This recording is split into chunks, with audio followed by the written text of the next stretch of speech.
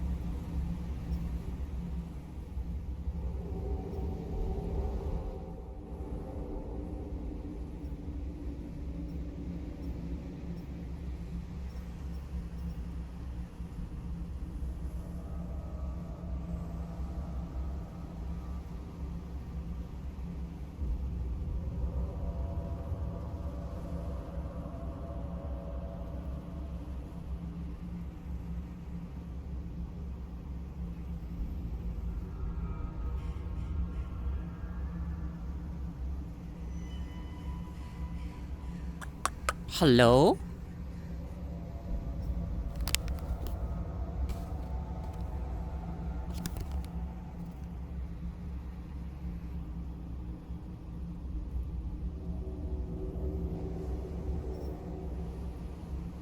Okay, making sure that's working.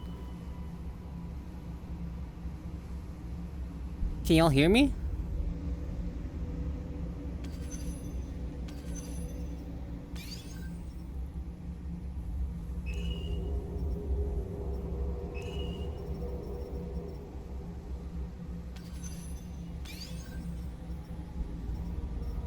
Let's see. I don't remember how to turn on, developer commentary.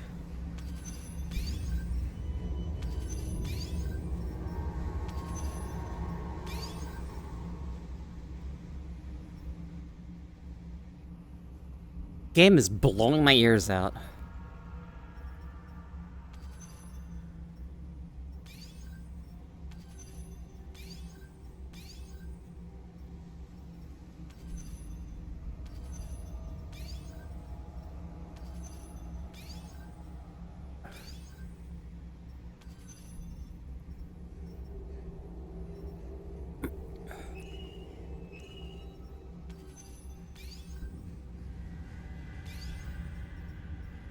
There it is.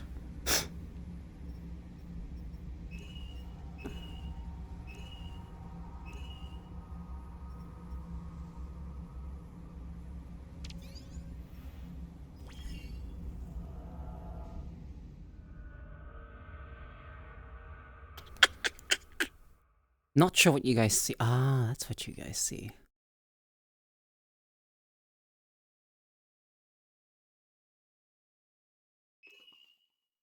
My PC's turning into a jet engine right now.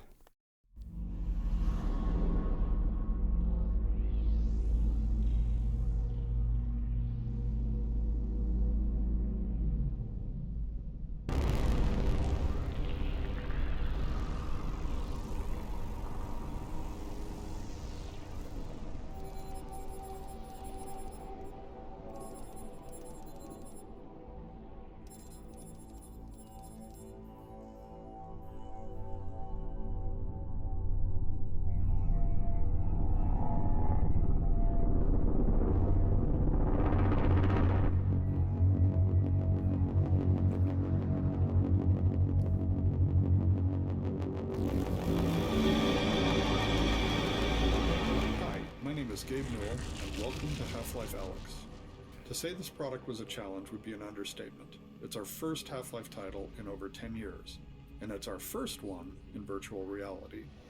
In addition to it being a great VR experience that still felt like a Half-Life game, we wanted Half-Life Alyx to serve players who've been waiting to find out what happens after Episode 2, and at the same time, provide an on-ramp to anyone who hasn't played a Half-Life game at all. Ultimately, whether we succeeded in any of that is up to you to decide. But hopefully, this commentary mode will give you some insight into the set of problems we faced and how we chose to tackle them.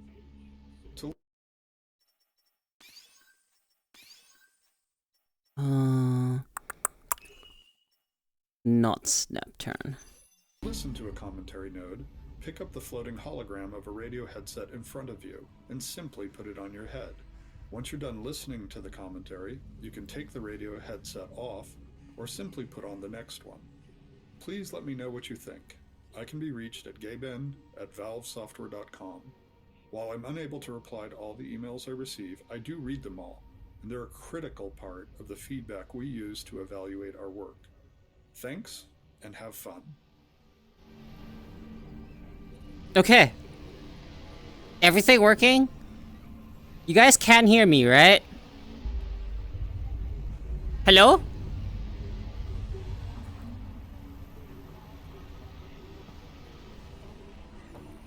Okay, so that's the teleport.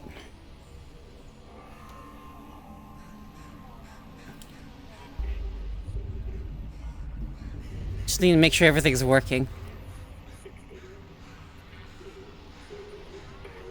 Am I still live? This is working, right? I haven't been in VR in so long. So, you know, help me out here, guys.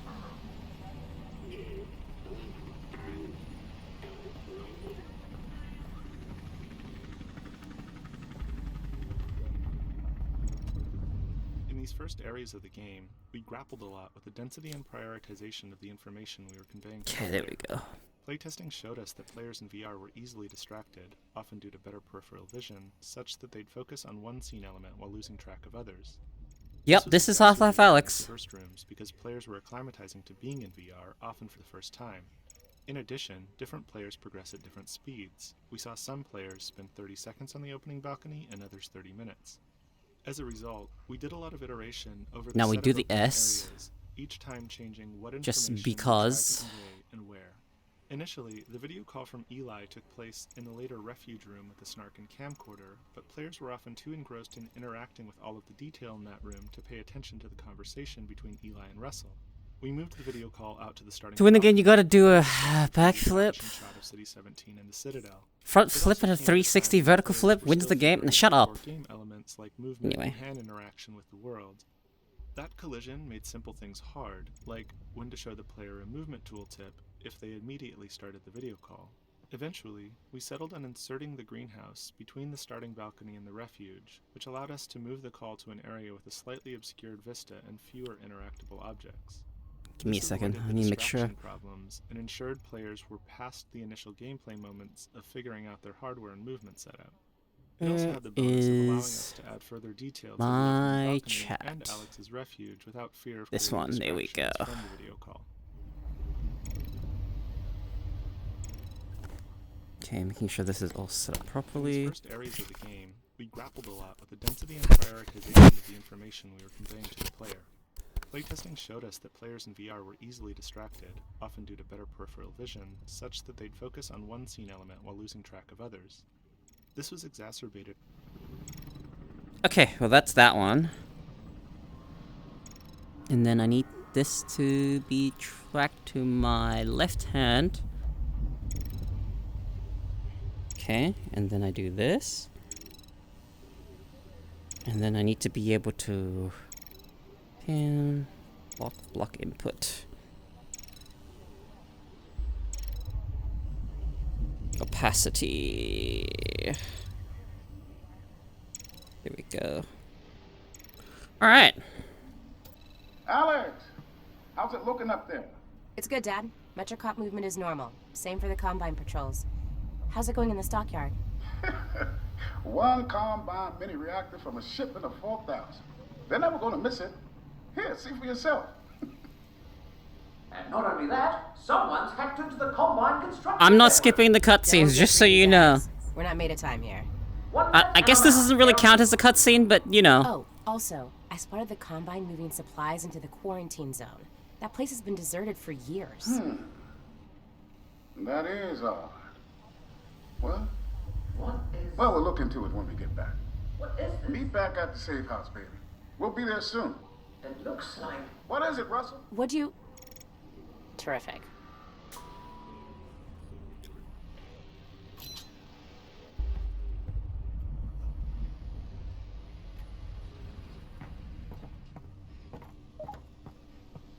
Oh, here we go.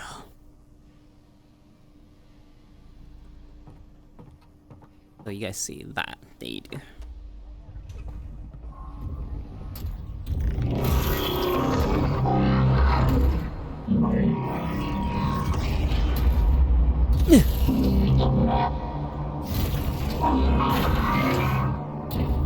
God, it's so loud. Hi, princess.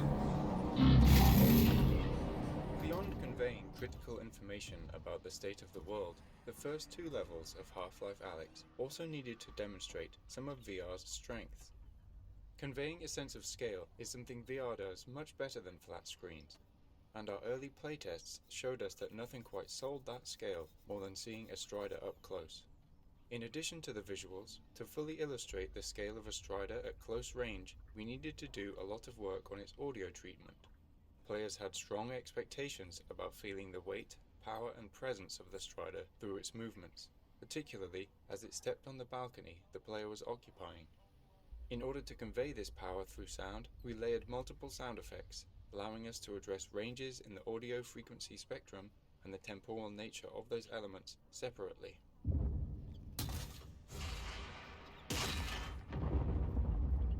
We then combined those elements in the Source 2 audio engine to control them as one sound.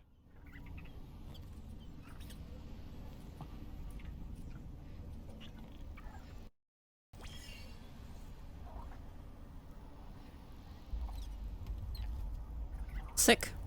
This room, internally referred to as Alyx's Refuge, was initially the location where the Eli video call took place. However, once that video call was moved out to the balcony, this room was freed up to solve other problems. In the Half-Life series, we've always tried to ensure that there's generally enough narrative for all players to understand where they're going and why, but for players who slow down and pay attention, there's more detail that can lead to a greater understanding. With the balcony being a place to get familiar with the game's inputs, the greenhouse being where the story kicks off, and the Strider there to surprise players with spectacle, we decided that the Refuge could be a quiet moment for players, where they could discover more narrative detail in the environment. At the same time, it could be a place where they can play around a bit more now that they're acclimated to being in VR. Spending time in the Refuge is meant to bring players into Alyx's role in the Resistance and her place in the world.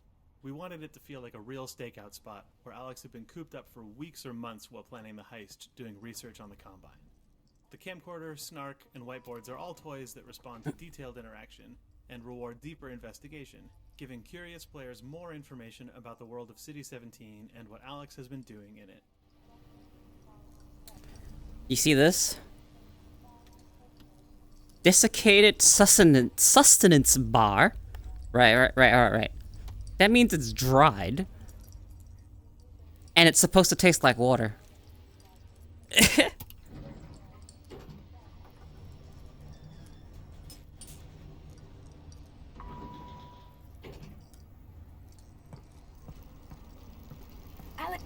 Alyx, are we good? Yep, they got the reactor. Easy peasy. I'm headed back to the safe house right now to meet Dad. Go! We'll be in touch. Stay safe. The pieces of information that we needed players to understand were simple to shit. state, but not so easy to convey. That I have to stop for every one of these. Every single one of these, I have to stop for it. Just woke up feeling sad, so I came to get called Princess to make me smile. Ah, I see. Fair enough. Obvious to you now, but until we focused on them, it wasn't obvious to playtesters. Ensuring that everyone realized they were playing as Alyx was something we decided to hit with the biggest hammer we could, and name the product after her. But even with that, we were very careful in Eli's video call to ensure it's reinforced immediately. Olga, the character introduced here, was added to further drive it home by calling out when the player exits the elevator. Olga is the first character the player meets in person, and her dialogue here, and again ahead in the alley, is aimed at driving home the I don't know how much time these nodes add, but there's only one more. This was harder to convey in Eli's video call, because it already features Russell speaking off-screen, whereas in this scene, there's clearly no one else around in the conversational space other than Olga and the player. Without Olga, we found that, even though they had already spoken to Eli and Russell over the video call, playtesters still didn't feel like they were Alyx. Alright, here we go. When we started Half-Life Alyx, we were very curious to find out how VR would impact our music design. The Half-Life series has always used music sparingly, often leaving the ambient sounds of the world to provide the audio background. But it is a tool we like to use to highlight moments where the world state has changed in some important way. In this case, that something's riled up the Combine. In our early playtests of this scene, without music, but with many of the other visual and audio elements represented, we found some players didn't understand that they should move along, and that others became distracted by the interactive objects in the laundry. We experimented with some very simple quote-unquote action music to communicate the changing of the Combine threat level, as well as the story's intention for Alyx to get to safety. Haven't actually... We found that players were less likely to forget their quest and move towards their goal. The music was kept simple and cinematic sounding to allow it to blend with the purposely complementary background sounds and gently start to We're in Russia, by the way. Music in VR in a familiar way. You know, most of Half-Life is actually set in, like, Russia. The same technique in scenes with similar requirements later in the game. At least that's what, you know, we're supposed to The believe. remainder of this level is designed to continue informing the player about the world they're in, and to support the increase in the Combine's alertness. We also wanted detail to make the city feel alive, something that becomes much harder later on, once the player has a weapon. This was tricky to The design lights. due to the challenge we're often faced with, the friction between narrative state and gameplay state. Here, the narrative implies that Alyx should be made to get back to Eli as quickly and quietly as possible. But gameplay-wise, we're at the start of the game, and players are still testing the limits of everything they can see and touch. Unsurprisingly, playtesting showed us that some players would dedicate themselves to following the narrative and quickly move through the area, while others would completely ignore the narrative and explore every nook and cranny. While it's tempting to simply remove all distractions and players towards following the narrative, it would send the wrong signal about the density of our world and how the game intends to reward players for exploring it. So we spent months refining this section, adding, changing, and removing elements. We tried to find the right level of narrative tension, where players felt like they should be moving along, but not so quickly that they can't stop to tinker with something. We put in enough interactive objects and narrative moments where players were always rewarded for looking around, but we designed all those distractions to end quickly, so we could encourage players to continue moving along. Alright. Whoa, wait, I just live here. Wait, don't shoot.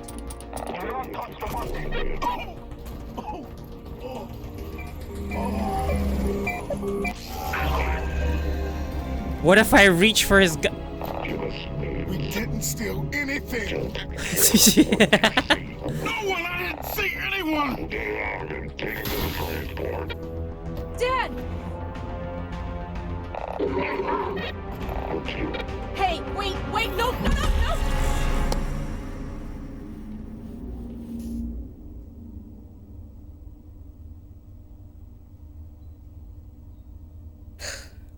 Is there a recenter play space button? Making sure that I look in this direction.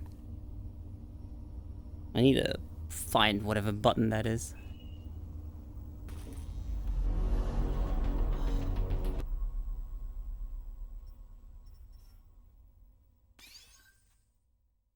I hope my PC doesn't crash. This is actually kind of important.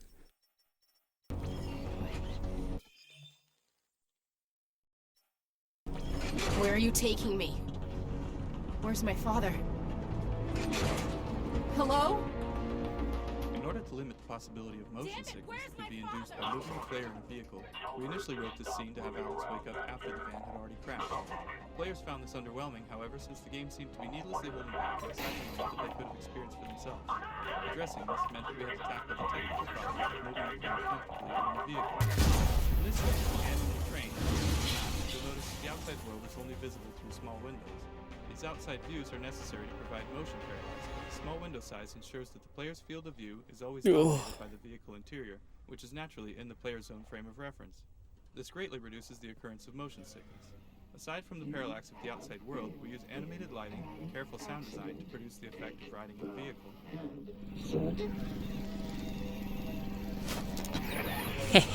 Alyx, you there? You've got to get moving. Russell?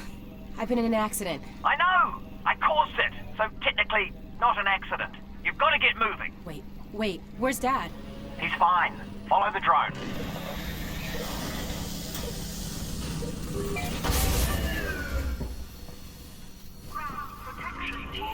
So, Dad's okay, right? Yeah, well, no. To be honest, he's in huge trouble. But They've still got him. He was in a separate transport. Fucking love Russell. you saved me? Well, yes. I had no way of knowing who was in which van, so yes, the result was that I saved you. Do we know where they're taking him? Criminal holding, and then, when they realize he's Eli Vance, to Nova Prospect. But I'm already working on a plan to get him back. You're close to my lab. Keep following the drone. We'll figure out what to do. Where the last map was focused on conveying a lot of information about the world state to the player. God. This map is where How many developer nodes are there? That means the player must leave this map with an understanding of what's happened to Eli, and what they're going to do about it. The player also needs to meet Russell, so they have a face behind all the radio dialogue throughout the game. Finally, we need the player to collect the gravity gloves and the pistol and learn how to use them both. This is a daunting list. From experience, we know that if we cram all that into a single scene, players won't be able to remember more than a couple highlights. So this map's purpose is essentially narrative pacing. We need to draw apart the required events, separating them with enough time and space the players could ingest and remember them. At the same time, we're a little under the gun. Playtesting showed us that by now, some players have been playing for 30 minutes, and they're wondering when they're going to see some enemies. One of the first steps the writing team took on this map Here we was to go. flesh out a scene between Russell and Alyx that covered all the dialogue we needed. Due to Russell, the fact the player is what did you meeting guys Russell for find the back first there? time, and that there are a significant number of in-fiction events that Alyx and Russell need to talk about, the scene ended up containing a lot of dialogue. Something else. We knew there was no way we could build a scene that long without boring the player, and the most important elements would be lost in the noise. One of the first tools we used to address this was the introduction of Russell's drone. Almost there. Yeah. It allowed us to take chunks of the dialogue from that original scene and deliver them throughout the area preceding the scene. This meant the scene itself could skip over the in-fiction preliminaries and get right to the critical goal delivery.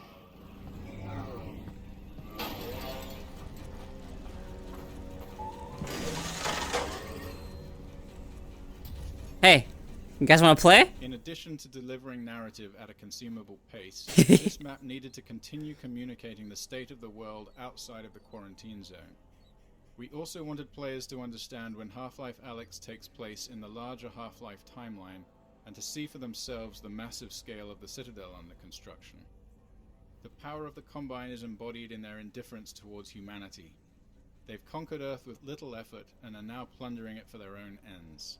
They put a modicum of effort into their propaganda, but it's ultimately uncaring. Where are the kids in Half-Life 2, we Alyx? see Breen's attempts to talk to humanity with more seriousness, but it's That's unclear what this whether that is directly here comes for. from the Combine or if it's just Breen's attempts to be useful to them. Meanwhile, the Combine construction is brutally efficient. The Citadel's pervasive feeder cables make no attempt to fit into the lives of the residents as the Combine drains the city of its power. Within this playground, a nostalgic nod to Half-Life 2, this enormous cable has been run right through the mural on the wall, demonstrating the Combine's total lack of interest in the history behind the city.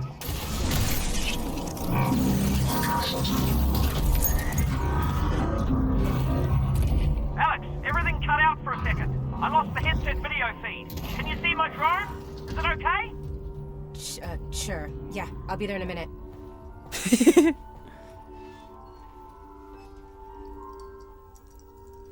Alright, you guys get to meet Russell. Alyx, great. One of the best Okay, characters. Wait, my drone's okay, right? Nope, it exploded. I'm fine, by the way. Right, good. Well, that's the main.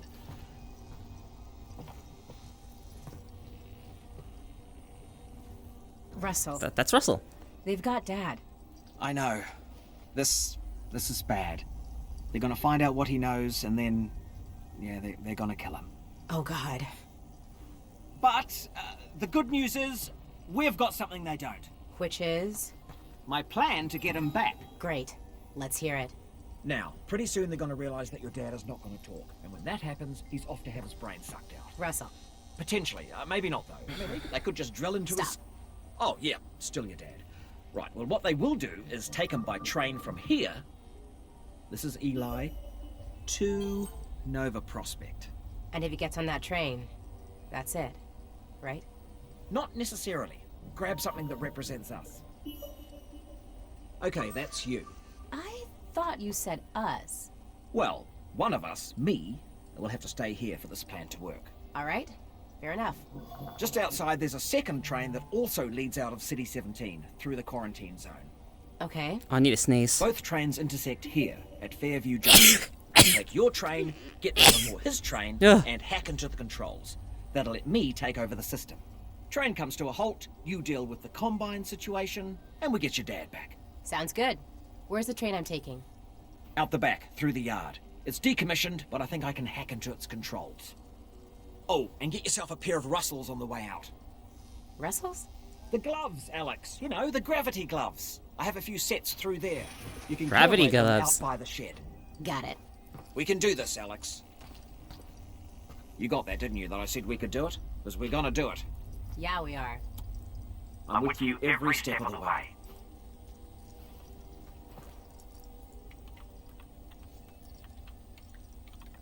Okay. Can't touch his face. Anyway. Right from our earliest experiments in VR, we learned that players expect a high level of audio fidelity, even from minute interactions, particularly when the sounds are meant to correspond to clearly observable visuals.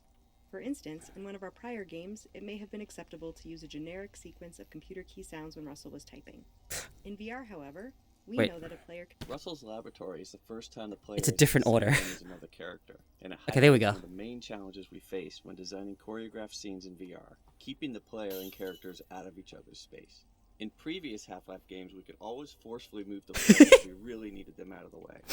We made several attempts at finding a similar solution in VR, but found that it often made players feel deeply uncomfortable or disoriented.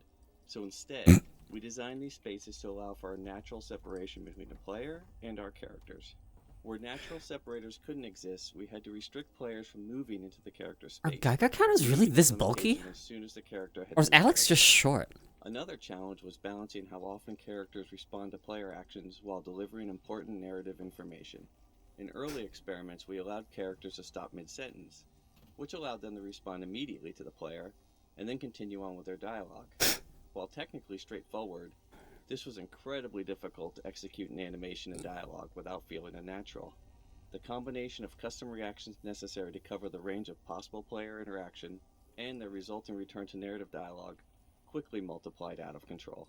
Eventually, we settled on a solution where we allowed only a minimum of interactions during the important narrative delivery sections, and a wider range of responses to more complex reactions after the scene has completed.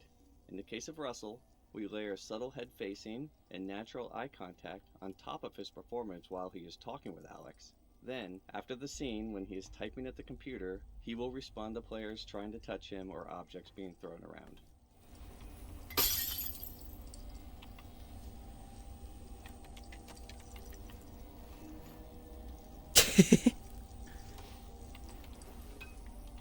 Oh. Anyway. Right from our earliest experiments in VR, we learned that players expect a high level of audio fidelity, even from minute interactions, particularly when the sounds are meant to correspond to clearly observable visuals. For instance, in one of our prior games, it may have been acceptable to use a generic sequence of computer key sounds when Russell was typing. In VR, however, we know that a player can observe the animations very closely, and even put their head right next to Russell's keyboard if they choose. Alright, you know how this goes. In this There case, should be a players bunch would of notice a junk lack down of there. one-to-one Aim at correspondence something with between your the key hand press open. animation and sound. For Touch. Half-Life Alyx, Alright, we make authored it a set first. of individual key press sounds to be driven by animation. You've got For it. example, Just a little flick of the wrist. Boom. Yep. as Russell's Great. fingers animate Try to press a again. key, one of these key press sounds is Excellent. played, Now make resulting it in first. precise You're on it. synchronization of the Yep. animation and sound. One more time. Just like that. Perfect. We're done. Oh, wait. I almost forgot. Alyx, up here! You're gonna need a gun! Don't worry, it's unloaded. It's unloaded now! Oh, almost forgot. Guns need ammo. Here you go. One frustration players may encounter in VR is having to physically bend down or reach out for objects in the virtual world, Russell, I'm especially if they have limited real-world space. A common solution for this is to provide a way to bring objects to the player, instead of forcing the player to go to them. We knew this would be an important feature in Half-Life Alyx, with its sprawling levels and players' desire to explore every corner of the world. We didn't want this mechanic to feel too gamey or magical, so we decided to integrate it into the fiction of the game by making it a feature of the gravity gloves, which are a natural precursor to the gravity gun of Half-Life 2. Hey, Russell? This allowed us to present the mechanic as a I'm out real again. physical action that's enabled by a piece of in-fiction technology. To emphasize the physicality that is unique to the medium of VR, we used a physical gesture to activate the pull instead of a button press, and then required the player to actually catch the object instead of automatically attaching it to the hand. This made the mechanic feel more natural and rooted in the fiction of the game's universe, while allowing the player to feel powerful and accomplished. Russell, I'm out. Again. Oh, no worries. More ammo where that came from. Like, where the Just to fuck? let you know, though, not infinite supplies up here. Okay, just as a cautionary warning there.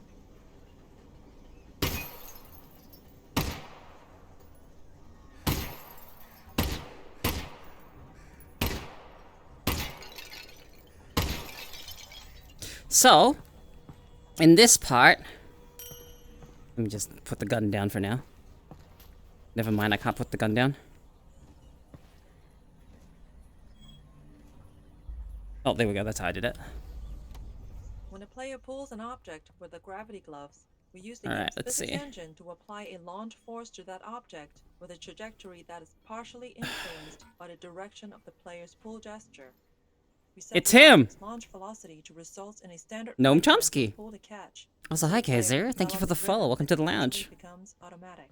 We want the object to arrive at the hand as reliably as possible, so after the initial launch, we continually apply small impulse forces along the trajectory, represented by the white arrows.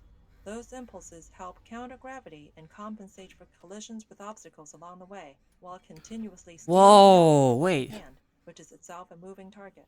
A generous catch range and subtle haptic feedback when the object enters that range That's cool. virtually guarantees that it will end up in the player's hand every time, even if their attention is focused elsewhere. One other benefit of implementing this with physics is that we didn't need to do custom handling for an object's size, mass, or inertia, and it automatically compensated for the non-standard gravity that players encounter inside the vault at the end shit. of the game. Did I hit something? I think I hit something.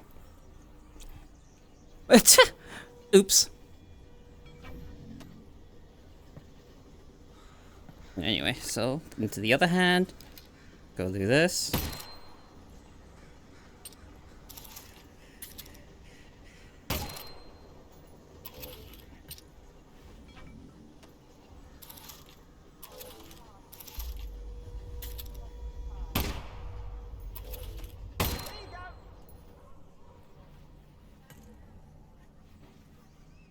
Alyx, up here! Heads up! Throwing down some ammo. What?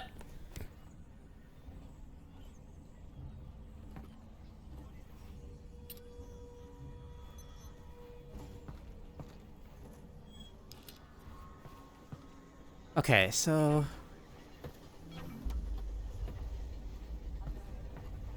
I need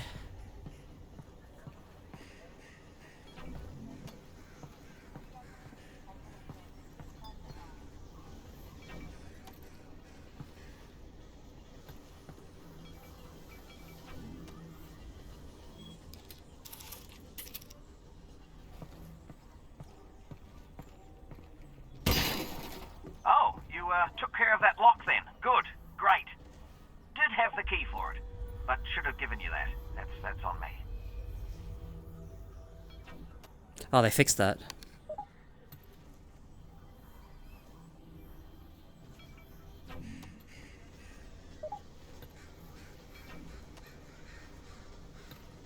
Backpack only stores full magazines. Alright, whatever. There's like a full thing you can do here.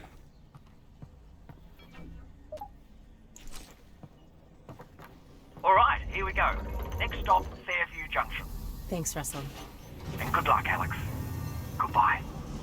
Alright, sorry I haven't been talking that much. So you know I am still here, though. I know.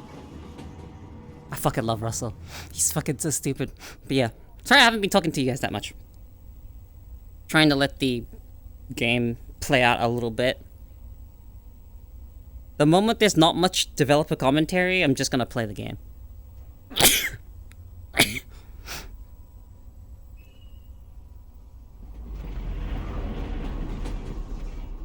How's it look though? Hello, Alyx? We might have a problem. Probably nothing to worry about, but... Did the train stop? It stopped, didn't it? Yeah, what happened? How's this screen look for you guys? Down the quarantine zone, they must have tightened security. Which means? Yeah, you're nowhere near Fairview Junction. You're just outside the QZ. And this is as far as we get by train. Then I'm headed on foot. Good. I'll see if I can get you in some other way.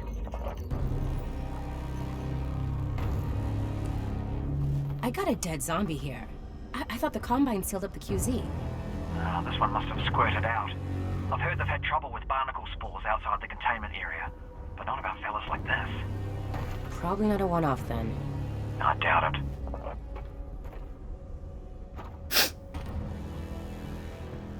You could put on a hard hat. Ah, would you look at that? Resin. And if there's resin around here, there should be a Combine fabricator. Half-Life to Keep an VR, eye out. we found Might that be able to players upgrade enjoyed your exploring firepower every a bit. nook and cranny of the environment. With the increased fidelity of VR, players not only expected to be able to interact with a vast array of objects, but they also had a strong desire to find something useful from time to time. This was so universal among testers that in addition to more searchable locations and interactive objects, we added a new resource, resin. Level designers could place this new resource in fun and interesting locations that weren't tied to game progression, rewarding players wider-ranging exploration. It's a tool with multiple We functions. also tied this new resource to a longer-term goal in the form of weapon upgrades, further motivating players to explore the environment. Deep scavenger hunts and keen observation would result in more resin to spend as a reward. Alyx, that thing's incredible. You need an incredible brand name. Something that really sells it. Who am I going to sell it to? The Combine's not going to be here forever. You should be thinking about the future, Alyx. Well, how about I call it the Alyx? It's a little derivative of the Russells, but yeah, provisionally, sure. The Alyx. Yeah. Poor little grub. Alyx. And then you just put your hand in. Hope no one feels any way about needles. Okay, so I'm gonna be a little sniffly today. So, sorry for that, guys. Internally, we refer to this type of puzzle as a toner puzzle, due to its similarity to a real-world cable toner tool that can be used to locate electrical wires in walls.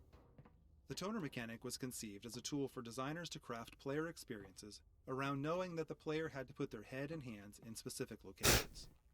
The initial design merely required the player to use their multi-tool to push a ball of energy along a path, similar to a child's bead maze toy.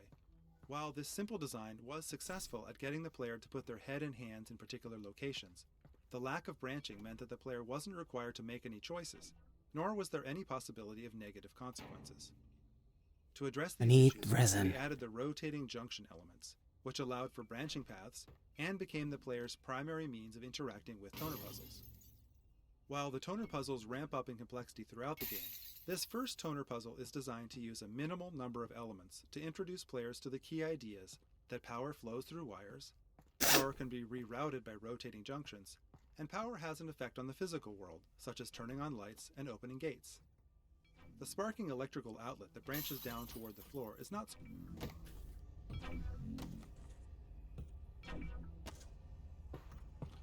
Alright. From our earliest experiments in VR, we realized how critical high-quality, high-density lighting was to conveying a sense of realism.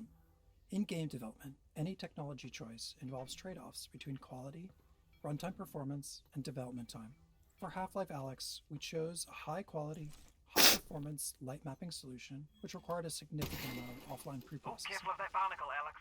We performed the light map pre-processing using a render farm, which could take several hours for a single map at the highest quality.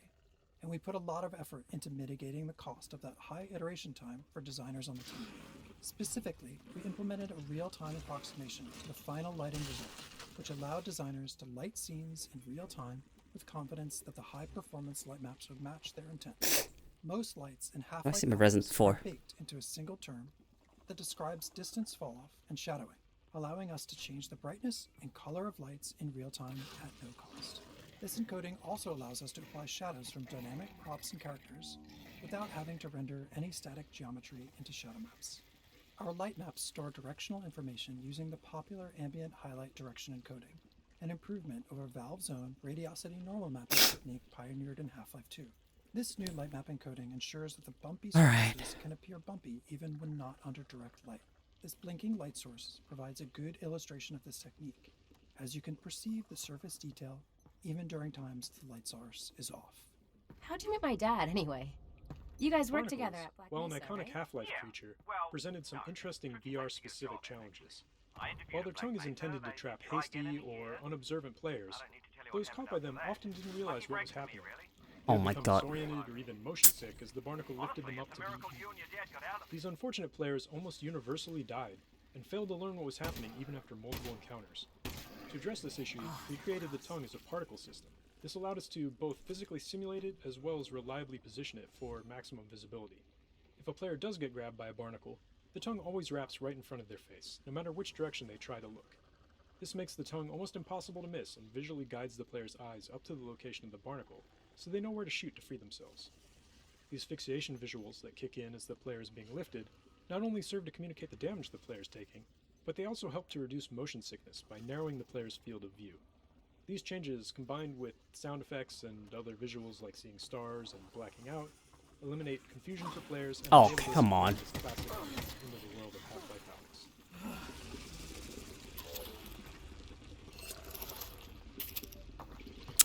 Fucking... Thought I could slip through.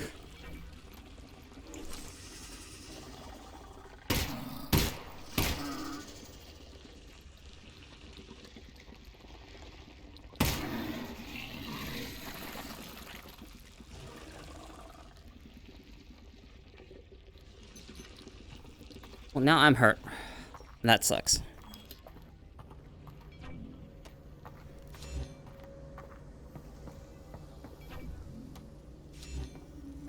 And then there should be one over here?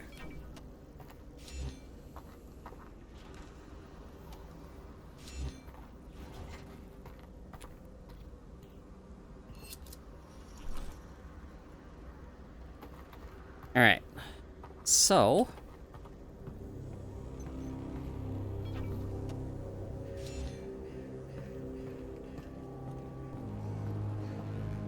what's that as? 10 resin. If I remember correctly, there's a bug with resin. I take it the quarantine zone is behind this hatch? Yeah, that's where they keep it. I'll look around for a control panel to open it up.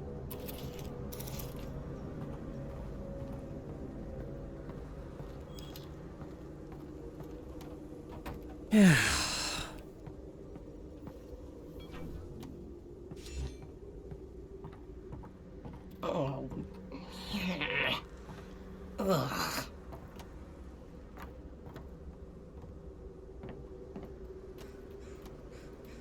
Ah, he has ammo.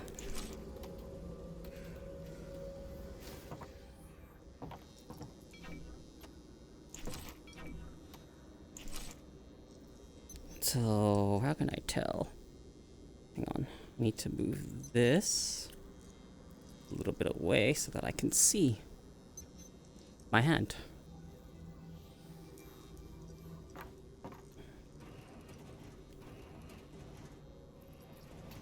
Okay. There's one in here. Yeah.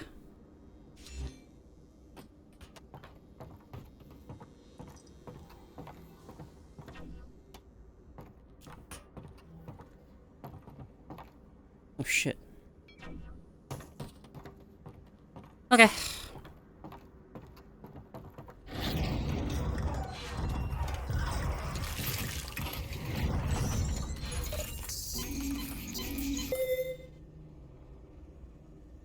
Here we go.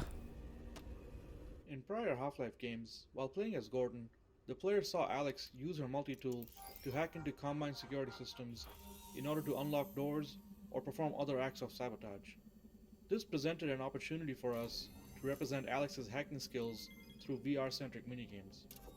All of our hacking minigame designs were built to leverage the Russell, independently tracked head and hands now that I'm walking common to today's into the VR quarantine systems. zone, it just hit We wanted to encourage players I don't to know use anything both hands about the quarantine simultaneously zone. and move their head to create parallax to understand the spatial relationships within the puzzles. Which means 40 days. This locker hacking period that puzzle all is ships based were upon one of our required to be earliest isolated prototypes, before crew in could which go the player was ashore tasked with during using the a tool in one hand Oh, to paint a right. pot on a sphere held by the other hand. That's the There control was just panel. something fun and Probably unique scrambled about the using circuit. all of the natural degrees of Considering no freedom one would be dumb of enough both to open hands the to solve a hatch, puzzle it in should be one. hard to put back. In its simplest form, this puzzle solution is straightforward, but the difficulty gradually increases throughout the course of the game by introducing static or moving obstacles of various shapes and sizes on the screen. So loud.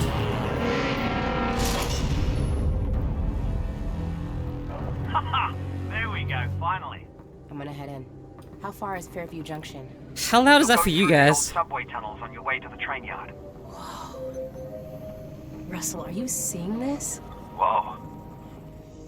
All right. Here we go.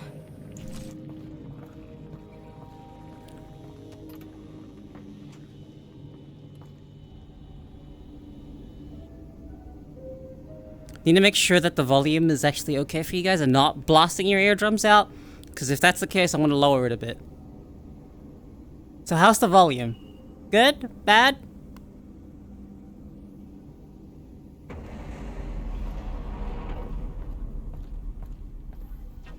Hey, Russell. I just found a loose syringe of God knows what. Is this medicine? Does it have a skull and crossbones on it? I don't see one. Probably medicine then. That's such a vote of confidence there. In our early prototypes, players could heal themselves by grabbing a Half-Life 2 health pack and pressing down on a control button, which obviously wasn't a very interesting VR interaction. During the development of Half-Life Alyx, the Counter-Strike team added health injectors into CSGO as part of the new Danger Zone game mode they were developing.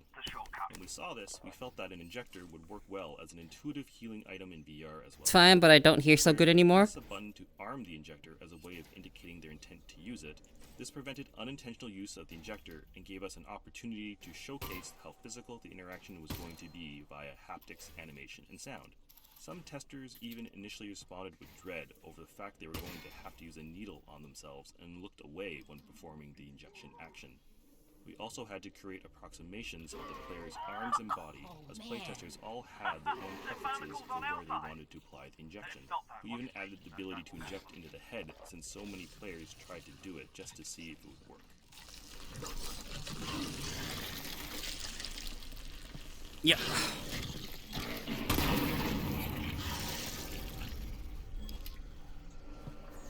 Here we go.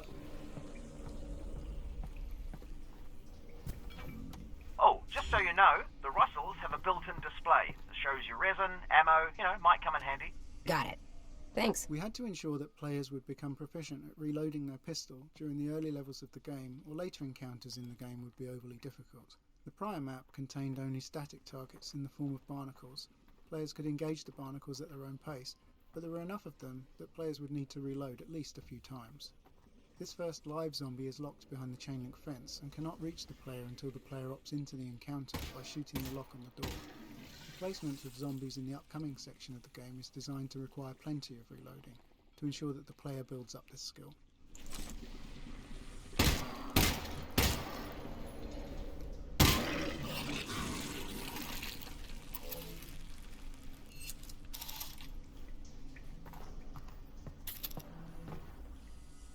Oh, respirator and a hard hat.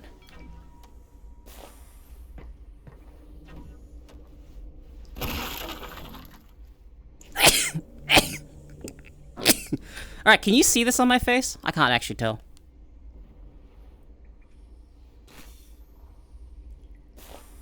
I guess not. It's not in the field of view. Oh, the hard hat is.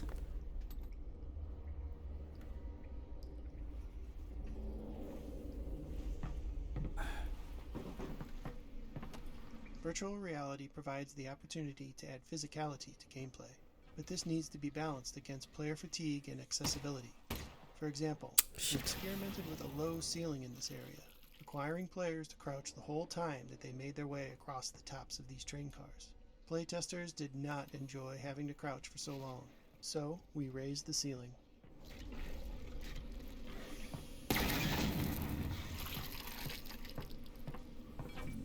Ammo.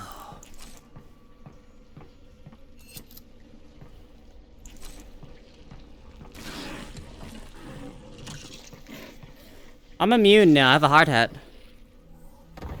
Oh boy. Yeah, be careful.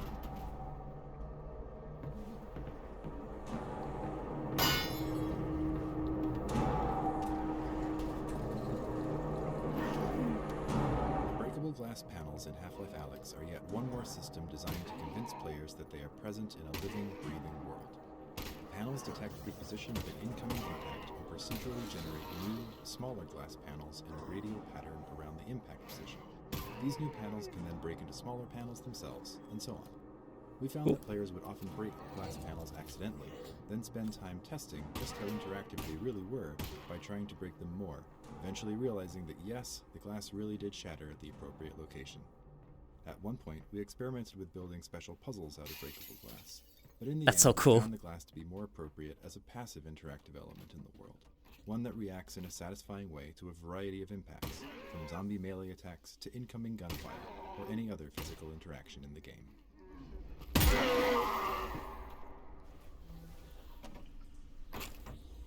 What is that, my bed? That's my bed. Hang on. Turning around. There we go.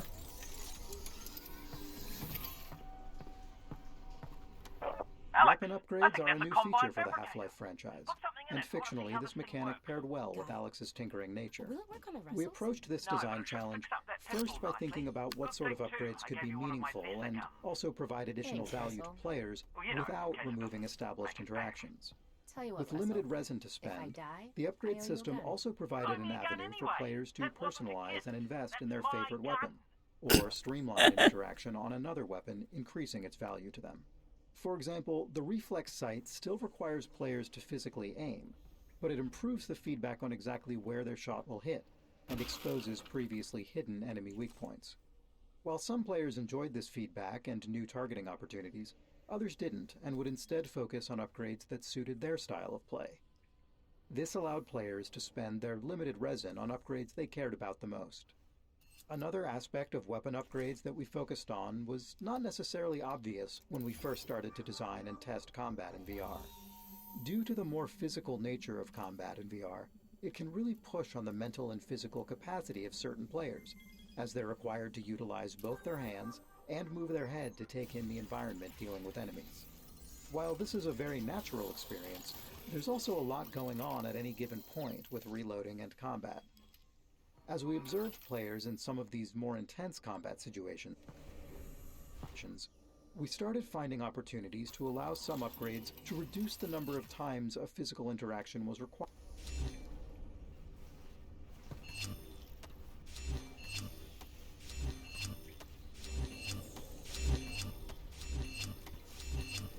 Hang on.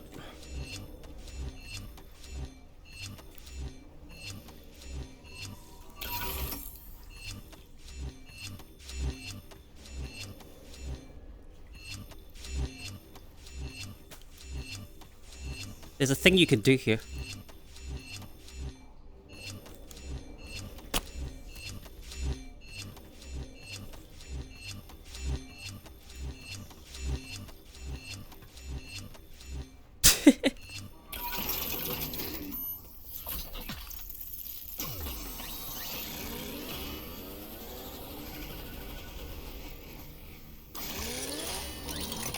So infinite ammo. Oh, that really worked, didn't it? Huh. I want the bullet reservoir. Ooh,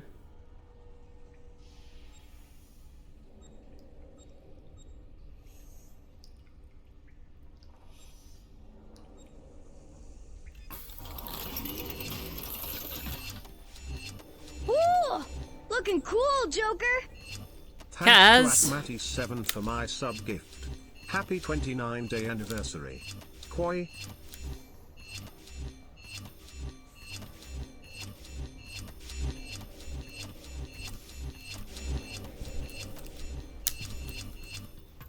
Whoops.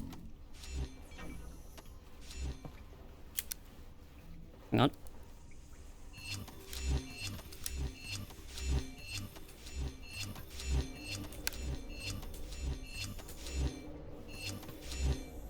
There we go. Maybe I do a replay soon?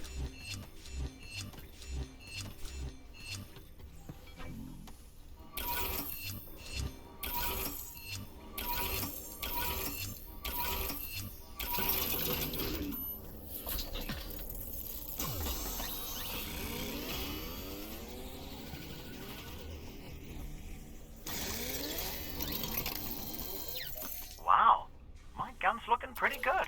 Russ, come on. At this point, it's kind of our gun.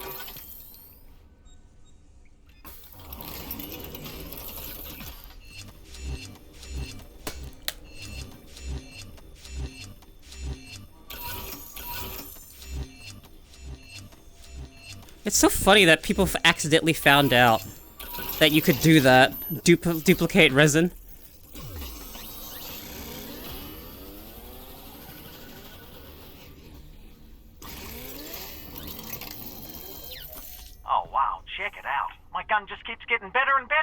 You know, Russ, technically, I don't think there's a whole lot of your gun left anymore. I'll tell you what, let's put that idea on hold for now. We can chat about my gun when you get back. Oh, I was on crouch the entire time. No wonder.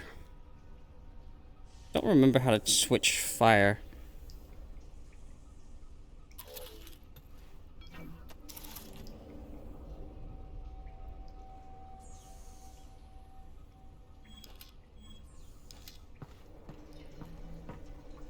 Either way.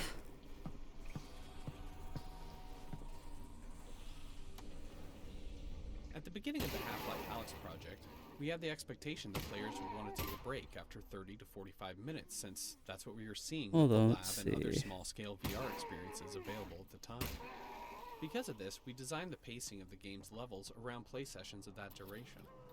Over the course of development, however, the game itself included more downtime between intense combat encounters, and the comfort of the new crop of HMVs improved significantly. In fact, as the game progressed, we found that players were happy to play for hours on end. At the end of the playtest, players would often remark that this was the longest they had ever played VR in a single session.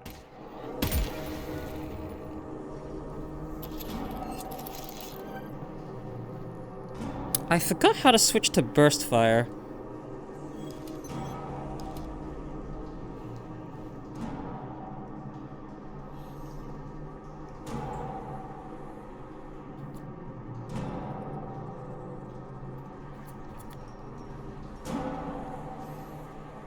Anyone remember?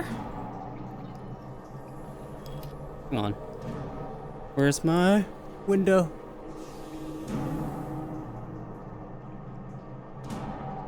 Yeah, anyone remember how to do this? Also, I might smooth myself, maybe? No, I should be fine in the bottom left. Did I not get...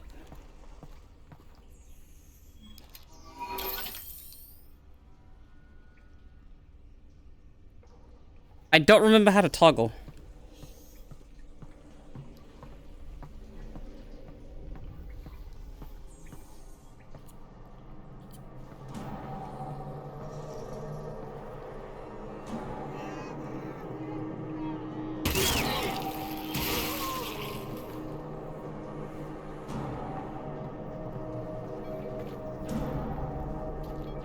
I don't really need resin anymore, but you know.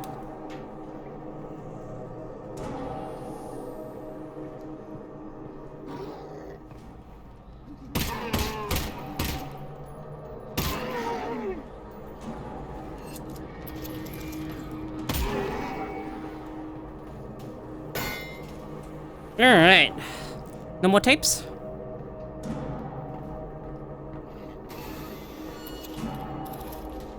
Pressing the reload button?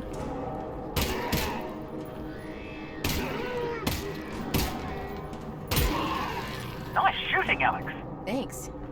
You know, for all your talk about what a lesser gun this is, this thing isn't half bad.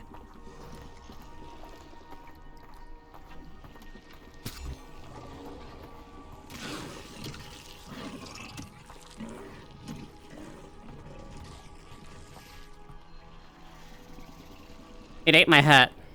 That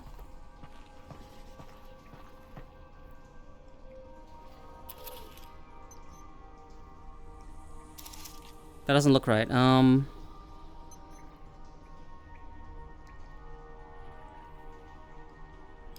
on. Option.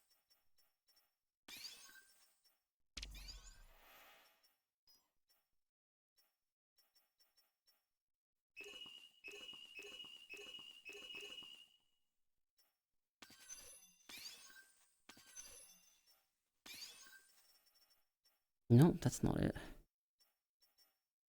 Which eye do you guys want to see out of? Left or right? I aim with my left, so do you want to see the left eye?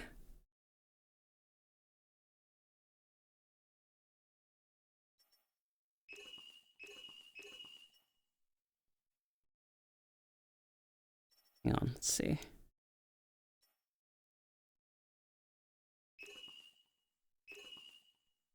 I think I'm gonna put it on.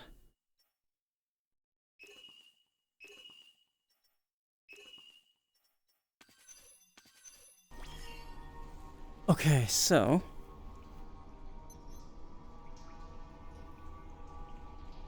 What's your field of view now?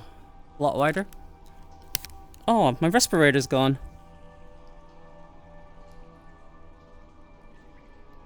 I don't think it's pressing reload.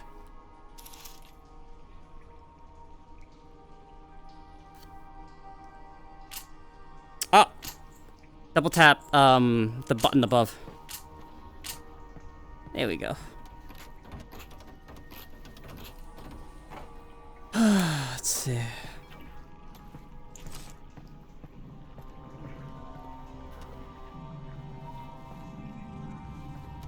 Until this point in the game, players have only seen headcrabs attached to the heads of zombies. This led playtesters familiar with headcrabs from prior games to anticipate encountering them on their own. We decided to play up this anticipation by foreshadowing the first headcrab encounter with a headcrab that drops out of a vent before disappearing, as well as headcrab sounds in the environment, including a threatening headcrab sound coming from the partially boarded up doorway ahead.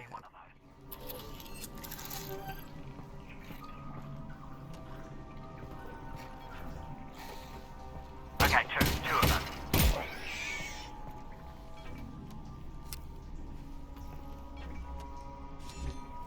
Alright, there we go.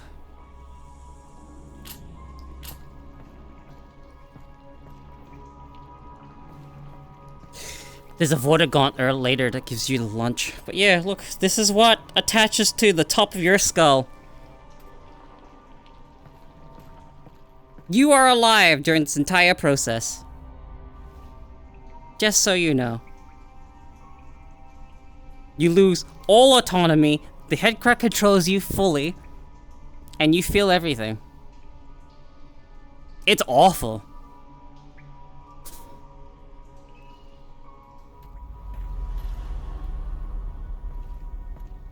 Heard anything about Dad, Russell? No. Radio silence since he got on the train. Damn it. Well, the good news is he's probably fine. How do you know that? Because they're taking him to Nova Prospect to torture him. That's the torture place. So they're hardly going to torture him before they get there. So he's fine. Logically speaking.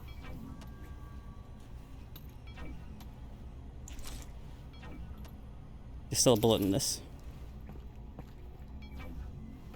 You know, I should stop bothering with resin.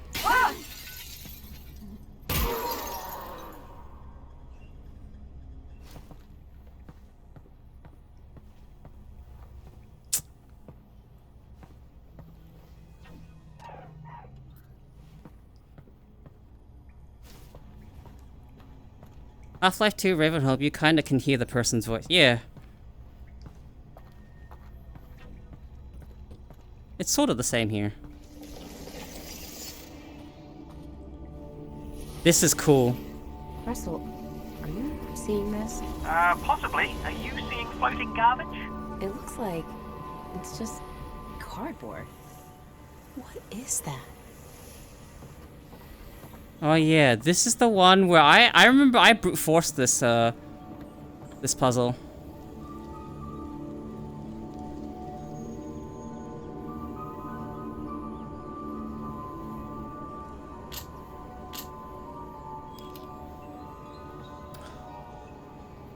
It was supposed to line up somewhere. You're supposed to stand somewhere specific, and then it lines up.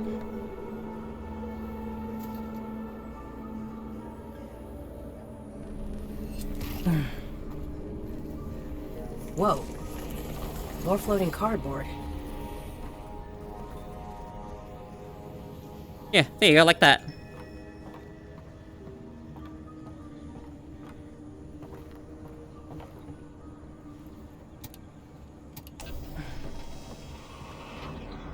I brute forced that. I just looked at which one looked the most correct, and that's the one I went with. This plus I had to search a video on how to do it. Yeah. I did it the unintended way. Alyx, you alright? What's wrong? I'm fine, Russell. What's up? I'm losing your signal. Alyx? Alyx? If you can still hear me, keep heading in the same direction and try to get above ground. Russell? Russell? Crap. Here we go. This is weird. Sounds like you, yeah. During our earliest attempts to raid Alyx, our instinct was to have her react to absolutely everything. But what we learned from playtesting was that Alyx reacting too much could actually be off-putting.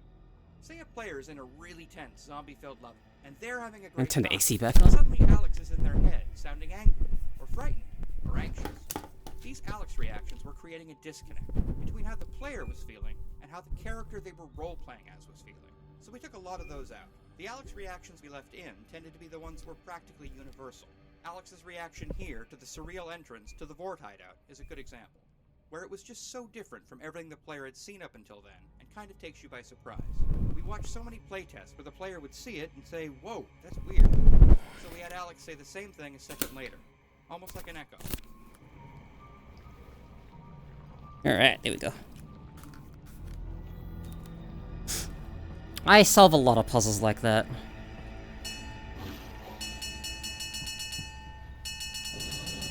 Oh. The Alyx fans. You received my messages. I did? Come, enter. Okay. Thanks. I love this. So, what's a Vortigaunt doing here? Cooking. Right, but I mean, in general. I have a brain injury. Oh, I'm sorry to... My brain is injured. That's terrible, Ow. and I hope... Look, I'm actually pretty busy looking for my father. Eli Vance. Vance, yes. The Combine have him, and I really do need to get moving. Oh, he does have an injury in his head. Yes. Oh! Do not go yet. I must show you something. Look, I appreciate This way. I can't stick around. It is important. I know, I'm sure it is. The Alyx Vance must go this way anyway. Okay. I fucking love this Vortigaunt so fucking much.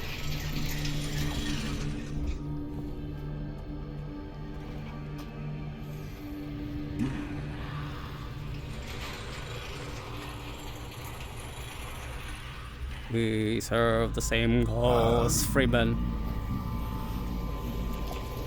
The Combine have other kin.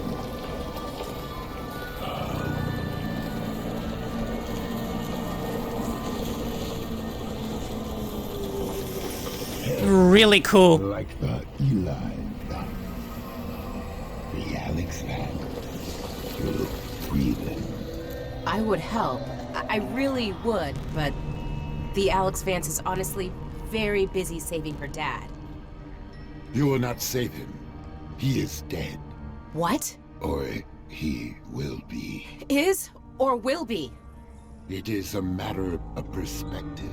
Alyx Vance alone cannot prevent his fate. Look, thank you for everything, but I really have to go. And I'm sorry, but I really don't have time for riddles. No riddles. The Combine drilled here. I am severed from the vortessence. I am alone in my head. That's actually really sad. I'm sorry. Look, if I can, if I run across your friends, I will see what I can do.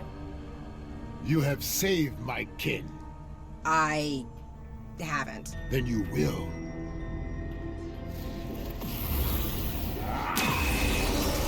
Courage, Alyx Vance.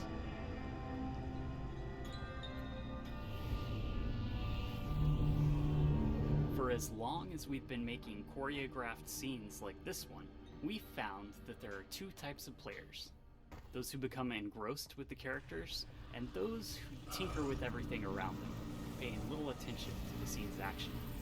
To make these environments entertaining for the tinkerers, we usually add objects. I will help find the and Alyx play. Vance. Since Look this to scene the is northern two star. rooms, we were able to add a large number of interactions to this thanks. first room for Are you players done to discover helping? after the Vortigaunt has moved to the I fucking love him. Some interactive objects are pure physically driven toys, like the eat it later. dangling headcrab corpses Thanks for the help. and the hanging pans. You will be welcome. Others are animations triggered by the player's actions. I fucking love him. Like the way the caged head crabs react to the player approaching or shooting them. One type of object on the table is a squeezable head crab. Didn't you get unbanned? Which is a remnant from an older version of this scene where the player would revive a wounded Vortigaunt by squeezing nectar from these hearts. While that scene didn't work out, we found the experience too compelling and, well, too gross to complete. Oh no. Did I miss the node that's in my hand? I sure hope not. But getting pervert is a black mark on your account? Nah. Well, that's on you. To completely cut from the game. Alex, the signal's back. Can you hear me? Are you okay? Russell, I'm good. How's Dad? They've got him on the train. He's on the move. You've got to find Fairview Junction before they get there. I'm working on it. Can't open that. The fundamental challenge of any choreographed dramatic scene like this one But no, is to yeah. ensure that we entertain the player without undermining the delivery of critical gameplay information. In this case, the player needed to leave this scene with the knowledge that the Vortigaunts have been imprisoned and that the player should seek the Northern Star. This particular scene went through many different variations during development, from a cooking scene with an extremely traumatized Vortigaunt to this humorous version. We even experimented with an interaction where the player was required to squeeze the nectar of several head crab hearts into the Vortigaunt's mouth to revive him. While this was a memorable and novel VR interaction that ensured the player was engaged with the scene, the interactivity on the player's part often resulted in playtesters remembering the actions they took, but not the critical gameplay information. Eventually, we ended up with this more humorous scene. No, I said you can ban Stiletto. Ah. Importantly, we also distributed And then they said why? And I said, because I'm not a gator. delivery into 2 steps. And then one of the mods said, say less! And I'm like, oh, you can bring him back. And the second room, where the player is given their new goal. Separating these physically into rooms seemed to help players more reliably retain the critical information delivered in the second room. While this scene did undergo a lot of changes, one story beat remained virtually unchanged from the very first roughed-in version. The moment the Vortigaunt tosses a head crab carcass down to the player and yells, "Sustenance!" Right from the start, this moment always got a great reaction from playtesters and remained all the way to the final product. So for that duration, I have no context? Oh, Bim was like, what? Why? No, it's okay. And then it's one of the mods banned you? And then Bim was like, no, bring it back! And I said, you can bring it back. Bring it back, I said. Don't actually. Some design elements are so important that the game experience will break if the player doesn't understand them, while others may just be fun diversions or rewards for exploring the game's systems. Any required element will require work on our part to teach the player. In Half-Life, we try to teach elements in ways that feel as natural as possible, entwined within the core flow of the game so that you don't feel like the game just stopped to teach you something. We don't always succeed, but the attempts usually lead us somewhere interesting. In this case, we need to teach the players about the armored headcrab. The key elements that we want them to understand are that the headcrab is invulnerable on the top, but has a weak spot on its belly. We would also like the player to learn that the headcrab exposes its weak spot right before it jumps, but this isn't required. The player can fall back to shooting the weak spot as the headcrab scrambles around after a leap. Okay, put that on my head, thanks. Teaching design elements of enemies is always tricky. Players have shown us for years that it's really hard to learn something new while under attack. Wait, I actually like that. That's a good raid message. I'm gonna replace the command with that one. If players are blasting away, Actually, someone at Z for me. they're often not paying close attention to the impact feedback. I'm in VR, so I can't do anything myself. And not others, I'm kind of useless right now. kill the enemy with a spray of gunfire, not realizing that some of their shots did nothing, while others hit critical weak spots. So when we approached the armored headcrab training, we knew we'd need to do significant work. The first step was to avoid placing the player under duress by containing the enemy. Like specifically at Z. XZII for me. Headcrabs at eye level facing the player, exposing their bright, pulsing weak spot.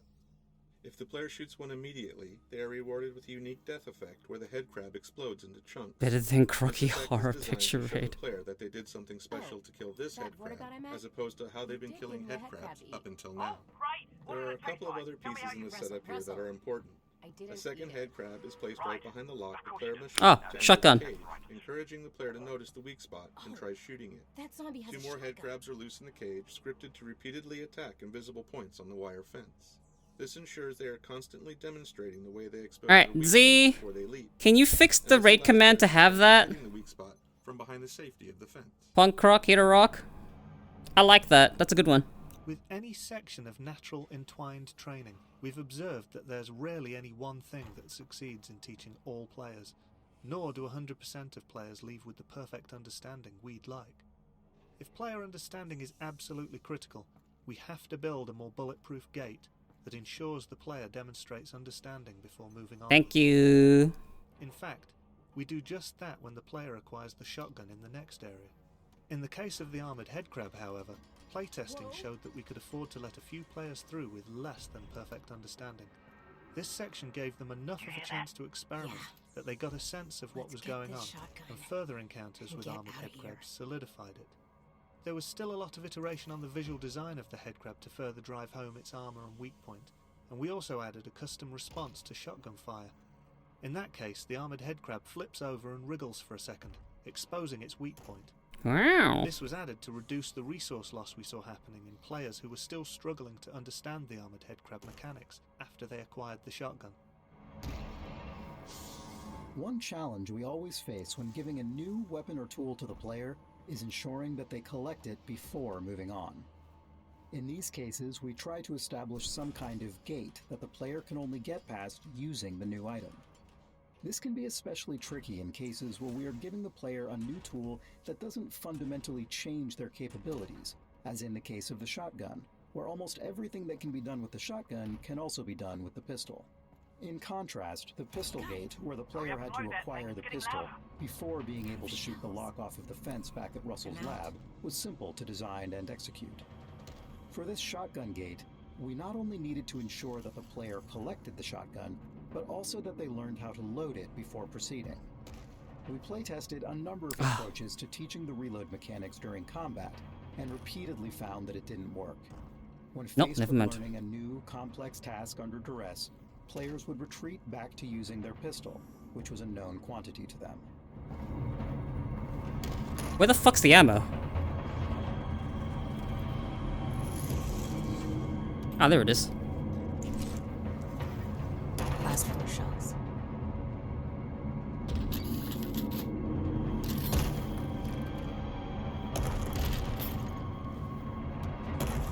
Once the player has collected the shotgun, they are only halfway through the shotgun gate. Next, they need to learn how to reload it. To drive home the necessity for the player to learn how to use this new weapon, we added an incoming threat, using a variety of audio and visual effects to There we go. While our goal is to make the player feel like they have a limited amount of time, the time pressure is entirely fake, and everything proceeds based on the player's progress in loading the shotgun for the first time. Once the shotgun has been loaded, a short timer starts, after which zombies burst through the walls. If the player happens to look at the walls before that timer is up, we abort the timer and introduce the zombies. The combination of a timer and a look trigger is a common trick used in places where we'd like the player to see a neat visual moment, but we can't wait forever or the game simply won't progress. The breaking of the walls by the zombies is the final step in opening the shotgun gate. Having new enemies open the way forward when they enter the player's space. Croc and maybe like a music note emote. But it's never one we're particularly happy with. It's always a bit too convenient and lacks agency on the player's part. But in a setup like this, which contains a novel puzzle, a new weapon, and its associated mechanics, plus an ambush, we're already dealing with a lot of design complexity packed into a small space, and further additions would complicate the scenario even further.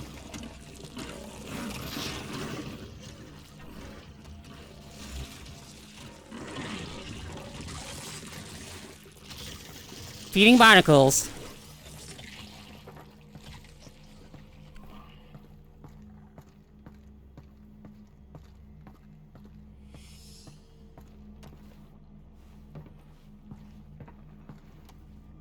visual design of the shotgun included a number of challenges.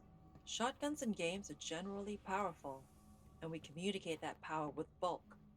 As a result, they're big and held in two hands. But our experiments with two-handed VR weaponry didn't reach a level we were satisfied with.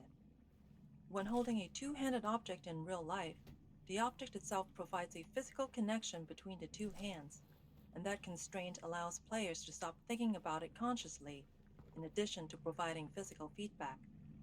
In VR, without that connection or feedback, we found that players had to keep maintaining their own internal sense of how they were holding their two-handed weapon, or they dripped their hands into positions that were hard for us to reconcile. As a result, our two-handed weapons required players to play along more than we liked. Since one of our core goals with Half-Life Alyx was to allow players to fully immerse themselves by ceasing to think about what they were doing in real life, we decided to focus on single-handed weapons, including the shotgun.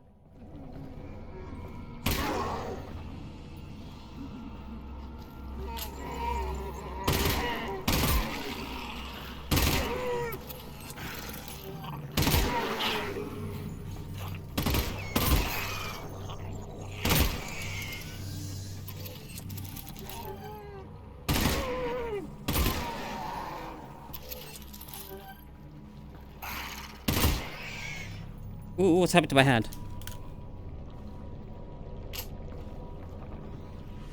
Not ammo efficient, but kind of fun. Alright, let's see.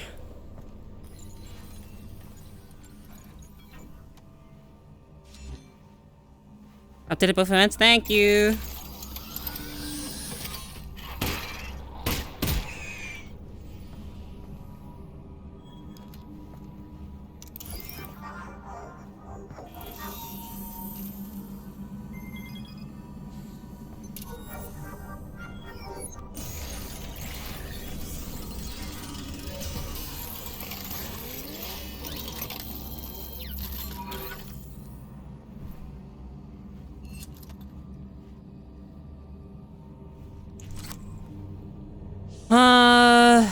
We want that.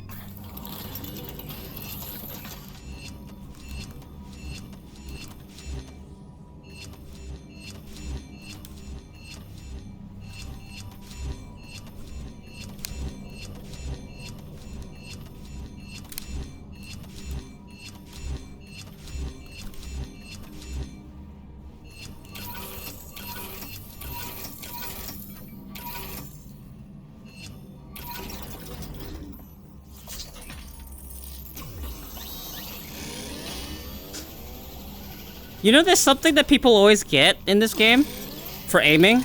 It's the laser sight. Well, not laser sight, the laser pointer. Oh, that should come in handy. 3 shells left. I'm out.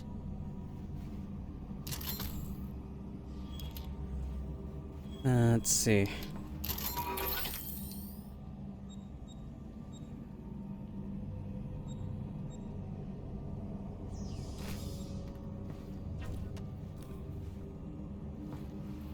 My face mask.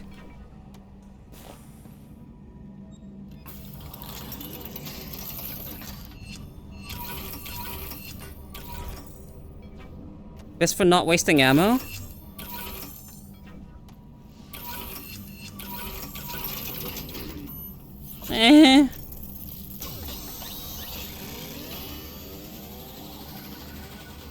I played through the entirety of this game without the laser sights. Combine do know how to upgrade a gun, I'll give them that.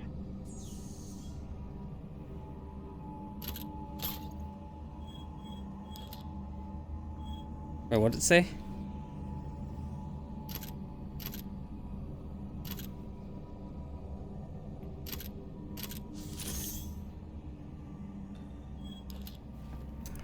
Alright, so, like, that's it. This is all I used. I used the reflex, the burst fire, and the bullet reservoir.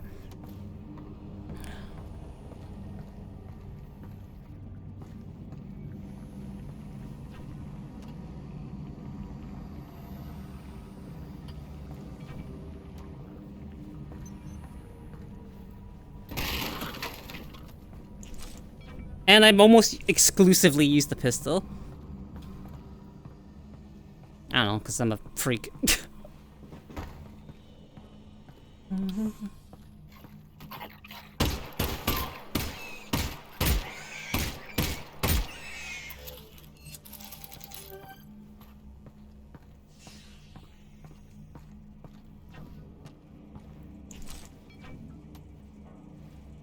Whoops.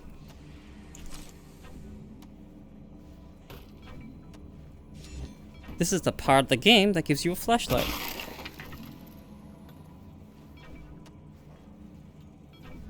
Come on. Here we go.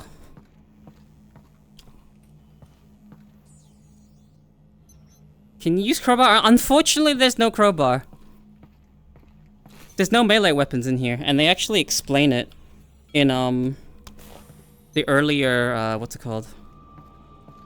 This flashlight is so useless. A little bit, yeah.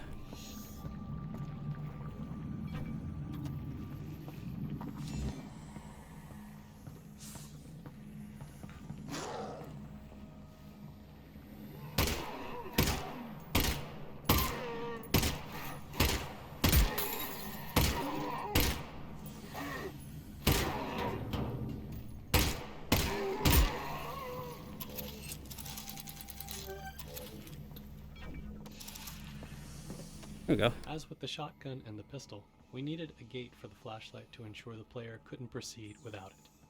We tried a number of designs around the moment where the player collected the flashlight, but they all ended up being about the player picking up an object, and not specific to that object being a flashlight.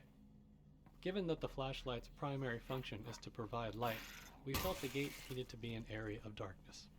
We also really wanted the player to be excited to get the flashlight, and that meant they had to experience darkness before collecting the flashlight.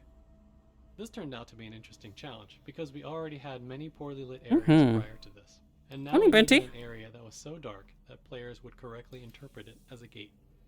Our initial implementation was simply to ensure there were no lights within the hallway.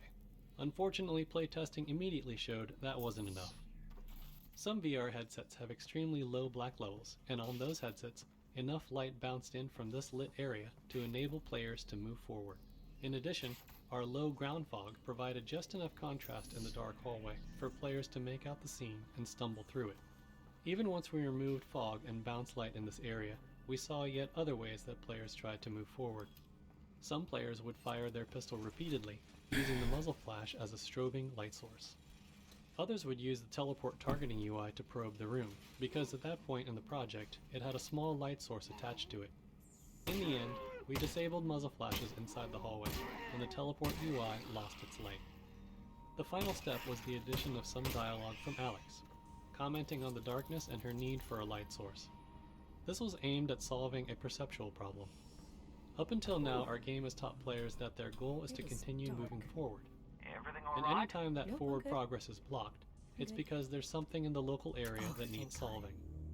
Alright, there we go. Structure, it's entirely rational for players to do everything they can to find some way to see in the darkness ahead. Alyx's dialogue is aimed at telling the player that the game has recognized their attempts to move forward here, but the solution lies elsewhere. Subsequent playtesting showed us that this dialogue, coupled with the brightly lit area containing zombies off to the right, helped tug players past the darkness entrance and on towards the flashlight. In prior Half-Life games, the flashlight was attached to the player's body, which meant that it always illuminated the world from the same angle relative to the player's point of view. With tracked hands in VR, we had the opportunity to let players manipulate the flashlight directly, and playtesters reacted very positively to this new freedom. In fact, our earliest implementation of a flashlight in Half-Life Alyx was an object that could be picked up in either hand or even set back down. This allowed the player to put the flashlight down somewhere, providing illumination for themselves while they accomplished another task. Unfortunately, this presented the possibility that a player could leave the flashlight behind, which would have been a game-breaking scenario. Implementing the flashlight as an object that players had to hold also prevented them from holding something else in that hand, which was tedious to manage and simply too punishing of a trade-off. In particular, it meant that weapon reloading was a nightmare, because the player no longer had a free offhand to perform the reload actions. About anything. In the end, we settled on a flashlight that attaches to the offhand and turns on and off automatically. This fixes the issues with reloading in the dark, potentially losing the flashlight, and has the nice side effect of not requiring the allocation of a button to toggle the light, which is especially helpful on controllers with fewer buttons. Since the automatic on-off behavior is controlled using level logic, designers could make performance and quality trade-offs in different areas of the game. After all, if a player could turn the flashlight on at any time, the rendering overhead of this shadow-casting light source would have to be accounted for throughout the entire game. On the other hand, if the flashlight is known to be off in a given area, a designer can make use of the resulting rendering headroom by increasing the fidelity of the environment in other ways. It's also sensitive to the dark, Oh, yeah? meaning it should go on automatically when the lights go out. Oh, nice.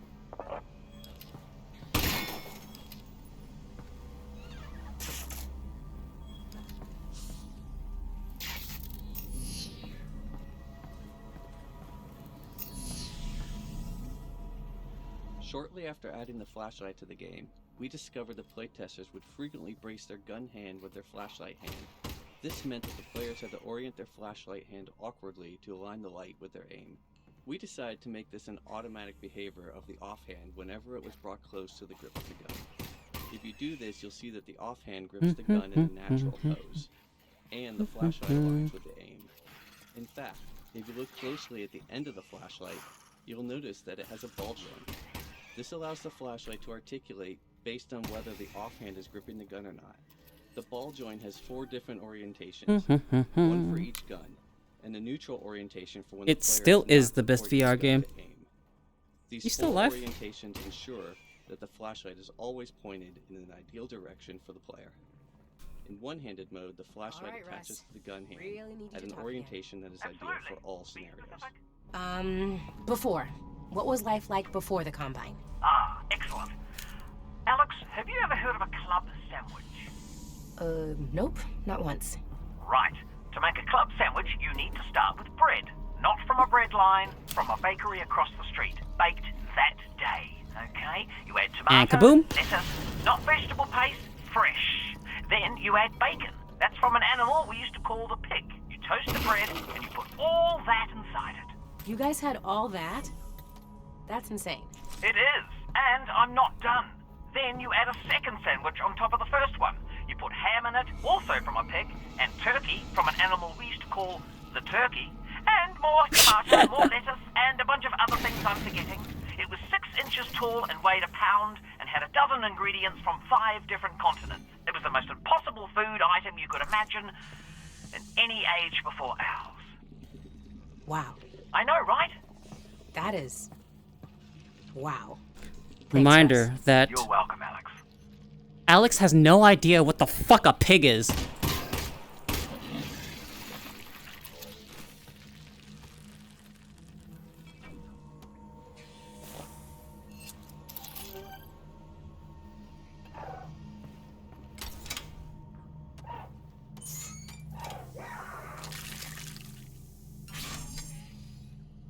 Oh, I'm already good.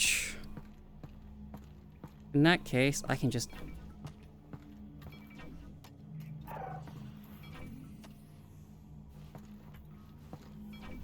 Come on. Can you... Go. There we go. And here we go. When the writers create a new character, we try to write a variety of material from that character's perspective to help find their voice. What motivates them? What do they sound like? How do they relate to other characters? It's helpful to know the answers to questions like this early in a project, particularly when working with a team, where different people might end up writing for that character. The club sandwich story that Russell tells in this section started out as one of these writing exercises. The writing team wrote pages and pages of Russell telling Alyx stories about life before the Combine, getting irritated with her, telling bad jokes, pretty much the whole emotional spectrum. As we refined Russell's character, almost all of that fell by the wayside. We needed to do that work to get to Russell, but most of it didn't sound like Russell anymore. Later in the project, we decided to make Alyx scared of the dark. So we needed Russell to talk a lot in this section to keep Alyx company. Oh, fuck me. What he was saying, it just had to be this voice in the darkness that she was grabbing on. And then we remembered, hey, didn't we write a rambling sandwich monologue a year ago? And the club sandwich speech was resurrected.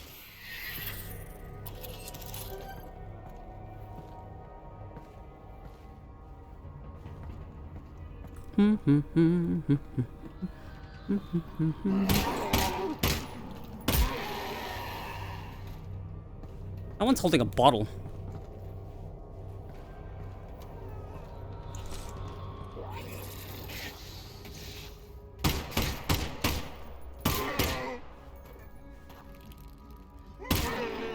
Oh, I'm missing.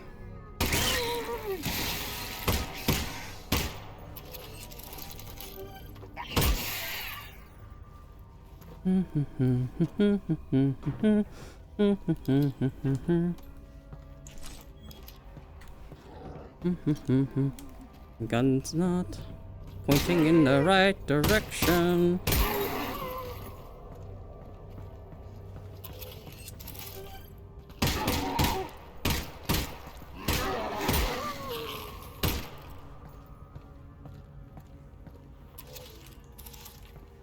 Okay, there we go. FPS where? Oh, Phil, where? I can't really read that well in VR. Meh.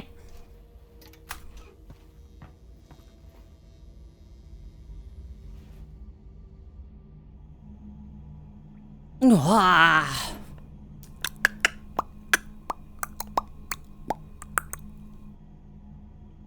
How many hours do I have left? 17? Okay.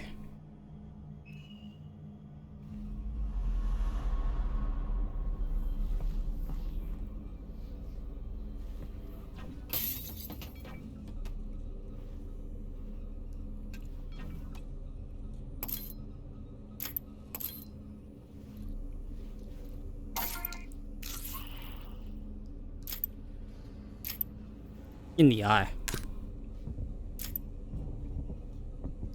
Yeah. You know what? Oh, did I already use that?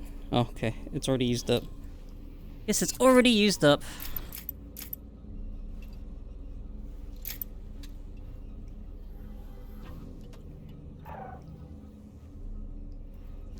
Alright, let's see. Wait, is that a dead Combine soldier? Yeah. When you guys were off stealing the reactor, I saw the Combine moving supplies in here. So, I guess they're interested in this place again. Right, Hey, Moon Jelly. out. Something's definitely up.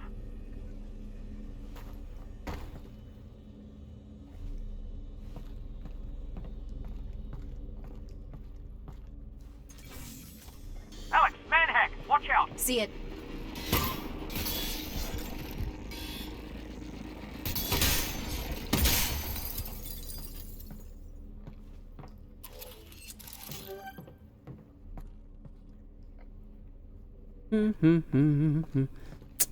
There is something I don't want to miss out on, and that's ammo.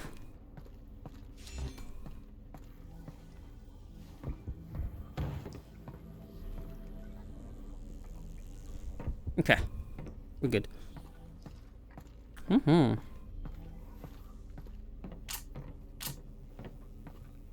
Okay, so right now, what it's like to live on Earth on a scale of 1 to 10. I'd say we're at a 2. Yep, could always get worse. What would you rate it before the Combine showed up? Oh, that's a toughie. I don't know. Good day? I'd say 6. Yeah, strong 6. 6? That's not great. Well, that's life, Alyx. You know, it's not always great. Well, maybe we get the Combine off Earth and we could shoot for like an 8, you know? Oh, an 8. Yeah, that really would be nice. Really nice. Come on, come on.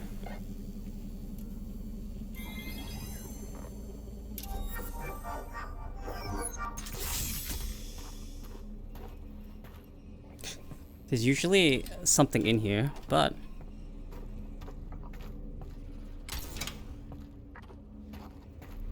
let's reward the player for searching through all the things with resin.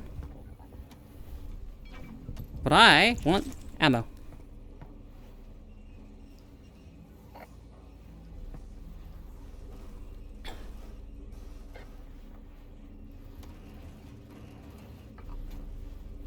Alright, no ammo. building a Half-Life game, we try to start playtesting as soon as we can, even when we only have 10 or 15 minutes of gameplay built. We find it extremely helpful to see how players are reacting to what Earth feeling like a 4 right One now. of the major ways playtesting impacted Half-Life Alyx was in revealing how players reacted to the density of interactive elements in the world. Before we began, we were already aware that players would likely spend more time paying attention to the details of the world around them in VR, but we were unprepared for how significant this would be. Seeing some players spend 30 minutes messing around with a single interactive object really opened our eyes. As a result of those playtesting observations, we spend much of our development time focusing on the environment around the player and the level of details and interactivity to be found there. It might seem surprising that we didn't start with the assumption that we wouldn't need to spend that amount of time on the world, but the reality of game development is that we always have a finite amount of time to build a game and we're always making trade-offs. In the ideal case, we spend our finite time on whatever contributes the most to the player's experience. So, playtesting early and thereby getting a better sense of what elements are contributing to the player experience help us understand where to spend the limited time we have. In this case, those early playtests told us to significantly increase the amount we should budget for creating the world details and interactivity.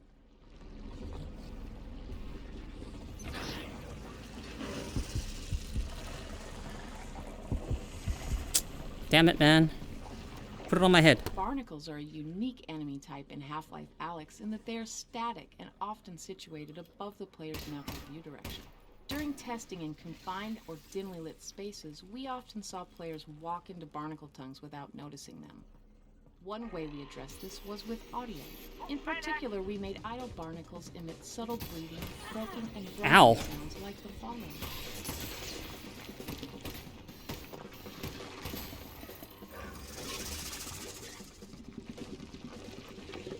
These sounds helped alert players to the presence of barnacles, and also made them seem like living creatures that were always active, not just a mechanical piece of gameplay that responded only to the player's actions.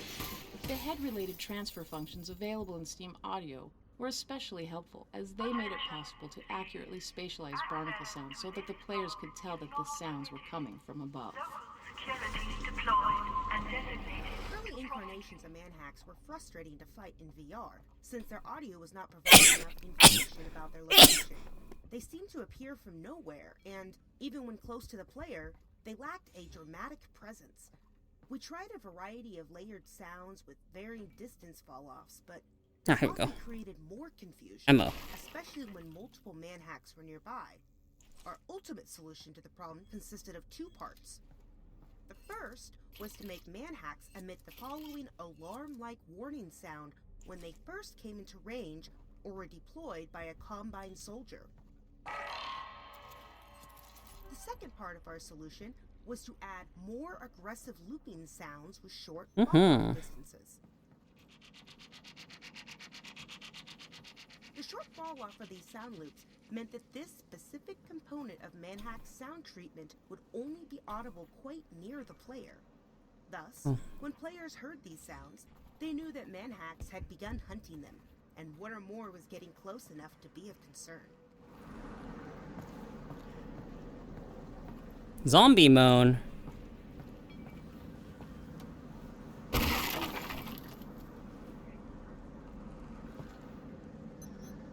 Guys, what if I... in the eye?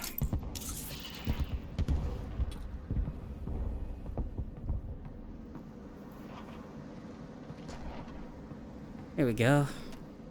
Before Final Art was added, the cramped dark area of this level did not take players very long to traverse. But as the variety of the game increased, players spent more and more time getting to this point. As we've learned over the years, too much time in dark underground areas can become fatiguing to players, and this is even more significant in VR. This outdoor section provides a change of pace and a brief respite from the dark. Not only does it give players something visually different and interesting to look at, it allows them to clearly see and assess threat in open space. Alright, do you have any growth? You do. Easy kills with a little stress. It was also important to provide some variety here, as players are about to head into dark area. That requires precision shooting. You still alive? What the fuck? How many shots are you gonna take? Access to this block is not permitted. To receive this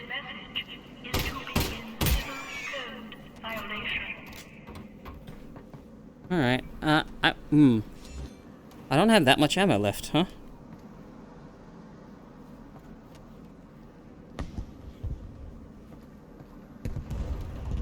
I want more pistol ammo.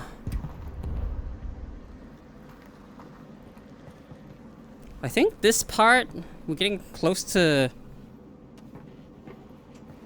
Jeff.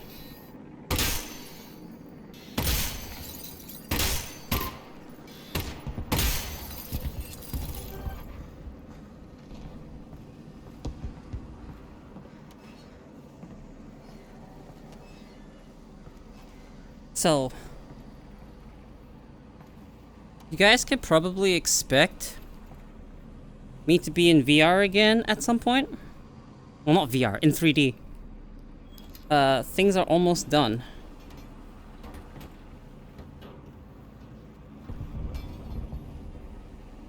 Where do I need to put this? I don't remember. My 3D model is almost done. Zombies. In my Koeko stream? Yes. It's a new drop by yesterday. No, it's this way. Come on, attach. Thank you.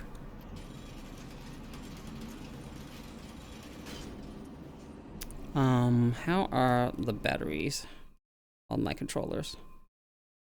Absolutely fine. So, when we get the Combine off of Earth, what are you gonna do? I'm going full production mode on the Russells, of course. Oh, of course. You'll be sitting on a landmine. Gold mine, yep. So here's the plan. Conservative estimate, I figure 1 year to get the world unconquered by the Combine, get them off the planet. So that's year 1. Then another year to mass produce the Russells.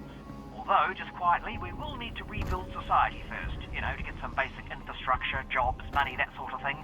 Otherwise people won't be able to buy them, you know. So, yeah, 3-year plan. Let's slot the infrastructure thing in for year 2. Oh, yeah, definitely. You're gonna want to put that in year 2.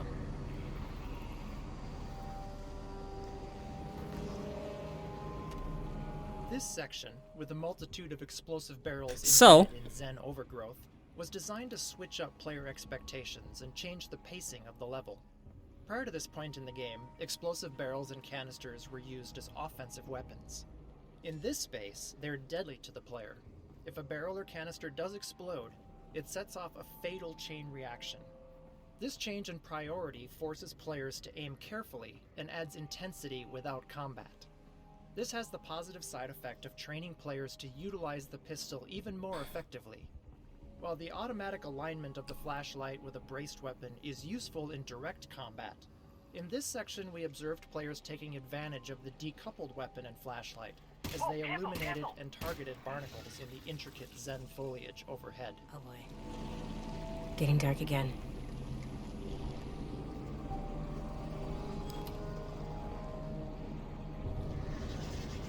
Hold on. Okay, let's see. Just hide that for now. Alright.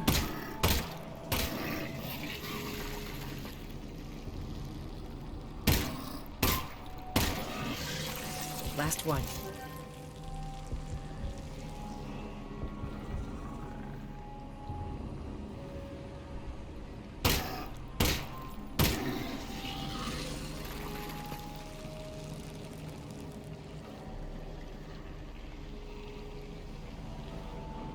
Okay.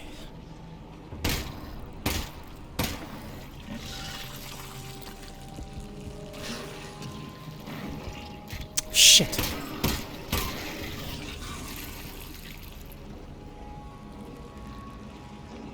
Where'd my respirator go? What the fuck?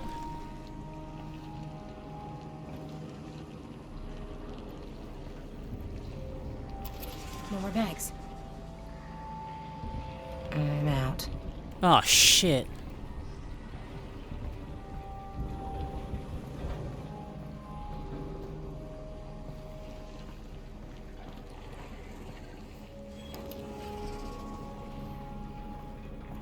I'm out of ammo. We decided early on that the environments we wanted to portray in Half-Life Alyx would benefit from an investment in high-quality volumetric lighting. This component of illumination is an indispensable tool, not just for creating atmosphere, but for drawing the player's attention to critical gameplay elements.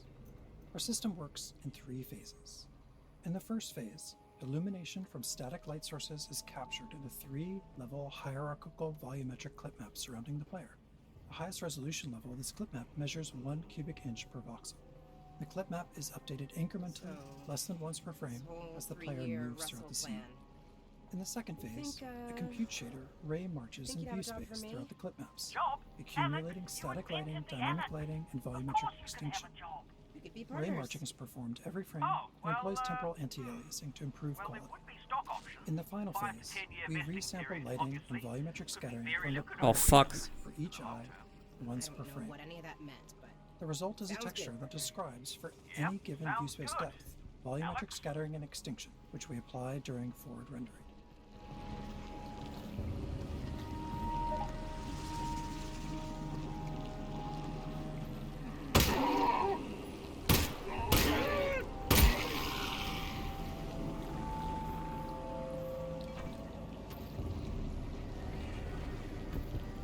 I need ammo, but you know what? I can't see it.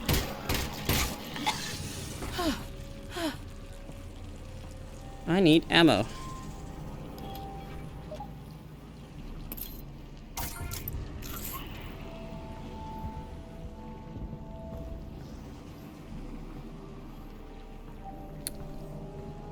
And ammo I do not have. Resin, I have a lot. Ammo I do not.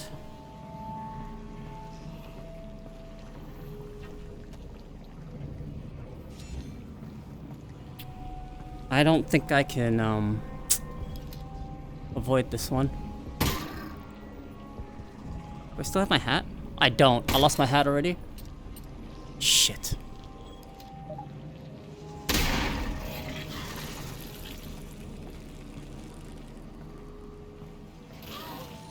Oh shit, dude.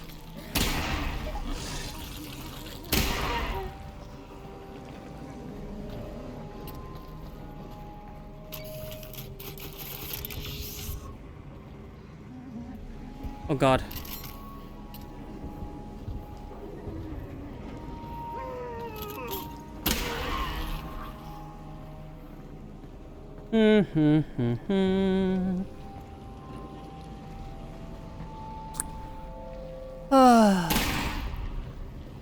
What? Hello? Why is that one so tanky?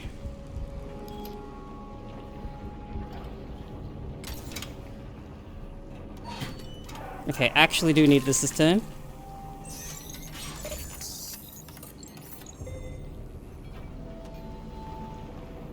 I didn't expect to run out of ammo. Yeah. Bit problematic.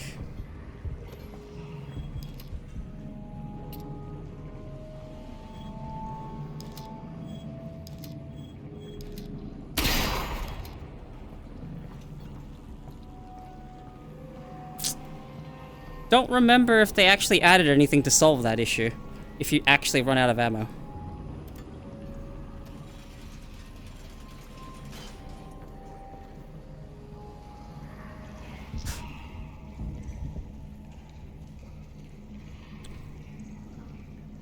I am standing here in the lounge room.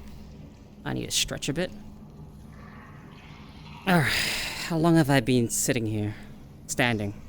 3 hours or so? I need supplies. Stat.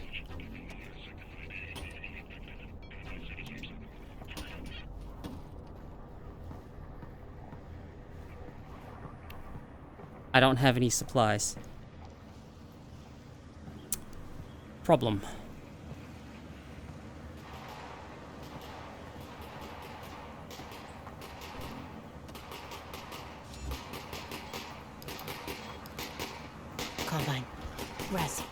guys have automatic weapons? They're alien commandos. Of course they have automatic weapons. We'd have them too, but We combine always weapons introduce new enemies at a distance, and never while the player is under duress. Here, the player is able to observe the Combine soldiers killing some wandering zombies, giving the player an idea of how powerful the soldiers are, and how they might operate in combat. We located the Combine far enough away that it was plausible that they would not notice the player, but close enough that the player could choose to engage, but remain relatively safe from return fire. Oh, here we go.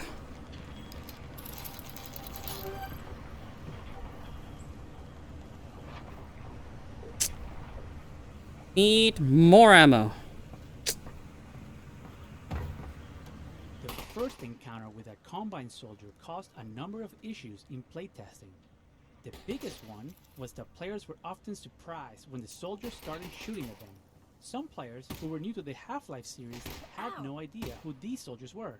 But it's also been hours of game time since players saw another human, and we found that many players weren't willing to immediately start shooting. Some players also wondered why Alyx moved so quickly to killing other humans. This area was designed to demonstrate that Combine soldiers are hostile and will attack on sight, giving the player a reason to want to shoot back. It starts with the dialogue preceding the encounter, where the player overhears the Combine discussing the problem of scavengers in the quarantine zone. Then, when the player finally achieves visual contact with their first Combine soldier, they witness that soldier in the process of executing a civilian scavenger. Alright, here we go.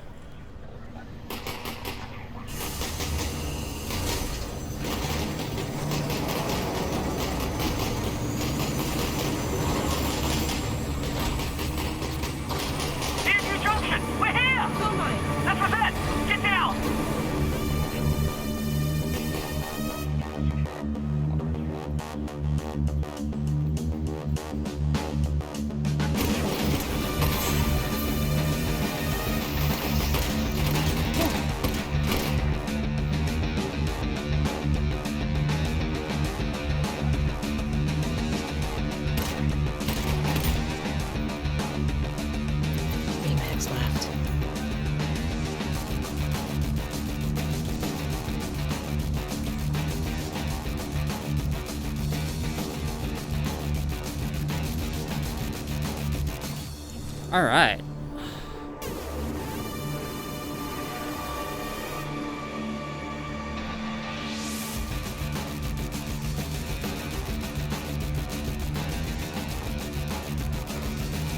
Squad Soldier AI has been a mainstay of the Half-Life series, so we were excited to see how their design would be impacted by the game in VR.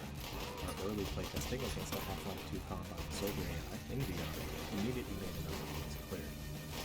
First, players did not like to be shot at, and often had a visceral negative response.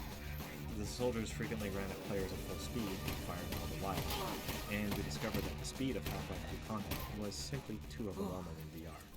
Also, players took longer to do everything in VR, especially the core action of spotting and aiming their weapons at the enemy while staying in cover. As a result, the soldiers tended to live much longer in VR than they did in Half-Life 2. It was clear from these early playtests that the most common reaction among players was to immediately seek cover from enemy fire. So we started experimenting with changes to the Soldier AI, aimed at building a combat experience around players' tendency to seek cover. Early experiments were focused on keeping Combine soldiers at a comfortable distance from the player, while keeping them moving around enough to not have combat become too static. To create More firing for ammo, please. Cover, we prevented soldiers from shooting while on the run in most cases. To keep players from remaining stationary, we created a concept of flushing, where squads will attempt to flush the player out of cover, and we gave each class of soldier a different method of flushing out the player. But even in these early tests, it was also clear that players weren't capable of fighting soldiers until they'd gotten skilled in a number of basic combat actions, like reloading their gun without having to focus all their attention on it. So we were careful to slowly introduce the various types of soldiers, and even individual features within the soldier classes. For example, these early fights against Combine soldiers only feature the basic grunts, and these particular grunts don't carry grenades. This means they don't actually have the capability to flush a player out of cover. We found it was important in these first fights to give players all the time they need to learn to use cover effectively, before we start introducing enemies that could try and flush them out.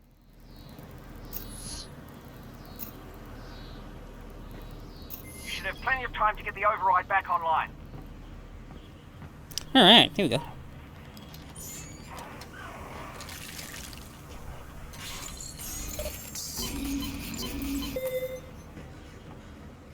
Murder, zombie, violence.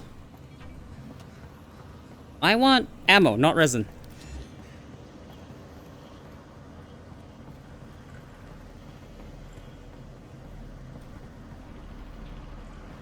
Alright, I'll be able to stop the train right here. You sure you can do that? Absolutely. You just need to activate the terminal. Nice. Then you'll need to be ready for a fight.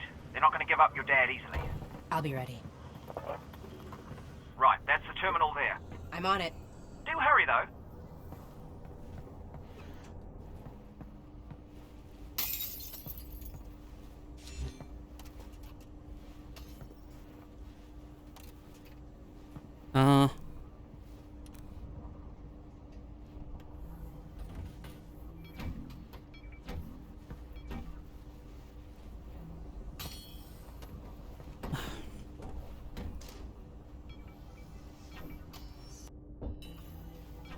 Okay, guess that doesn't work. Alright, no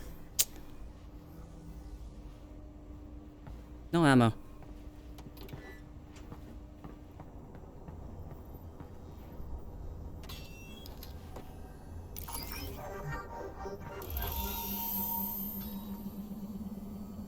Alright, where's the thingy?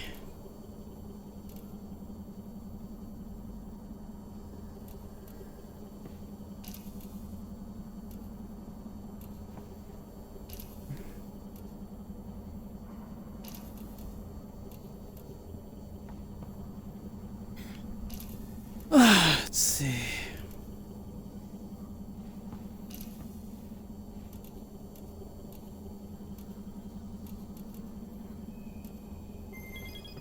Ugh.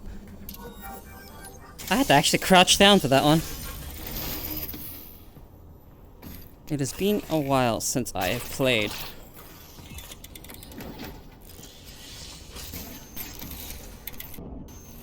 Ow.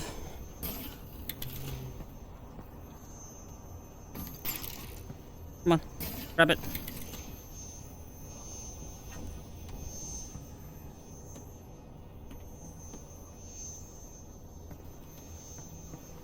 Where the fuck is the thingy? Oh, it actually might be in the locker. Ammo!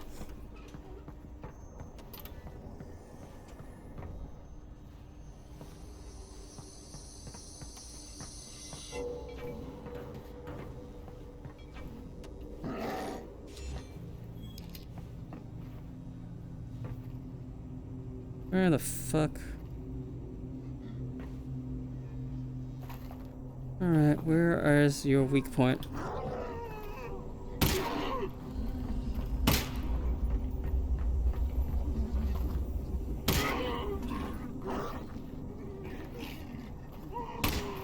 I'm missing? Alright, let's see. Where is your weak point? Do you even have one? I guess not.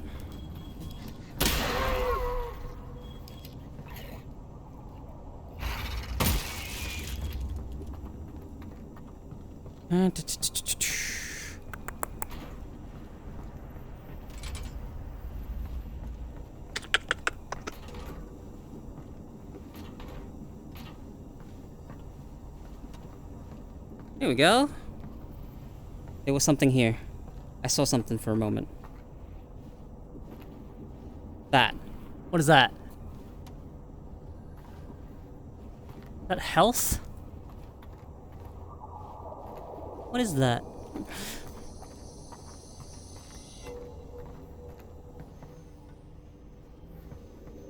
Okay.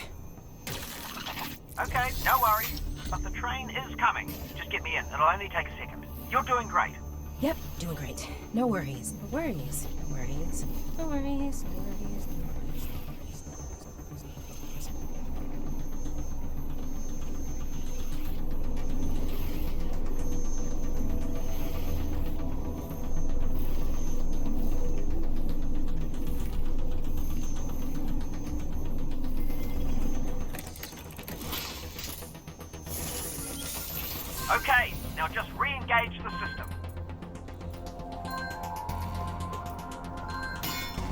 Is it supposed to come off? That's the opposite of what it's supposed to do, Alyx. What do I do? What do I do now? Well, don't panic. Well, stop panicking if you I'm are. not panicking. Yes, but I am. We need to find another way to stop this train. There's gotta be another way to stop it. 10 seconds, Alyx. At this point of the game, we knew we needed a big set piece, a non-combat mode where both players were fighting their way through the dark, scary tunnels. Not only that, things of the story of the movie were the most important moment thus far. Tracking the combat prison train that was transporting Eli felt like the exact right thing to accomplish these goals, and it gave us the opportunity to create some VR spectacle. We wanted to achieve the cinematic chaos. Okay. I'm sitting on the floor for a bit. Okay. Our first attempts to design the scenario were a challenge. It turns out that directing the player's attention wasn't as simple as ensuring they were in the right position through gameplay. In our initial tests, players frequently failed to see some or all of the spectacular train wreck. We need to find out. The crash was one of the first that's the like leaders of the combine. We had a lot to learn about player behavior in VR and how to direct the player There we go. to immerse them in the chaos. On top of that, to continually hit our target frame rate, we needed to create a cascading series of events so that only some of the destruction was happening at any given time. I Sound suck. design, level design, effects, and animation had to be carefully coordinated Hello. to lead the player's attention through Meow, each meow. stage of the wreck. For example, Yeah, at the start of the hi. crash, we used the sounds of train cars piling up in the distance, encouraging players to look in that direction before one of the train cars lifts up and blasts through Yeah? the concrete connector.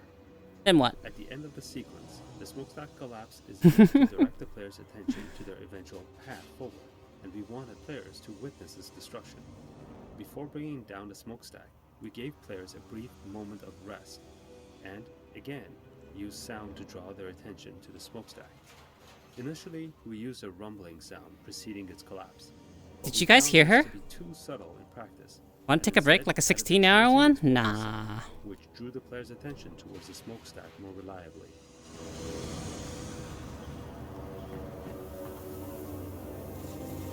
You suck. Hi.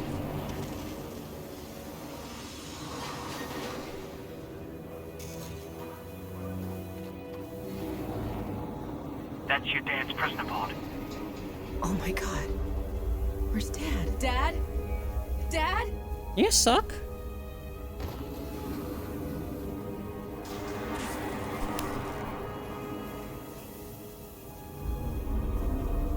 Dad! I'm over here, honey. I need help. Hurry. Okay. I'm gonna reach out and pull you up. Rescue of Eli. It's gonna We be wanted okay. to create a tense, You ready? just out of reach moment where the Give me player your hand. physically saves him. But for the rest of the story to work, Yeah, suck. Oh shit! we Bye, tried two Eli. different approaches, including a version where Eli was hanging from a ledge just in front of the player, and the player could reach down to attempt to grab Eli's hand to pull him up. In practice, however, players' hands would collide with the real-world floor. Not only did this make it impossible to reach Eli, it took Hello, players out Shark. of the moment Oh, you're being so cuddly. What the heck? Since Eli and You- Alex are you took distracting me? different paths, we tried an approach where Alex rescued Eli, but he was injured and couldn't proceed. Unfortunately, many players You trying to sabotage me, Suck? not Hmm? wanting to abandon him. Hmm? Eventually, we arrived I'm at being a cute. solution that shipped in the final product. Then we gotta steal it before they Separating do. Eli from the player with the Vortigaunt's rescue made for a much more meaningful return and fulfillment of the Vortigaunt's promise to help Alex. The data pod that Eli found Hello? was an addition that not only let us Oh, hi. integrate Eli back into the story later, but also gave him something to do, so there was a much Me. stronger reason why he would not accompany the player on their journey Yes. going Look forward. to the start. Got it. Dad? It's right in the middle of the QZ, and it's big. Get above ground and see what you can find. I will accompany the Eli van and ensure his safety. Great. Oh, hi. Thank you. You suck. Dad, I'm gonna go. Alyx? Alyx!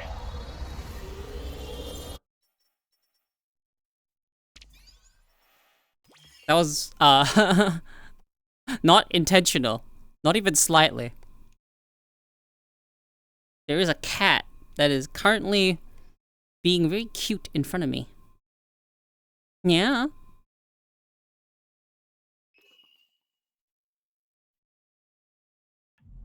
Oh my god. Where's Dad? Dad? Dad! I'm over here, honey. Okay. I'm gonna reach out and pull you up. It's gonna be okay. You ready? Yeah. I'm good. For the rescue of Eli, we wanted to create a tense, just out of reach moment where the player physically saves him.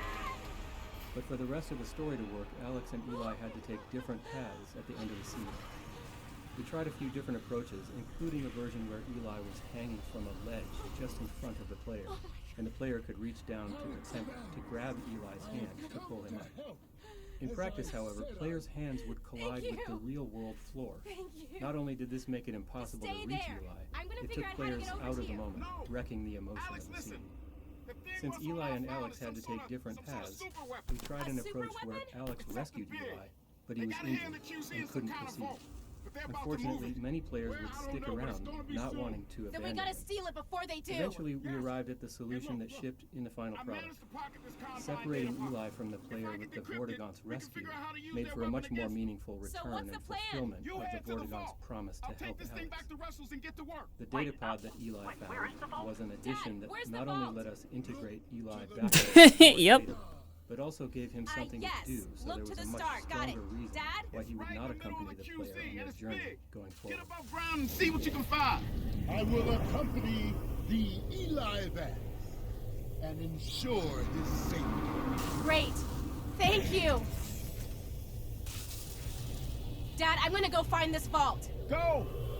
Stay safe, baby. I love you. I love you too. I suck. Thank you. Keep an eye out for Dad, okay? I'll let you know if he gets here. Oh, I love the Vortigaunt so much.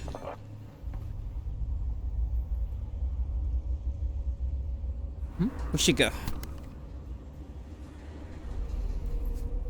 Okay, there we go.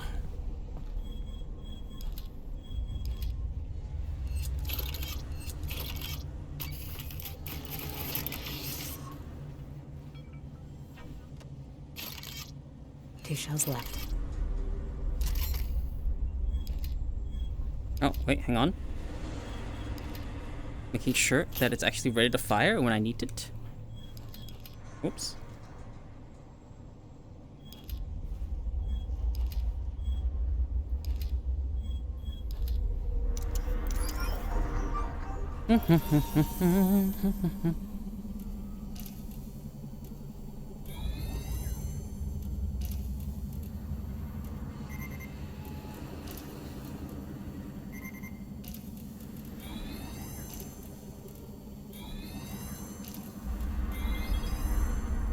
Nice. All right.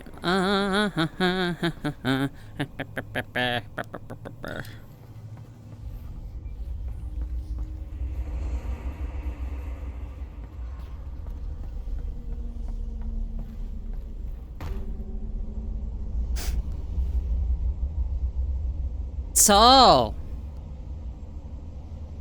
do I have any glasses wearers in chat? I want to ask you a question. Do you prefer small frames or like bigger frames? You know, it got a bit messy back there, but we did get Dad back. Yeah. What? That's probably gonna draw some attention. Not probably, actually. It's definitely drawing attention. Look, they're looking for you now, okay? So just be careful.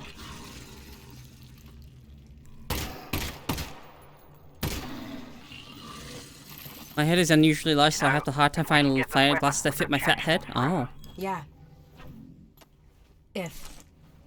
Look, I know we've only been working together for a few hours now, but I want you to know I'm proud of you. Okay? You're under a lot of pressure here. Wow. Russ. So much pressure, in fact, that I hesitate to even bring it up. But I did notice that when you reached out for your father's hand, had he actually grabbed it, his grip would have crushed all the delicate sensors in the Russells. Ah. Okay. Totally understandable, and would have been worth it, by the way, in this case. Right. Having said that, Oh, I hi. have a hard time imagining another situation where that would have been the case. And much like your father, the Russells are priceless. Okay, so just, moving forward. Russ, I promise your gloves are safe with me.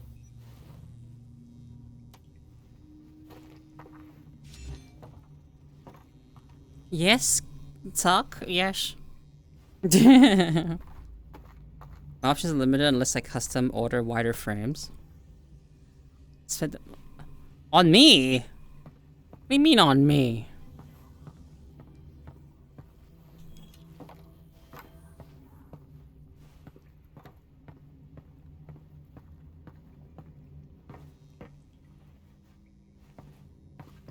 Oh shit.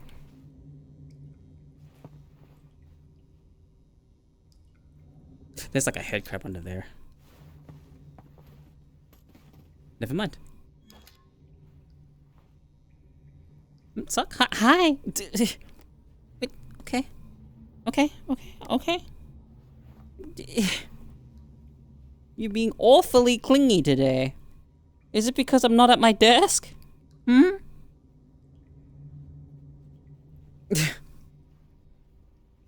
Keep feeling her brush up again. Okay, hi.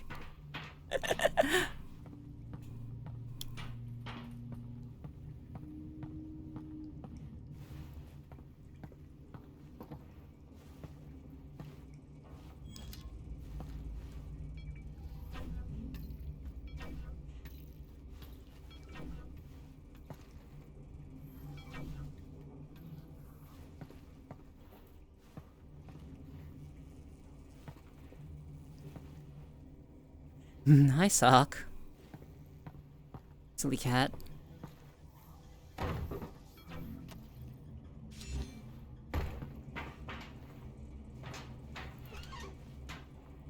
Need a keycard. Classic keycard gameplay.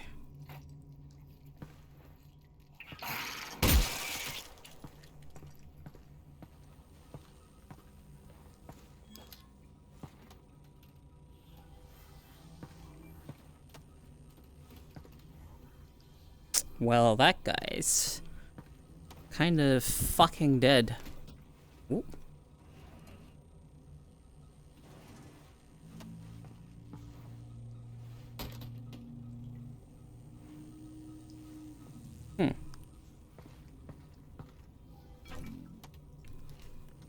Wait, hold on. This is important. I need to know.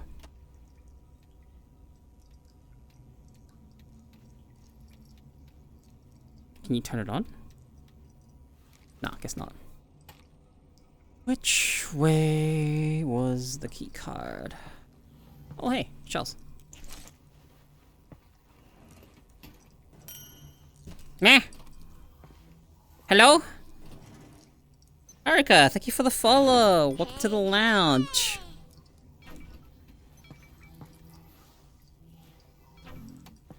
I'm Koeko, punk rock VTuber. Nice to meet you.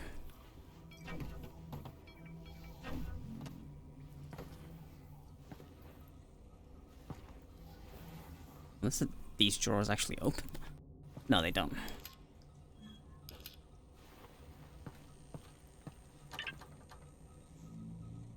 See upstairs office for access.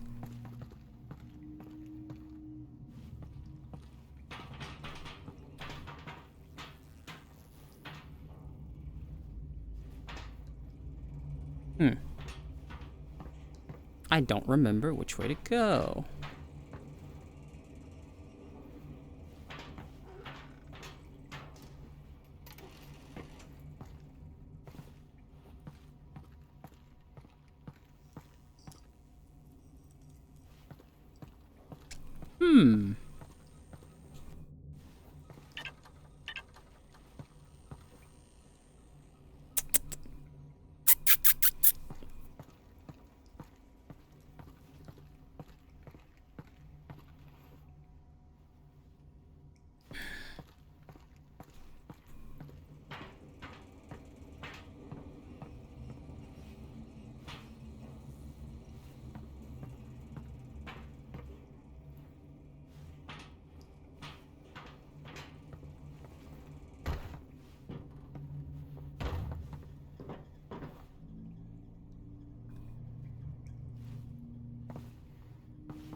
Okay, maybe not this way, and a different way.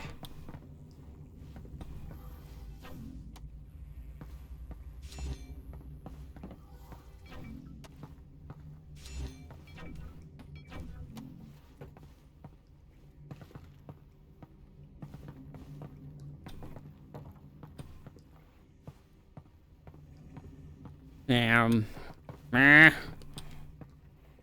Oh, look, resin.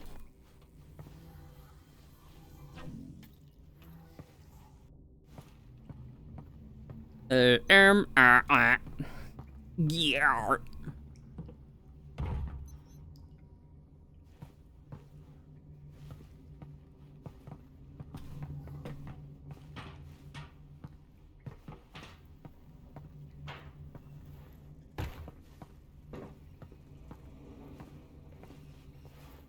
Oh shit.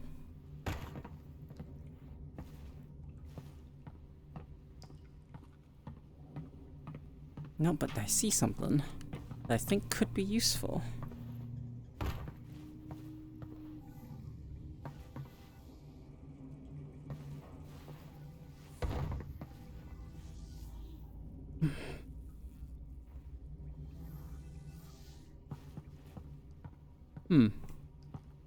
Maybe I'm not supposed to go that way.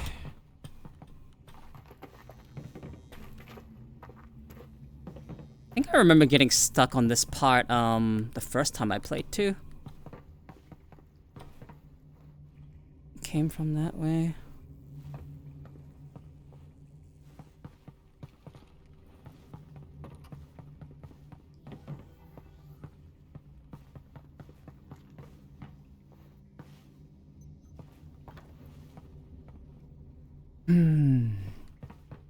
Could have sworn it was up here somewhere.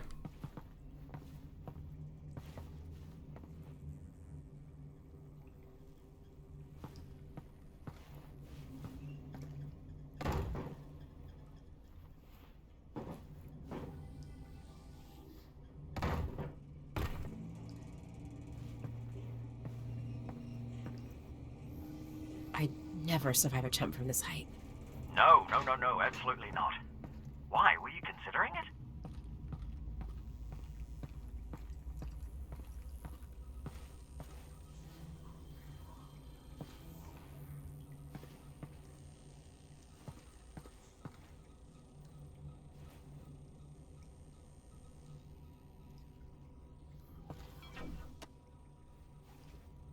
I thought there was supposed to be a key card here. Am I like...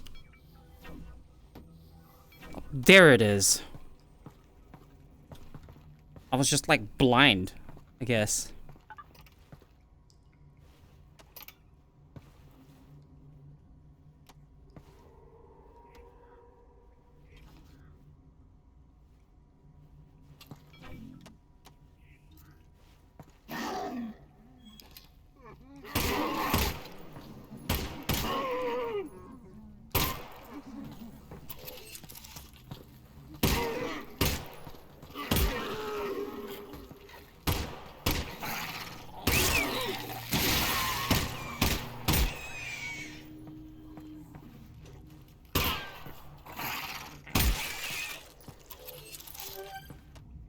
Early on in the project, we spent some time experimenting with the classic Half-Life crowbar. Playtests showed us that it was an interesting tool for our player to use in puzzles and world interactions, but we weren't very happy with how our melee combat efforts turned out. We felt it was really important that the crowbar was solid to the world and enemies, and that resulted in some tricky physics challenges. Players could easily push the crowbar into an enemy in front of them, because nothing in the real world would stop it. Indeed, without that real-world physical feedback, we found playtesters exhibited a wide variety of swing behaviors. Some would waggle the controller rapidly, others would put their whole body into it. At the same time, playtest response to our pistol prototype was very positive, especially around the more complex reloading mechanics. Faced with a potentially significant R&D problem in melee combat, we chose to refocus our efforts on ranged combat. It also didn't help that players all associated the crowbar with Gordon Freeman, not Alyx Vance. That's gotta be the vault. Yeah. This entire section of the map, from the start Okay. of the card puzzle up to this room, even if was we added make it specifically there, to show the player we the still have vault to get on its up own. to it. Without this little detour, players would otherwise have their first view of the vault at the entrance to the Northern Star Hotel, which was also when they would see their first Combine substation. So much new information all at once led many players to confuse the vault with the substation, or just miss it entirely, so we created this area of the train station to highlight the vault on its own. Even though players are required to enter this room to get the second keycard, they still wouldn't necessarily notice the vault outside, so we added some dialogue with Russell about looking out the window to see it. This may be a bit heavy-handed, but it was necessary to solve the problem of players not recognizing the vault when they saw it later in the game. Ammo, there we go. We want ammo to clear.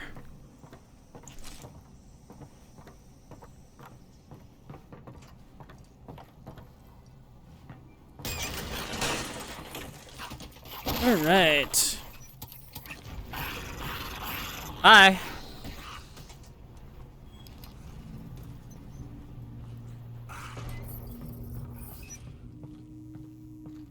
I don't know what happens if you leave them around. About Dad escaping?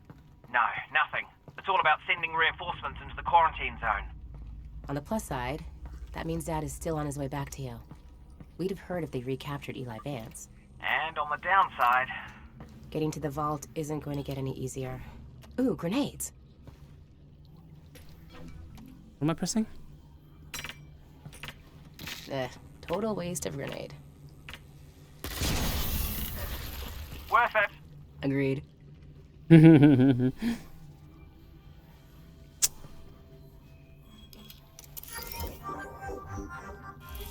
Alright, what do we got here? This? Oh, I see.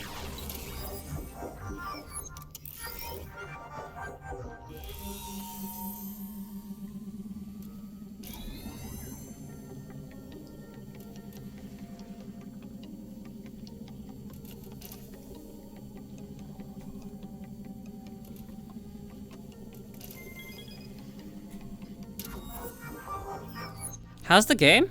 Oh, this game's great.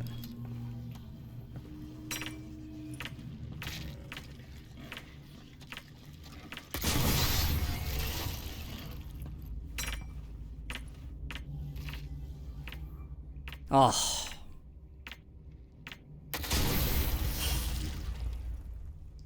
Is there like a fucking... Oh, here we go. Perfect. Do do do.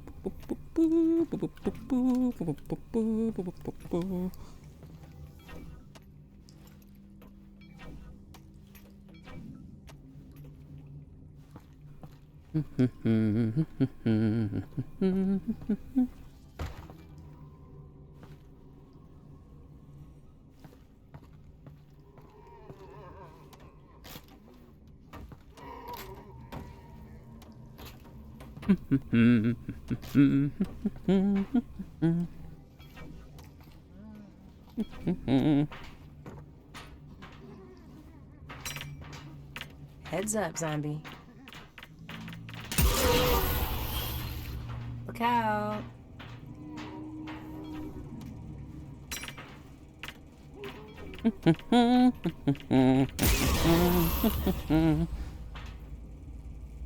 Any more?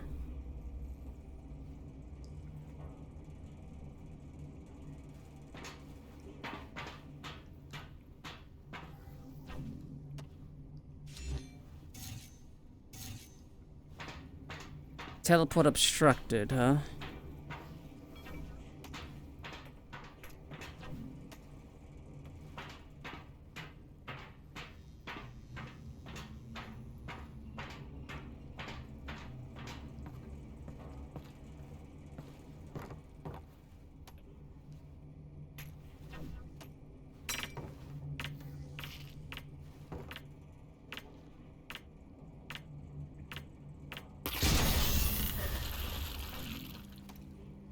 Ooh, another grenade. The fuck?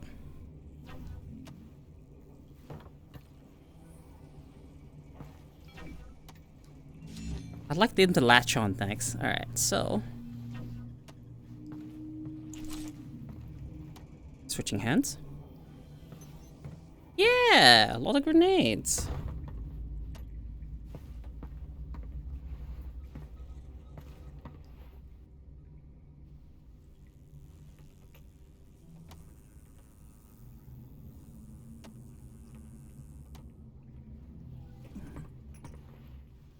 Ah, fuck. All my grenades. Ah, here we go.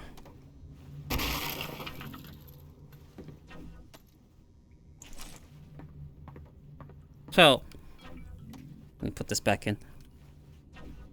This game, I beat long time ago. Very long time ago. Basically when it came out. And I thought this was like... that this was like one of the fucking best VR games we've ever gotten. I don't think anything has come close since. There are 2 games. Oh, maybe 3, I'd reckon. For VR that I think are really good games. You have this game, Half-Life Alyx.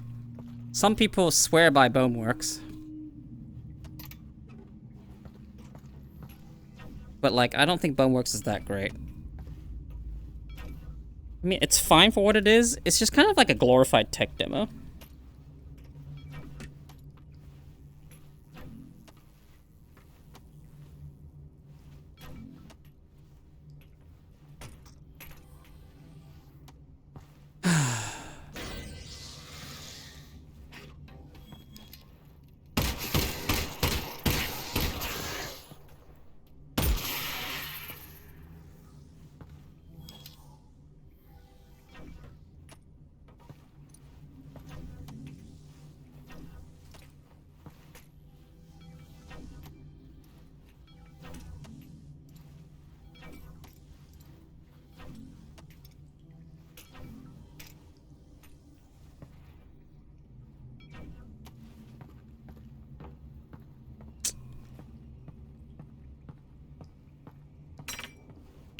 Oh shit, I missed.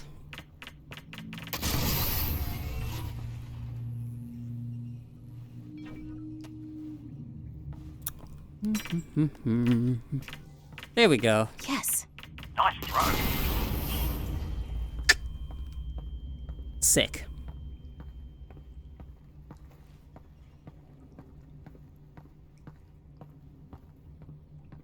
Oh, here we go. I have to stop for every single one of these. Obvious that throwing would be a trivial interaction to support. Hey, Arizona Sunshine's alright. Nuanced work is required to get it to feel right. And if we were going to build puzzles like this one, where the player must throw an armed grenade through a high duct, throwing needed to work well. A typical VR game running at 90 frames per second will read the sensor data from the track controllers once per frame. This means the data is read every 11 milliseconds. I suck. That may seem like a short time step, but when throwing, a user can easily move their hand 15 centimeters or more in that amount of time. Hi. Additionally, the player may release the object by opening their hand or releasing the trigger at any point during their throwing motion. This makes reconstructing the act of throwing a virtual object an interesting signal processing problem. It's up to any given piece of VR software to derive the player's intent from the discretely sampled controller data, and we've learned a lot over the years about what works and what doesn't.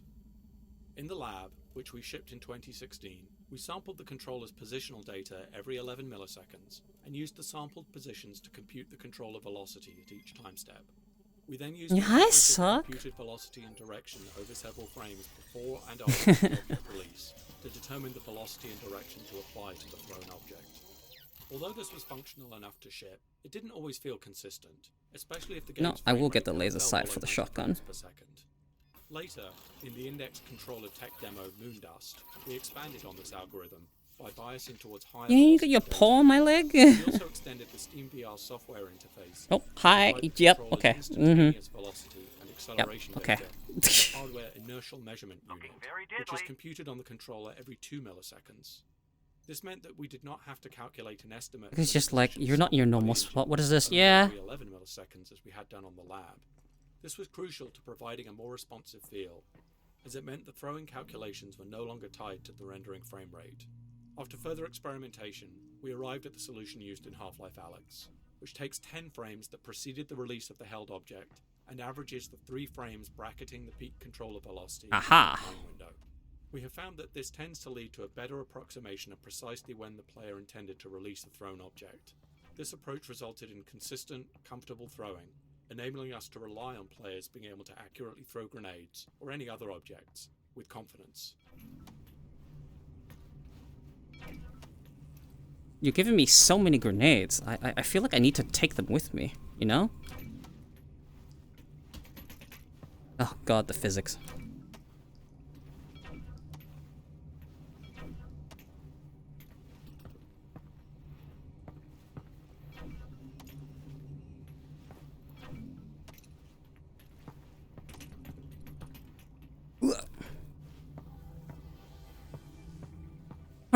Alright, we need to do this thing.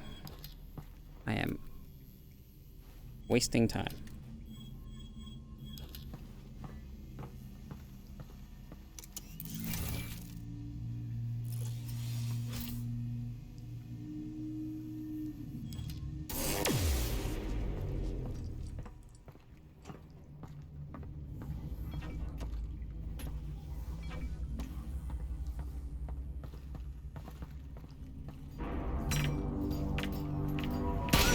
Ow!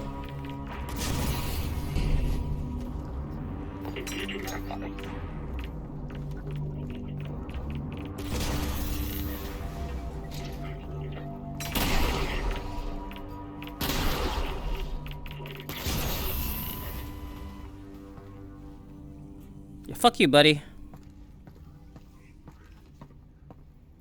I don't know if I need that keycard anymore, but I'm gonna store a grenade in my wrist. Yeah, whatever.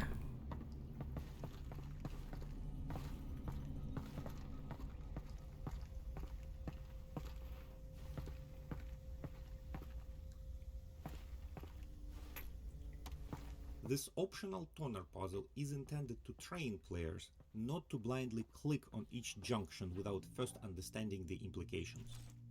This particular puzzle is designed to have the side effect of tripping a fire alarm if the player merely clicks on each toner junction they encounter without looking ahead. An observant player can easily solve the puzzle without tripping the alarm, but a careless player will trip the alarm, causing a combine soldier to come storming around the corner to investigate the noise.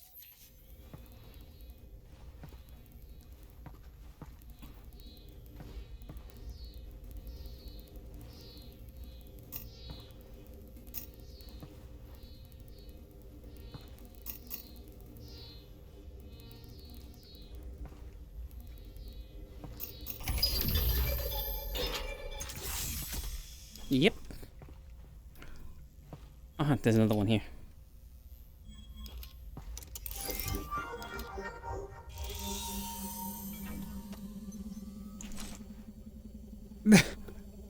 She's just chilling next to me now. Alright, oh,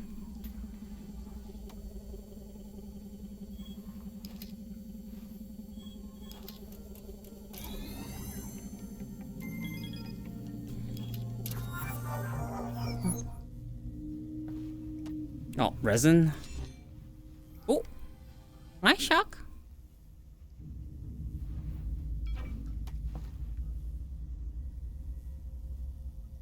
I am hurt, so I should probably do this.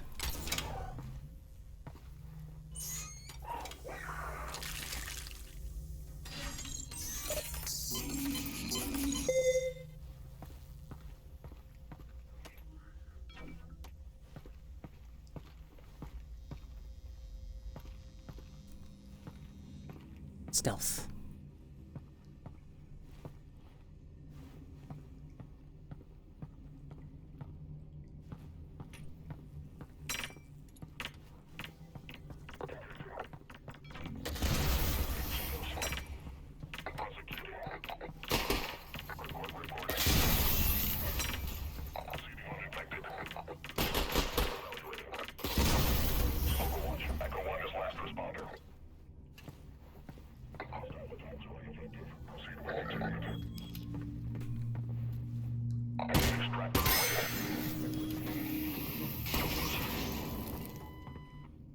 Yeah, this is a good VR game. Probably one of the best.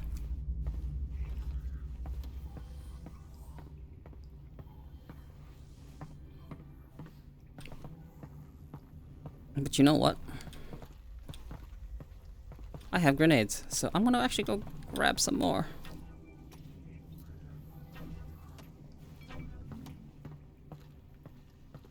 Is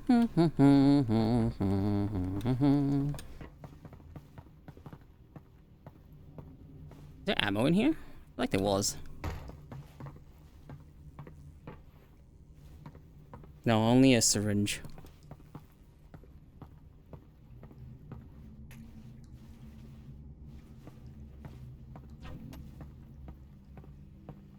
They don't drop enough ammo. Alright, standing back up. Oh, wow, much better.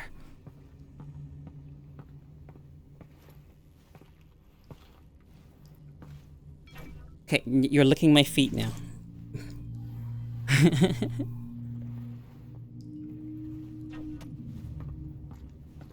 I've had a constant companion this entire,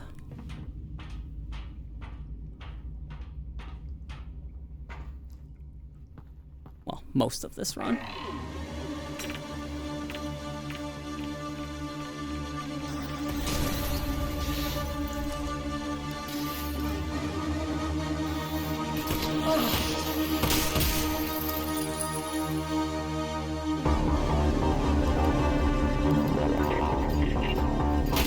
Oh shit.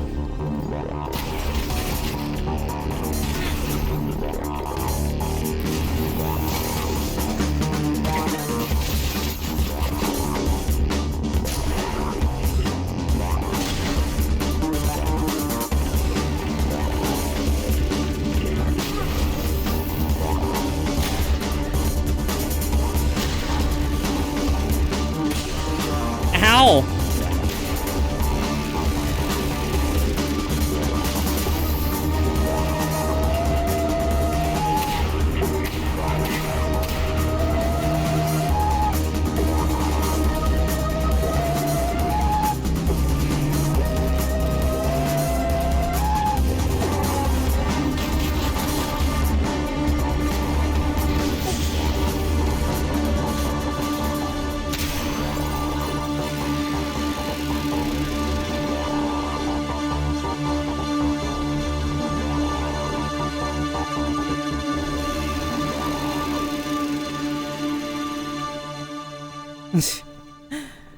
Yeah. You know what was surprisingly a decent VR game?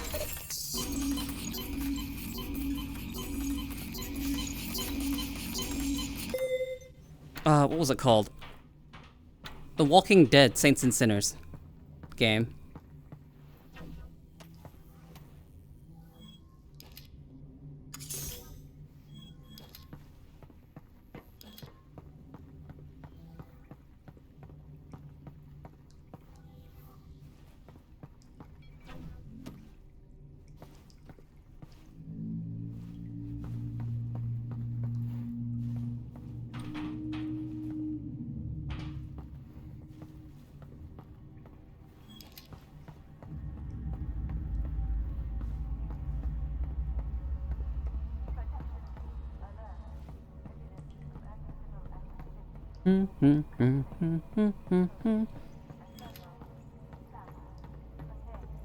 This is that spot from earlier, and this is where you find some resin, but resin is kind of useless for me right now. Actually, not even just right now. Completely useless now. I don't even know why I'm collecting it. Look to the northern star. I am? Why are you saying it like that? No. The Vortigaunt said, look to the northern star to help his friends, which sounds like Vortigaunt nonsense, but I guess it isn't. Oh, yeah. That does make more sense. Literally, look at the northern star. This is a combat sequence soon. 4 shells left. I'm out.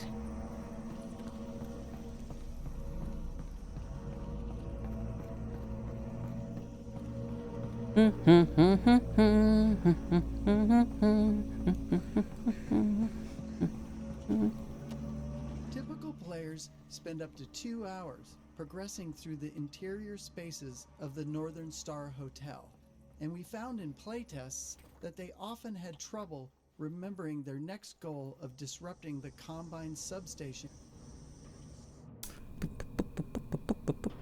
So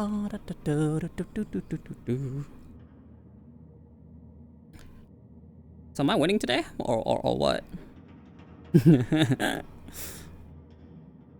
Of disrupting the Combine substation above.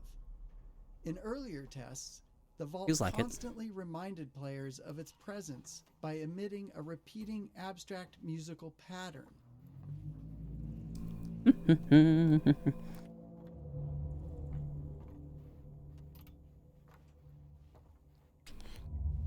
Ah.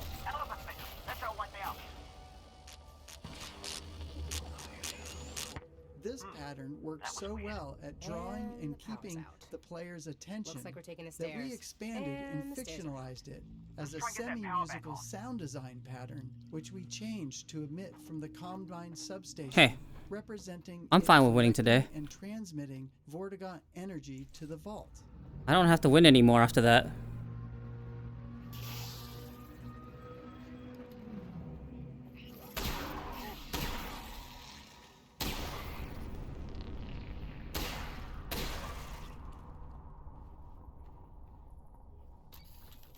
While in the hotel, the player does not have line of sight to the substation. We knew So from we previous repeat VR this projects sonic that pattern players would at expect a varying high level of volumes fidelity. within the hotel, as a reminder of both the Combine substation fuck? and the vault outside. Waiting till the end of the game, entirely possible. We knew from previous VR projects that players would expect a high In level of fact, fidelity from if the you look interactions closely with objects in at the the world. Zen foliage During when early you are testing in with the Alex, hotel, we you will received notice comments that that it objects were reacts not making the visibly sounds to that the players expected, overspill of given an Vortigaunt object's energy material, as it size, and flows assumed from the weight. substation. I have a problem. My headset's a bug now. Given the large number of bottles throughout the game, and the fact that they feature so significantly in the distillery gameplay, we decided to make interacting with them as interesting as possible using a procedural liquid effect. Each bottle is assigned a random fill level, and values for the amount of liquid agitation and foaming are calculated Oh shit. based on the bottle's movement. This is stored in the object's tint color, which is otherwise unused. The shader calculates the liquid level based on the bottle's orientation in game. Since the amount of liquid visible in a bottle as a proportion of its height is different when oriented upright, sideways, or upside down, different values are used for each in order to preserve the apparent volume of liquid inside. The liquid's surface is then displaced by a number of sine waves, modulated with the agitation value to create rippling waves. The areas determined to contain liquid, as opposed to air, take on the colour and refraction index values of that liquid. Bubbles and foam effects are added based on the agitation and foaming values. These are procedural and can be modified to create a variety of different behaviours. Several layers of bubbles are created in a local view space relative to the object, so that they're stable from frame to frame and can always move upwards relative to gravity. Artists can set a variety of parameters per liquid, such as colour, glow, foaming potential, wave properties, and a meniscus at the surface of the liquid which curls up around the edges of the volume, helping to communicate the viscosity of the liquid. The refracted environment seen through the glass and liquid is sampled from the same cubic environment map of the local area that's used for reflections, and so the bottles are effectively opaque and do not have to blend with the frame buffer in the way that transparent objects normally do. This was a strategic design choice, as along with storing the physics data in the tint colour, it means that the bottles can be rendered together as a batch in arbitrary order, which is critical for graphics throughput. In the end, the refractive liquid effect allows for a variety of interactions to take place at a fidelity that is especially compelling Just a grenade? hand controllers in VR.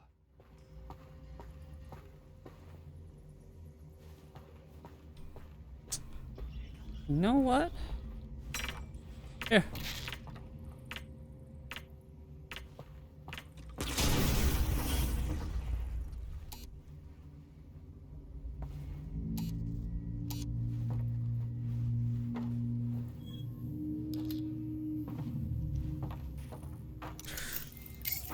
All right.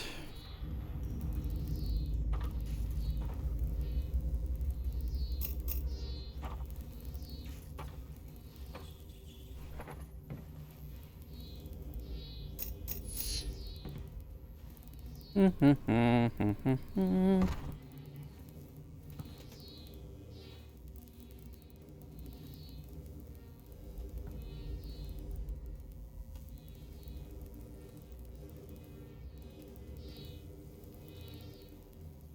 on.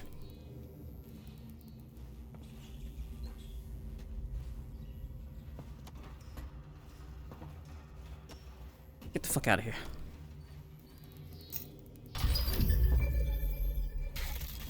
Now I can fucking smack it. Power back on. And up we...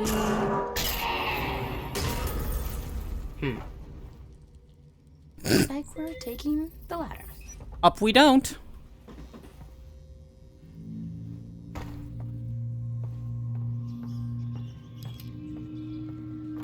This place is overgrown. How dangerous do we think this stuff really is? Well, it is spores from another dimension, so probably... yeah, extremely. But a rare opportunity to examine alien flora up close.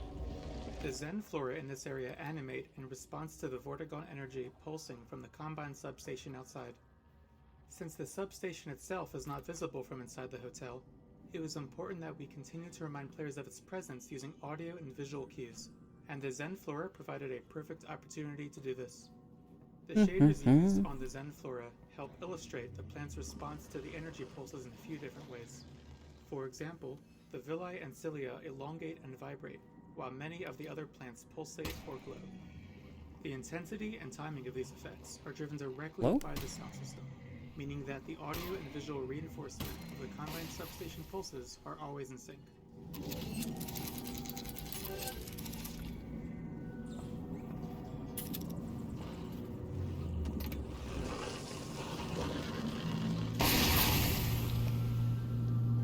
Ah.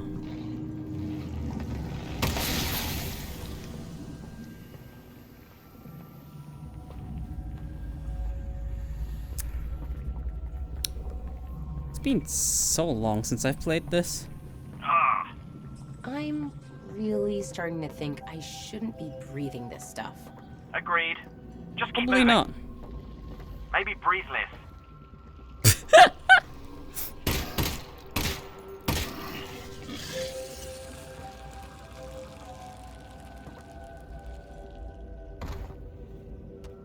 Breaching the quarantine zone revealed a new hidden secret of the city. Ah, yes. Alien plant life from Zen has taken root on Earth. What? It's been Okay. thriving in the shadows of City 17. On the development team, the Northern Star Hotel was referred to as Hotel Zen before it had a proper name in the story, as it was the first location we used to explore what Zen foliage could look like and how it might consume any given environment. One of the challenges the environment team faced when designing the Zen foliage was layering a new look onto an existing environment without having to rebuild Zen-infested versions of every prop. We relied heavily on texture blending and kit bashing of Zen foliage shapes to handle most of the big environmental changes in Zenifying a scene. We also added some new features to our level editor, Hammer, which allowed for more creative manipulation of assets to reduce repetition. Barnacle For example, death. We could pose certain types of meshes such as the Zen tentacles. These could be placed, scaled, stretched and manipulated to snake through an environment, giving a handcrafted look without every asset having to be built for a specific location. These elements were editable in Hammer so they could be adjusted at any time, but were baked into static meshes when the map was compiled to improve their runtime performance.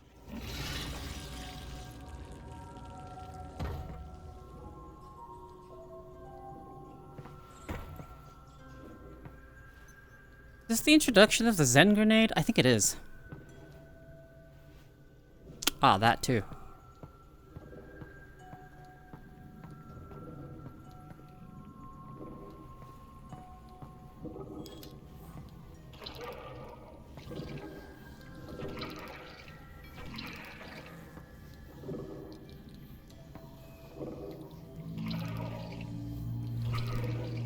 Gotcha.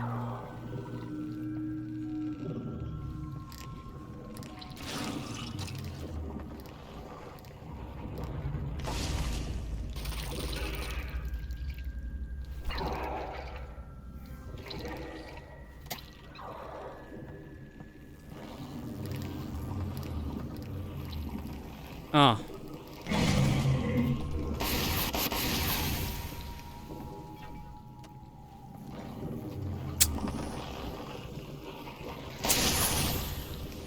damn it, man.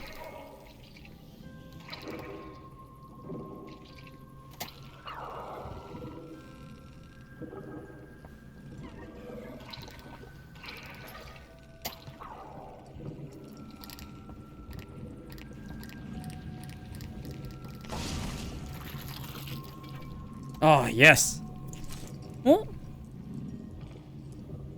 Sock? Hello? Oh, I see. I have to be careful. She's like right in front of me.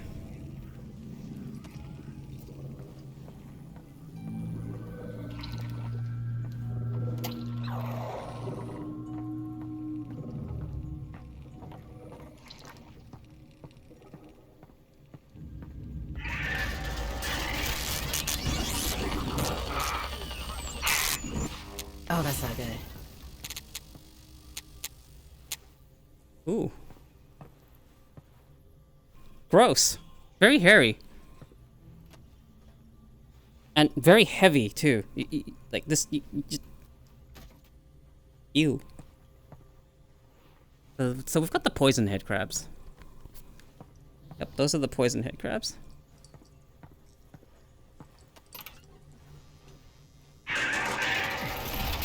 You see that? Russell? Russell! Alyx, come a minute.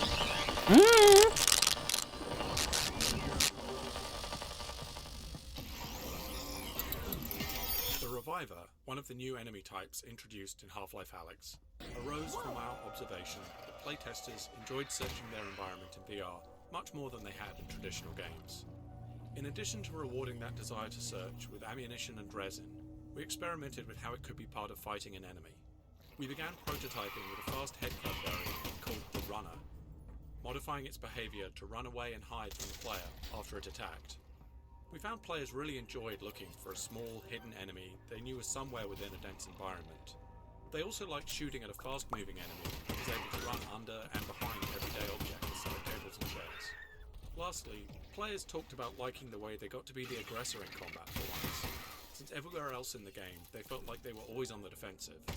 While feedback was overall very positive, there was one specific problem: how to encourage players to search for the runner.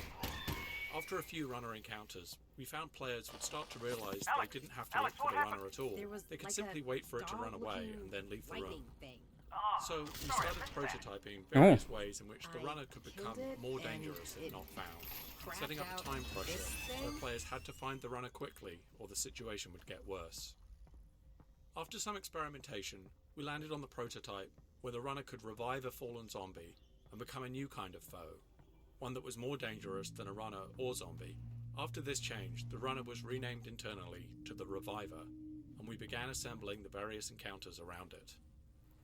It took a lot of playtesting to balance out all the various elements of the Reviver fights, because they involve multiple separate stages: combat versus the Reviver, searching for a hidden Reviver, and combat versus a revived zombie.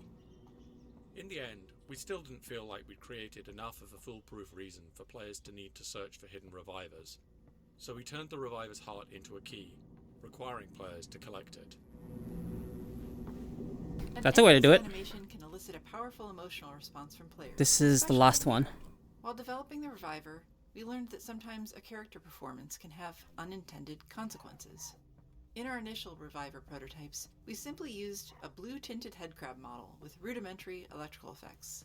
The prototype was successful enough in playtesting that we decided to invest in a new, purpose-built model for the Reviver, with electrical skin and improved effects. Players identified the new Reviver successfully in the game, but we ran into a new problem. Players didn't want to fight it anymore. While the blue headcrab was easily identified as something dangerous, the new model was something that players had to evaluate from scratch, and they didn't necessarily see it as threatening. In fact, the animations authored for the new Reviver model were interpreted by many players as friendly or even cute. Players would often approach the creature to try to pet it, or worse, refuse to kill it to retrieve their puzzle piece, blocking their progression. That's the classic. If they did then realize that they were going to have to kill the cute creature to proceed, they felt horrible having to go through with it. To fix this, we reauthored most of the Reviver's animations, making it significantly more unsettling and menacing. We also made the Reviver more aggressive by adding a jump attack if the player got too close, With these changes to animation and behavior, players once again were fighting the reviver as intended, and they no longer wanted to take it home as a pet. This is the room featured in the very first shot of the Half-Life Alyx announcement trailer. It's not an obvious choice for that use. The room is dark, not particularly colorful, and it's a... Oh. Oh no. I might have to go backwards. If it'll let me. I didn't expect it to get cut off. Not particularly colorful, and it's a pretty pedestrian corridor. Cleaning Okay, we're good. supplies and laundry Never mind. We're baskets fine. are not in themselves attention grabbers. But we chose this scenario because it very effectively demonstrates the excitement and tension that we thought was typical of the game. All game trailers require careful design. Conveying a game's core experience in just a few moments is tricky, even at the best of times. But we believe the Half-Life Alyx trailer had to work harder than most to meet a particularly difficult and uncommon set of challenges. We had kept the existence of the game under wraps, so shipping the trailer was going to be the first time in 13 years that Valve had shown any work on Half-Life. On top of that, the trailer had to quickly communicate that Valve had chosen to make the next installment of Half-Life a VR game. And although we were very confident in the decision to make a VR game, and in the quality of what we had built, we still worried that revealing those decisions to the world might cause even our most loyal fans to make their own decision, that we had truly lost our minds. Those of us working on the trailer knew it had to make people so excited that they could put those worries aside. The trailer also had to clearly convey that the game was not Half-Life 3, meaning that it did not take place after the events of Episode 2. Half-Life Alyx was, instead, a prequel of sorts, occurring between the events of Half-Life and Half-Life 2. In addition, the trailer had to show depth, variety, familiar characters, and enough novelty and surprise to get across to the viewer that this was really and truly a full-fledged installment in the Half-Life series, not a small VR experiment or a spin-off. This was a tall order, but the entire game team rallied around the effort because everyone understood the value of the work. We're just as proud of the result we achieved in the trailer as we are of any other part of Half-Life Alyx. Half-Life Alyx supports 3 types of player movement: continuous movement, shift teleport, and blink teleport. Early on, one of the properties of blink teleport, and to a lesser degree shift teleport, was that players would often refer to the actual mechanic of teleporting when describing their movement through the environment. I teleported to the desk, or I teleported into cover, was often how players would describe their actions, and it served as an unconscious reminder that they were interacting with the game in a specific way. To address this, we made a couple of key changes early on that significantly altered the way players recounted their movement, and as a result, pulled them further into a more convincing virtual reality. One of these changes was the visual indicator that represented the teleport destination. We swapped that abstract cylindrical indicator used in the lab for a pair of holographic feet. The feet helped provide a sense of physical presence and indicated the direction the player would face upon finishing a teleport.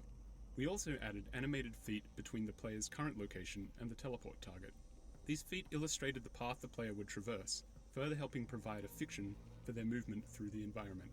Along with the visual interface changes, why do I even want to open that door? We also added audio of footsteps and body movements that would play after a teleport to effectively summarize the player's movement through the space. This isn't something everyone necessarily notices at first, but it is quite obvious when it's missing or incorrect. Footstep audio transformed how players described their movement through the world, and players would often refer back to movement in the environment as walking or running, as opposed to referring to game terminology.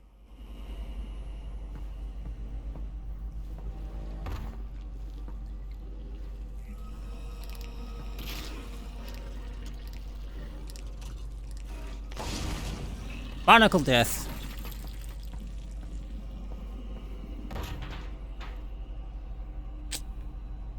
This was going to be a fight, if I remember correctly. Oh. Yeah.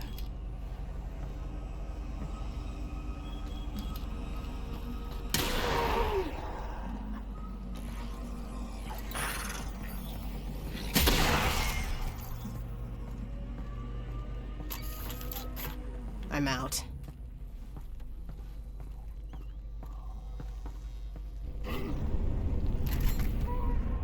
to our traditional first-person experiences, in VR we found it was sometimes all too easy to create an intense atmosphere. This can be to the game's advantage, but it can also be detrimental in cases where our focus is on training players in some new mechanic. In intense situations, players frequently fail to notice or retain critical information, and as a result, we often had to reduce tension in areas of the game where we were introducing players to something new. The audio of the reviver here as the player descends beneath the hotel is designed to ease players into the idea that they will be encountering the creature that they had briefly seen as they entered the hotel earlier.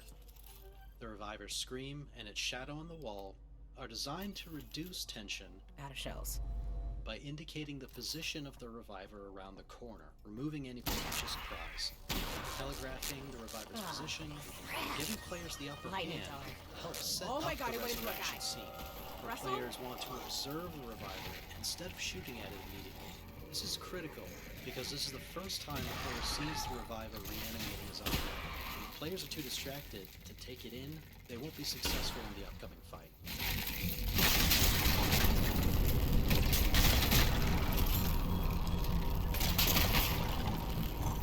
Alright, where's my fucking...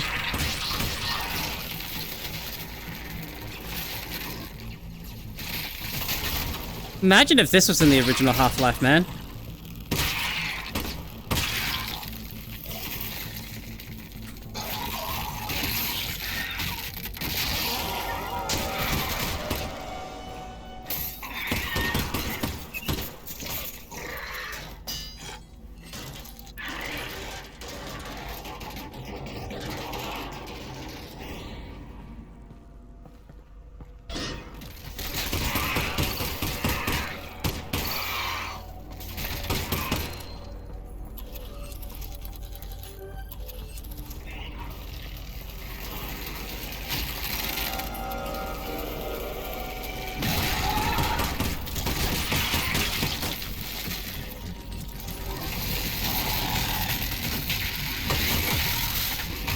Holy, dude.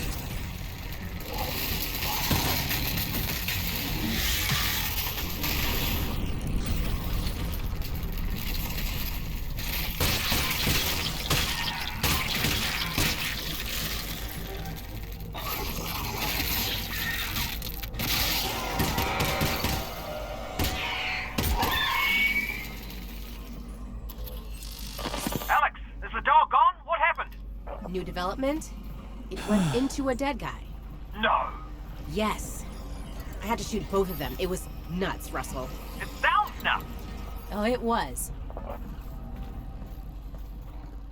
One of the challenges with the reviver's resurrection Alright, here we go. mechanic was training players that the reviver... Did you get hit with a 2D ray again? And the zombie was effectively just an inert vehicle that could not be damaged. This was a significant departure from what we had been training players to expect. Up until this point in the game, players would see a zombie, shoot at it, and as long as they hit it enough times, it would die. The reviver breaks that expectation, and in early tests, players thought the game was broken when the zombie wouldn't die or even react to being shot. We had to make a number of changes to revive zombies to train players that this behavior was intentional.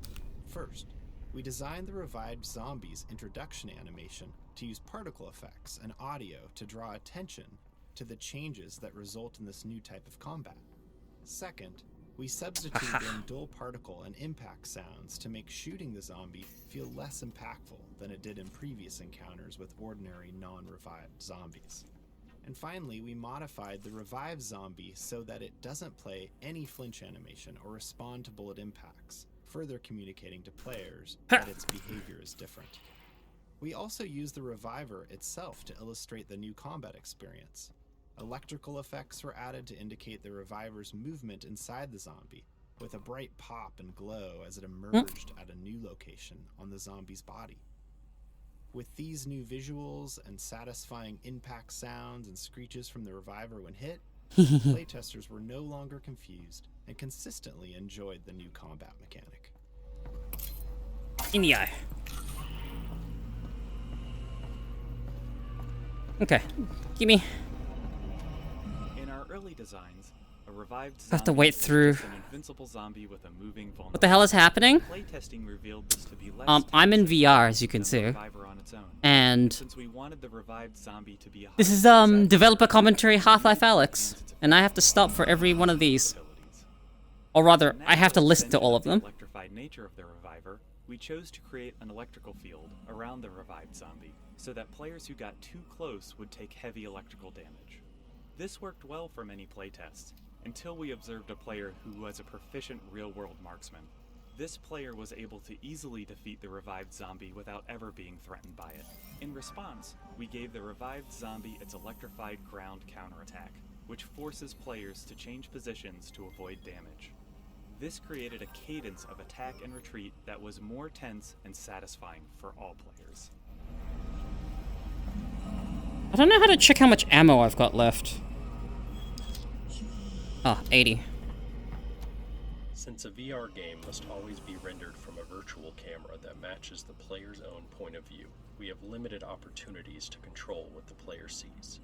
Elevators are one of the few tools we have in VR to direct the player's view. You can flip people off. A rising elevator like this one can be used similar to a crane shot that you might see in film, going from one elevation to another, revealing a beautiful vista or dramatic story beat. In VR, elevator rides can be challenging to make comfortable, as the motion of the virtual elevator is inconsistent with the player's own vestibular system.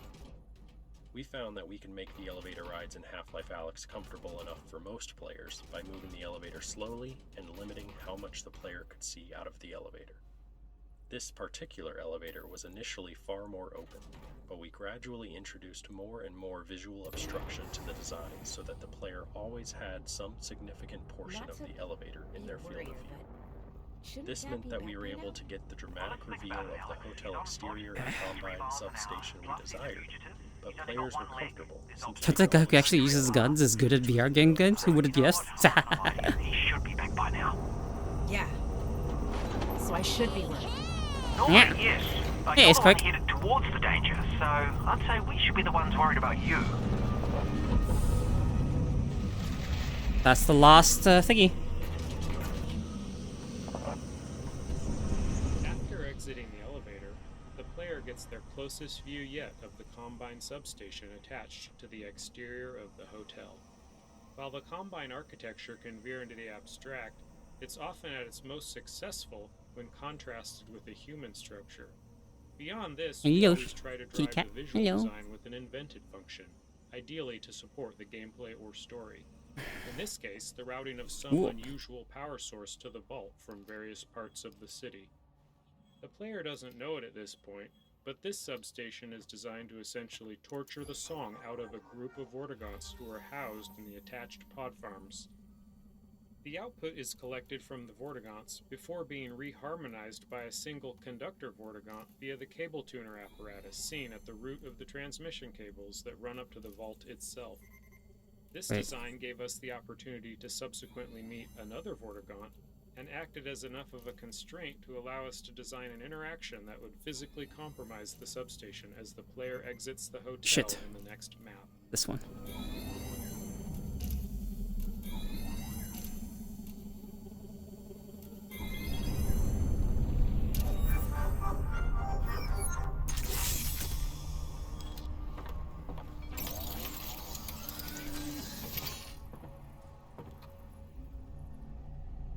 I don't think I get the new gun yet.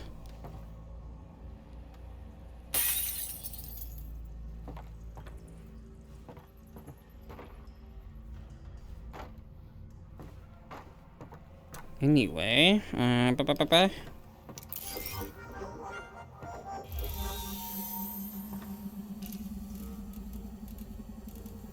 You've almost got it. Oh. What am I supposed to do here? Oh, I see.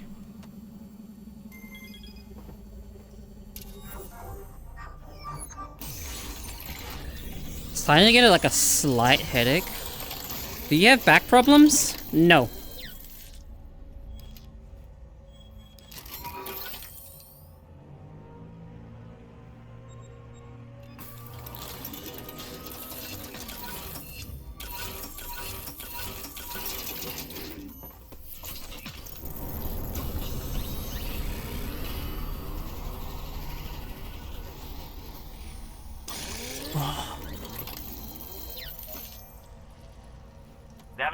deadly as that thing's gonna get.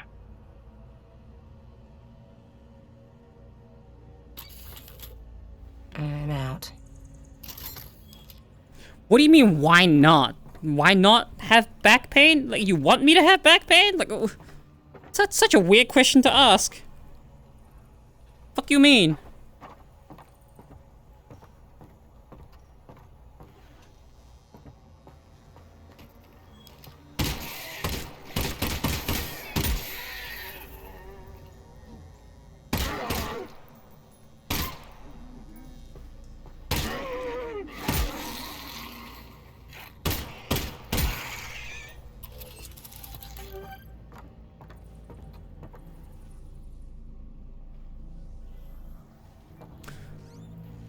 I don't even need to be this thorough when exploring. Uh-oh. This guy's not wearing a shirt.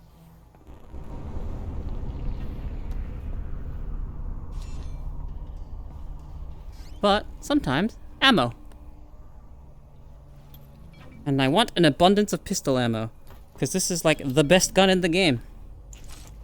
Alright, any more? And some shotgun shells.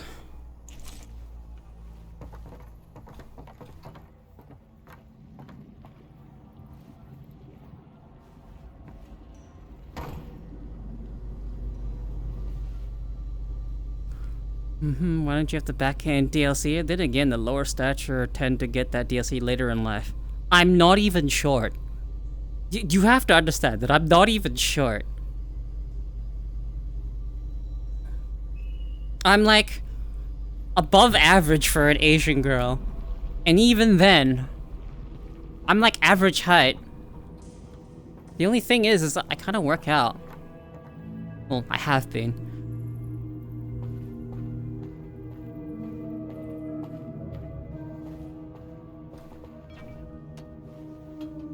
Oh, okay. That doesn't break.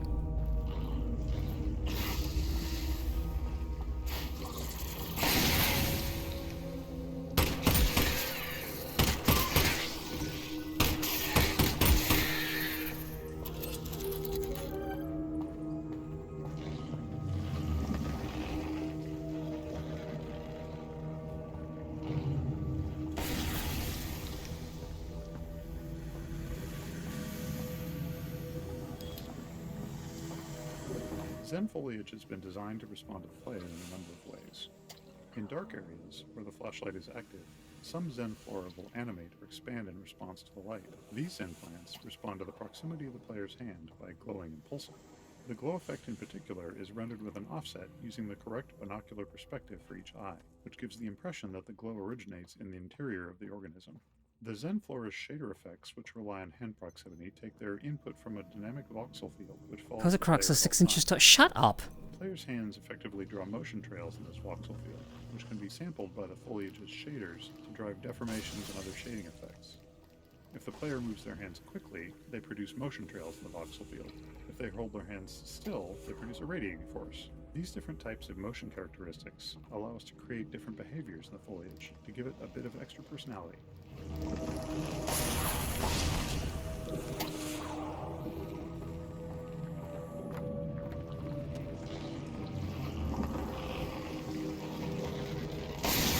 Ow!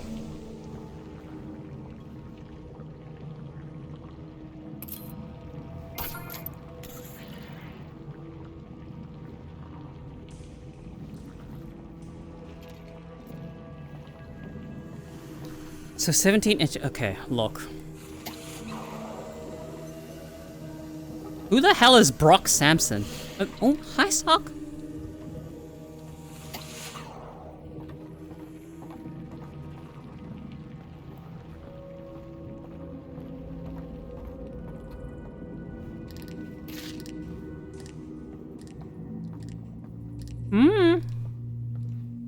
What are you meowing at?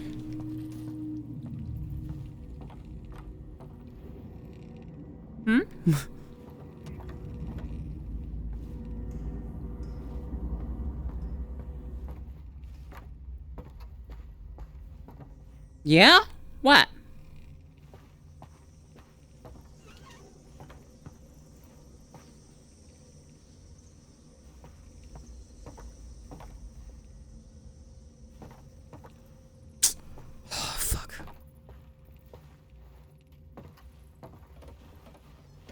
Yeah, I knew there'd be ammo.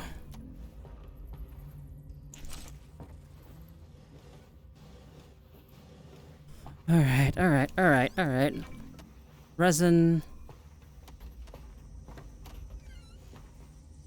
Did you know you can actually hurt enemies with this? This TV?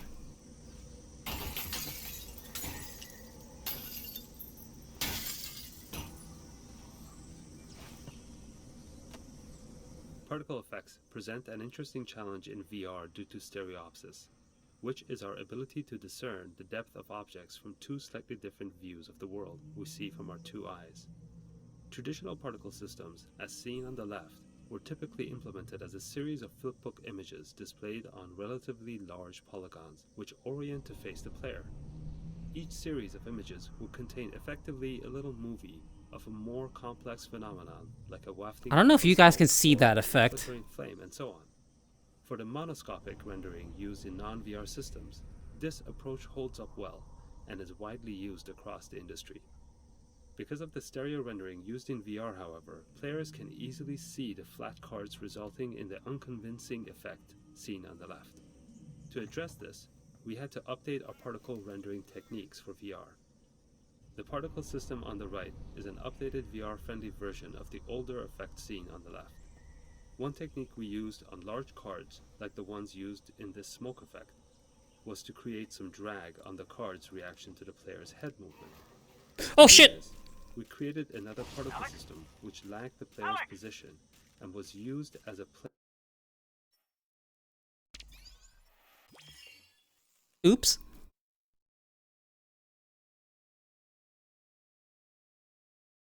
This is gonna be a long stream.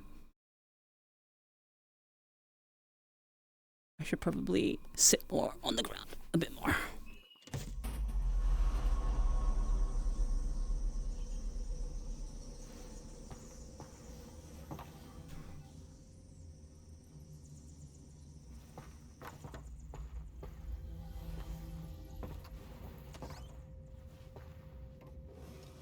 Like, yeah, there's resin here, but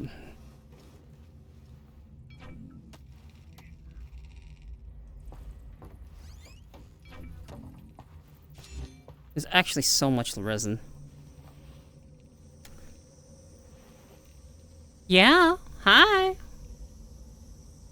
Yeah? What's up?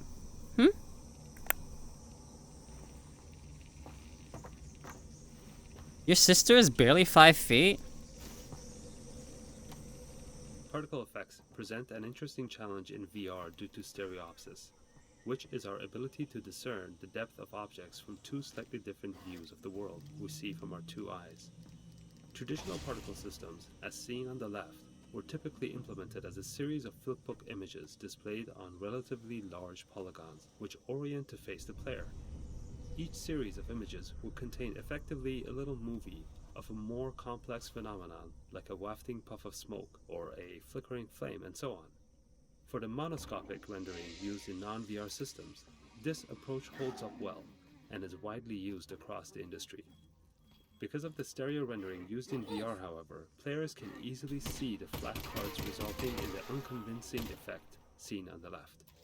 To address this, we had to update our particle rendering techniques for VR.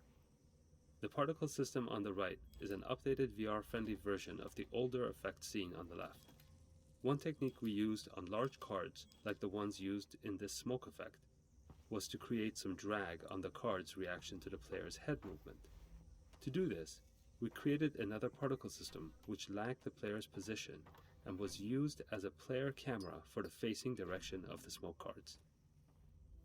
By removing this one-to-one relationship of head motion to sprite rotation, we were able to give the impression that the smoke effect was volumetric. In addition to using more 3D elements in the creation of our effects, we also often use the post-processing bloom on particles to help visually merge elements that otherwise would appear as a set of flat planes. This made the cards harder to stereo fuse, which gave them a more diffuse volumetric feel.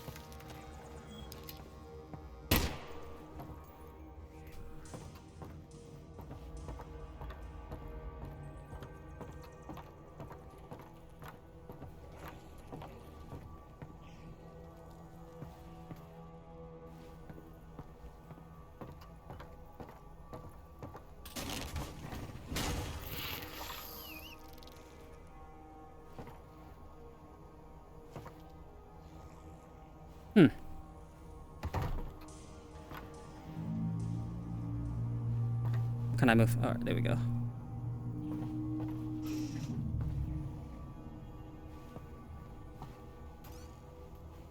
Come on. Open the door. Open the door. Ah!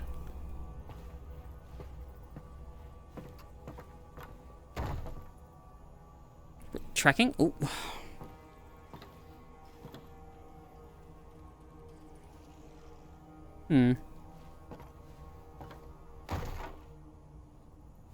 Track.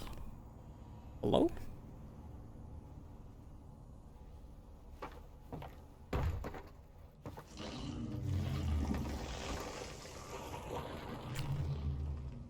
Hi, Sock.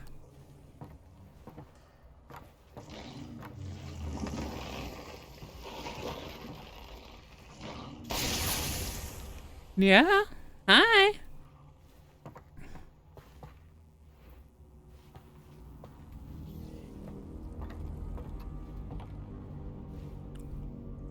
Let's just put this on the ground for now. One of the tenets of Half-Life game design is creating crafted, moment-to-moment experiences that players participate in as they progress through the game. Sometimes this means playing with emotional responses to turn something undesirable into a memorable highlight. This collapsed section of the hotel features this type of experience. Players are often instinctively pulled to the safest looking location in a given area, and here that would be the well-lit corridor above. But when they get there, they find their way blocked by a Combine power shield. The power cable to shut down the Combine force field leads them back down into the poison headcrab-infested darkness below, a place they really didn't want to go.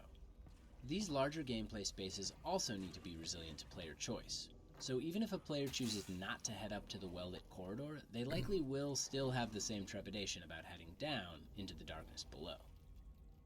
After the player has braved the darkness and sheltered themselves in the lit room where they're safe from the wandering headcrabs, they're faced with the daunting task of cutting the power to the Combine force field, because this has the side effect of plunging the area into darkness.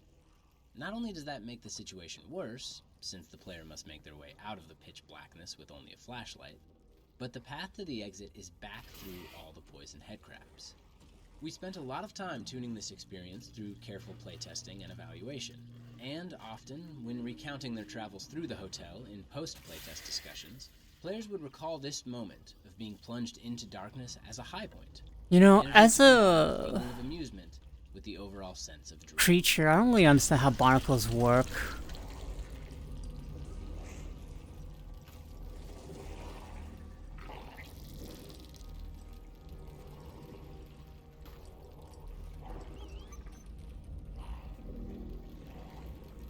$60 shots.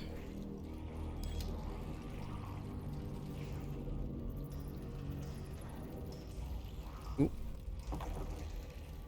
All right.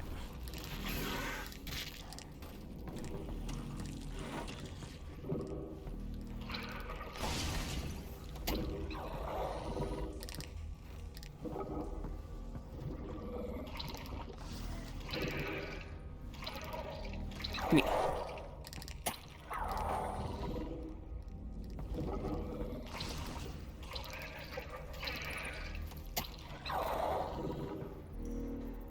What a strange creature. Is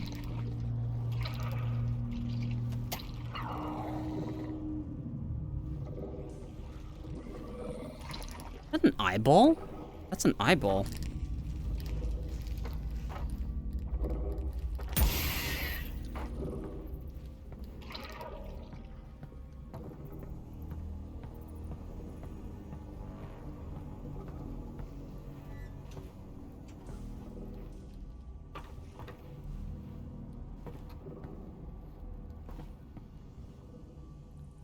Oh, I can't move. Alright, here we go.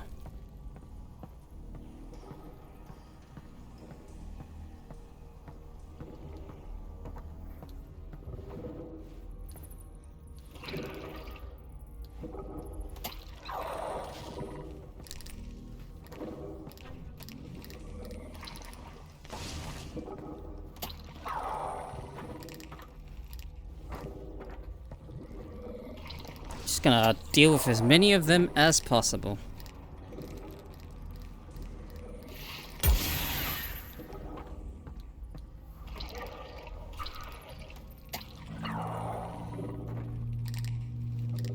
I don't even know if they respawn. They actually might.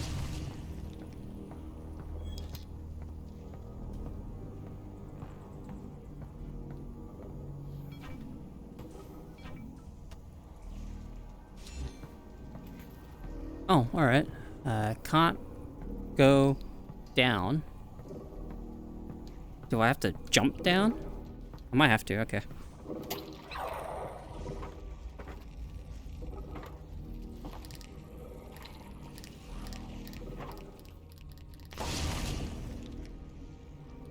Okay, well. Here we go.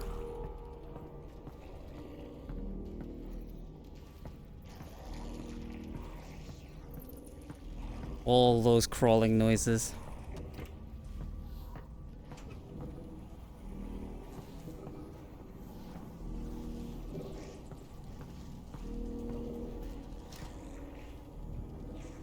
Hello, controller? Okay, there we go.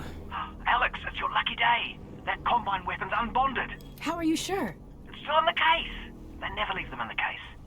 Nice. I didn't even need to edit your genetic code. I know. You would love that. That's okay. There'll be a next time. Sweet. New gun?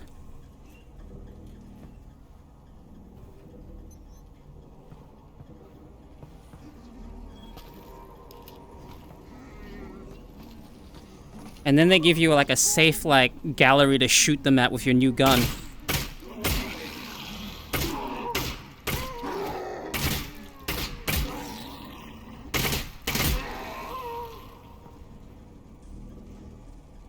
Last cell.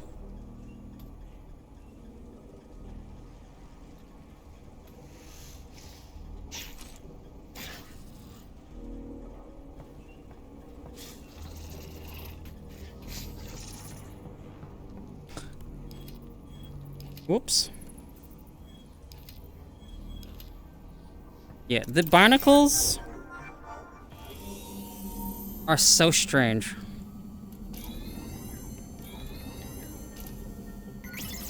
Shit. So, like, I'm guessing they'd be kind of like,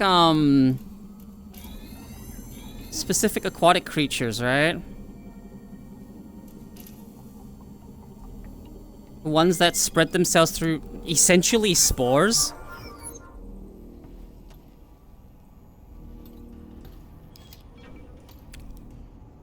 Nice shark.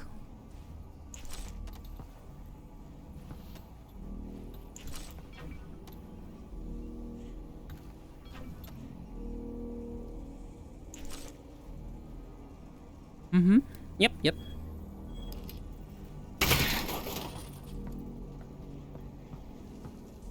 That's a lot of ammo.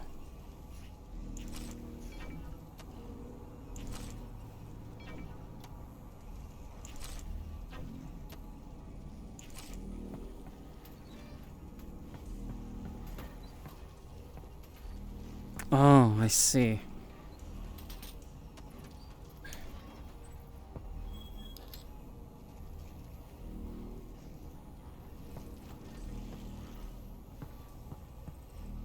All right.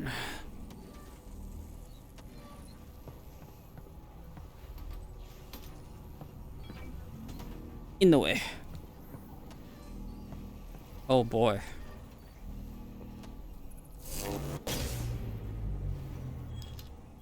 Oh man.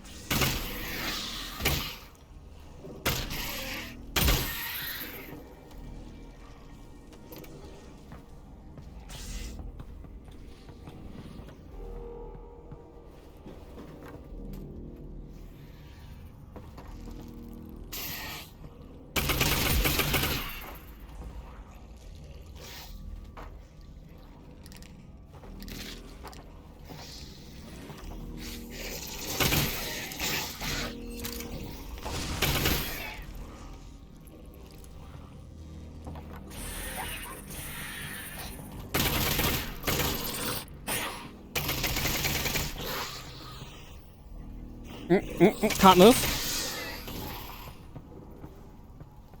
Might need to stand up against him.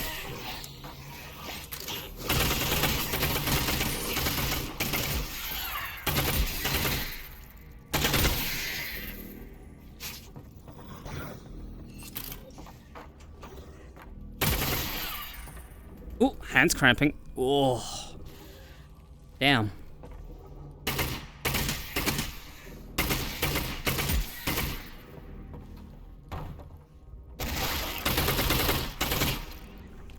I might need to stand up. I need to stand up. I need to stand up. I'm losing tracking.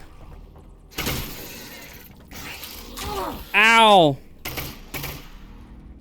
Not good.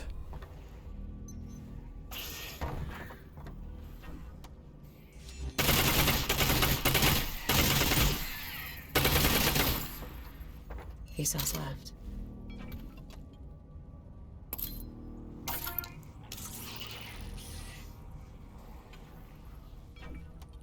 Here we go.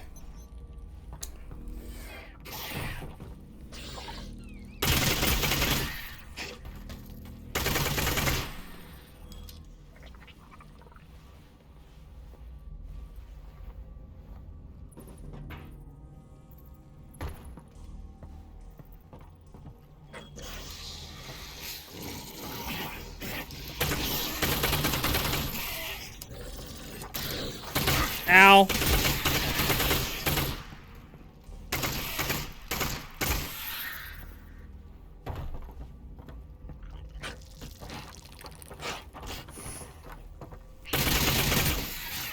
One left. Ow.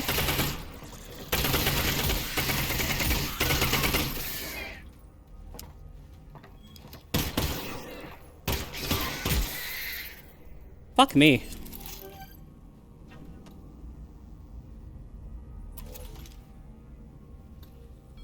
My hand's cramping. Come on, come on, come on, come on.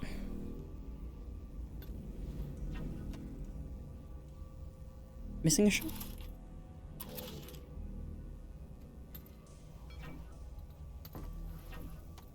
Whatever. They knew you were gonna get hurt in this part, so they're like, oh yeah, so, you know, give you a heal. A common game design problem is that of resource placement, and this spot in the game is a good example. Players have just left an area where they acquire the Combine submachine gun, and whenever they get a new weapon, we try to give the player the opportunity to experiment with it right away. So, right after the SMG, we make sure to give the player a bunch of ammo for it, and a supply of not too threatening enemies, in the form of confined zombies and wandering headcrabs to experiment on. But playtesting has shown us that there's a wide range of ways that players respond to that setup. Some shoot a headcrab or two and move on, but some players take their time exploring the weapon, even using up all the ammunition we gave them. Now, after the headcrabs, the player is heading towards a new area, which features one of the hardest combat arenas in the game, where they must fight 2 revivers at the same time. How much ammunition can we expect the player to have here? How much should we put in this area between the 2 arenas to ensure all players will have enough to fight the 2 revivers? If we don't put in enough, player may be in a position where they cannot succeed at the upcoming encounter, and reloading their save games won't help them. They will need to go back and replay the previous area, this time conserving morale. That's not something we want to happen, nor is it something that we can expect all players to realize. Instead, many will repeatedly try and fail to be the 2 revivers. So, at its core, the problem with resource placement is that the dynamic range of resources given by players can be significant, and it gets even wider as the game progresses.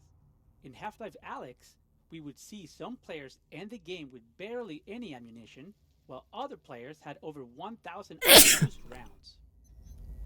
Yep. So how can we handle resource placement when there's such a wide dynamic range in player collection and usage patterns? Like many games, we opted for a dynamic system that looks at the player's current resource counts and makes decisions based on them. But the design of these kinds of systems can be tricky, because they tend to affect player behavior. For instance, in Half-Life 2, we placed breakable crates throughout the game which dynamically spawned resources based on the player's current health and ammo levels. This had the advantage of allowing us to not need a huge amount of playtesting for resource balancing, because as long as there were enough crates around, the player would always have enough resources. But because that system exists, we didn't have to spend much time on resource placement, and as a result, we didn't really craft challenges around resource collection. Players also learned that they didn't need to really care about the resource levels, because the crates were always going to top them up on whatever they needed most. For Half-Life Alyx, we wanted to revisit those assumptions. We knew that searching for resources in a VR environment was something players really enjoyed. So we wanted resource collection to be something players needed to do throughout the entire game, and that meant we didn't want them to ever reach the point where they had so much ammo and health that they didn't need to explore. We were also able to start playtesting earlier in the product development cycle than we had been able to when making Half-Life 2, which gave us the confidence that we'd be able to spend the time we needed to carefully place every resource. There we go. One-handed hacking.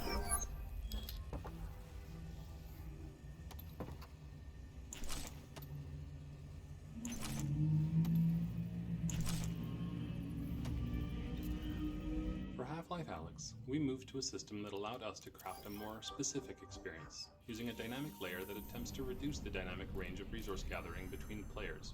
Instead of placing generic resources that switch types, level designers carefully placed each resource type throughout the world.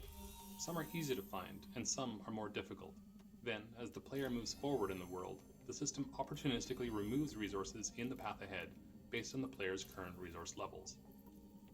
This had the benefit of allowing level designers to have a lot of control over the player's resource amounts in different areas of the game. They were able to craft areas where they wanted the player to be starved of one ammo type or encouraged to use another. For example, in this area, designers could provide enough ammo to ensure that the player would have enough to fight 2 revivers, with the knowledge that the ammo balancing system would remove much of it if the player was already loaded up. We could safely give the players a large amount of combined SMG ammo in the previous arena, and know that the players who ran past the poison head crabs without firing a shot wouldn't find more here. There are a number of additional features to address complexities that result from this system, such as ensuring players always find something inside a Combine locker, or ensuring that players are still rewarded for searching carefully and regularly, even if they're carrying a lot of ammo. Ultimately, we want a player who is paying more attention to the environment to come out ahead resource-wise. We just needed some dials to be able to control how far ahead they got.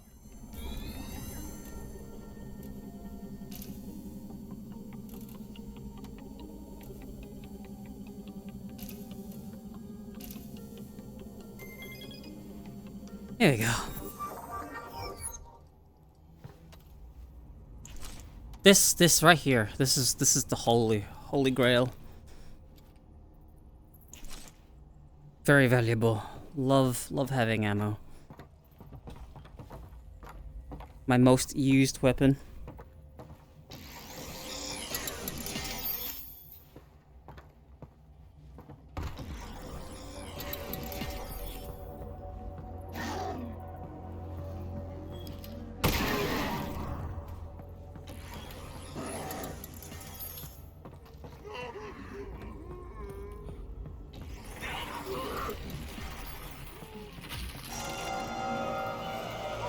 Holy.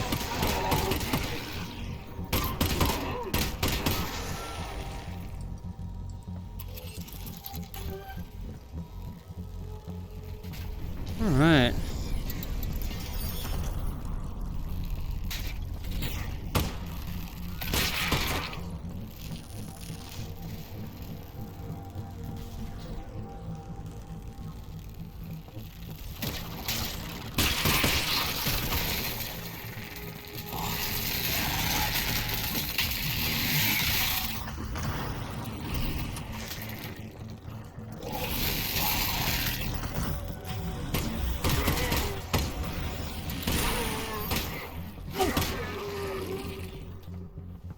Ow.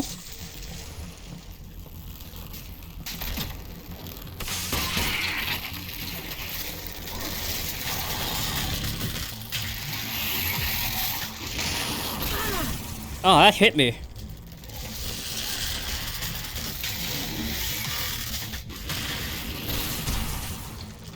Alyx! Oh, I'm dead.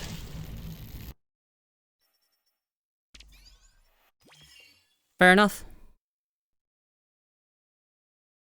Alright,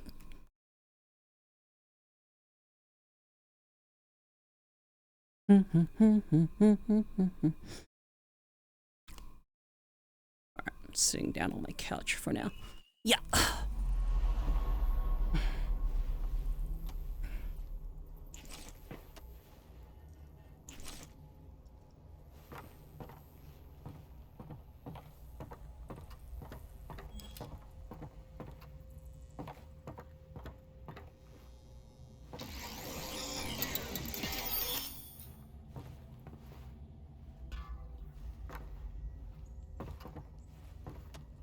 Up until this point, There it the is. Reviver encounter has been focused on teaching players something new about the Reviver so that they can defeat it. This arena represents the culmination of the training. There are no new rules, there is nothing to learn about the Reviver itself. By this point, players are armed with the knowledge required to progress. The challenge then shifts into a combat problem where strategy and execution are required. Players have to juggle and prioritize multiple targets, utilize all of their weapons, and manage a constrained supply of ammunition in order to prevail and make their way back out to the exterior of the hotel, so they can deactivate the combined... Oh, hell yeah. Alright, let's deal with these zombies first.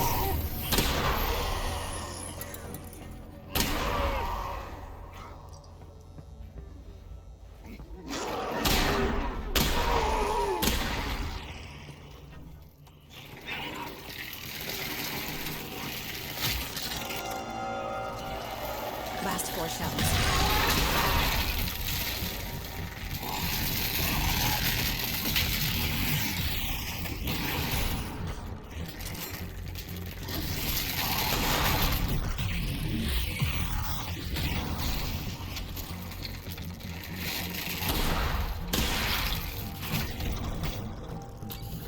Last one.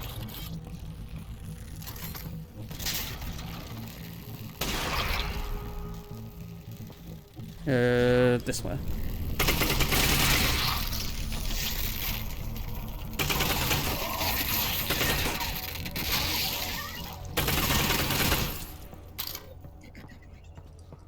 Three cells left.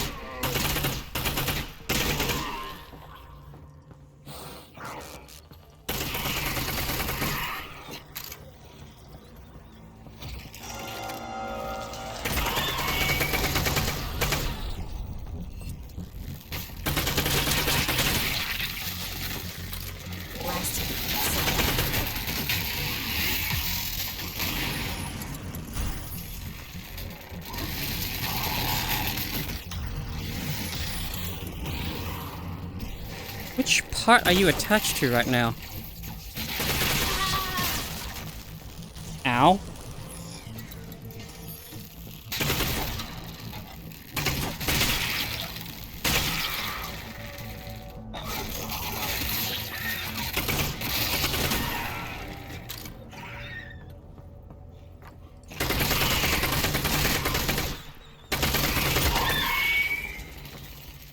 of cells.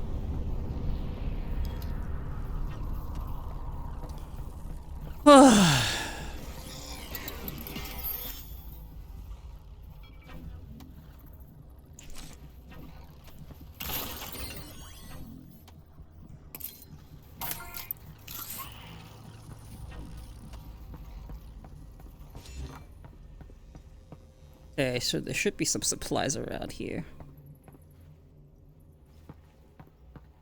Just from the sheer fact that we've had some zombies. Yeah.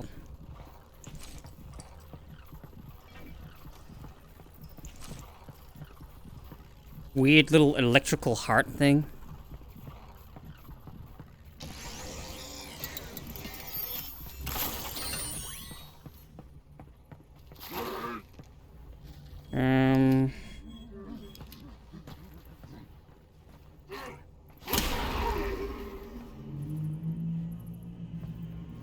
Out of shells.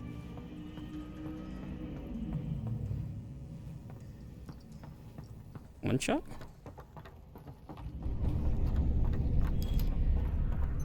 Old Mana Rock.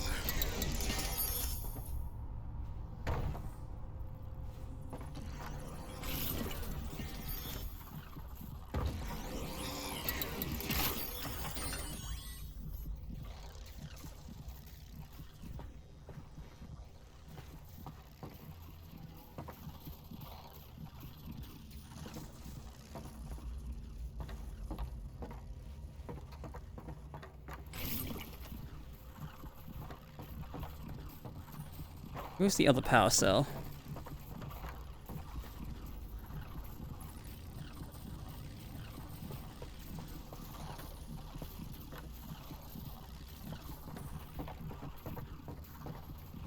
Yeah! Ah, fuck. Yeah.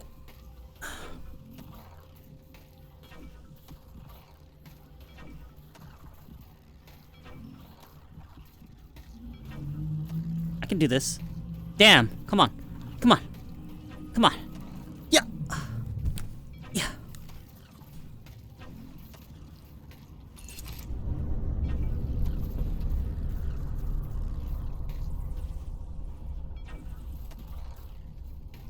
Oh, come on. That was so close. Come on. Get in there. Hmm? Who is it? Cora? Hmm? Who is it? Who else raided? I didn't get to see. I give up. Alright. Thank you, Raiders! Welcome in, everyone. Oh, and Kumi's here too. Looking cool, Joker. Thanks to @Matty7 for my sub gift.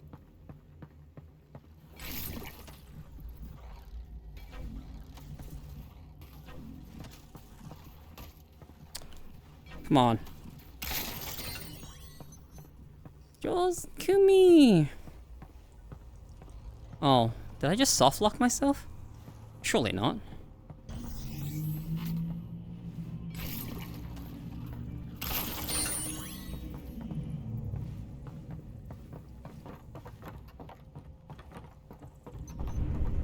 Wait, that was 3 raids?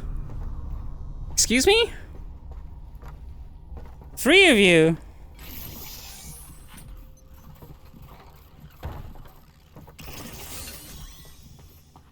Well, shit. But welcome in, everyone. I'm Koeko, Punk Croc. Welcome to my lounge. If you guys need to go rest and whatnot, go and do so. I am playing Half-Life Alyx with developer commentary on.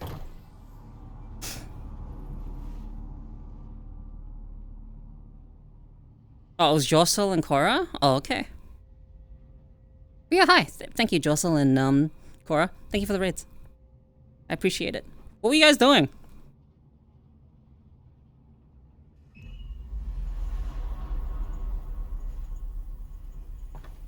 Get appreciated, silly Croc? No, I don't think I will.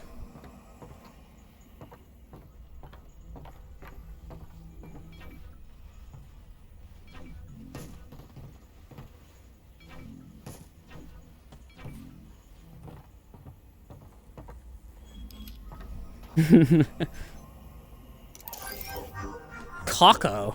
What the fuck?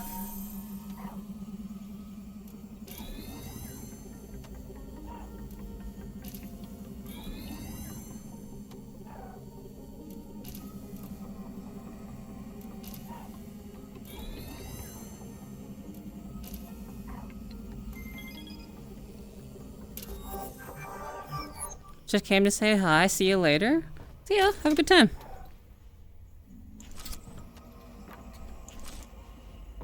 Am I even hurt? Oh, that poor bug. A little bit.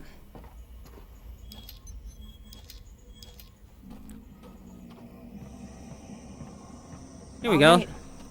Here it is. This is the developer commentary. And off we go. The core subplots of the storyline is regarding the Combine imprisonment. I have to listen to them all. To trap the G-Man. The multi-dimensional power of the Vortigaunts. So, spoilers. Is established in previous Half-Life lore. Through the use of their prisoner pods and substation technology, the Combine extract the power of the Vortigaunts' Vortessence This chain isn't going to be as to easy as that from the energy ground. and then transmit it to the vault to continue the G-Man. To communicate this Combine process to the player without explaining it through lengthy exposition, we used musical sound patterns to represent the process implicitly. If you stand near the pods, I got it, I understand. you can hear them groaning their chant in a slow but semi-musical pattern. VR games indeed over. Sitting on my couch. Yeah. Just past the pods. But yeah, so what was Cora and them doing, by the way? Version of the chant energy.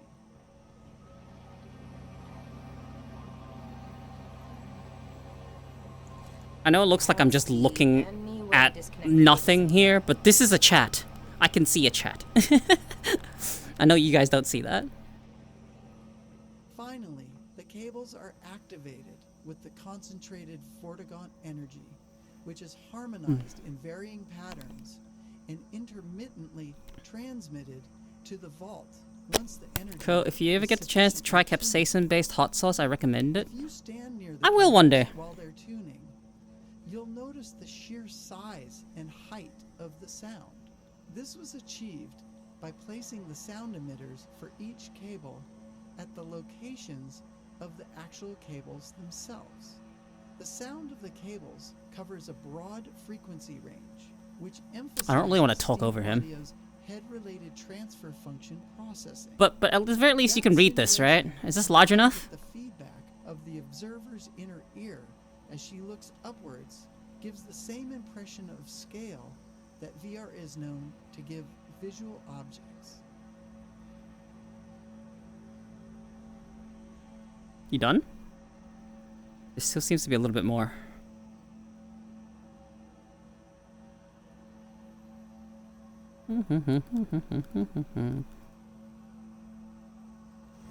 Oh, I don't have a Russ, heart. I can't figure out how to disconnect these cables. Maybe try opening the cable shielding and shooting them. Ah, Character performance within a VR game has a unique set of opportunities and challenges.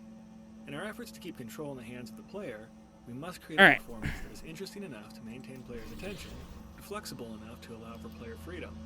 This scene has the most face-to-face interaction in the game, and there is no physical barrier between the player and the Vortigaunt when he first appears.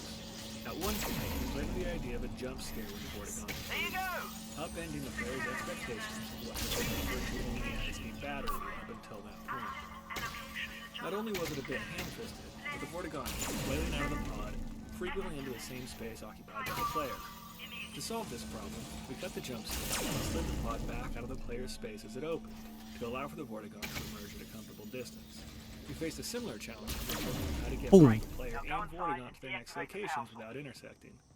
We wanted to get the player and Vortigaunt side by side overlooking the vista, while the Vortigaunt delivered critical exposition. It would have been awkward for the player and Vortigaunt to take the same route along the catwalk, so we looked at other options, including exploring ways that the Vortigaunt may have once moved in its native environment. With long forearms, it's feasible that the Vortigaunts may have moved around as quadrupeds. So we chose an agile, four-legged scramble up to the higher platform, where he can deliver exposition without contending with the player for space. The Alyx Vance. You are our friend. What are they doing to you here? What they do to us all. My hand go.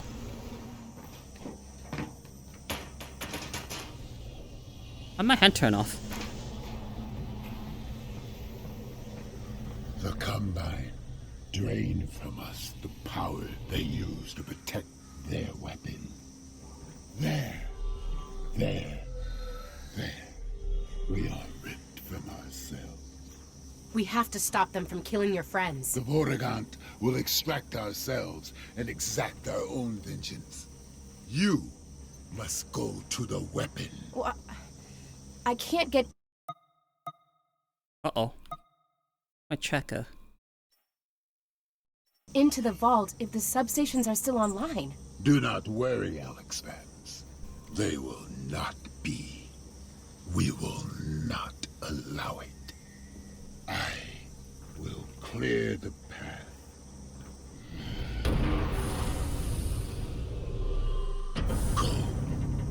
You're far more invested in the gameplay than the document. But remember, controller? There is no distance between us. We are Why is it turning off? coterminous. Thanks. Good luck.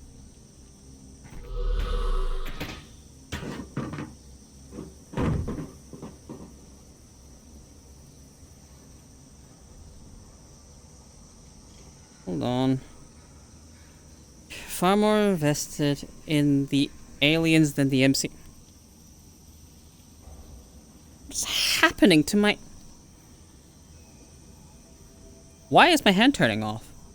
Are you running low on battery? Shouldn't be.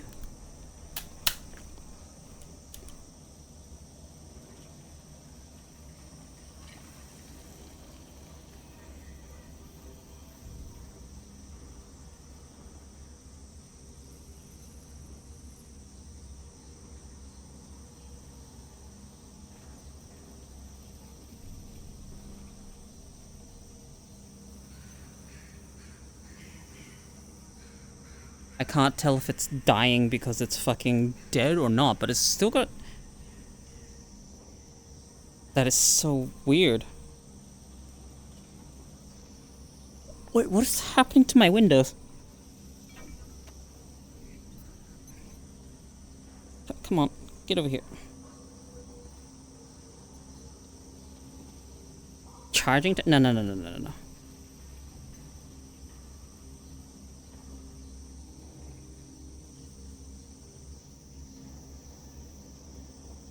Why are you turning off?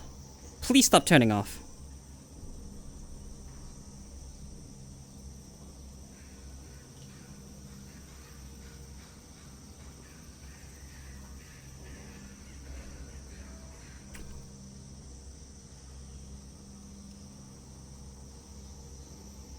Really?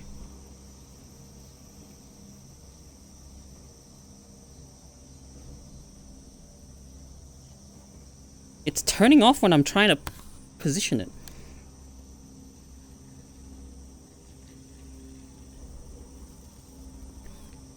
Okay. Well, maybe I just don't position it, and I just fucking have you... Hold on. Guess I do need to plug it in. Annoying. Give me a second.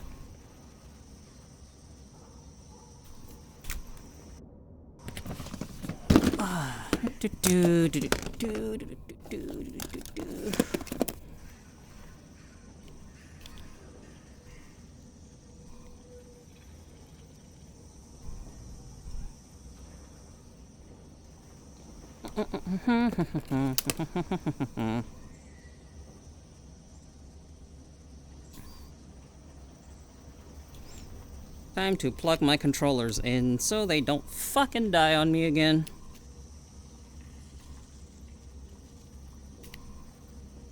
Okay.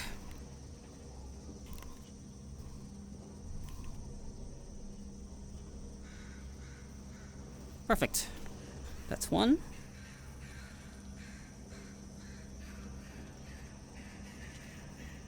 And two.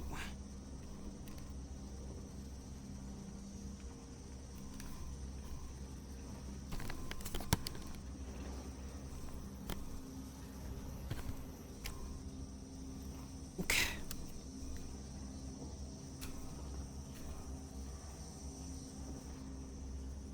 Sorry about that, guys. Give me a moment.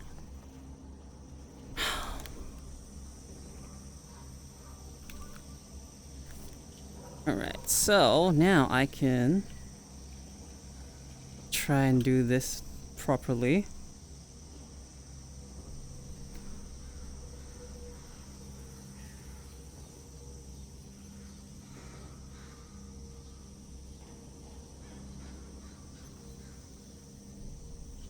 Okay, here we go.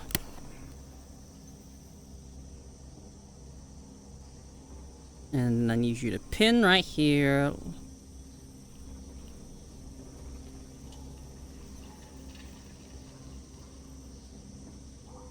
I'd be very impressed if she managed to do that.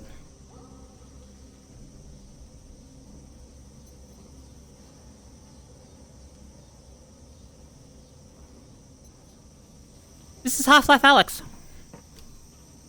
Alright, so that's done.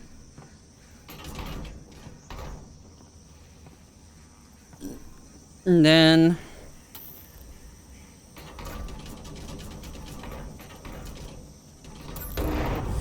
We're putting a lot of trust in that Vortigaunt to shut down all the substations.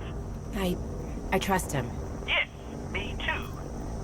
Because if he doesn't, well, that vault isn't going anywhere, and we'll be standing there with no vault to break into, surrounded by Combine. Russ, trusting him is our only plan here. He'll do this. We can do this. Yes, you're right. He'll be fine. Oh, all okay. going to be fine.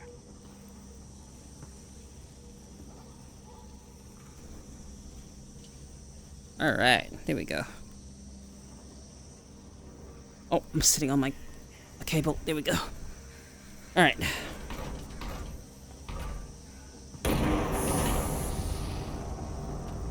While developing Half-Life Alyx, we had a large number of people in many disciplines contributing to a relatively small number of maps.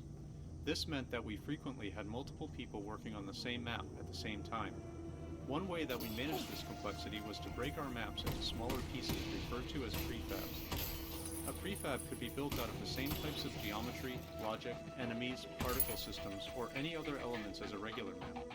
As long as people were working in separate prefabs, they could make changes or additions without stepping on each other's work. A prefab could contain a large physical space like this whole street scene, or it could contain only a handful of elements. Large prefabs that partitioned a map to allow for collaboration were essential for a project of this scope, but many small, reusable prefabs were created for Half-Life Alyx as well. A good example of this was the set of reusable vehicle prefabs used here hang on. throughout Let's the game.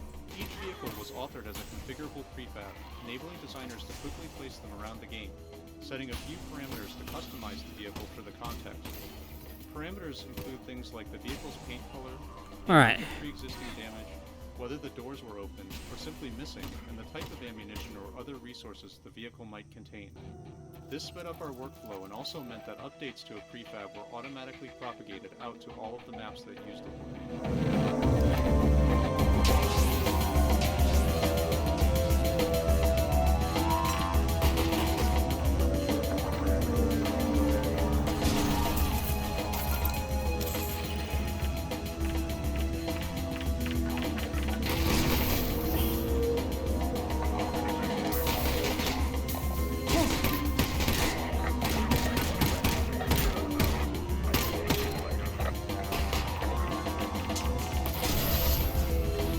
Alright.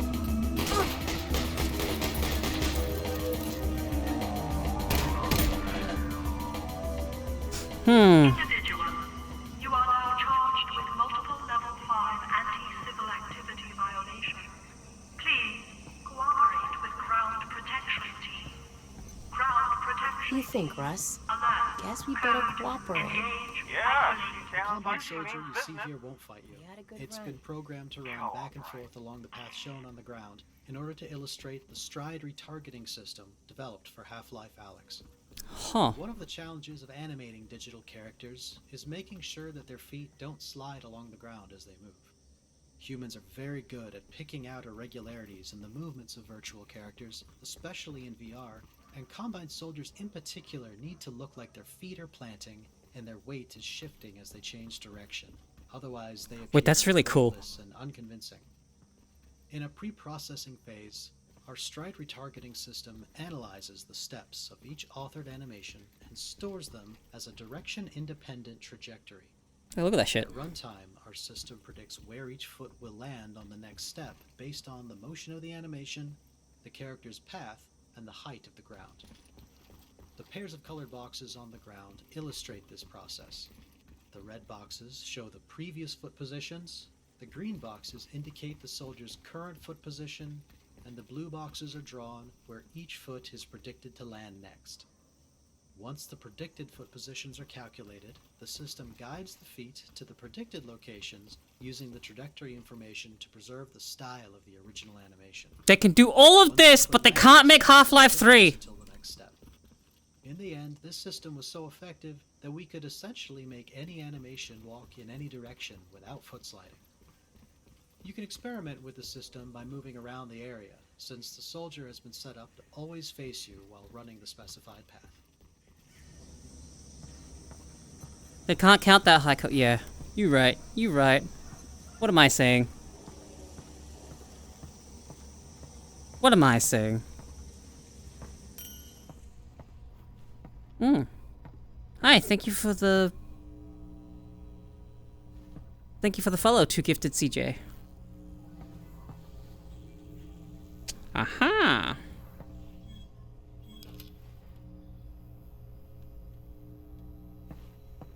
Why can't I? Oh, it's not plugged in, I guess.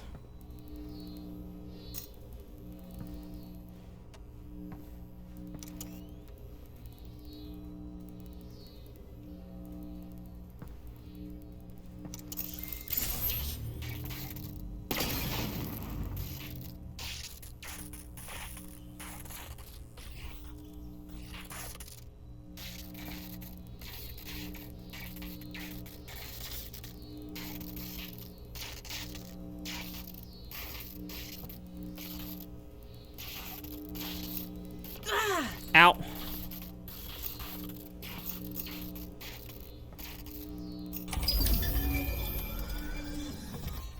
I got zapped.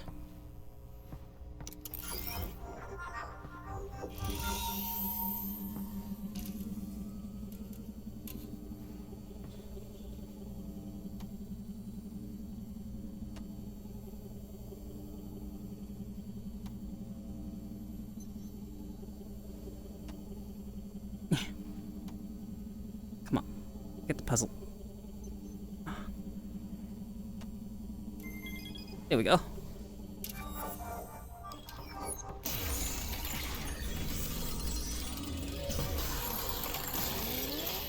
Do some upgrades.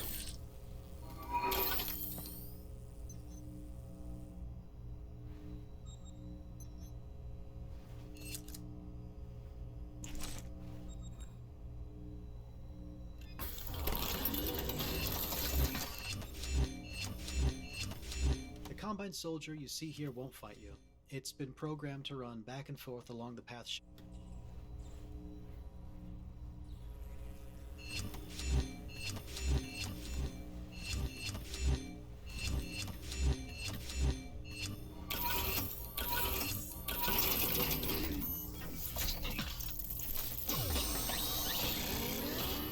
You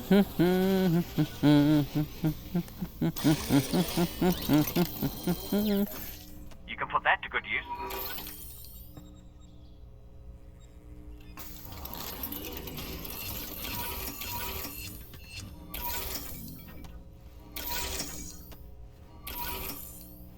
Yeah.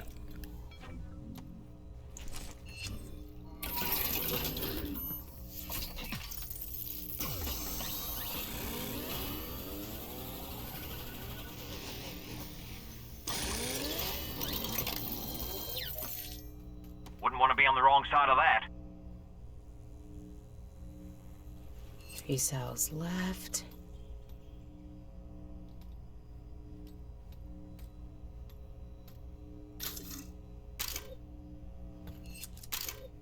Last cell.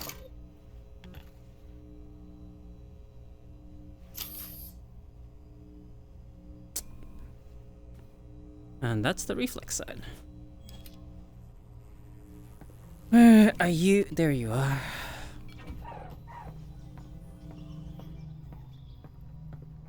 Smack. What? And then we do this. Poor little creature. Turned into fresh healing juice. Hmm.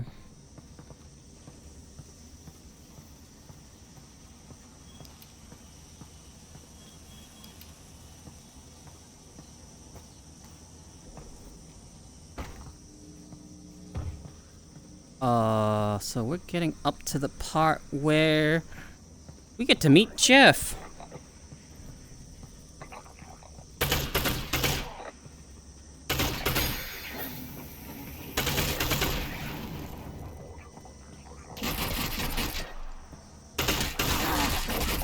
Ow.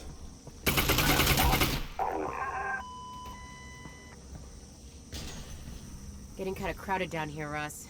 Comm channel's gone crazy since we took out that substation. They know we're after the vault now. Oh shit. Whatever's in there, they really, really don't want us to get it. Well, now I just want more. Now that's the spirit.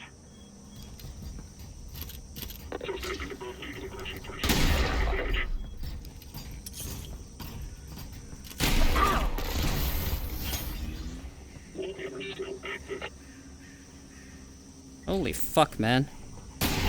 Ow!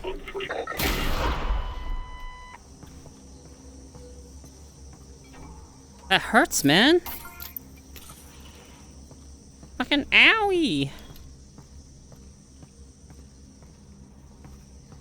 There are more meds here?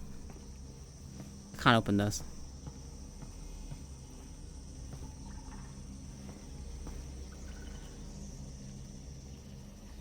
I wonder how exactly this works. Weird fields that only they can go?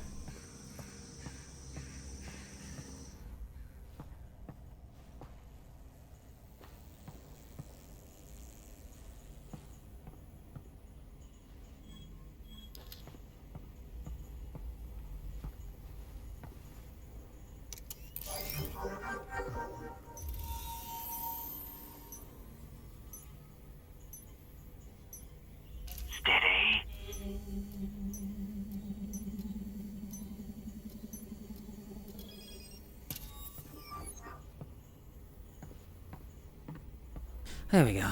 Stops organic matter, but not inorganic, I guess. Yeah, but like, what did the Combine have that lets them go through, you know?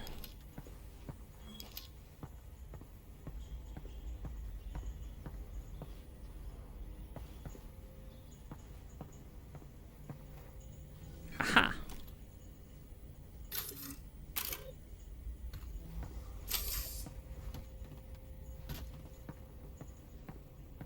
Wonder what they have.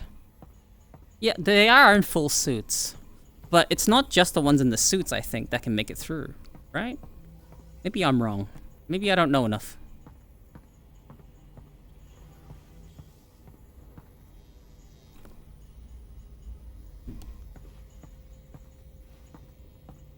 Oh, here we go. Trip mines have appeared in prior Half-Life games, and the act of defusing them seemed like a natural fit for a VR game, where players can perform complex operations with their hands. By this point in the game, players have already learned how to hack Combine technology with their multi-tool, but we wanted defusing a trip mine to be more tense than the hacking puzzles. To defuse a trip mine, not only does the player have to place their hand near the laser that could trigger the mine, but they have to perform the task within just a few seconds. Early versions of this puzzle were inspired by lockpicking, resembling a series of tumblers that the player had to quickly align. Unfortunately, the tumbler design required players to rotate their wrists in an uncomfortable manner, particularly given that they had to also avoid touching the laser beam. We removed the rotational component but kept the timing element, leading to the mechanic you see in the final game. We also experimented with causing the trip mines to actually explode if the player failed to defuse them, but most players found this too punishing, especially in cases where a chain reaction of explosions could occur. Instead, the mines just stay active and the player can attempt to defuse them again. We did end up keeping this behavior for the hard difficulty setting, but added a warning sound a few seconds before the mine actually explodes, to give players some time to move away. We also experimented with allowing diffused mines to be removed and redeployed by the player, but we hadn't designed enough combat scenarios around this mechanic for it to be satisfying in practice, so this was left out of the final game.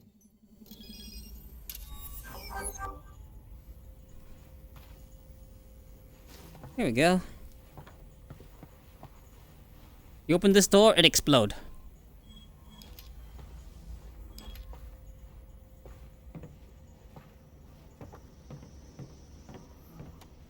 This combat arena that loops back over itself as the player winds through the tenement buildings was one of the earliest test maps built when we began adding Combine soldiers to Half-Life Alyx. One of the lessons we learned from this series of combat encounters was that fighting Combine soldiers was physically taxing on players as we needed to pay careful attention to pacing. Taking cover, reloading, switching weapons, and acquiring targets really pushed on all the skills that players had learned up until this point. To help cut down on fatigue, we added gaps between the Combine encounters and removed some of the combat altogether to better pace the experience. The trip mines in the stairwell following this battle are a good example of one of the pacing elements we use to slow the player down and let them recuperate before the combat ramps back up again. Russ, are they saying my name? Yeah, that's not good.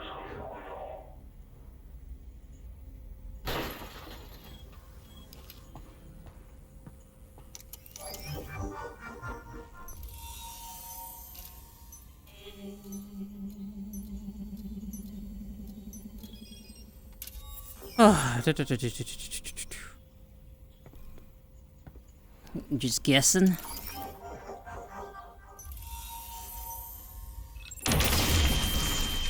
Alyx! Oops.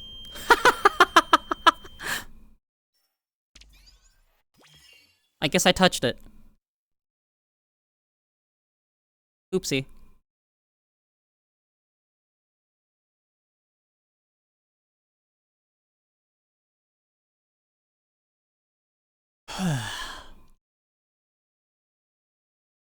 In an uncomfortable manner, particularly given that they had to also avoid touching the laser beam. We removed the rotational component, but kept the timing element, leading to the mechanic you see in the final game.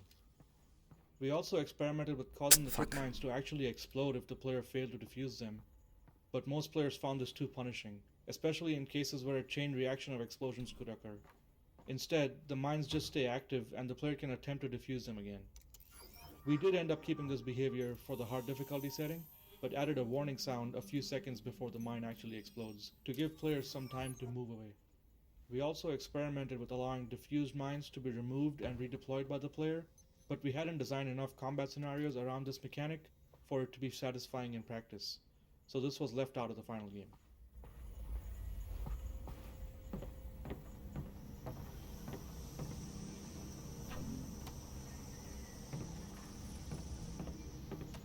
This combat arena that loops back over itself as the player winds through the tenement buildings was one of the earliest test maps built when we began adding Combine soldiers to Half-Life Alyx. One of the lessons we learned from this series of combat encounters was that fighting Combine soldiers was physically taxing on players as we needed to pay careful attention to pacing. Taking cover, reloading, switching weapons, and acquiring targets really pushed on all the skills that players had learned up until this point. To help cut down on fatigue, we added gaps between the Combine encounters and removed some of the combat altogether to better pace the experience. The trip mines in the stairwell following this battle are a good example of one of the pacing elements we use to slow the player down and let them recuperate before the combat ramps back up again. There we go. Now, let's see if I can actually do this again.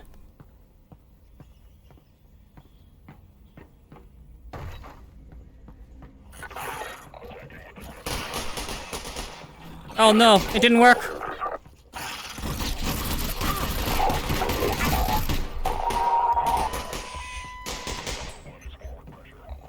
I am extremely hurt.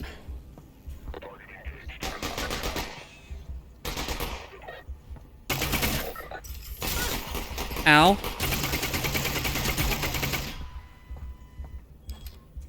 I'm very hurt. That didn't work. I thought I could, like, throw it at him.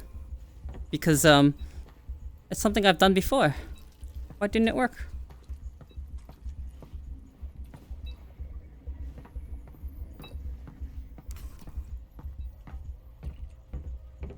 I have no healing now. Okay.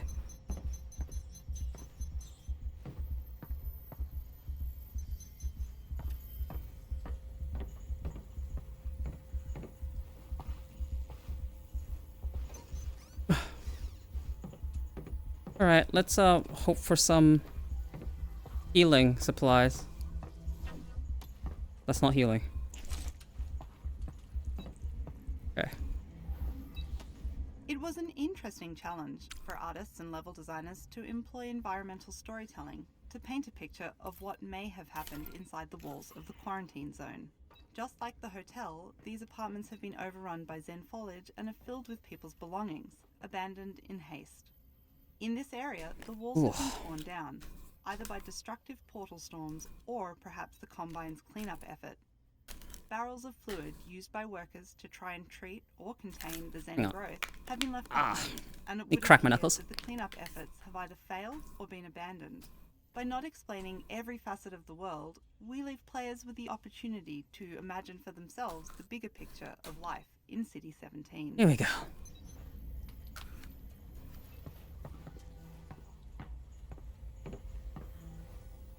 Yeah, I actually have a clip of me killing that guy with the TV. So I'm actually surprised that didn't work.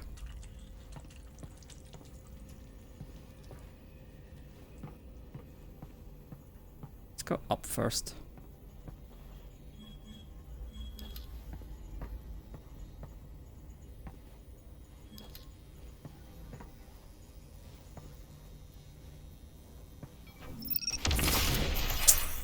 Alyx? Alyx, you still there? Oh, okay. Fair enough. Fair enough, you know? I guess I was close enough. You're right.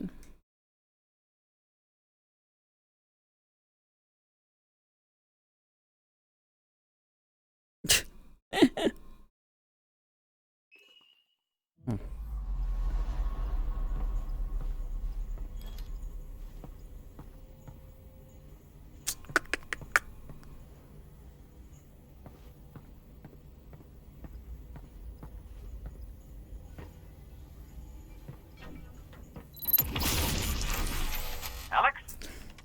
Alyx! I died the same way again.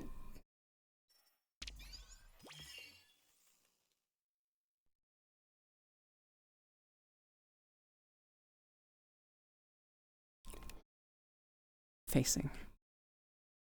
Am I facing me? Okay, I am facing frontways. Perfect.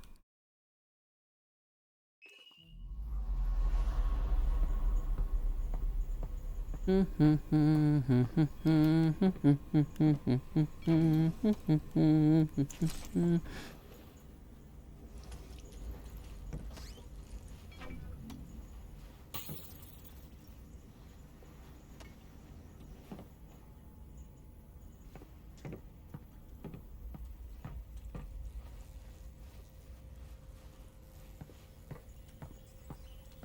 there more healing around? Surely.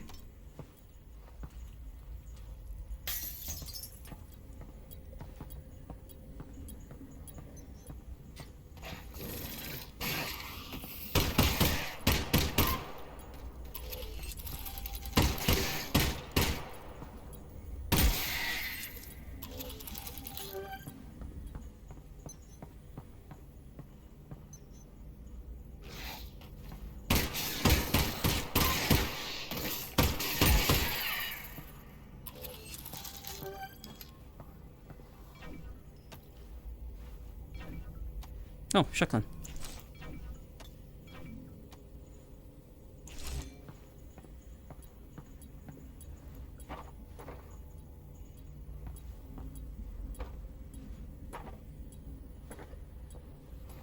What am I hearing?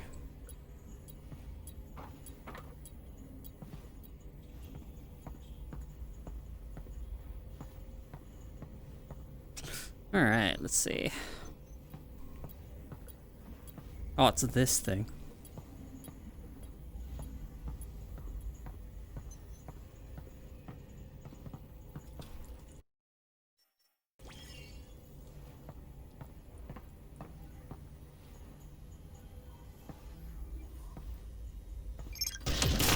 Really? Alyx?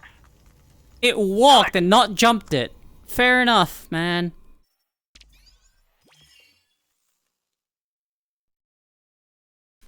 It's a little bit annoying. Just a tiny bit. I'm sitting on the floor. Yeah.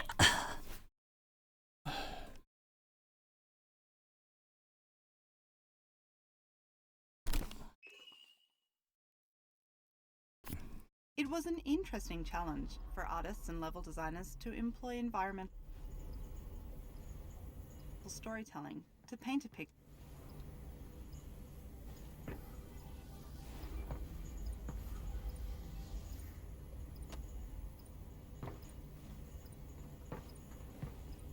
Fuck me. Because you can't actually just...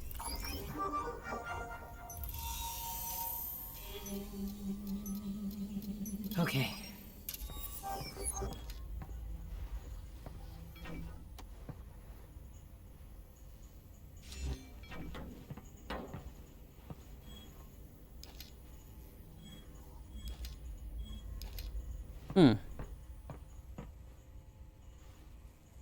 I feel like there's something in there. Or I should throw something in there.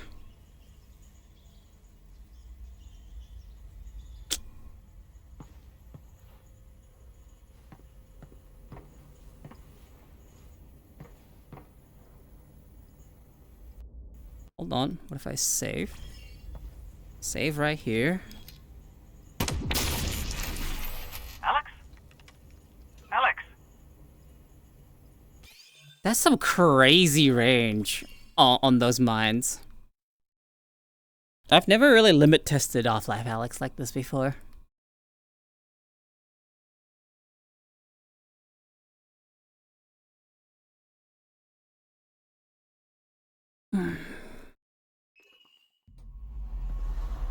Alright. There we go. I wasn't sure if that door actually went both ways.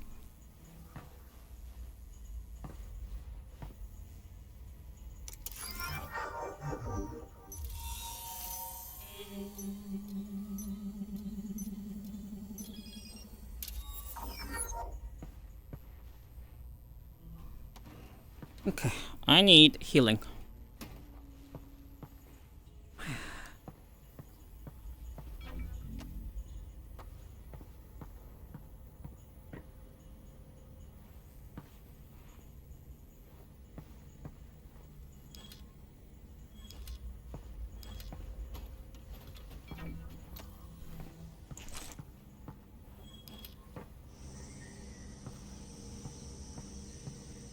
Oh, your dad's back. Oh, thank God. Russell! God damn, it's good to see you. Likewise. Oh, this is great. Honestly, I'd pegged your survival at about 4%. You can thank that Vortigern. He got me back here in one piece. Russ? Russell, put Dad on. Alyx, baby. Dad, we just took down a substation. Good. Because when they move this thing, that weapon's gone. We need to get it tonight. We will. You still got that data pod, right? I do. Russ, this thing's biocoded. I'm gonna need the TLI. Yep, it's right over there. Okay, great. You good, honey? For sure. You go ahead. I'll be fine, Dad. I promise. Keep that promise. I'll get to work on the data pod. Once we had the spine of the game complete, teams went through the maps looking for additional opportunities to add the character and tone that players associate with the Half-Life games. This mannequin head grab was a fun opportunity to hit on the sci-fi horror B-movie vibe. We had a few conversations about how long to leave the head grab atop the mannequin, and decided that the experience should be analogous to catching a small dog in the middle of some mischief. We wanted players to feel like they had walked in on something they weren't supposed to see, and for them to go away. Talk? What are you mailing at? Hello? Hello?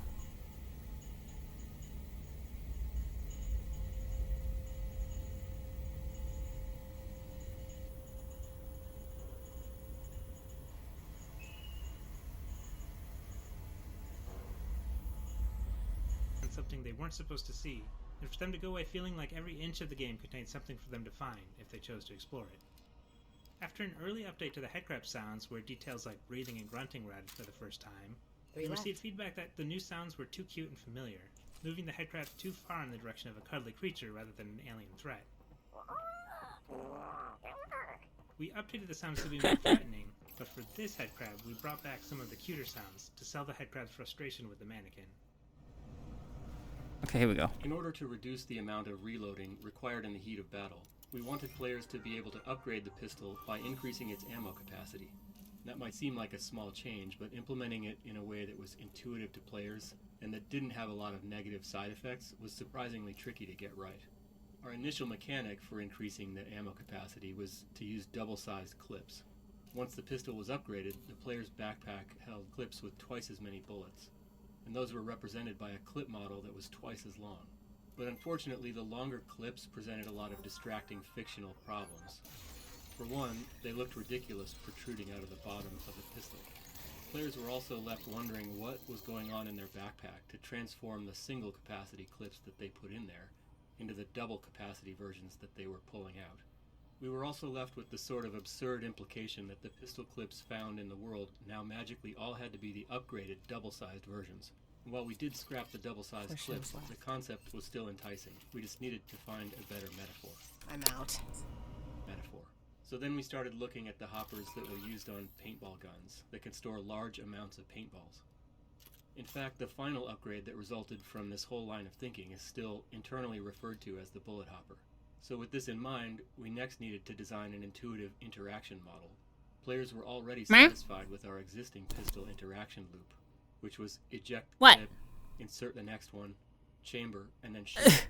So we wanted to preserve these skills that players were already beginning to master.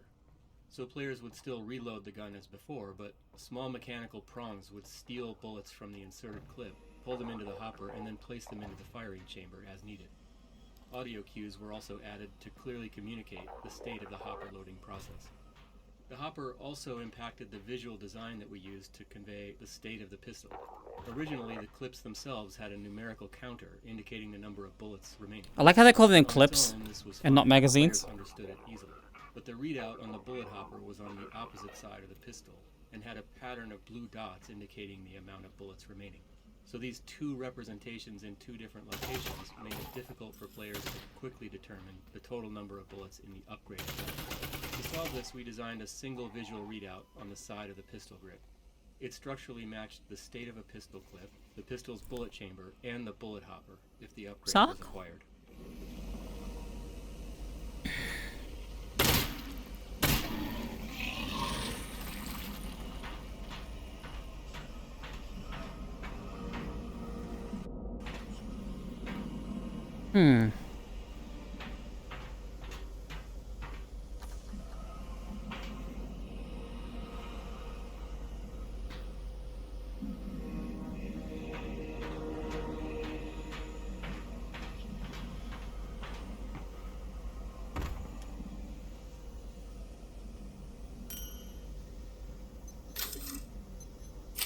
Licked. Thank you for the follow.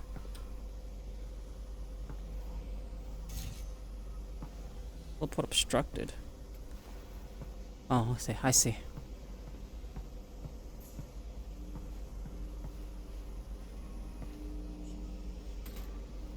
Russ, how's Dad doing? Does he seem okay? Oh, he's fine, Alyx. He's working away over there. Good. Well, thanks. Oh, he is missing a leg, though. Yeah. You know, he was missing a leg before. Right. Well, it's still gone. Thanks, Russ. Sure thing.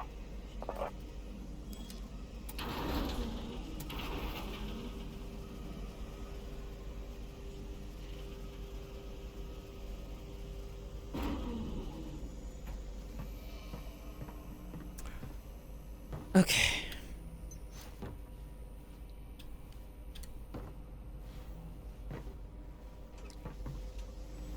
Here we go.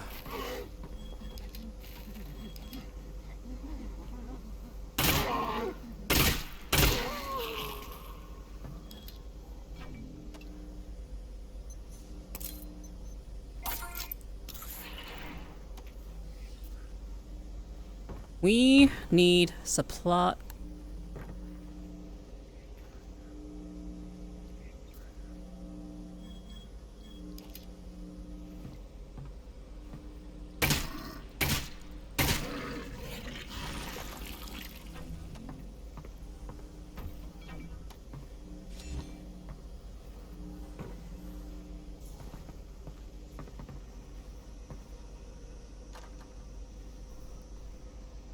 Ah, yep, there we go. That's Jeff over there, I believe.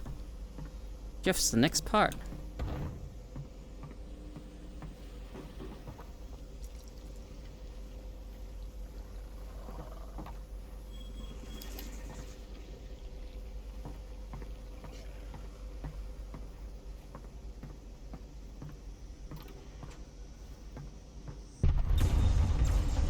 Whoa, Alyx! Are you seeing that? The Vortigons are taking down the substation! Yes! This might work. Deploy technician teams to blocks 496477. Maintain priority. Come on, open the door. There we go.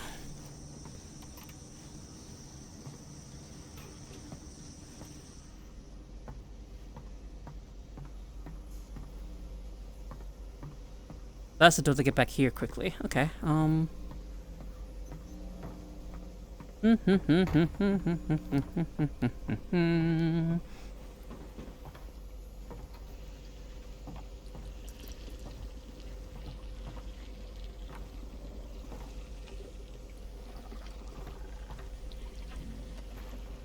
have a brick.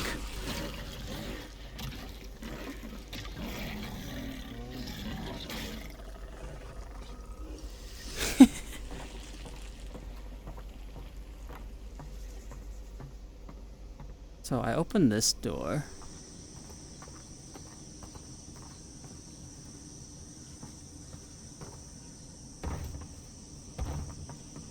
But this door.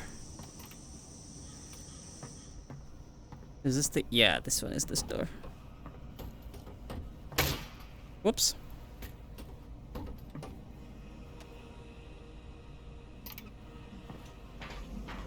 He left.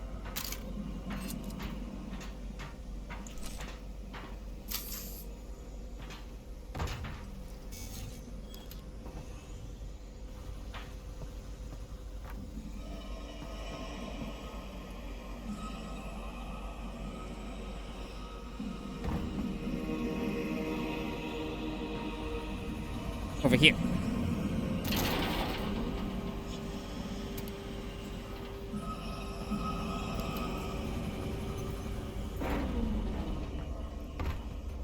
I have a tiny bit of a headache.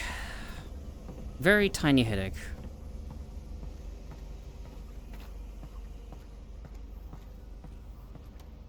It's generally a requirement that all new enemy types have a section of the game designed to introduce them. We rarely build the introduction early on in the process though, because it's often through playtesting that we learn exactly what aspects of the new enemy need to be highlighted in the introduction. In addition to understanding the capabilities of a new enemy, we also find introductions help solidify the very existence of the new enemy type in the player's mind. Without an explicit introduction, we sometimes find that playtesters confuse multiple enemy types, conflating them in their minds. This was the case with the Suppressor, the class of soldier that's designed to pin a player behind cover while other soldiers advance on them.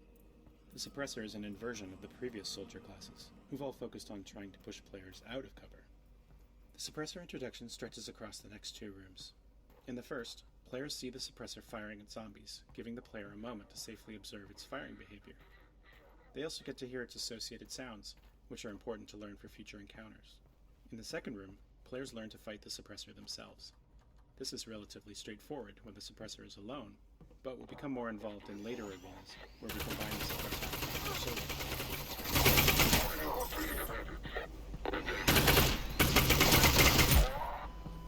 Oh. Whew. Okay. Alright.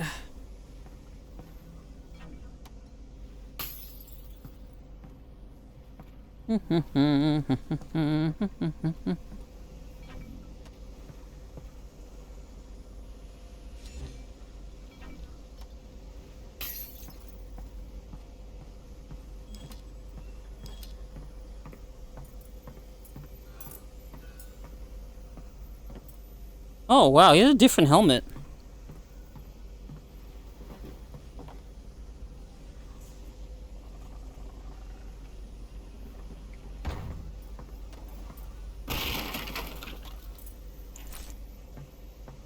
Wait, how do I get in here? Oh, that's another supply box that I have missed.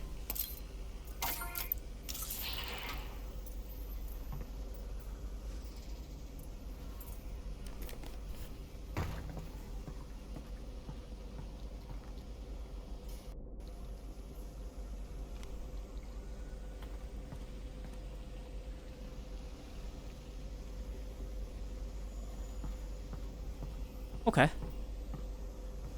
There is a way up there.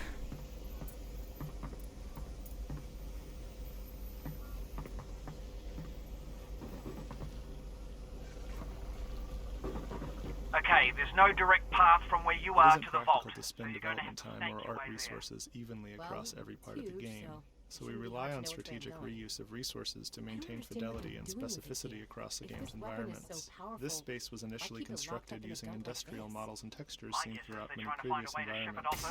To set it apart, we added the large cables and Vortigaunt pods to imply a makeshift combine power plant whose purpose was to transmit energy to the substations. The juxtaposition of this abandoned industrial space with the large combine cables created enough visual interest to make the space feel meaningful at a relatively low cost. The cable motif was subsequently added to other parts of the game to increase visual interest and give the player a sense of being led toward the vault. It may not be obvious, but the cables exiting through the ceiling here continue on to the exterior of the building, across the large construction courtyard, and over the roof of the distillery building, presumably continuing on to a substation or other combine infrastructure. Players may not notice that continuation, but such details help guide us. Oh, you can't take the cap off. That sucks. And consistent.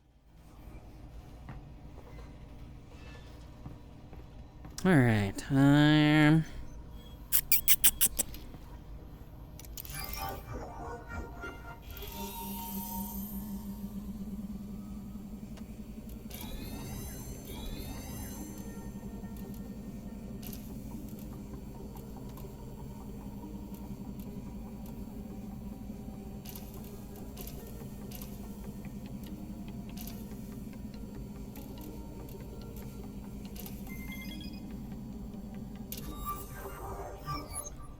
oh, this VR's getting a bit heavy for my head.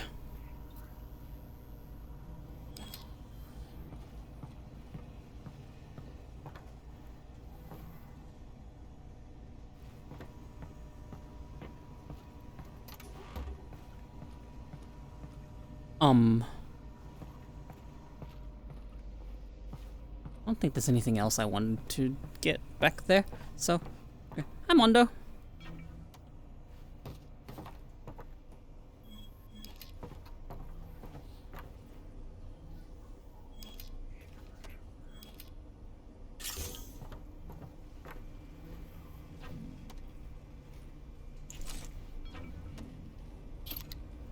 Last two.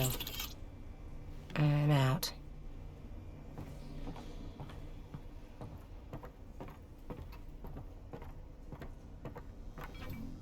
They're giving me a lot of ammo for, the SMG.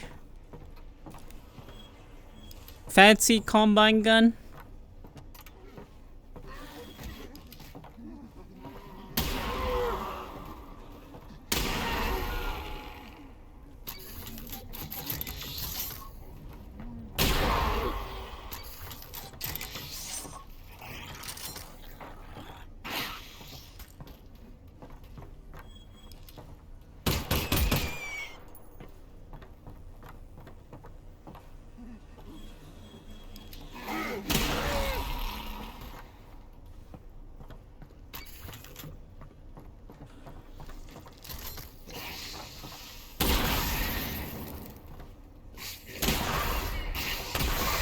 Holy. I'm out. Never giving me enough shotgun shells, man. Yeah.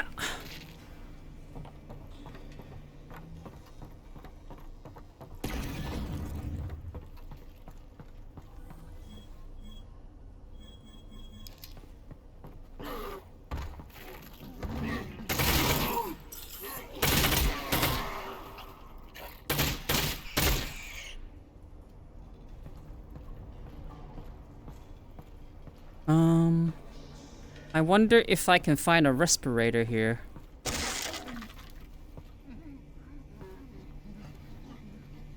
Oh, it doesn't have a resport.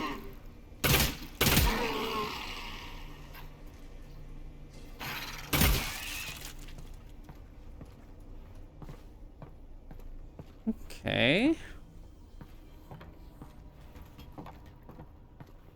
No, but I've got a hard hat.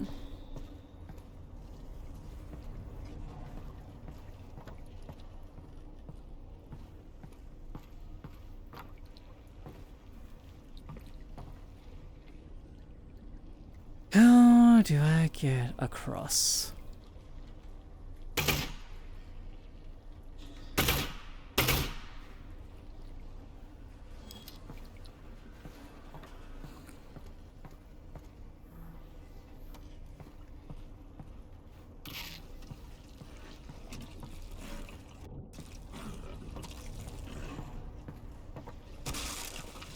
Can I even get across that way, or do I have to go above? Oh, yeah, I have to go above. Alright, fair enough.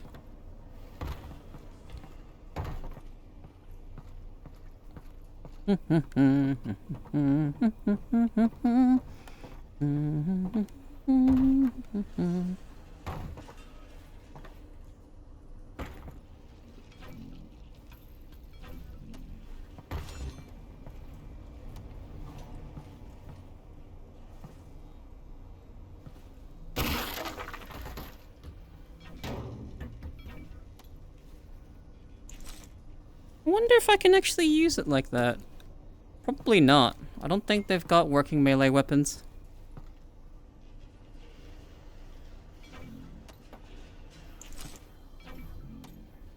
So, this is something I thought they did that was actually kind of smart. Last floor.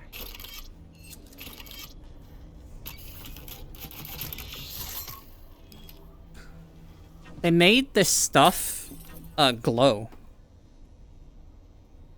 They made a bunch of the stuff glow blue, so it was easier to see.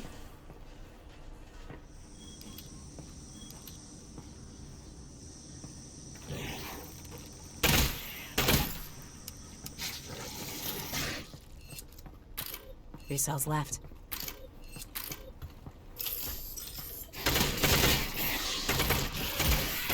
One left. Out of cells.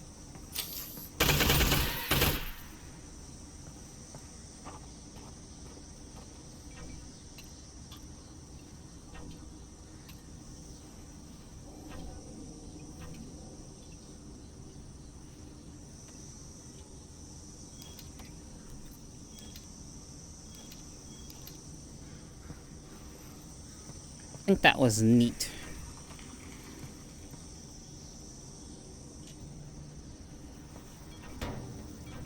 And this is the par.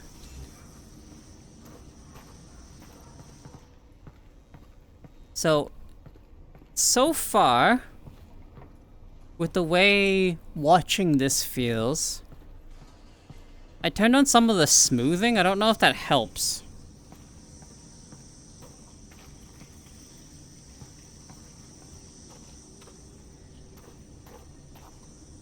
I don't remember how to get out there.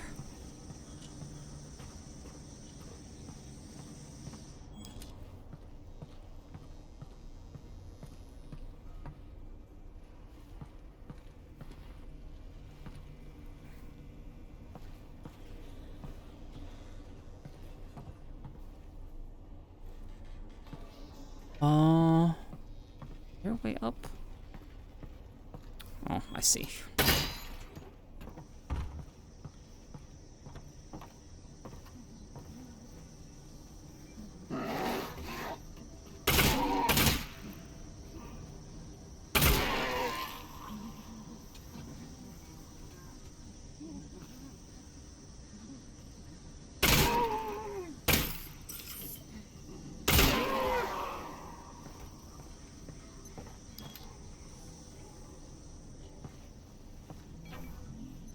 Okay, there we go.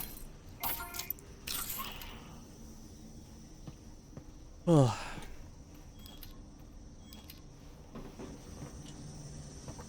So this is the last long game that I'm doing because I have to catch a train tomorrow to get ready to go for a flight.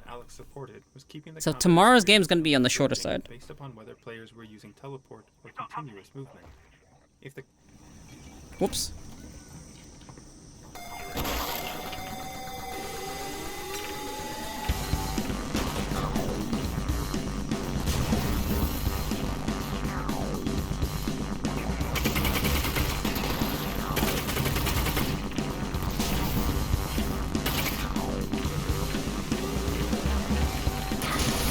Ow!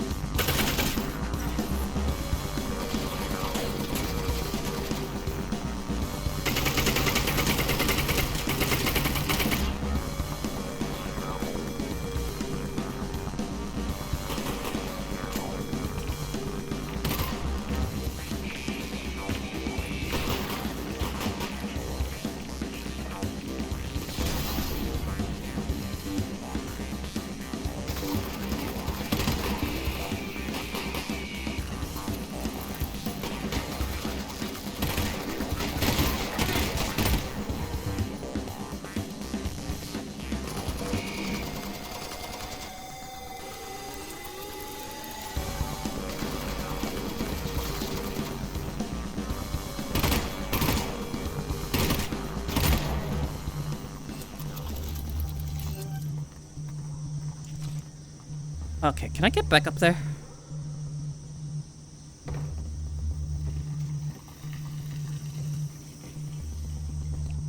Ugh. Let me grab this. There we go. One problem we faced with the VR movement styles that Alyx supported was keeping the combat experience from diverging based upon whether players were using teleport or continuous movement. If the combat was significantly different depending on the player's movement setting, our playtesting requirements could explode combinatorially. One way that we prevented this combinatorial explosion was by ensuring that AIs could sense player movement, no matter which locomotion style the player was using. To do this, we created a visual proxy for players using teleport locomotion. Imagine a scenario where the player is behind cover, hidden from a soldier's sight. If the player used continuous movement to run to another piece of nearby cover, the soldier would see them while they were out in the open. But a player who instantly teleported from one piece of cover to the next would not be seen. To solve this discrepancy, when a player teleports, we leave a breadcrumb trail of invisible visual proxies, which the enemy AI can see. These proxies pass information to the AI, similar to what it would have gathered from seeing the player perform the movement directly. In this case, the soldier would know the teleporting player had left the original cover and run across open ground to the new cover, just like a player using continuous motion. While obviously not identical, in that the soldier didn't have a chance to take a shot at the teleporting player, these kinds of features did allow us to reduce the number of ways our AI logic needed to take player movement options into consideration.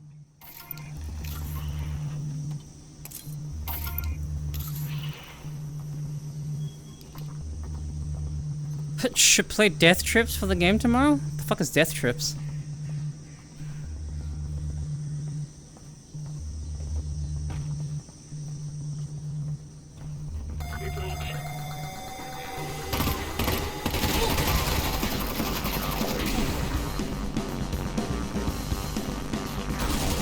Fuck!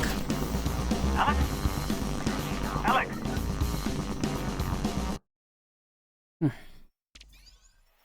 Yeah, what's Death Trips? 2-minute horror game? 2 minute? You want me to play a 2-minute game? Hang on. I'm actually getting a bit of a headache. I think I need to sit down. Ugh. Actually, do I need to drink water? Let me hydrate real quick. Give me a sec, guys. Let me hydrate.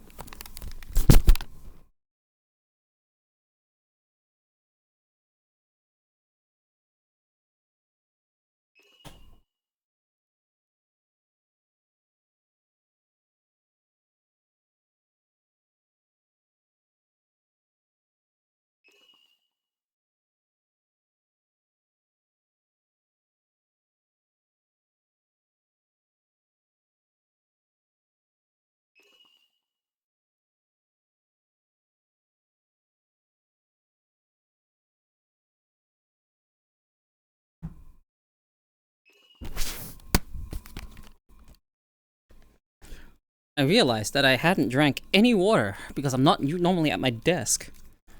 Because I'm normally at my desk and I'm always drinking. Always drinking some water.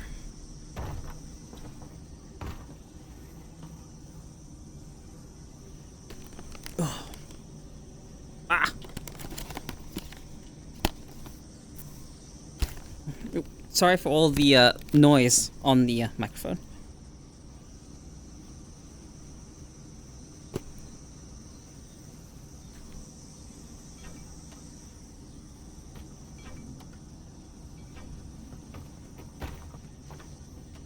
One problem we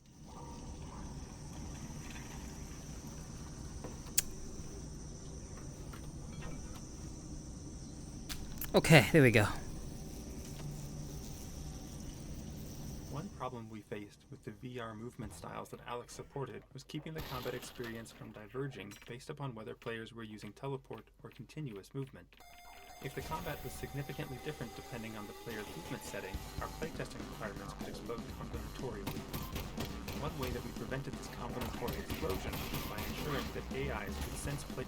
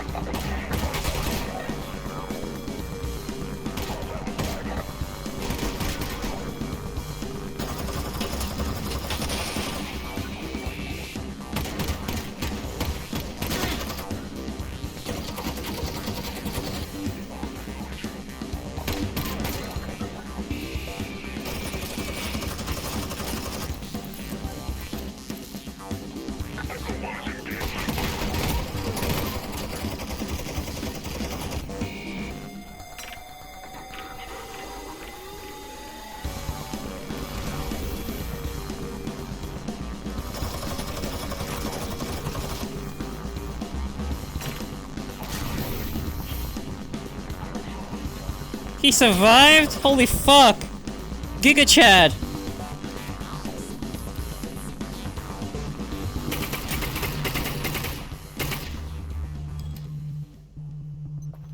Holy shit!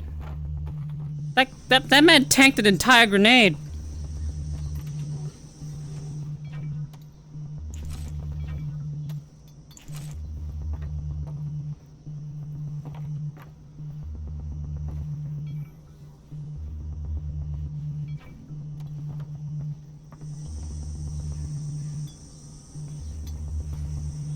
Didn't break from that?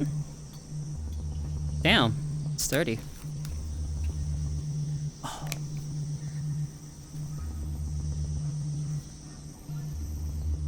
Okay. I need to save. There we go. 136. What's up? How you doing?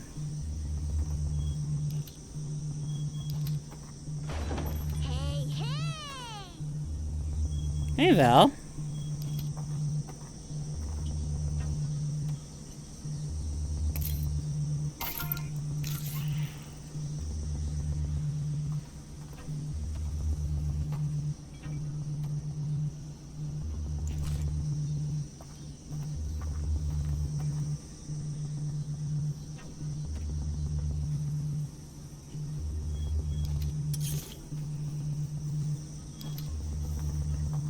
There was something here. And back here.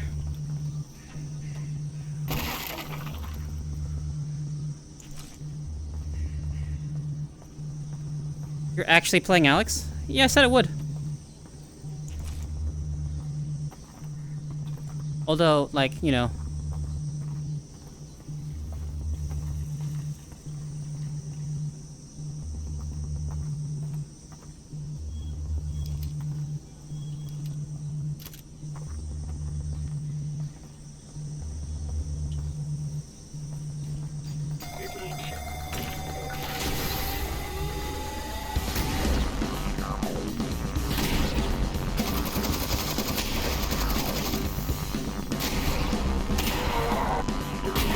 Ooh.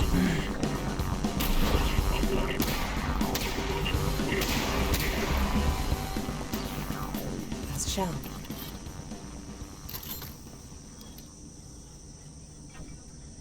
That is a board. Do you have any supplies on you? No?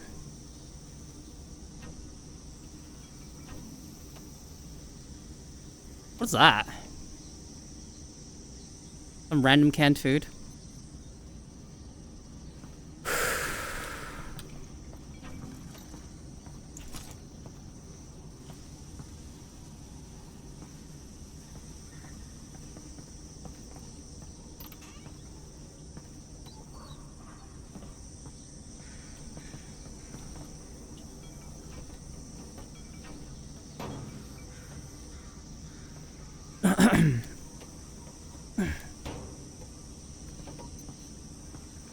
There we go.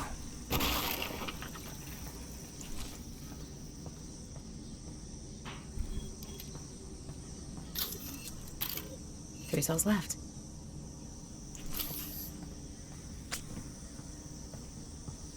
Oh, there's gonna be a fight here. Yeah, down there's gonna be a fight.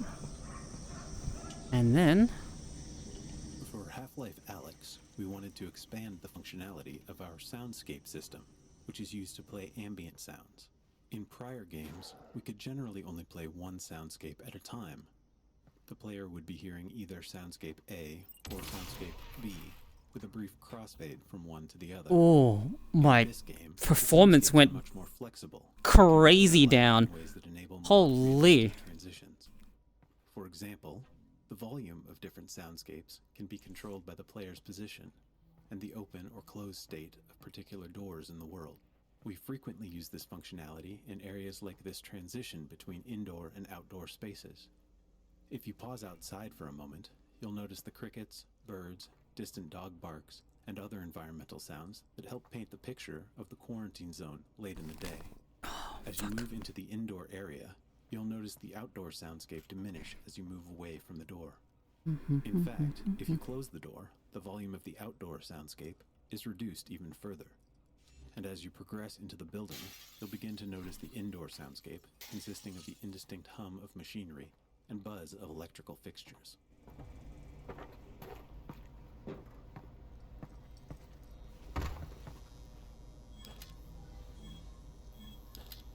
That's bait.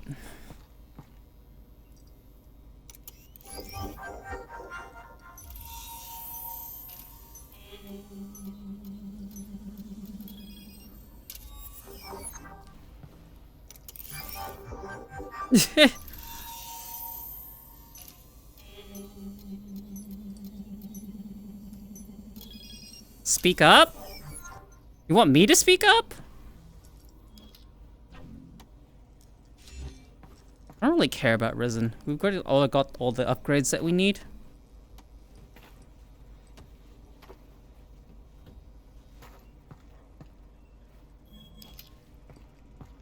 Am I too quiet?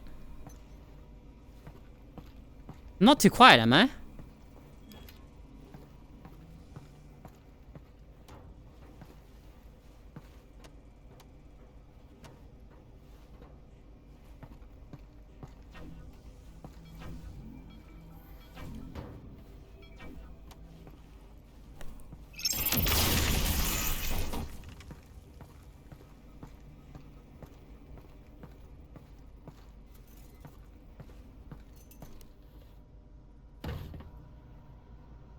See, that's the smarter way to disarm the...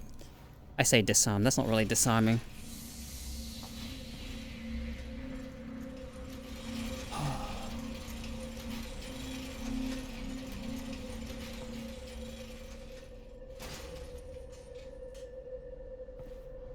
Can I climb back up? I don't think so.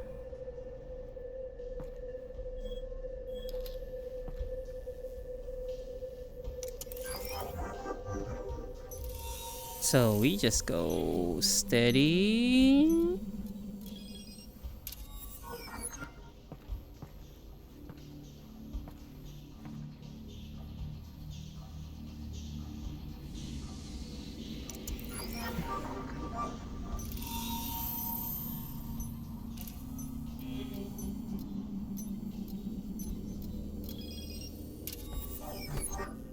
No, whoever was narrating, you're definitely audible enough. Okay, good.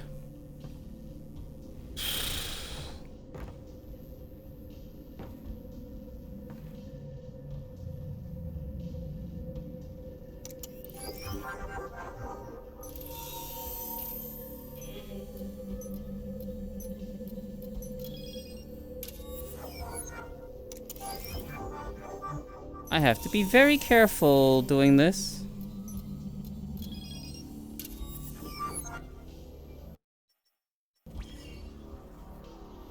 Because if I mess up even once, I'm pretty sure it is kaboom!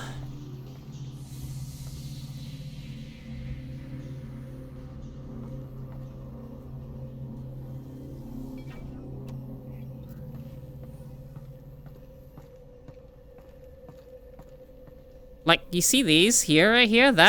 This is bait. If you try to gravity glove those, that's bait. Alyx? I pressed forward and went a bit too fucking far forward, and the physics of my hand pushed the crate.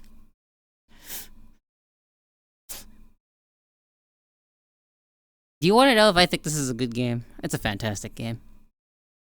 The fact that it even considers that my fucking hand was physically there and I was going with enough force to actually knock the crate a bit to even trigger the fucking trip mine. Holy shit, man. Anyway, let's be careful here.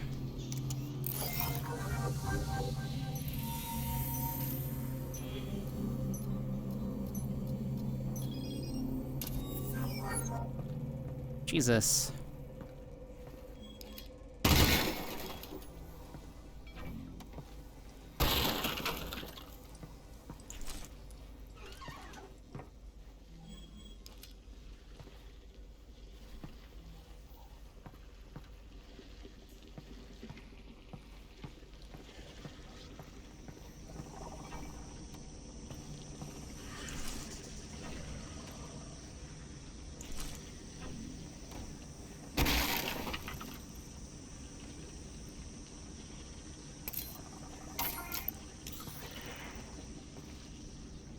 Hold on.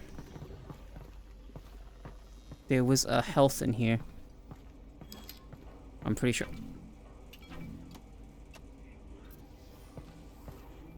That, and I'm pretty sure there's some health over there.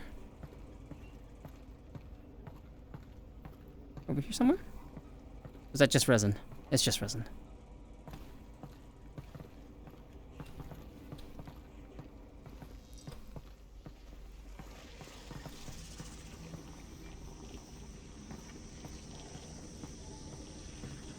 All right.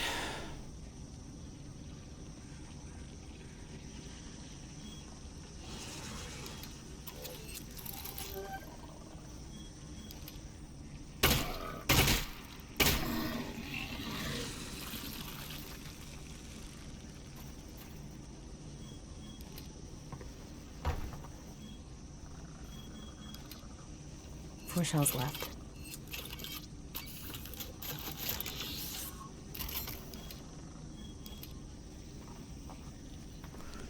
Alright, just because I want to see if any of them have ammo.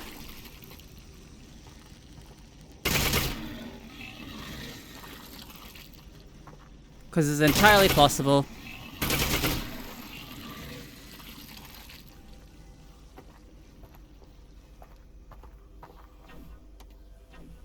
There was no ammo. There was resin though. I wish I could trade my resin for ammo. I just want more pistol ammo.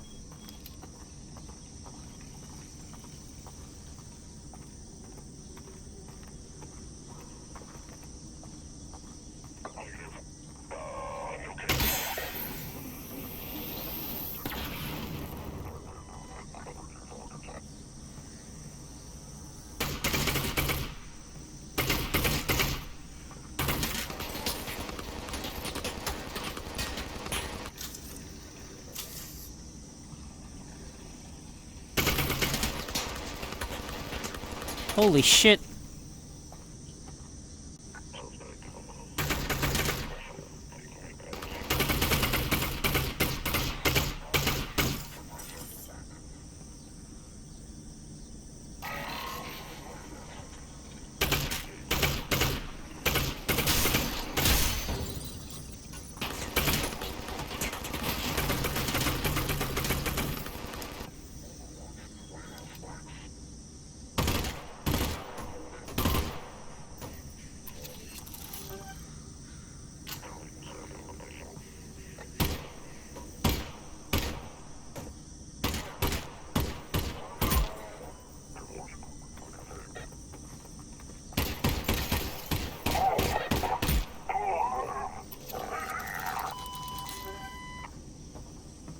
We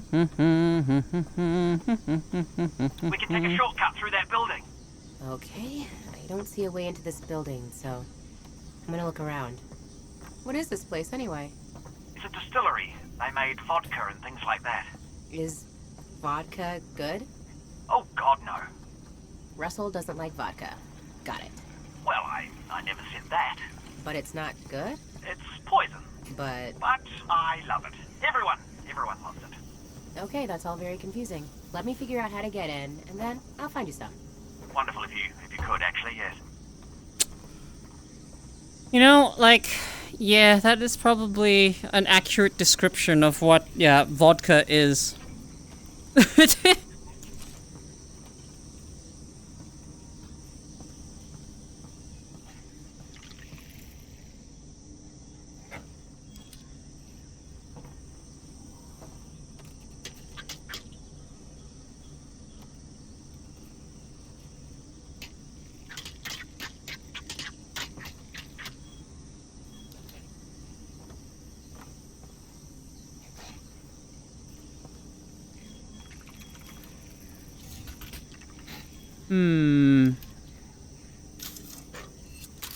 Few cells left. Last one. I'm out. For Half-Life Alyx, we wanted to expand the functionality of our soundscape system, which is used to play ambient sounds. In prior games, we could generally only play one soundscape at a time. Alright, so we go The player would bang. hear either soundscape A or soundscape B, with a brief crossfade from one to the other. In this game, the soundscapes are much more flexible and can be overlapped in ways that enable more realistic transitions. For example, the volume of different soundscapes can be controlled by the player's position and the open or closed state of particular doors in the world. We frequently use this functionality in areas like this transition between indoor and outdoor spaces. If you pause outside for a moment, you'll notice the crickets. How would I explain phantom sense in my words? That help paint the picture of the quarantine zone. Good question. As you move into the indoor area, you'll notice As someone that doesn't have phantom sense, I can't give you an accurate description. The volume of the outdoor soundscape is reduced even further. And as you progress into the building, you'll begin to notice the indoor soundscape consisting of the indistinct hum of machinery and buzz of electrical fixtures.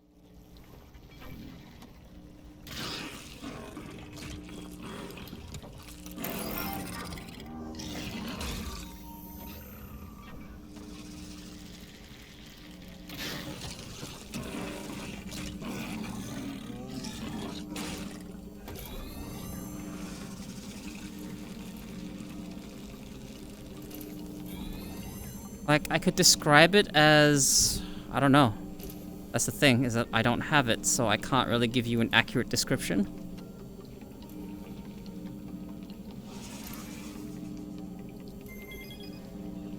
But from what I've heard...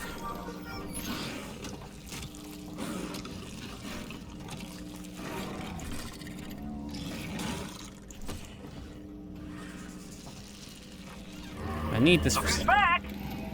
I got the drone up and running again. You have been in an... Ignore that. We'll meet you outside.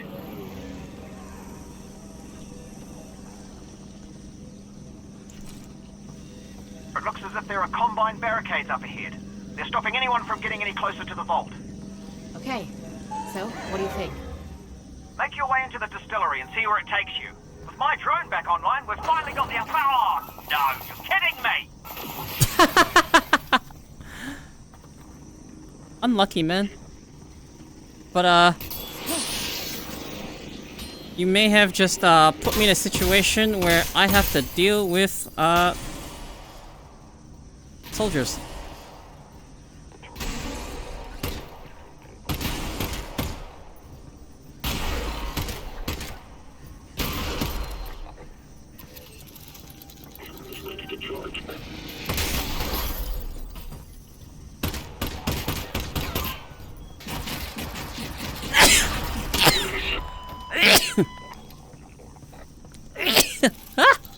Sneeze.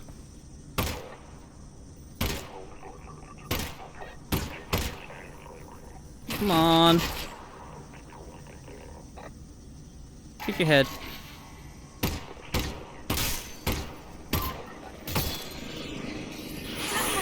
Ow.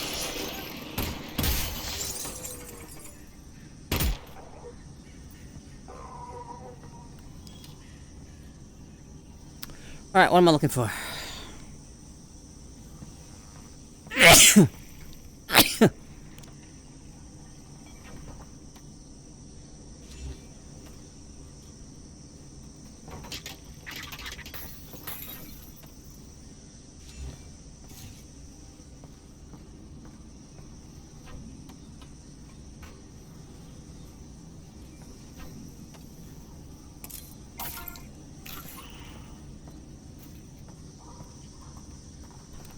I kinda wanna go up here for no reason. Anyway. For our teleport and continuous locomotion modes, we provide corresponding ladder climbing methods. By default, player using teleport locomotion can target a ladder and after a short timer, get teleported to the top or the bottom, depending on where they started. The timer was necessary to ensure that players were intentionally using the ladder. What? I didn't want them to unintentionally target the ladder and be disoriented. Okay. Fair enough. Fair enough.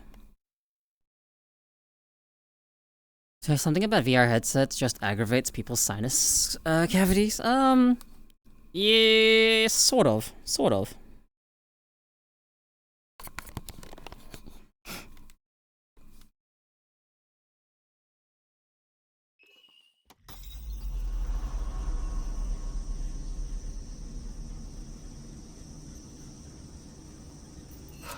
Left.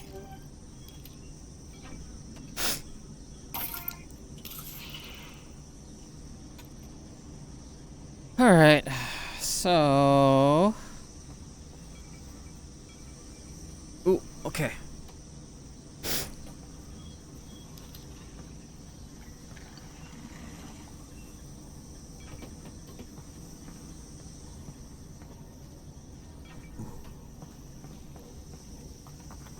Alright, probably have to go this way.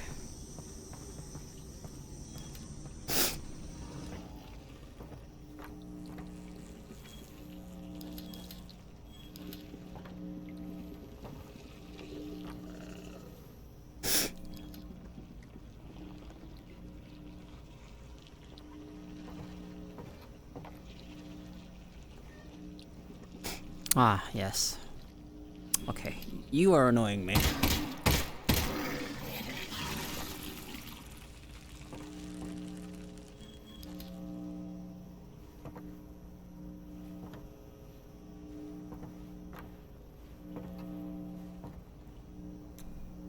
So...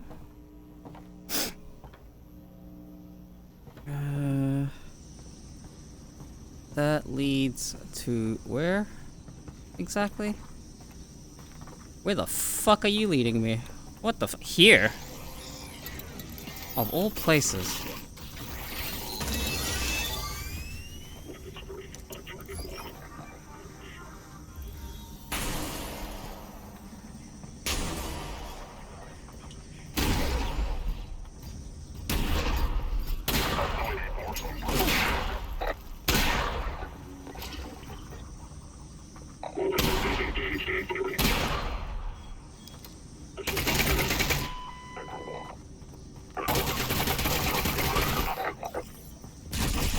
Ow!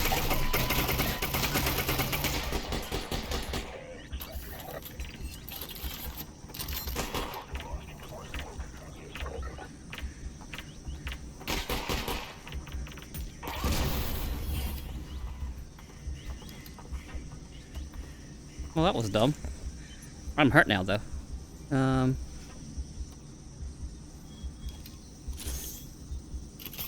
Last two.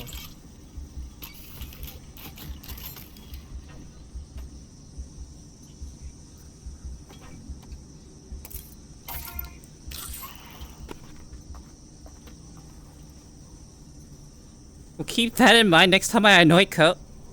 I wouldn't worry about it.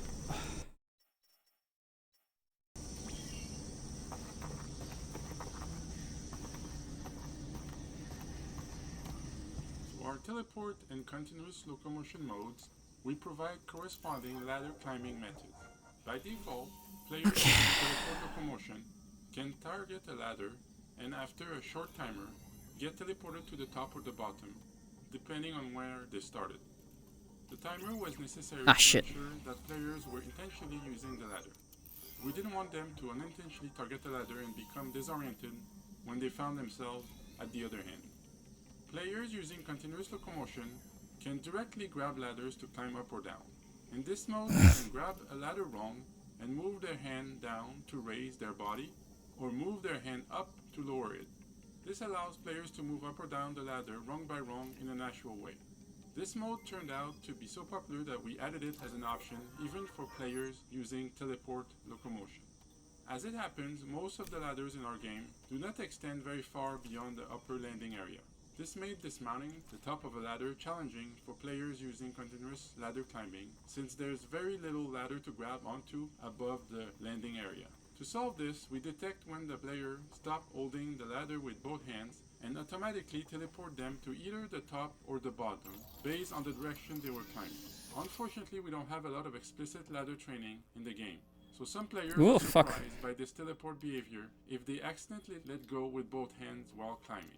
Nevertheless, this was a better alternative to leaving the players hanging or forcing them to fall down if they let go with both hands, especially since some of our ladders are rather long and it would be tedious to have to reclimb just because a player happened to let go shortly before reaching the top.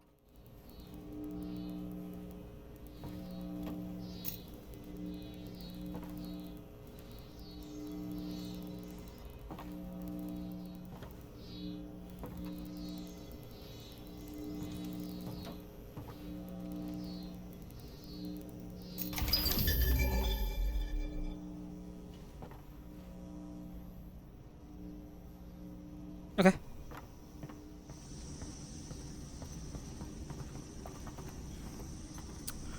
So...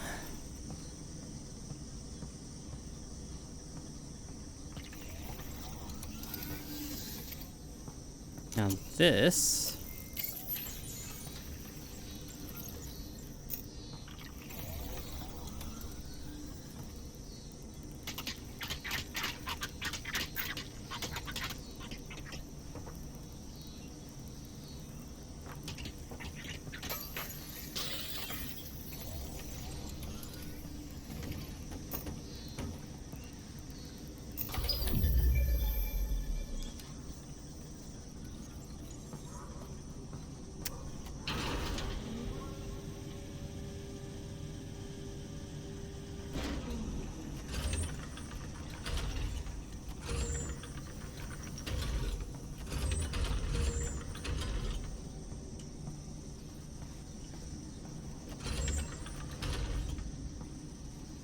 that should be enough. Alright, now... they have hidden health somewhere.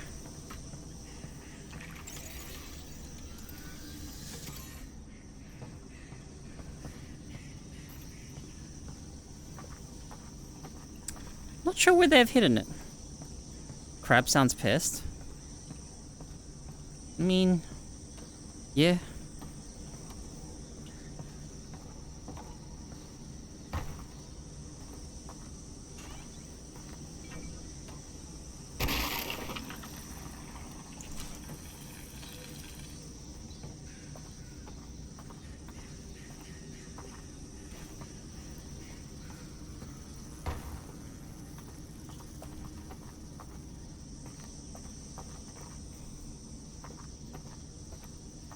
the fuck would it be?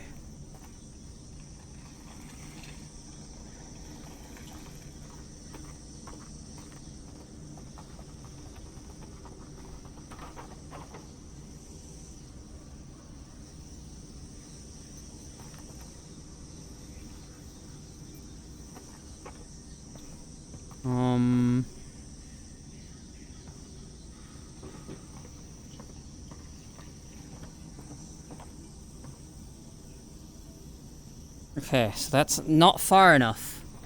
Good to know.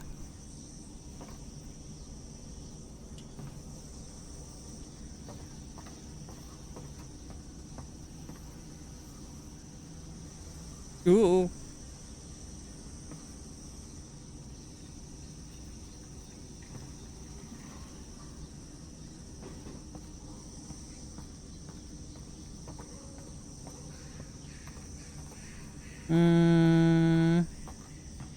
Looking for that.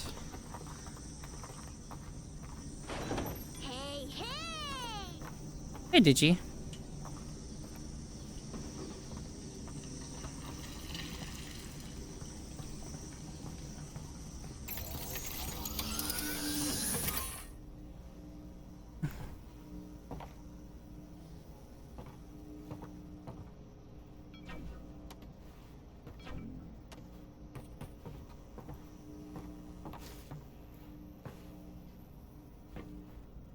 Not up here, huh? Am I crazy?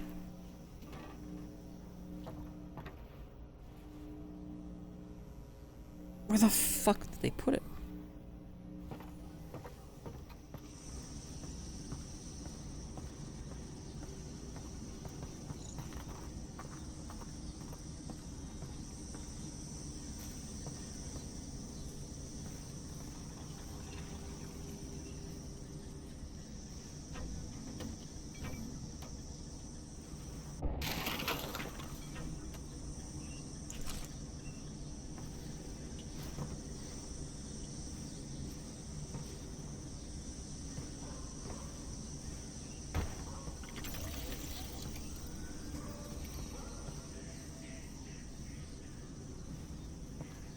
Ooh, am I actually starting to feel motion sick?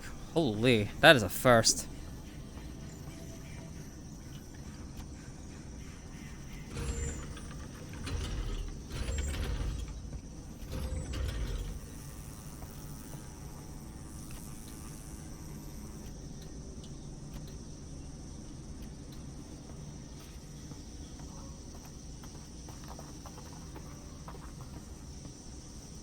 Don't normally feel motion sick.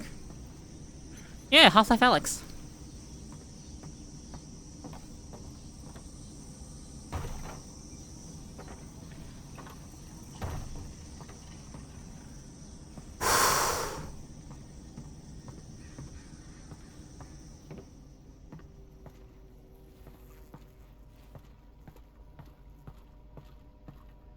Oh shit. I don't have a respirator.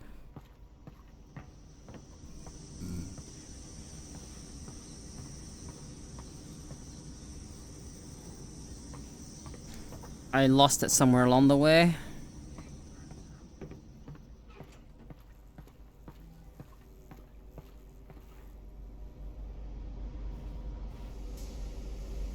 Ugh.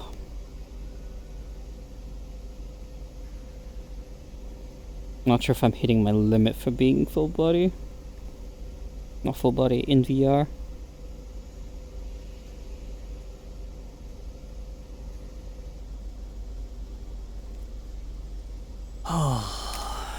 I might need to take a short break. There's definitely a bunch of old bottles in here. Does alcohol Some go of bad? our earliest experiments on the project involved placing old Half-Life 2 models in a level and walking around them in VR. These included static models of enemies, like Comline soldiers or zombies. We found that players really enjoyed being able to inspect these models, because VR let them get much closer than they'd been able to in the past. Players reported getting a sense of the true size of the characters, and would often point out details that they had never noticed before, even though they had seen these models many times throughout Half-Life 2. These reactions led us to the idea of creating an enemy that took advantage of that experience, one that required players to spend long periods of time in close physical proximity to it.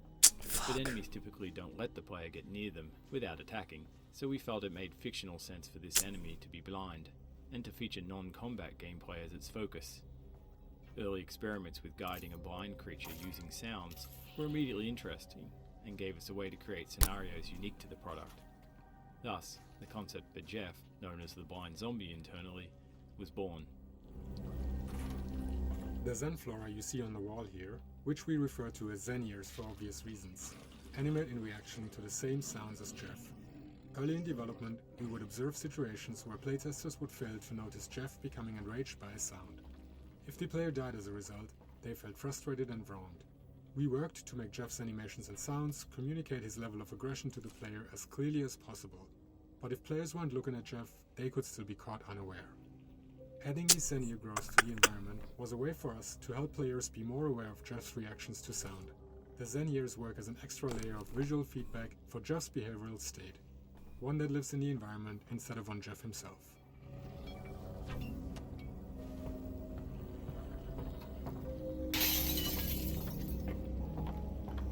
I think I still have a chance to pick up a respirator. Alyx, come in, Alyx. Alyx? Oh, there you are. There you are. There's no straight shot to the vault. I'm gonna head inside and find a way out.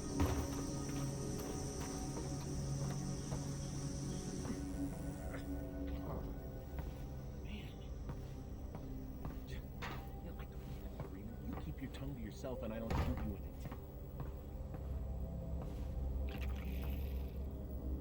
Alyx!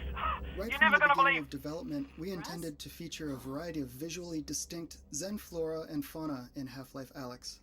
But we didn't yet know how these visual elements would be used to craft interesting gameplay. Referred to internally as Zen clams, the Zen plants you see here were originally built to add visual flavor to the world and were only lightly interactive. They would track the player's head and hands and would close tight if the player got too close. When we began working on Jeff, we wanted to find surprising new ways to use sound as a core gameplay mechanic. In particular, we wanted to make players wary of the environment around them. We realized we could use the Zen clams as a type of noise hazard by having them repeatedly snap open and shut when approached by the player. We had already placed these clams in the game, which meant that players would reach the distillery with an understanding of how they functioned.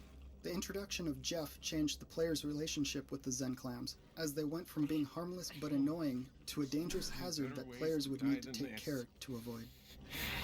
There we go. Early versions of the distillery explored a variety of methods for subtlety, teaching players how Jeff works without any explicit exposition. Though some of the training techniques were quite successful, anything less than a complete understanding of Jeff's behavior resulted in players mumbling their way through this section of the game and having a terrible time doing it. What the hell was that? Eventually, we determined that explicit training was necessary, and that's where the character of Larry came in. Larry acts as a gate, delivering critical information about Jeff's behavior before allowing the player to proceed. It's a dense learning environment and a delicate balancing act, ensuring that we deliver the rules of Jeff while still making Larry an interesting character.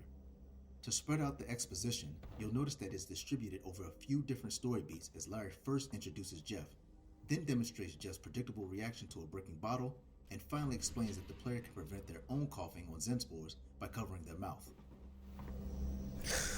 I wish I had a respirator, but this is where they introduce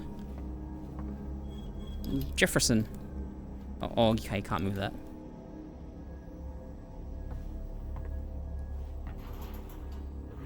There he is. Jeff. Right. Watch this.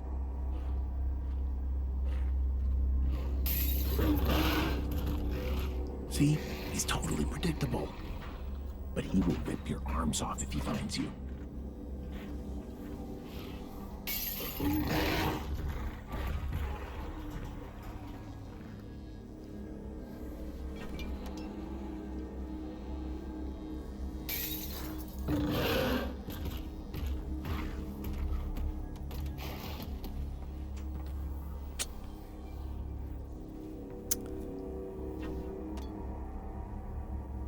Lots of vodka.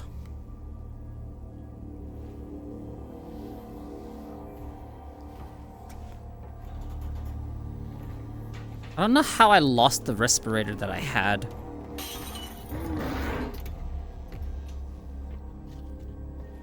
Hey, those things are nasty. You gotta cover your mouth. Got it, thanks. Hey, I almost forgot. What's your name? Alyx. Alyx Vance. Hey, Alyx, I'm Larry. Nice to meet you. Try not to get killed. Oh, nice helmet, by the way.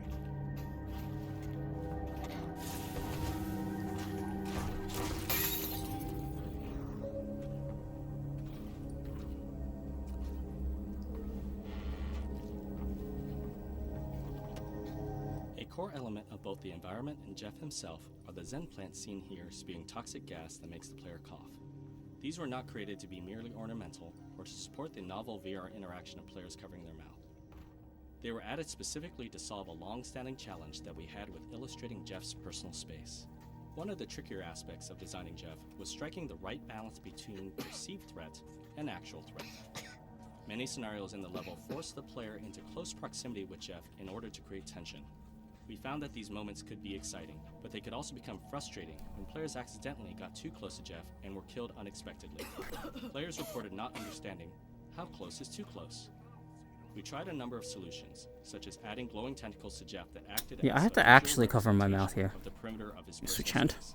Touch the tentacles and you die. Getting the look and feel of these tentacles to a satisfactory place proved challenging, however, and we backed away from the idea. Another problem we encountered was that a subset of our players quickly became comfortable around Jeff once they became adept at keeping their distance from him and avoiding sources of noise. For these players, dealing with Jeff felt trivial. He simply didn't feel like a threat to them. We discussed a variety of potential solutions to these problems, even wacky concepts, such as giving Jeff the ability to teleport to sources of noise. But it was difficult to come up with ideas that didn't feel like we were giving Jeff the ability to cheat. Eventually, we came up with the idea of having the player cough. This was appealing, as it gave us a way to make the player themselves a source of noise, thus causing Jeff to pursue them. We were also interested in making the environment more dangerous generally, and so our first experiments with coughing involved littering the level with Zen plants spewing toxic gas. Initial tests showed a lot of promise. Players now felt like Jeff was a dangerous pursuer, and they must carefully observe the environment to avoid the gas. We observed that players had a natural instinct to cover their mouth with their hand to suppress their cough. This was an affordance that VR with tracked hand controllers supported very naturally, so we implemented this mechanic right away. This still left us with the problem of players being unsure of how close they could safely get to Jeff. We realized that the early experiment of adding tentacles to Jeff could be replaced with a much simpler approach of attaching a toxic cloud directly to him. There were multiple benefits to this. First, If I remember the respirator item, fuck man. I was looking for one the entire time. Made those times when Jeff did get close all the more tense, with players now needing to commit a hand to covering their mouth. Finally, we didn't need to teach the players anything new. They could carry forward what they had already learned about toxic gas in the environment and apply those lessons to Jeff himself.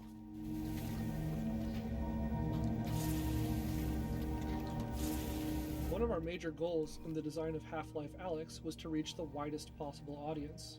This meant developing for all of the major VR hardware in the market, as well as accommodating different sized play spaces, traversal preferences, and so on. The accessibility option that had the most knock-on effects into the design of the game, from controller bindings, to game logic, to level design, was the support of a single controller mode, for players who don't use two controllers. In this mode, reloading is performed by moving the weapon to the shoulder and pressing a button, much like arcade games which require the player to fire their weapon off-screen to reload. The flashlight was modified to attach to the primary hand, and gas masks were added so that players could muffle their coughs hands-free. Even the gun used in the final Strider battle, with its two-handed aiming and reloading controls, was modified to be operable with one hand. Yeah, I don't know where the gas mask is.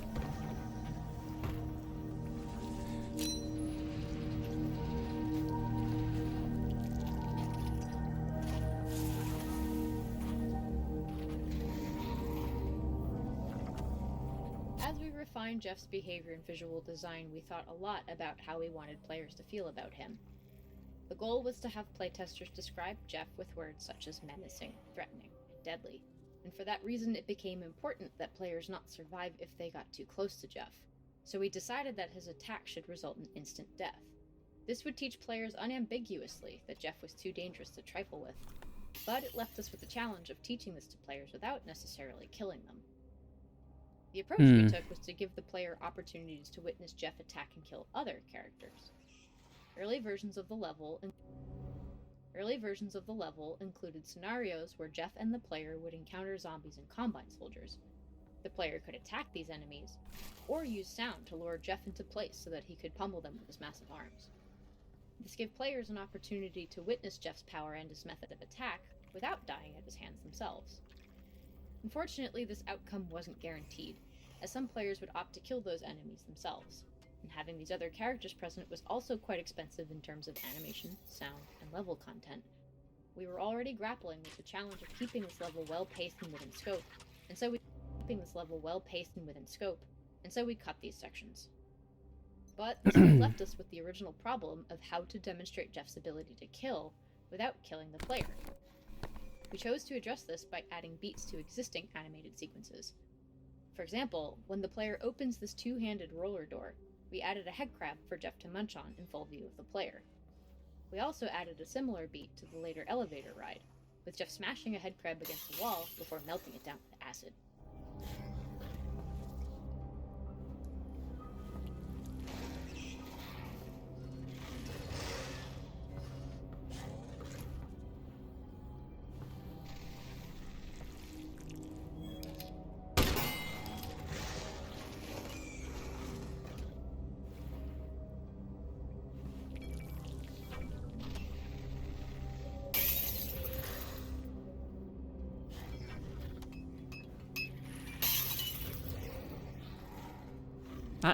Do I have to open that?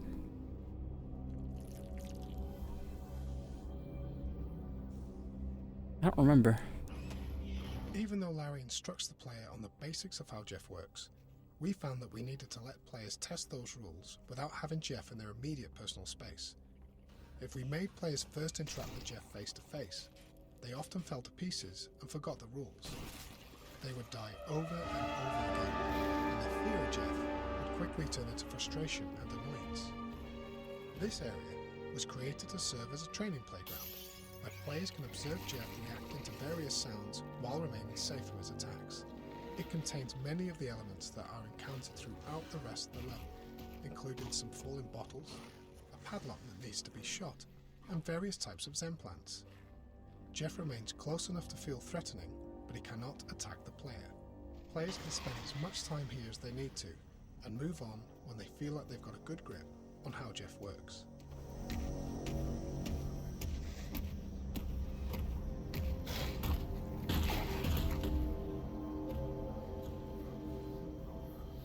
Mm-hmm.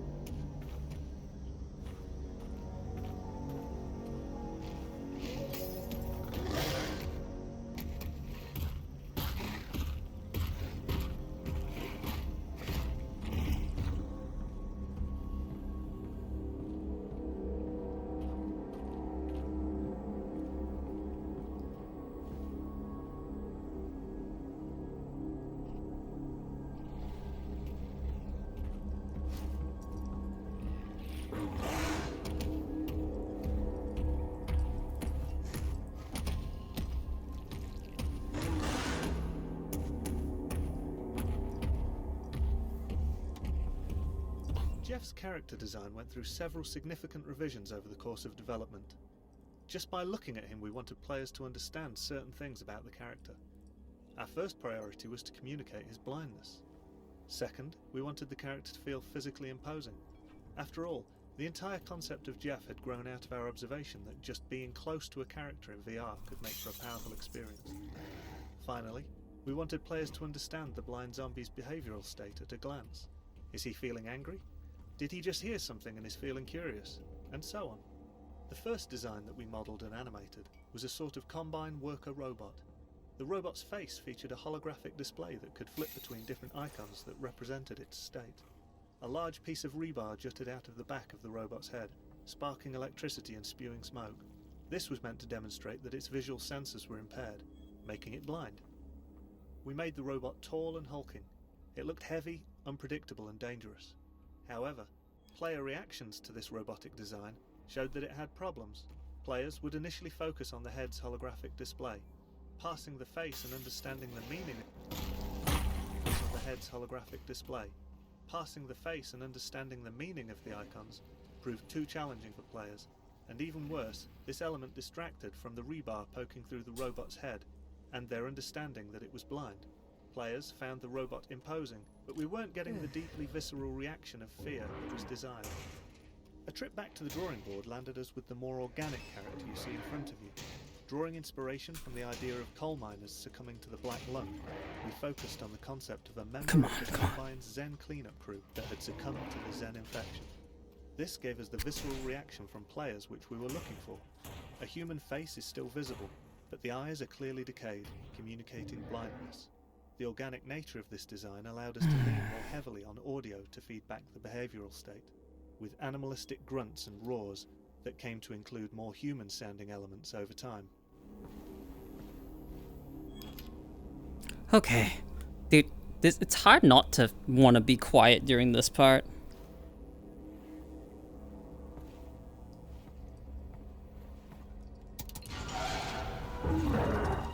Jeff's character design went through several significant revisions over the course of development.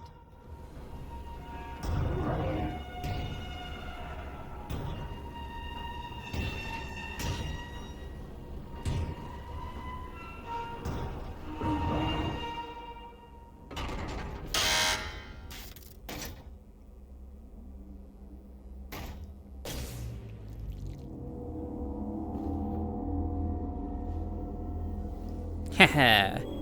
You would be correct.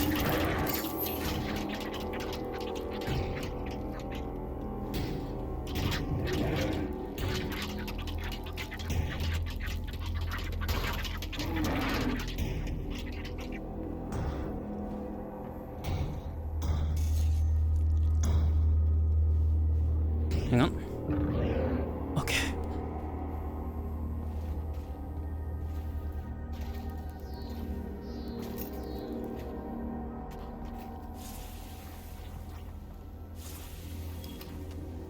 Toner puzzles are a useful design tool, since they force players to move around the environment and also occupy their primary hand via use of the multi-tool. In this area, the player has to aim their flashlight to navigate, point their offhand to teleport, cover their mouth to prevent coughing, follow wires with the multi-tool, and potentially pull bottles with their gravity gloves. The player has to make trade-offs as they proceed, since their two hands are overcommitted by design. One-handed players are even more overwhelmed by these many tasks. This is why we littered the distillery with gas masks the player can attach to their mouth, so they won't have to use a hand to muffle their cough. This toner puzzle went through several revisions, many of which left Jeff free to roam Wait, really? while players worked on the puzzle. But this resulted in players having to juggle too many elements at once, and their fear of Jeff quickly turned into frustration. The solution was to keep Jeff locked up while players solved the puzzle, with his distant roars maintaining a level of tension. We were then left with the problem of how to release Jeff so the level could continue. Initial ideas involved having Jeff break out from the freezer on his own when the puzzle was complete, but this felt contrived and scripted compared to having the player free Jeff from the freezer. They left them The toner puzzle around? mechanic gave us a logical solution to this problem, with the added benefit of creating a moment of high tension for the player when they realize they're going to have to open the freezer door and release Jeff in order to proceed.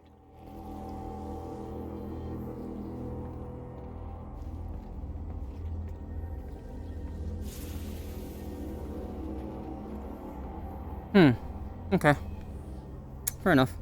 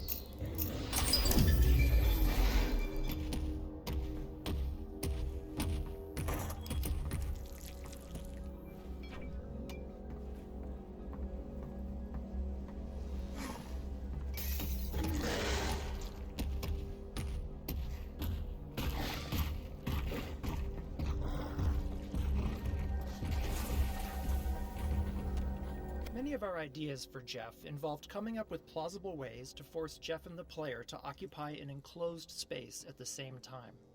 An elevator ride was on the table from the beginning, but we were unsure of how successful it would be in execution. There was also a concern that such a sequence could be technically expensive to pull off. Our first prototype was extremely rudimentary.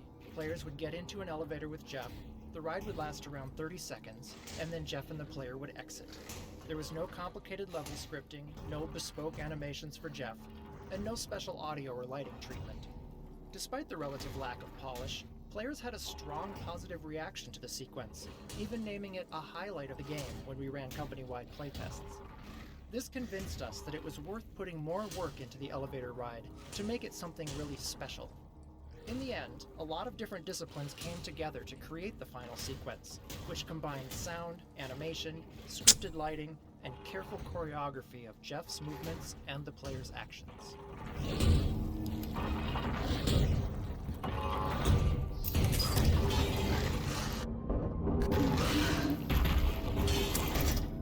Yep.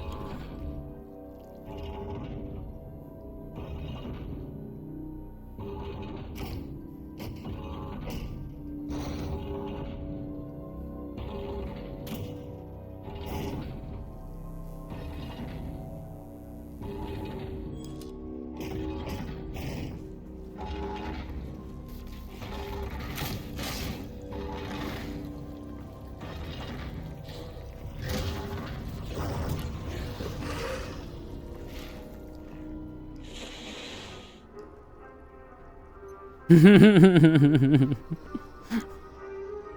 know a lot of people that fucking hated this part.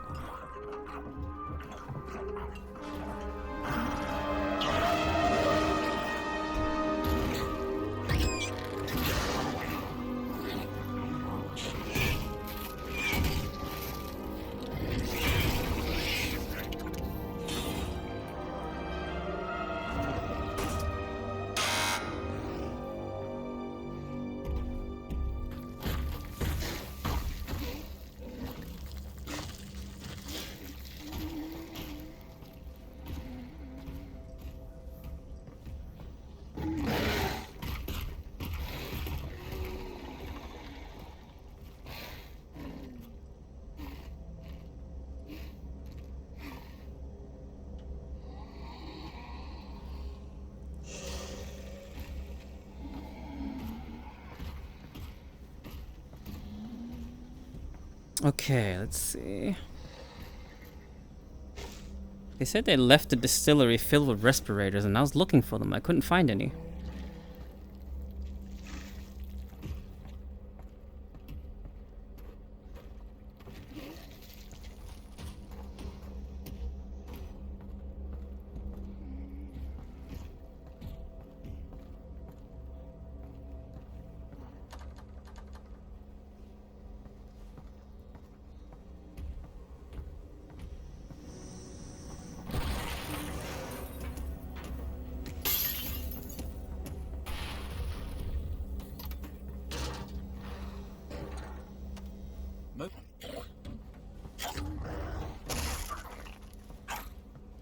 Most of the time, the noises that attract Jeff are created by the player, who is either actively trying to lure him to a new location, or has perhaps made a noisy mistake that could have been avoided.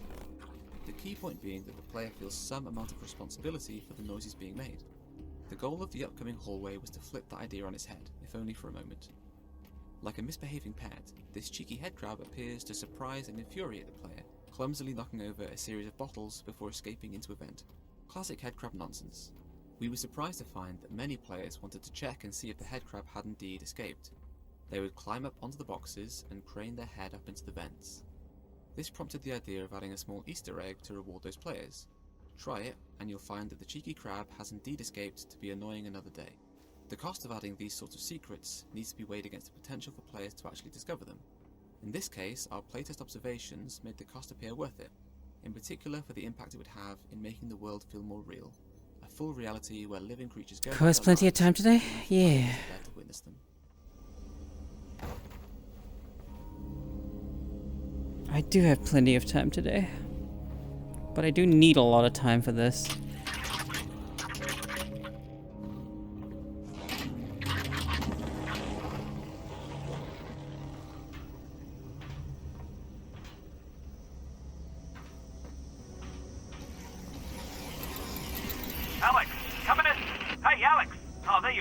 Can you hear me? More or less. You're breaking up. I think you're still in the distillery.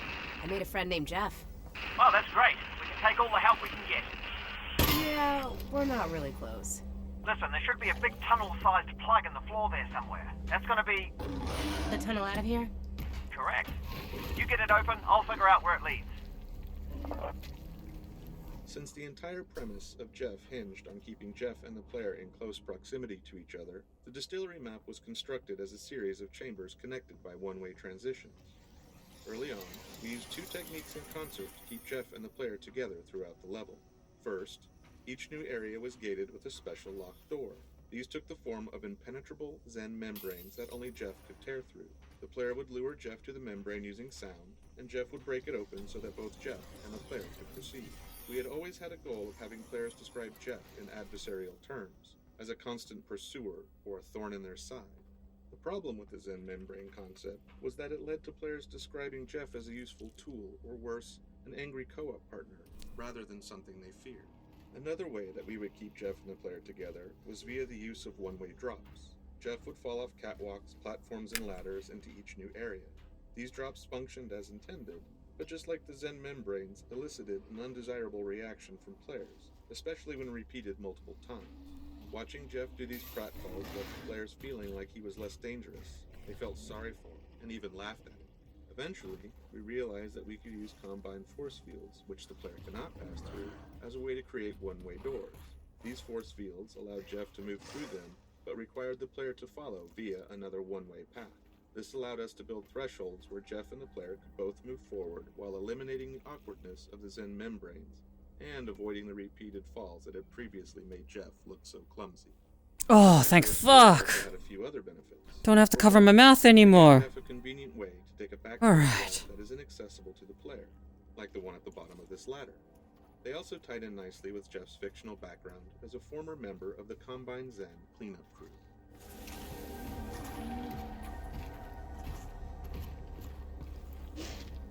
Okay.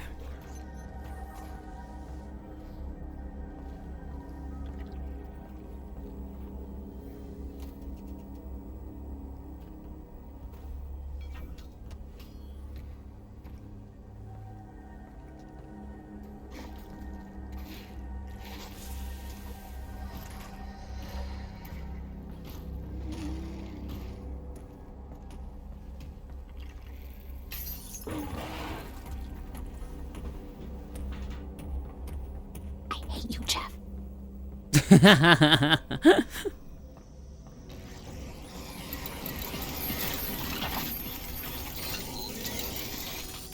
Nicely done.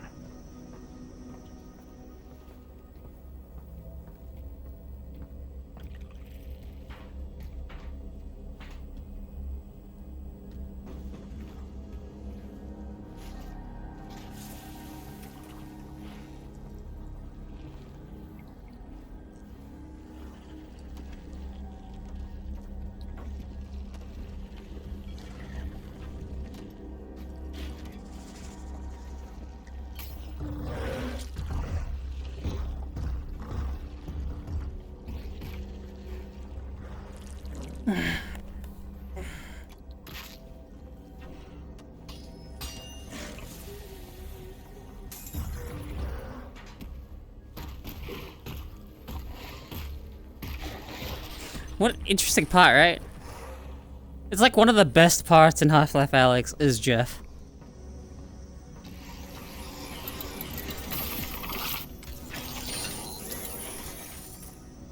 That's it.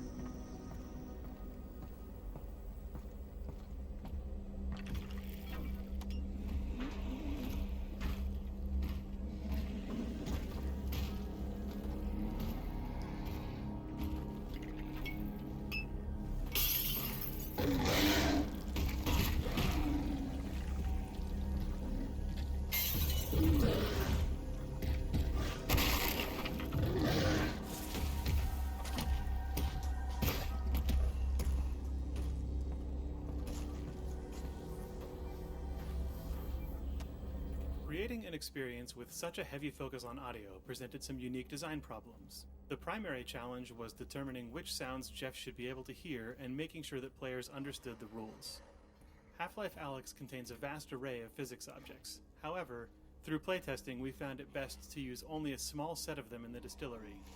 We needed to pay close attention to each object that we did include, particularly to audio design for collisions between the object and the various surface types used in the distillery. It was important that what players heard matched their expectations for how Jeff would react. In early testing, we would find individual cases where players would say things like, "I don't know why Jeff got angry," or "I would have expected that noise to attract Jeff." Over time, we identified these cases of confusion and addressed them one by one. It was vital that players always be able to identify the cause and effect of a noise that might attract Jeff. Failing this meant players were left feeling like Jeff acted randomly and they'd grow frustrated. Some experiments failed in this area. At one point, parts of the level were littered with piles of broken glass that would make noise if the player walked or teleported over them. Few players would notice the broken glass and were then surprised when Jeff attacked, so this concept was cut to avoid confusion. We had to be wary of the opposite case too, where players would expect purely aesthetic elements to present a noise hazard. For example, at one point we had placed shallow pools of water seeping in among the floor tiles. It looked really cool, but it confused some of our playtesters who thought that the sound of their footsteps splashing through these puddles would be audible to Jeff, even though we never intended that to be the case.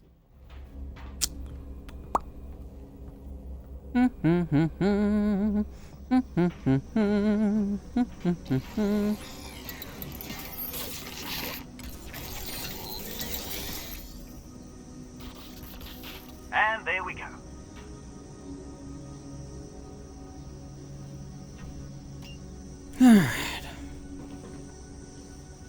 Security alert. Reminder, ground teams. Mission failure will result in permanent relocation. Response code, breach. Maneuver, inoculate.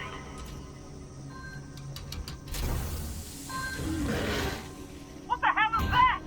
That's Jeff. Keep your voice down. Oh, okay. Right, I don't like Jeff.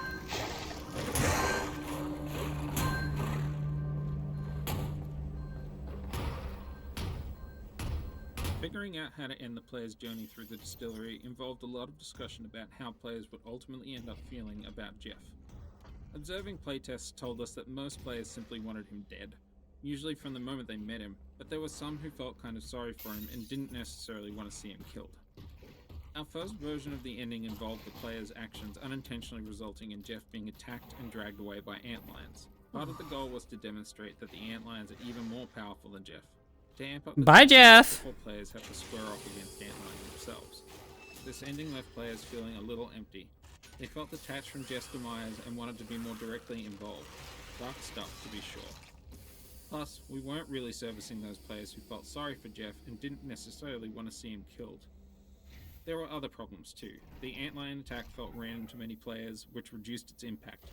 And because Jeff presumably died off-screen, players Jeff, were left are you without a okay? sense of closure. This prevented players from being able to switch gears and settle in for their encounter with the antlions. The trash compactor was a solution to these problems. It gave players the opportunity to decide Jeff's fate and be left with a sense of closure, They're whether all they decided here? to squash him or just leave him imprisoned. Even so, it has to be admitted that Damn. most players seem to crush Jeff with zero hesitation. Monsters.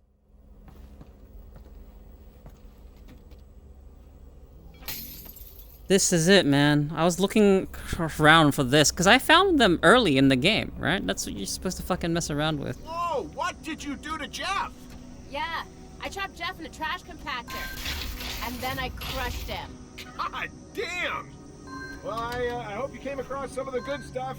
See you around. Okay, the coast is clear. Time to get that plug open so we can get through those tunnels.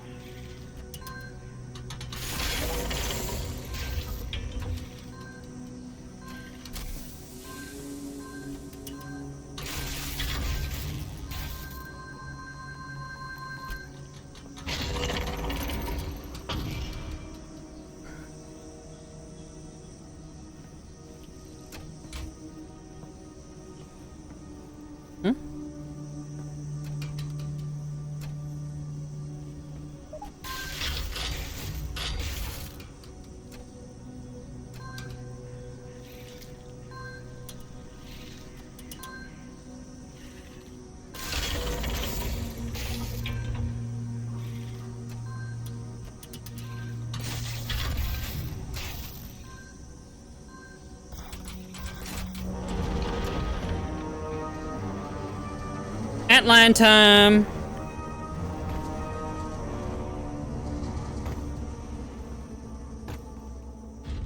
Good news! That tunnel heads to the vault. Great. Also, little heads up. I think the tunnel is full of antlions. Just in case I cut out permanently. Antlions. Antlions. Yeah, you know, aliens with stabby legs. Oh, yes, and very small, like ants. No. Like tiny little lions. Alright, sitting down again. Oh. I might need to take a short break. Are you going to grab the resin in that box back there? No. What do I need it for?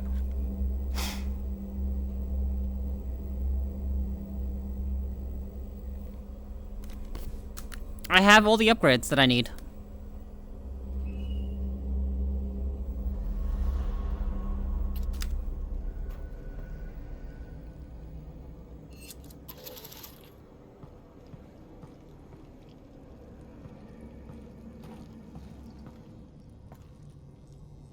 Okay.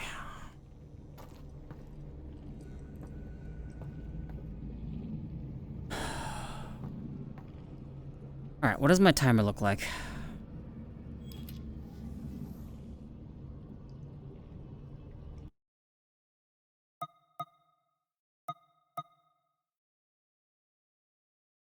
Hmm, 13 hours? You know, Russ, I'm sorry I didn't get you any vodka back there. Also, I have 70 resin. Pick up some on the way back.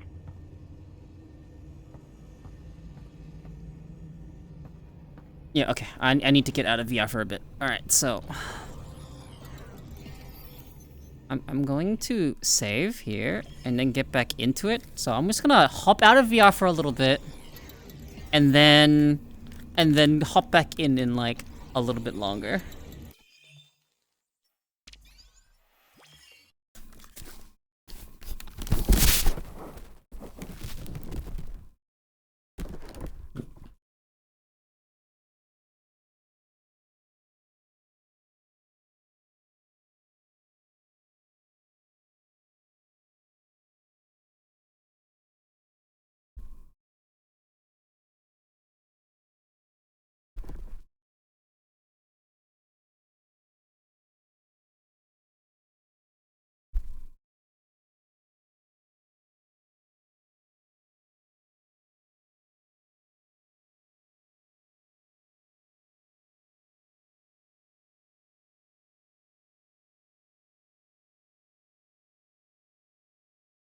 Risk of Rain 2 run? Nah.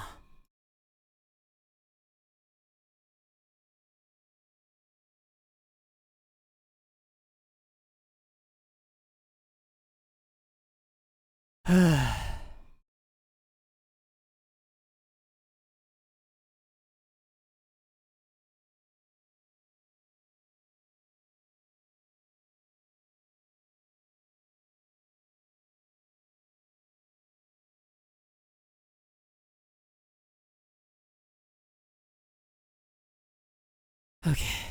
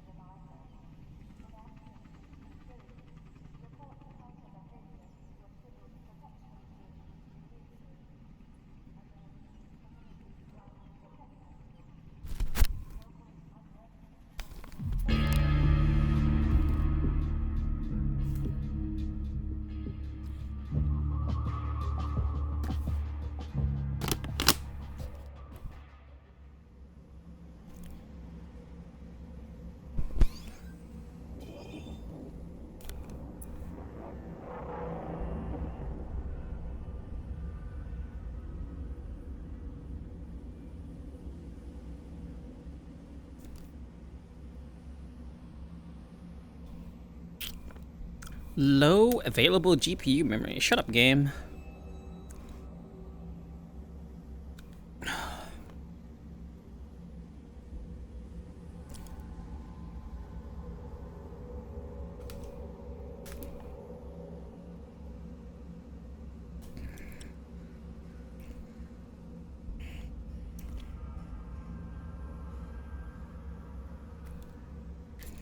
All right.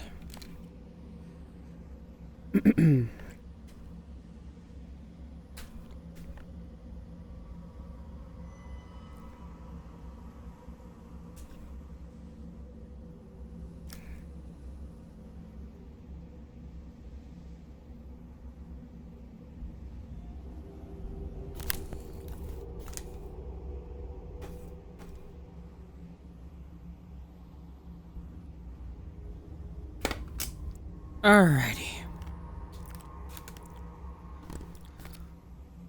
Let's finish this off.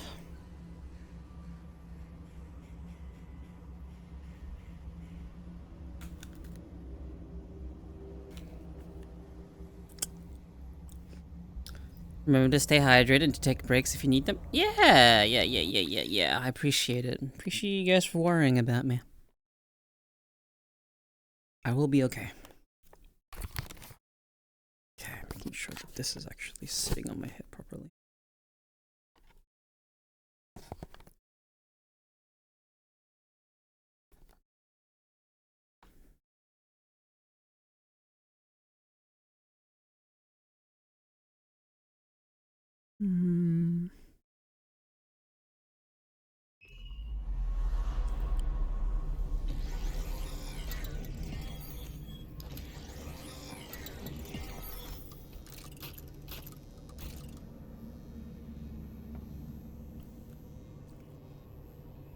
Okay.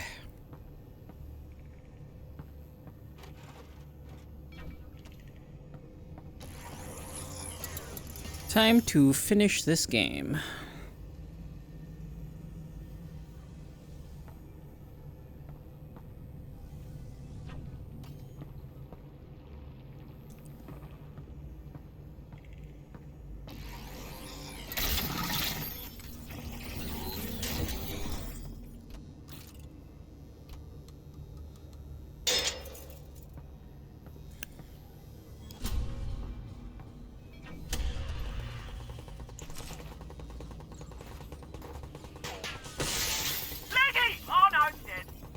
That's an antlion, Russell.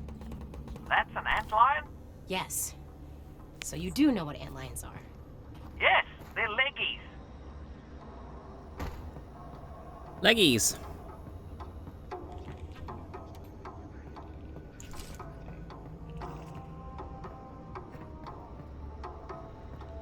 Here we go.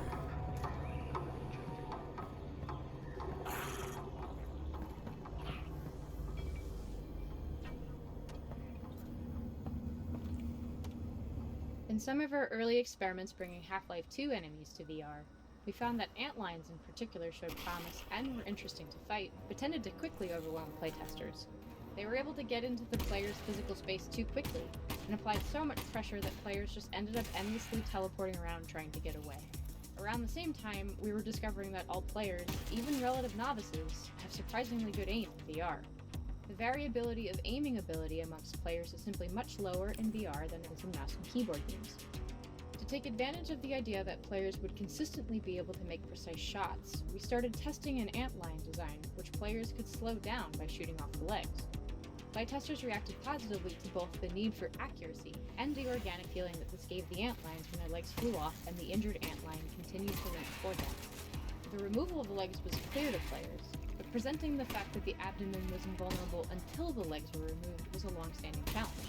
There was no single solution to communicating this effectively to playtesters, but rather a series of small additions that communicated the behavior. For example, we made the abdomen dull and black one invulnerable, and changed it to match the bright orange legs as it became vulnerable. Shooting armored parts of the antlion would generate sparks and hard ricochet sounds, while shooting the vulnerable body parts resulted in orange blood spurts and soft impact sounds. We also designed the death animations to emphasize the abdomen exploding, and ensured that an exploded abdomen chunk was left behind after the antlion was dead. Alright.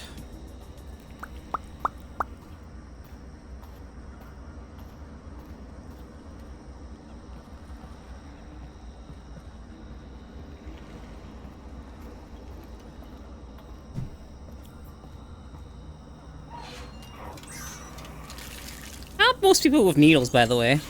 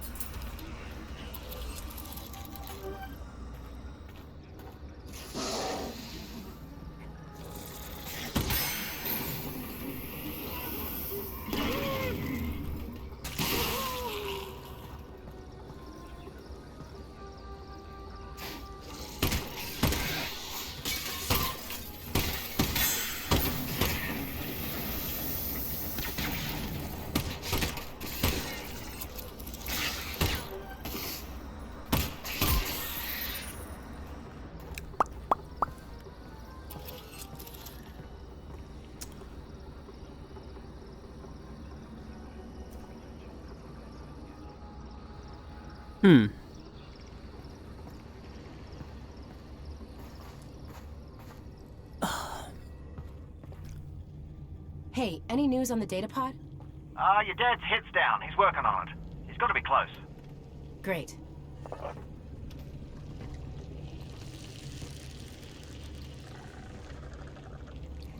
Now.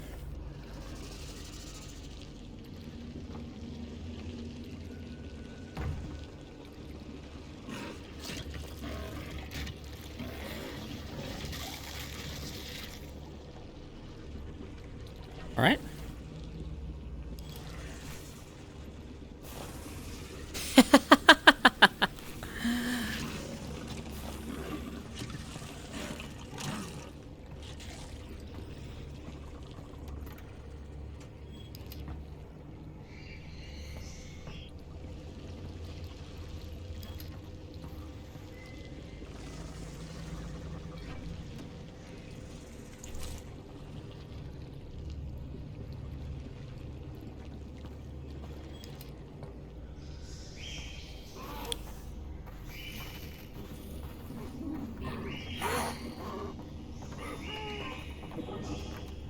All of the foliage in the game animates in response to player touch and environmental wind conditions.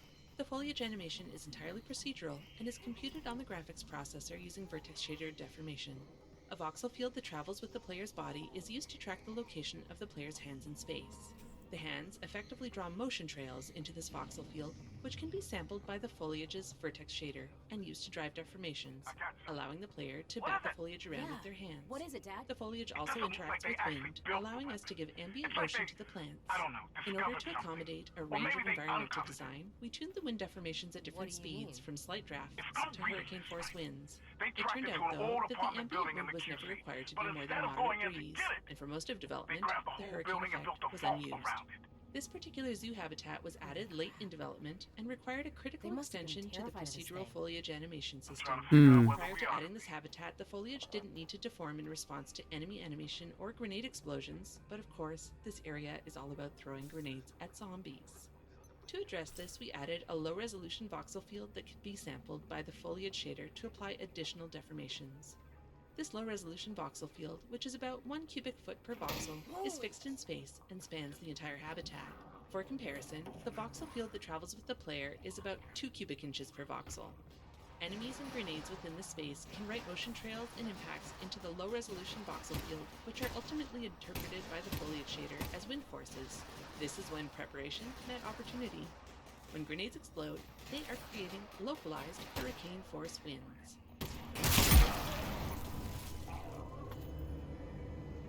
There were very few existing antlion sounds to work with coming into Half-Life Alyx. Okay. Most of the familiar Half-Life creatures, which often had legacy sounds layered in, nearly all of the sounds for the antlions were completely new material. Starting with an almost blank canvas, we drew inspiration from the behavior of the antlions to inform their sound design. Since the antlions attack in waves, it seemed reasonable to us that they communicated and organized into groups for attack. This idea led us to incorporate complex insect-like clicking sounds, the final version of which began as recordings of European starlings, which turned out to provide more variation and character than insect recordings.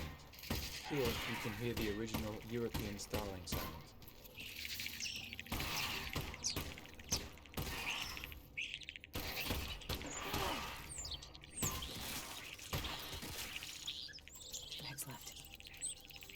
We took those recordings and layered them with designed elements. Good luck with the challenge, thanks. Used in the game.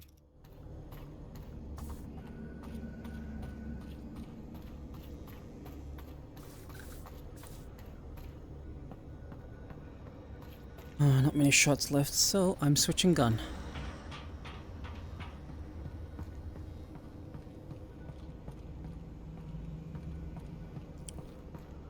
Okay, what's this? In traditional games, analog controls like levers, dials, and crank wheels usually play simple animations in response to a player's mouse click or key press. In VR, however, players with tracked hand controllers expect to be able to control analog interfaces by grabbing and moving them directly. To support this, we developed a new system that we call Anim Interactables. The opening mechanism of this health station is a good example of an Anim Interactable.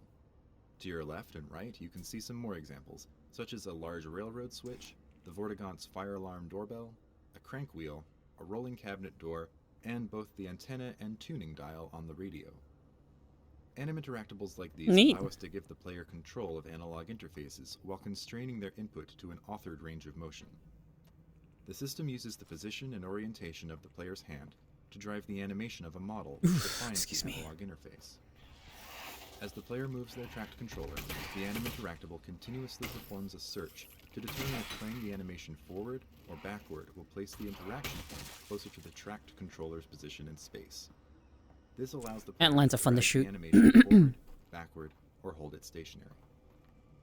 The result is an intuitive correspondence between the player's body and the virtual interface. Furthermore, these interactive animations don't necessarily have to make physical sense. Artists simply animate the range of motion they want the player to be able to control.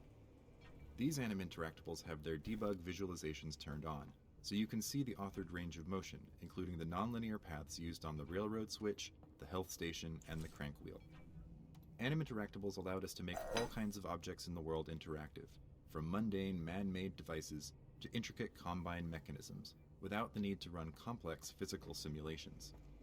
Feel free to play around with the Anim Interactables in this area before moving on. What now? Wait, Dad, what? It's not a vault. It's a prison. They didn't build it to keep us out. They're trying to keep something in. Keep what in? I don't know. I'm not sure if this data Sometimes pod large even chunks knows. of a level are But they shifted got around something or trapped in reordered there. as we work on the game. That's the case for this entire area Ow. of the Turner puzzle it's centered around. So if it's not In fact, a weapon, for much of its existence, we this still area doing this? didn't even have a home anywhere in the game. Whatever's It in was there doesn't originally like the built just to Combine help very much. prototype the Turner So we puzzle. got that in common. Over the course of a few months, the raw gameplay mechanics of Turner puzzles were developed and playtested in a series of small test You've come levels. this far. Each test level I say we explored a keep single going. gameplay concept. And if you find Those out were it's things something we like really using the shouldn't Turner mess puzzle with, to draw the call it player's off. eyes to something interesting, such as Zen flora and fauna, creating I'll moments of let you know when I surprise find when an enemy head crab popped out of a vent, or requiring the player to thread their arm and hand in behind pipes or other tight spaces. Once we figured out which of these ideas were working well, we combined them into a single test level with a Turner puzzle that strung all these concepts together in one single puzzle. Further playtesting in this level made us confident that Turner puzzles should be included in the game, and we started adding them into other areas. But we didn't include the test level itself anywhere in the game. It wasn't until later that it became apparent that the zoo was in need of a pace break. We pay careful attention to player fatigue when we playtest, and look for cases where a puzzle or some exploration and resource gathering can be used to give the player a break from combat. There was such a need toward the end of the zoo level, and thankfully in this case we were able to make use of the Turner prototype level that had already been built.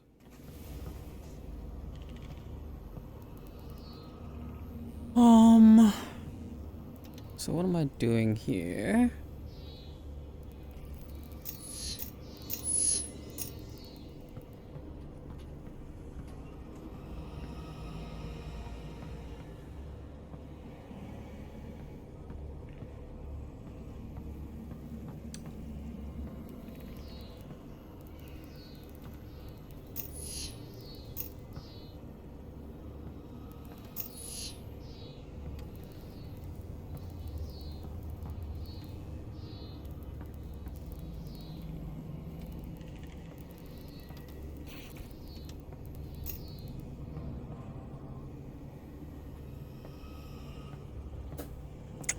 I don't remember what I'm doing here.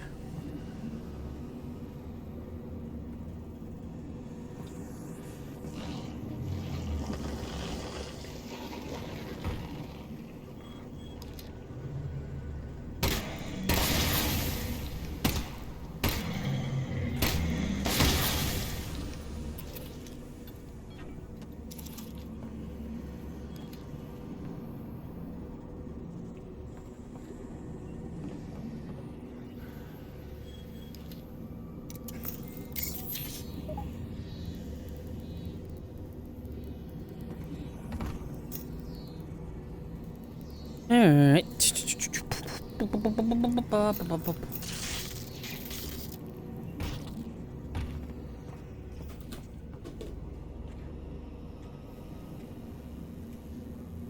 Beep beep ba ba ba ba ba ba ba ba ba beep ba.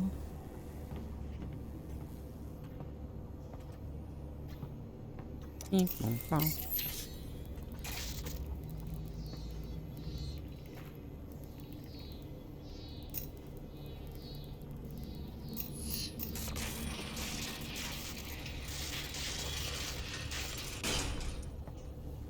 All right, here we go. Ha ha ha ha ha ha. I'm backing way the fuck up.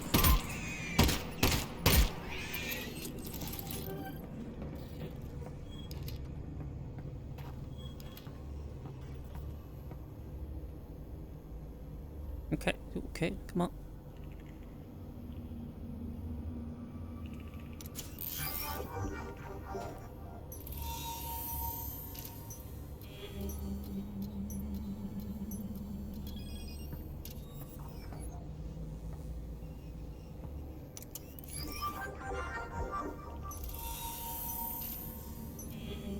Boop, boop, boop, boop, boop, boop. There we go.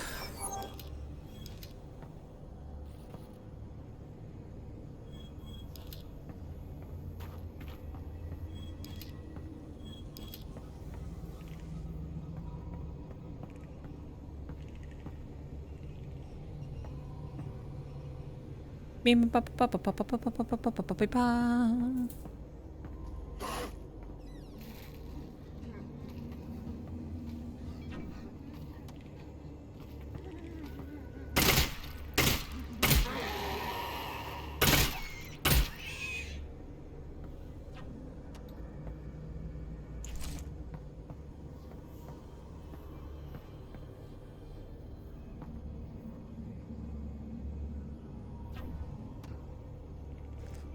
If I just...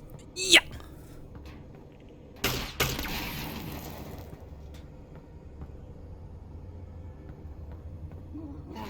What the fuck?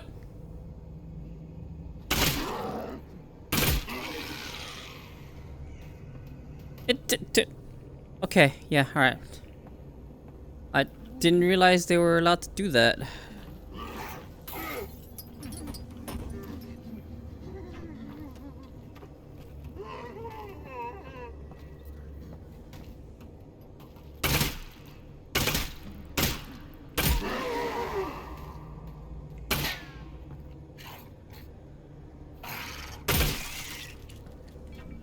Lots of ammo.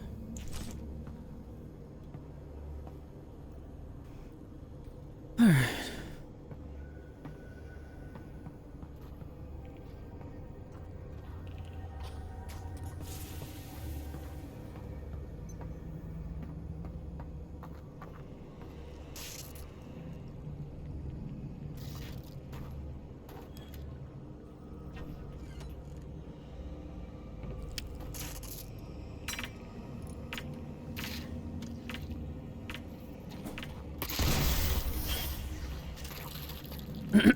Okay, what's this one?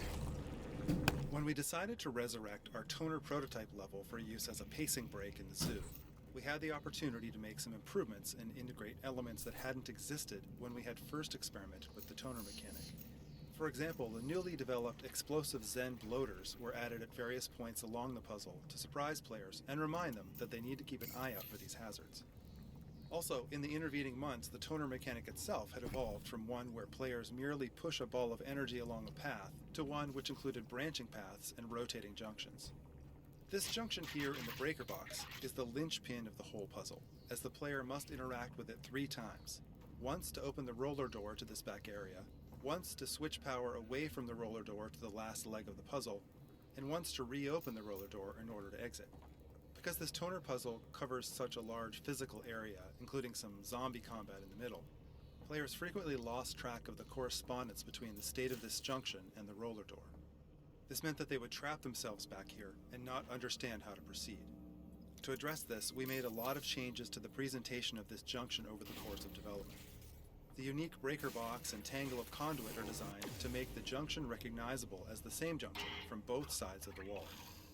The shape of the hole in the wall and the orientation of the breaker box are designed to make sure that the player stands in the right location to have line of sight to the roller door and see that it closes when they route power away from it to the last leg of the puzzle. The door itself also makes a lot of noise and an unreasonable amount of sparks to draw attention to itself each time it moves. This particular puzzle twist was in danger of being cut for a long time, but with this series of refinements, enough playtesters understood its behavior that we were comfortable with shipping it in the final game.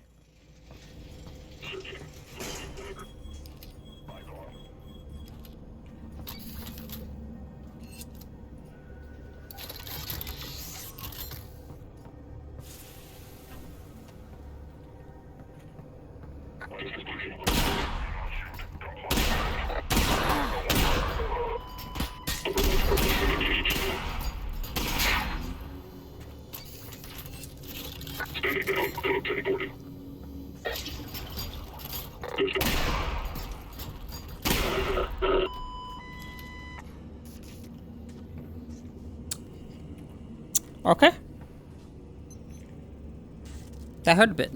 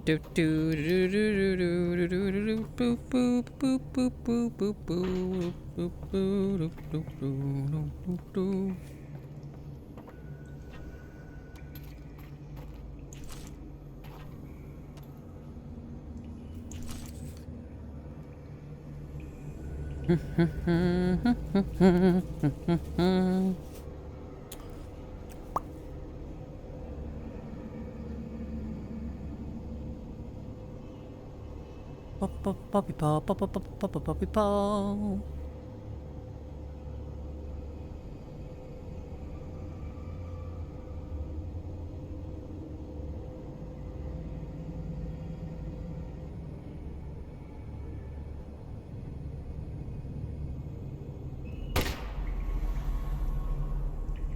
Fuck.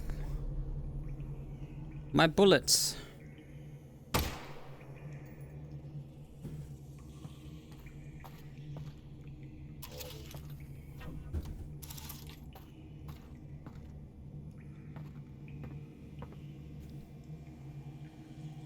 Okay, here we go.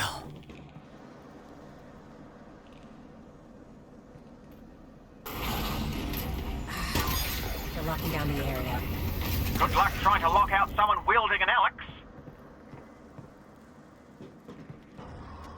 Emergence from the zoo gave us an opportunity to present players with a dramatic vista and to show them how much progress they had made in the journey to the vault. This was challenging because the vault's position in the world was already determined to be above the parking garage, which the player would reach at the end of the vault. But placing the vault correctly in support of that location left the vault looking too distant to create the dramatic view we wanted here.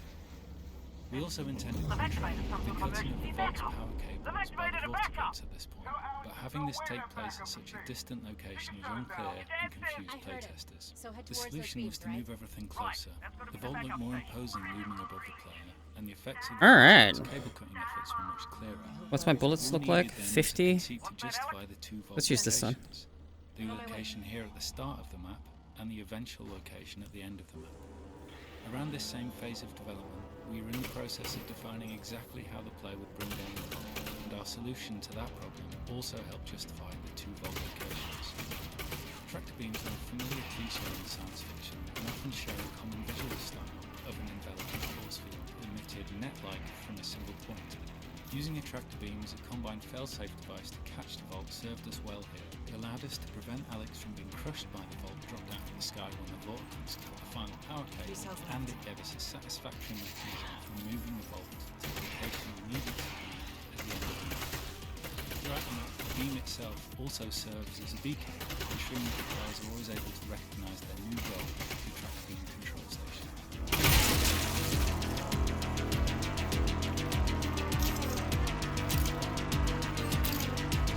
So.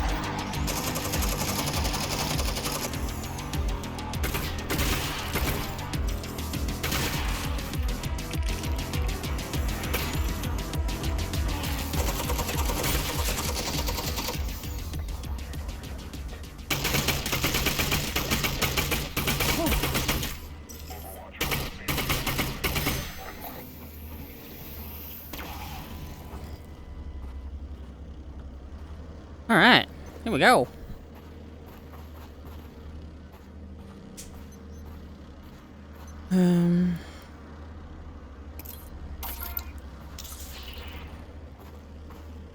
Not much ammo left in this gun.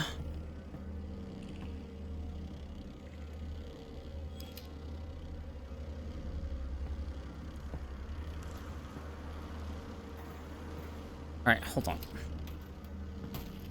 You have something.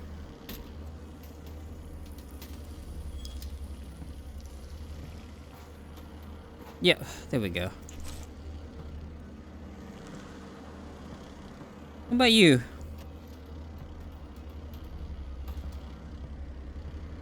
Wouldn't let me gravity it. Alright, There's somebody up there. That's not Combine. Maybe a scavenger? Be careful. The emergence from the zoo gave us an opportunity to present players with a dramatic... I'm out.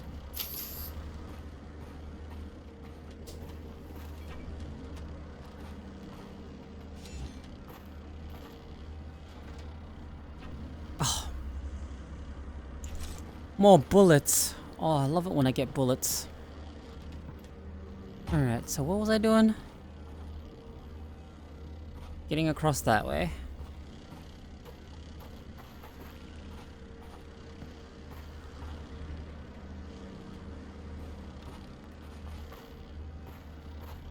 Alright.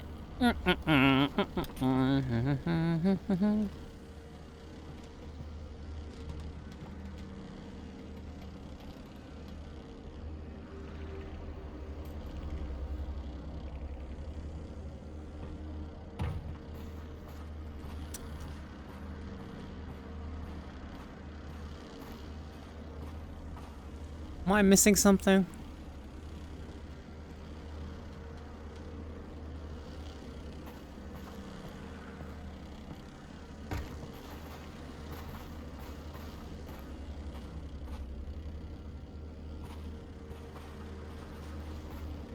All right,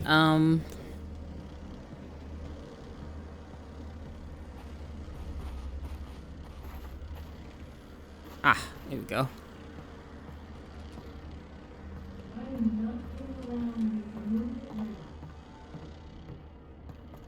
Why can't you do it? Well, then who is on the right? Eli, come here! What is it, Russell? Listen to this. Whoa, whoa. get them. You took over the entire planet in 7 hours. How is this taking so long? Oh, no, fine. I can wait. That was sarcasm. Uh-huh. Well, I'm thrilled you thought that. Yes, that was sarcasm as well. And just to remind you, the thing I need to talk to your boss about is how we're running out of time. The final twist of the game presented quite a few storytelling challenges for the writers. The game is long, much longer than a movie, and the surprise reveal of the G-Man at the end felt almost impossible to sustain over the entire experience. Everyone on the team assumed that through basic deduction, most players are going to figure it out along the way. So the solution, like in most good stories, was to just add more stuff, more details, more questions, and more nooks and crannies to the plot. The writers quickly realized that there was one big distracting name, Gordon Freeman, that would pull the players' attention away from any theories they may be cooking up on their own. We then realized that we could use the absence of the G-Man in the story and the eerie parallels between the G-Man and Gordon's experiences at Black Mesa Lore. to redirect player attention and propel the story towards the final act. If the player thought they had uncovered a new mission to save Gordon Freeman from stasis, then the twist at the end could be secure. To pull it off, the writers created a new, mysterious character, a scientist collaborating with Gorgon Morgan. This addition came late in the project, so the writers relied on another tried-and-true tact. Base the character on an actor we're fond of, and then do our absolute best to cast and record with that person. The chosen actor had struck a particular tone with the writers.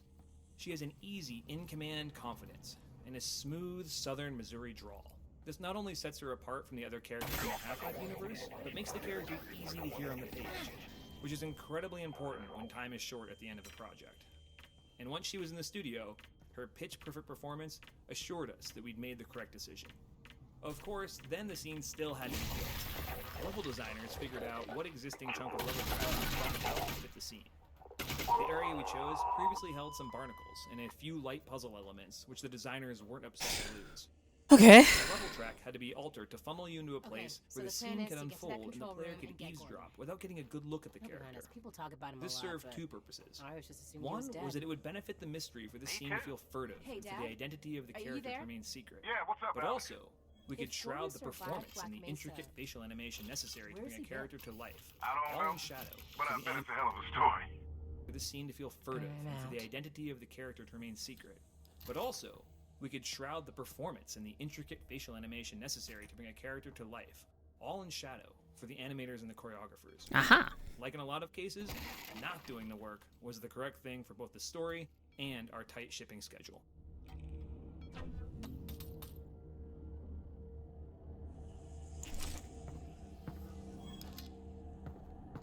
So we want to go down there. How do I get in here? Looks like there's some stuff.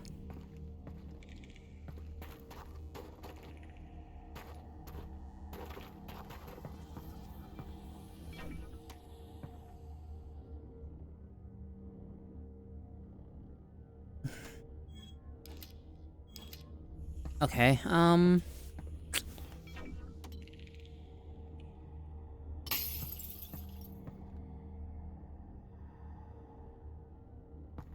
I don't know how to get where the health thing is for that one. I do need it. I don't think you can get back in. So... Alright. Guess we go down.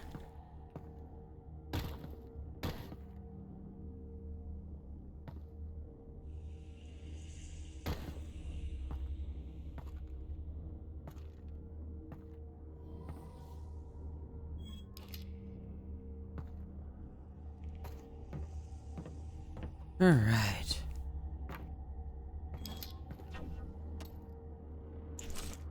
So, I have a question for anyone that's here right now.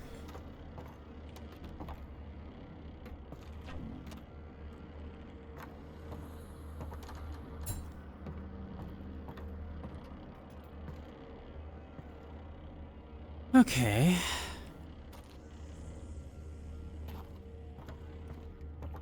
Who's actually seen Half-Life Alyx? The purpose purpose of this hideout was to give players a nice reward for being observant and exploring the environment. We wanted to highlight the story of scavengers living behind the quarantine wall, what their lives might look like, and why they might choose to live there.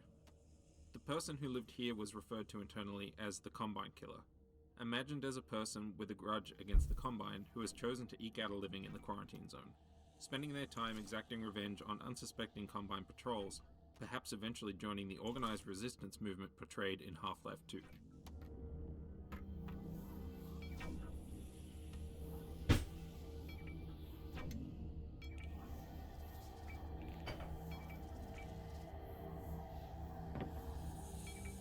Yes, give me these glasses. I wonder if I can put them on.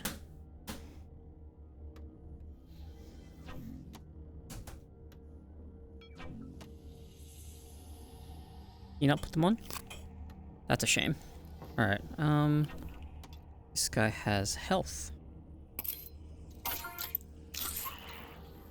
First time.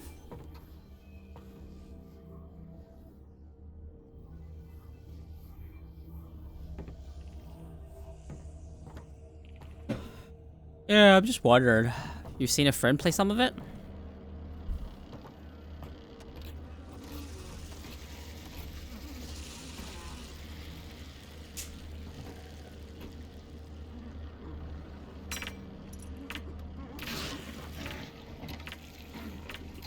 Kaboom!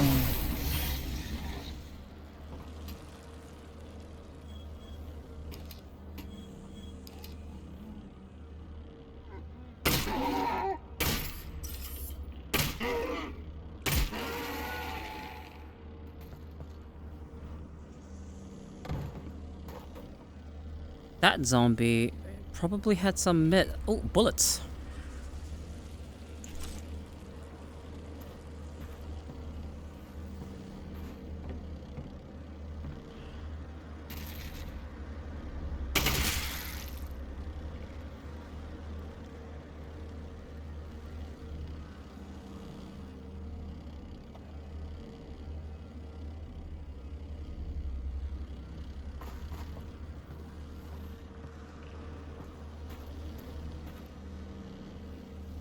What do you think they're doing in here?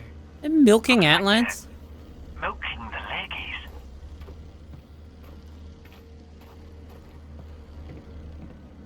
Fucked up. Can't do that. Because I have jumped over here.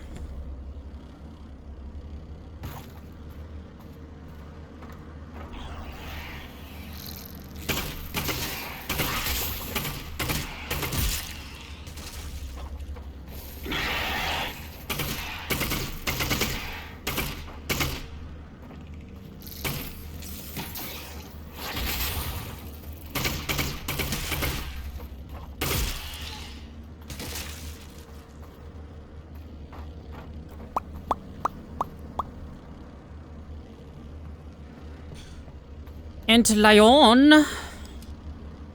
And Lion.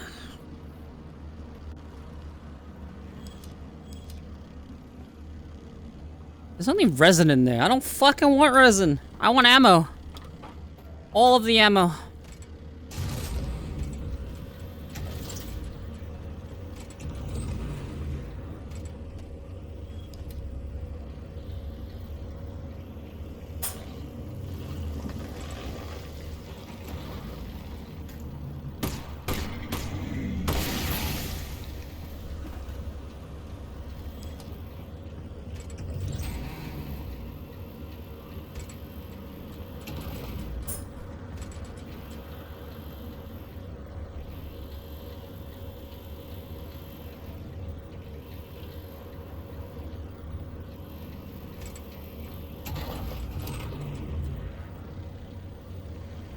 Once we get Gordon back, we can really get ambitious, don't you think, Russ? And maybe we could take down the Citadel. Well, he saved humanity once. I'm willing to bet he can do it again.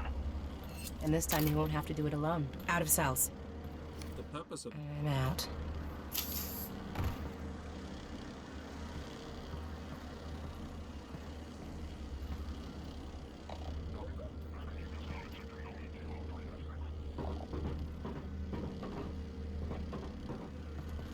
Alright. Am I hurt? I think I'm a little hurt.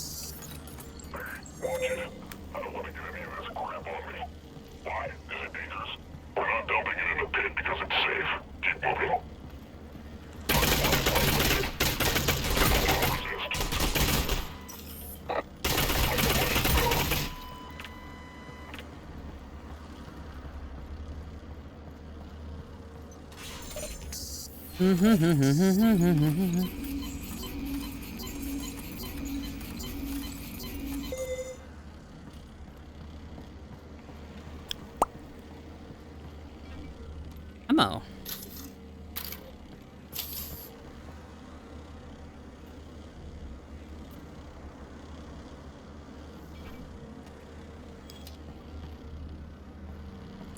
Perfect. Ammo.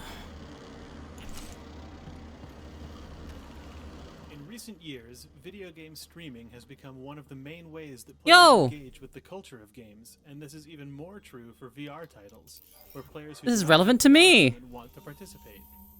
To address this audience, we created a spectator HUD, which displays the VR player's health, ammunition, resin, and the contents of their wrist pockets. This information is overlaid on the 3D scene in the desktop window, and lets viewers track the state of the player's resources, without having to rely on the player to look at their wrist or open up a menu. The Spectator HUD started off as a tool used by the development team to display resources, as well as the state of controller buttons and other diagnostic information. An interesting side effect of this HUD was that it made playtests way more exciting to watch, because we as an audience had information the player wasn't necessarily aware of. For example, playtest observers might realize that a player had barely survived an encounter when the players themselves had never even checked their health. We even saw cases where players killed an enemy with their very last bullet without realizing it themselves. The highs and lows we felt watching our own playtests were something that we wanted to share with the streaming audience, and it's been exciting to see streamers using it in the wild. Hey, that's my hat. Give me my hat back. Okay, there we go. Yeah. How's watching this playthrough?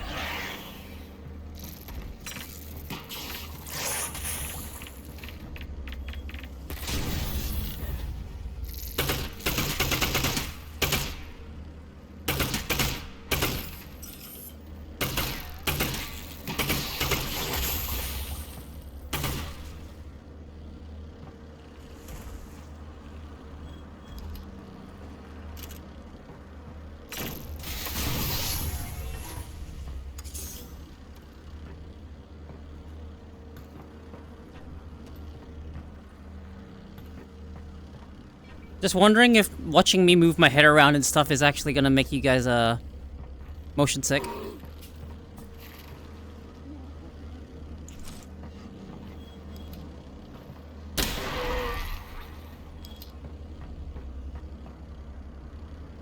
That's all. Just worried about that.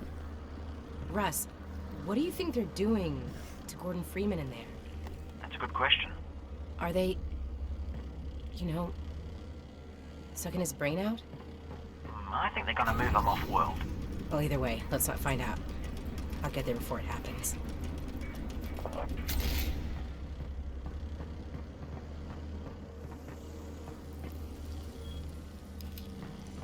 Last two.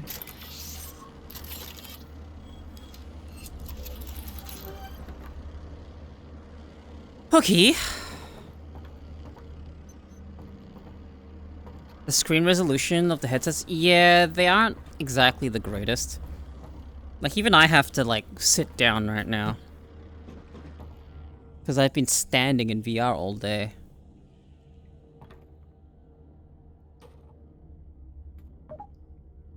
Oh, shit. What am I supposed to do about this room? I might just have to go all the way back up.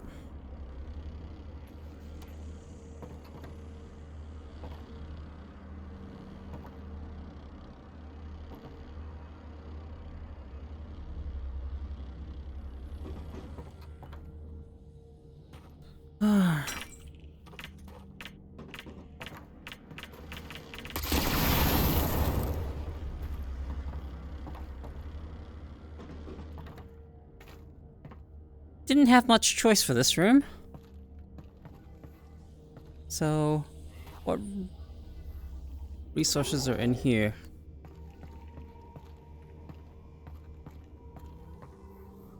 Other than a resin. Surely there was ammo here. Yeah, that's what I'm talking about.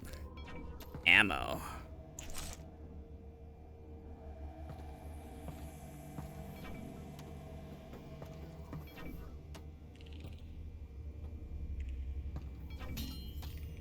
Okay, that's important for something.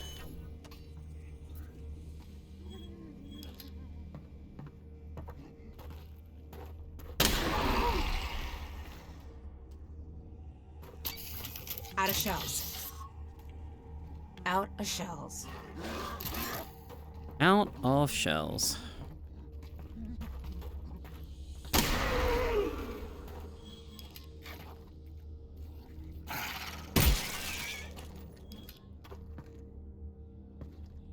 I feel like this might have had something. Oh, never mind. It disappeared.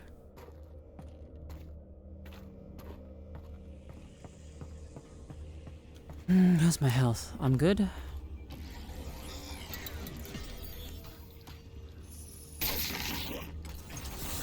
Russ, what's the deal with the crowbar?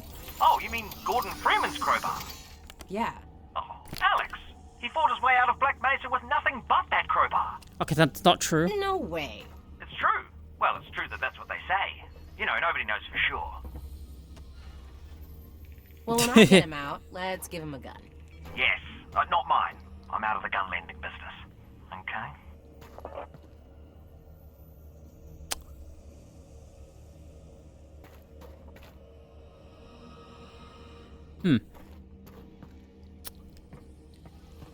Alright. So...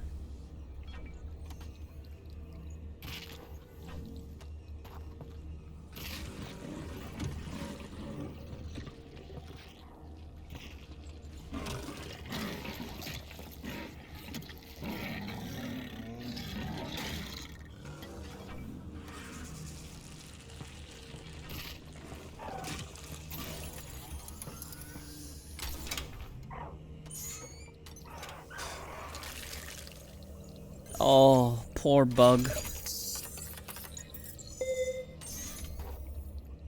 You know, there are people that, I think I mentioned this earlier, but people that couldn't handle this because of the needles hitting the hand.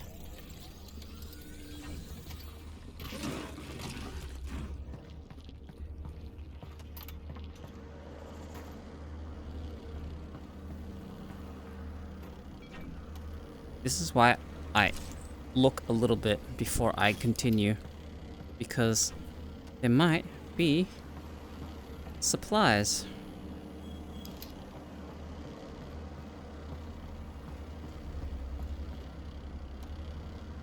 Creating a climactic battle that capped off the antlion combat proved to be a challenging design problem. We wanted to create a sustained combat experience that was substantial enough to challenge players who would refine their skills against the antlions. But simply throwing a large number of antlions at the player all at once was not a particularly engaging experience, nor was it compatible with our established combat balancing. Rather than containing the player in a restricted space and spawning waves of enemies, we wanted to keep the player engaged and moving through a gauntlet of constant pressure toward a goal. To do this, we needed an arena with a clear linear flow and a porous layout that would allow the player to maintain sight of their goal, while being flanked by swarms of antlions as they move forward. This anchor yard, which we had originally built for a narrative scene that was cut from the game, had the properties we were looking for. The long tanker cars lead toward the intended direction of travel, and their positioning requires the player to pay careful attention to their sides and rear as they advance. The combine tractor beam tower is framed at the end of the tracks, providing a clear goal to the player. The placement of the glowing red sign in the direction of the tractor beam was also a deliberate decision. A technique used by the environment artist to subconsciously pull players in the desired direction via visual contrast, even in the event that they've momentarily My gun's bugged? Sick? The pacing of the combat here was carefully balanced. Most playtesters are overwhelmed and feeling like they made it through by just the skin of their teeth. It took many iterations of enemy placement, ammo, and item placement, and player path adjustments to achieve this balance. Ultimately settled on a design that featured a steady stream of advancing antlines, with antline spitters placed at the far end of the space, applying enough pressure to prevent players from rushing toward the goal. Combine soldiers up on the raised platforms divert player attention to the right-hand flank and provide verticality and target prioritization, adding to the sense of frenzy we sought to create.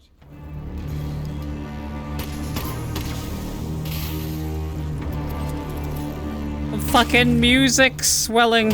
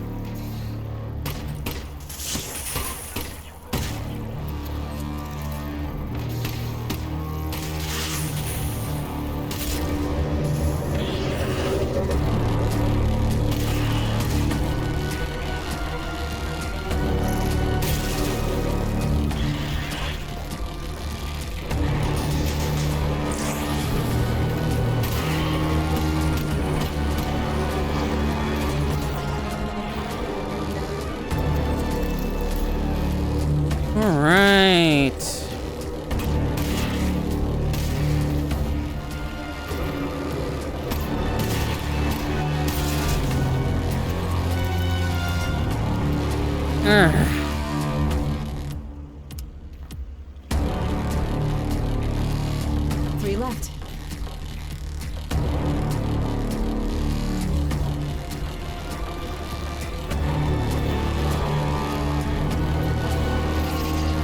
Shells.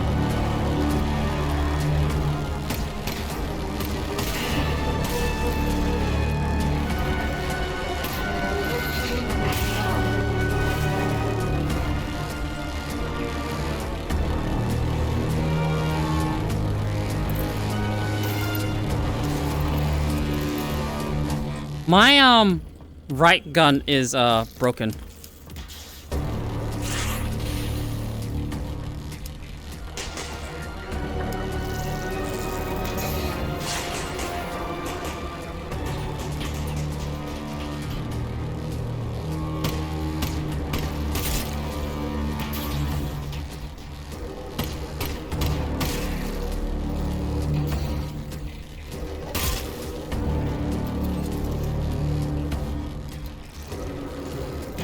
Three south left.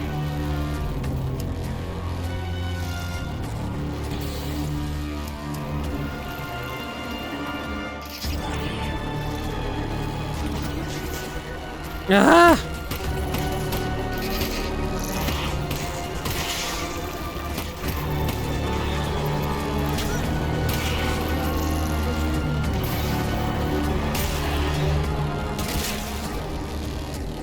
My right gun just doesn't work.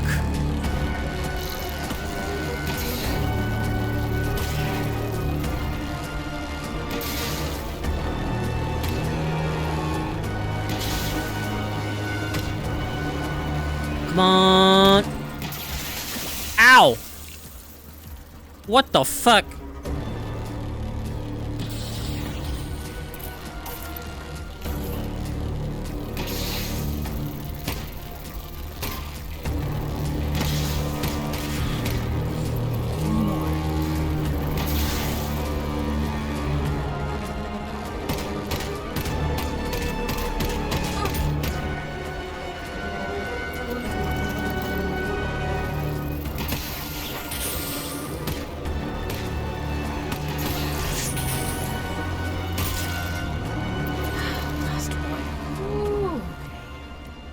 Last one.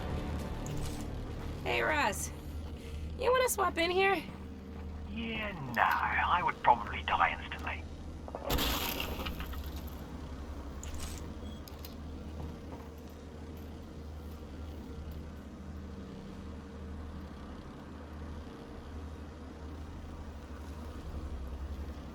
Yeah, my gun's broken.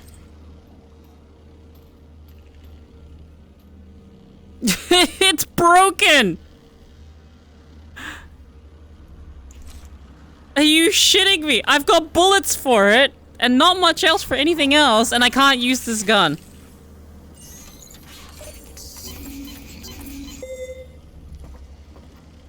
I'm just gonna have to hope it's fixed later, because my only other choice is a shotgun I have one shot for. Damn. This is fucking rough.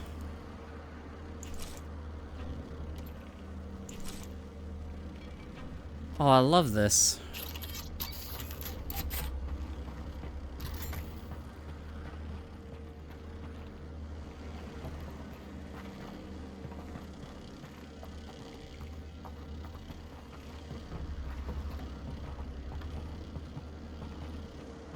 Yep. Awesome.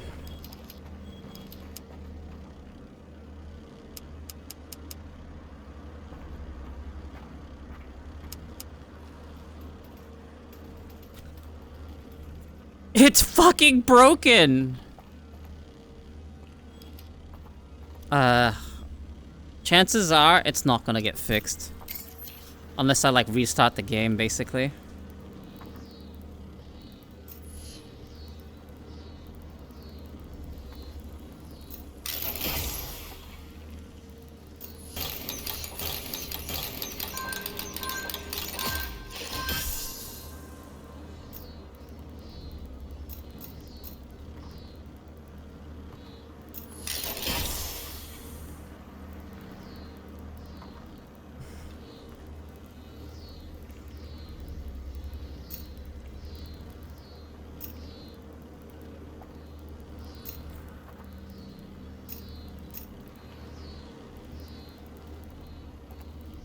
Hmm.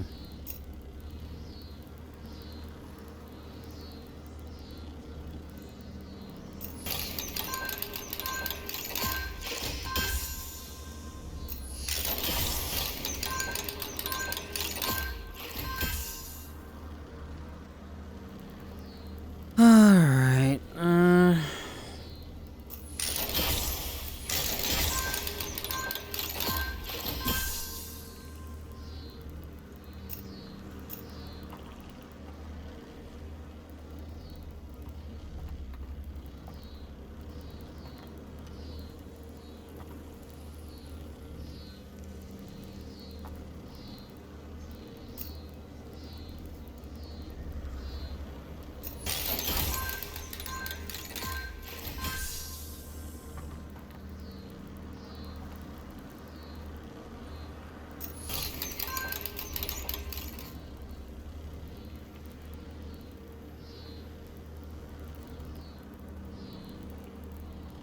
okay.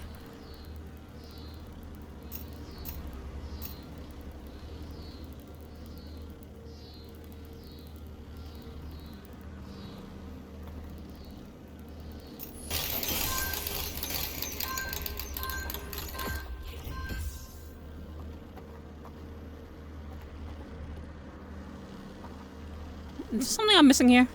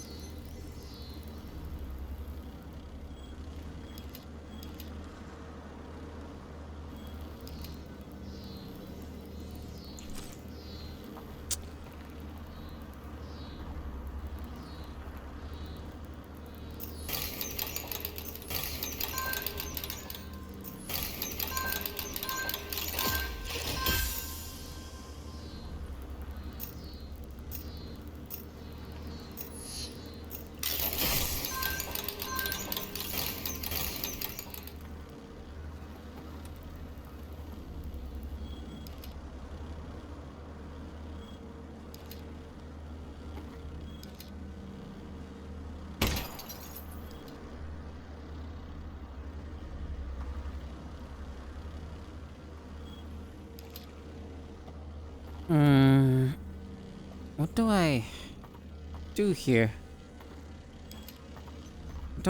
remember.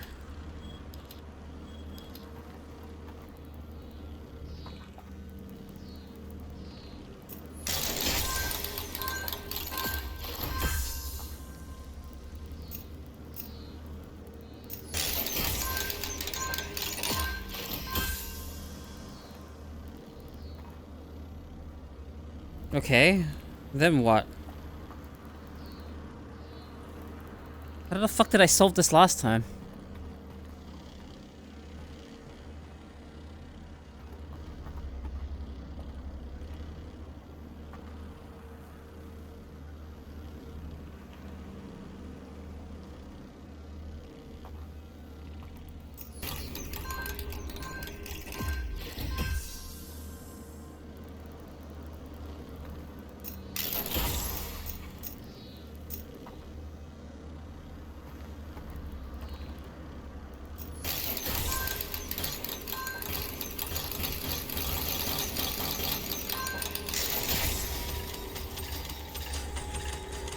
Okay.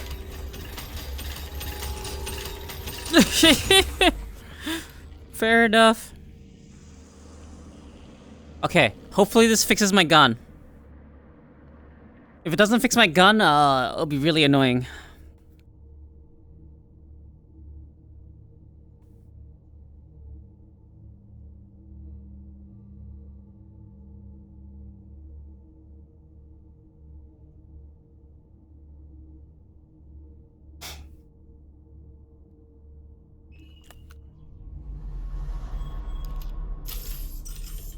Oh, thank fuck.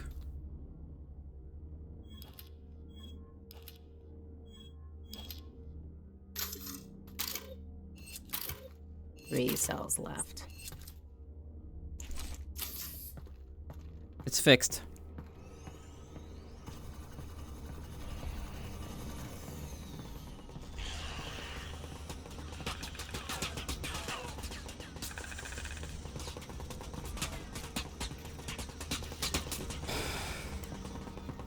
I'm also at the climax of the game, basically.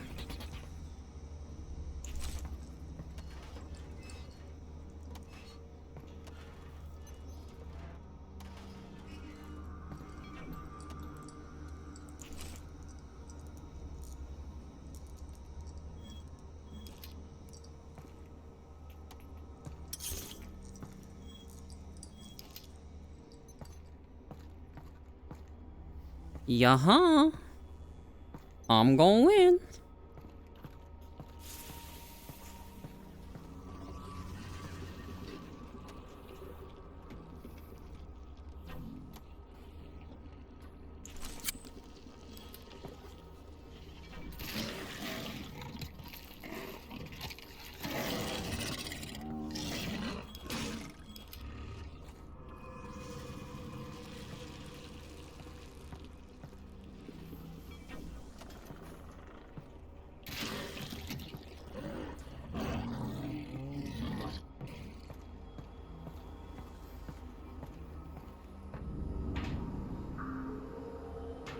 Oh, I remember this.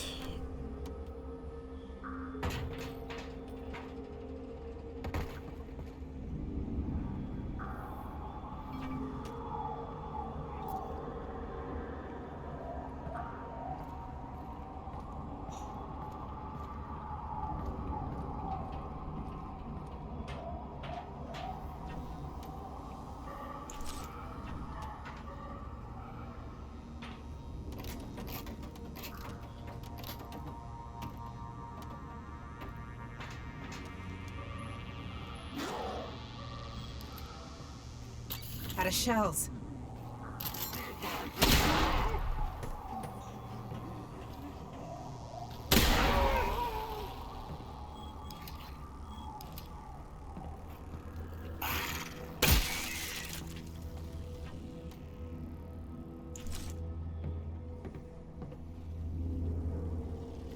Let's see. Can I?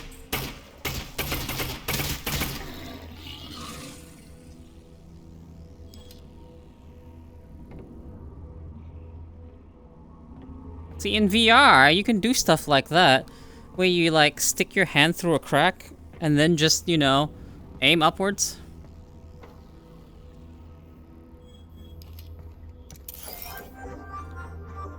What does that do? Is it a grenade?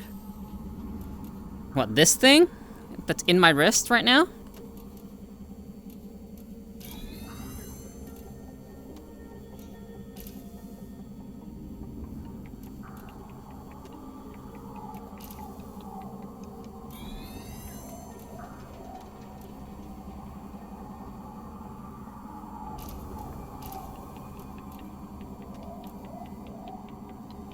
Hang on.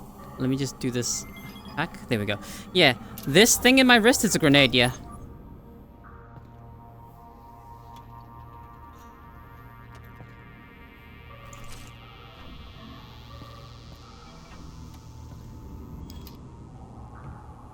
Oh, shit.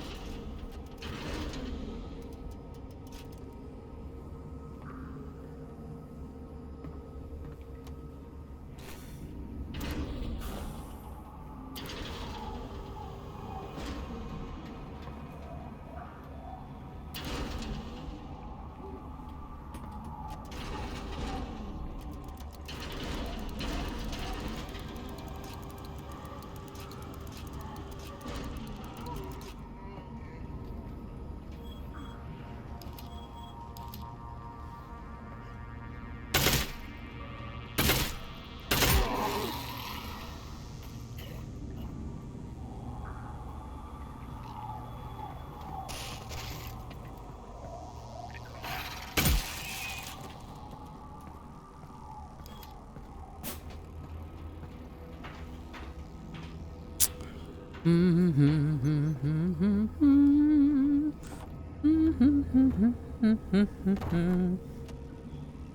goal of this puzzle was to create a moment of heightened stress by requiring players to deal with a sudden threat after being placed in a precariously disadvantageous position.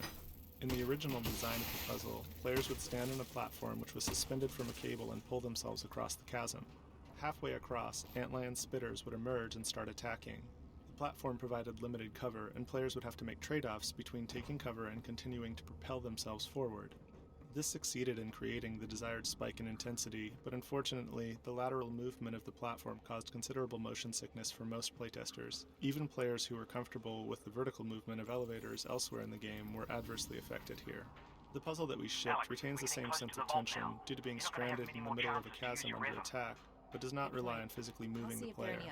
The upper portion of the wooden platform is deliberately devoid of any substantial cover, which encourages players to jump onto the platforms below. On the lower platforms, we provide enough cover to protect players from antlions, but also leave them feeling vulnerable out in the middle of the chasm. The cover here is porous and breakable, increasing the sense of urgency and requiring players to engage the antlions from their compromised position.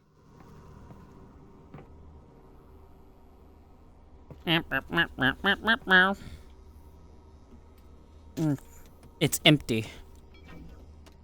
But lots of shotgun shells. Alright.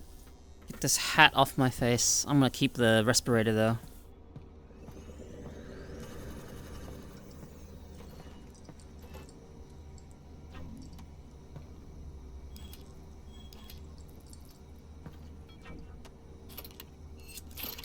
Two shells left.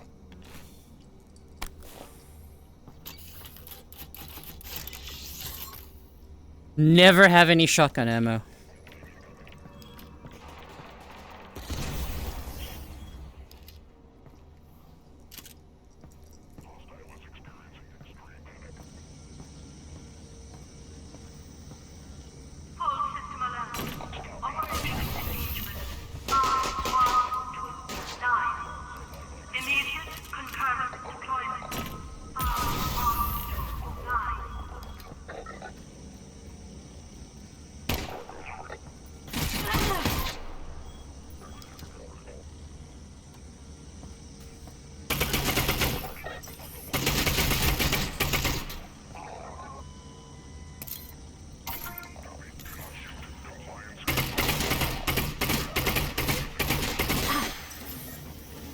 Ow!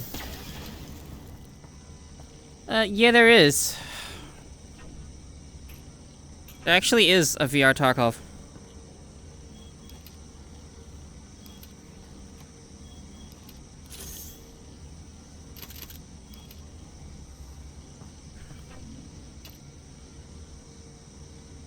There's one that apparently kind of doo-doo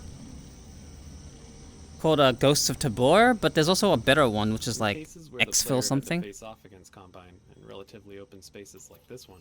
We often found that playtesters would backtrack to safety and attempt to pick away at the soldiers from a distance. The playtesters would ultimately be successful in clearing the combat space, but would feel unsatisfied with the encounter due to the repetitive and static nature of the tactics that they employed. To address this, we used a few design tools to discourage this type of play behavior. The placement of the Combine suppressor, standing on the bed of the truck at the far end of the courtyard view, is the key to the design flow of this battle. The suppressor does not move from his planted position on the far side of the courtyard while the player is on the near side. His positioning, combined with his unrelenting wall of suppressing fire, forces the player to advance in order to close the distance required to take him out. Forces the player to advance. From a carefully crafted combination of other Combine units. Additionally, if the player backtracks far enough from the fight, the more mobile Combine soldiers in the encounter are told to retreat and hold their ground until the player once again advances into the combat. These elements together keep players moving forward into locations that provide for more interesting opportunities for both the player and the enemy soldiers. Is it any good? I've never played it. I wouldn't know.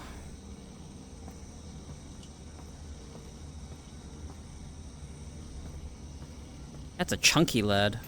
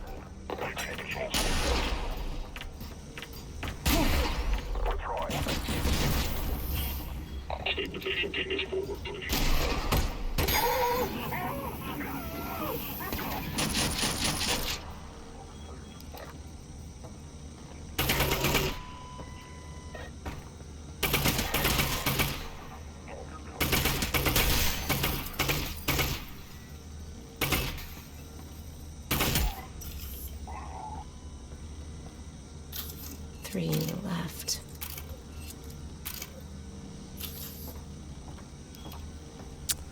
All right. I am hurt.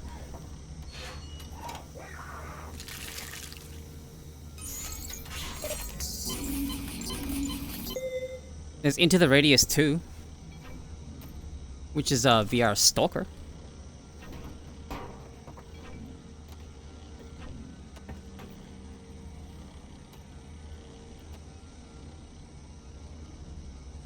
The Blake Mesa Disaster.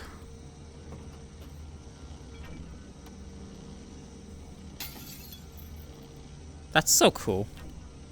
Watch this. It actually breaks when you throw it through.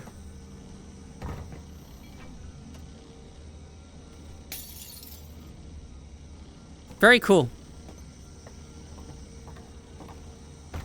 I heard Ghosts of Tabor was doo-doo.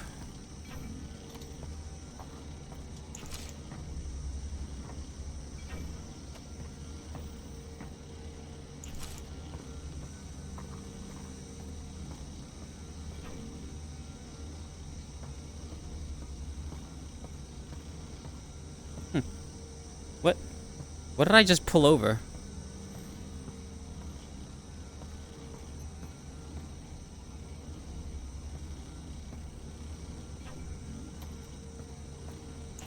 It's good? Well, I've heard otherwise.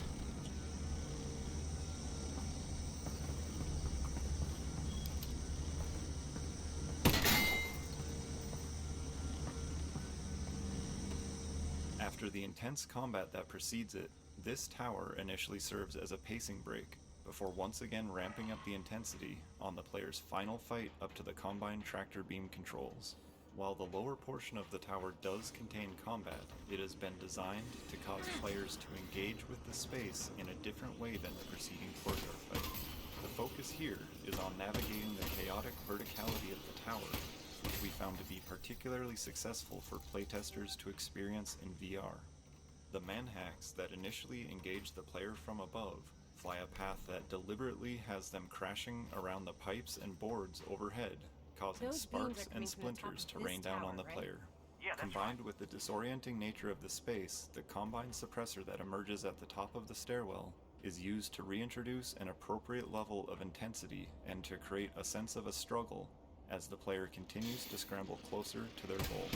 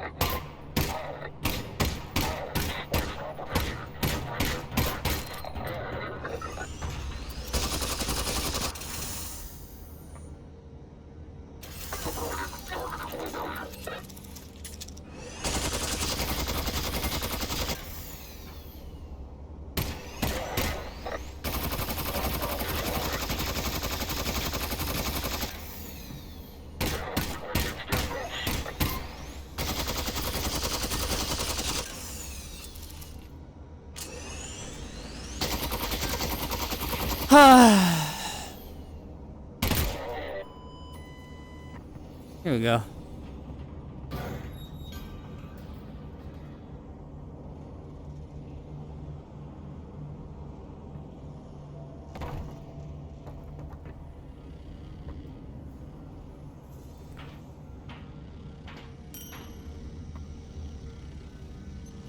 Smolaru, thank you for the follow.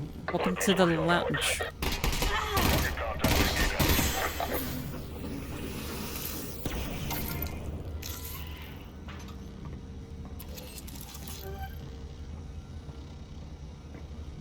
I like how they acknowledge that it's Alyx.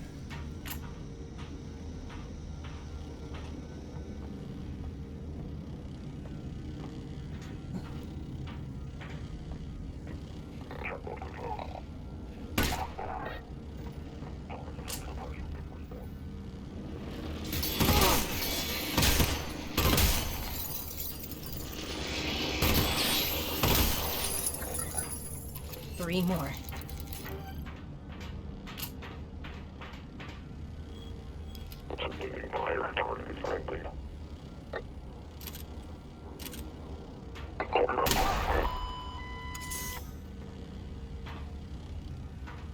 Well then. There's the control room. I see it. We're almost there. 3 shells left. Is there a thing here?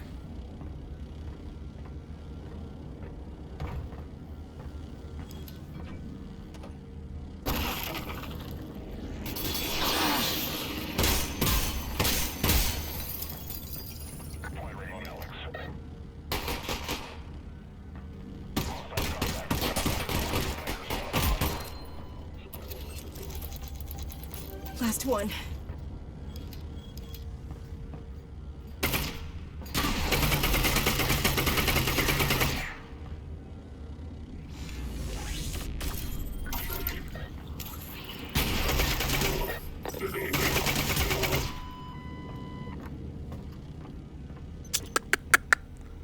Your name better be looking at for taking out multiple squads. Sure. Yeah, you know, you're right. You're right. You're actually right.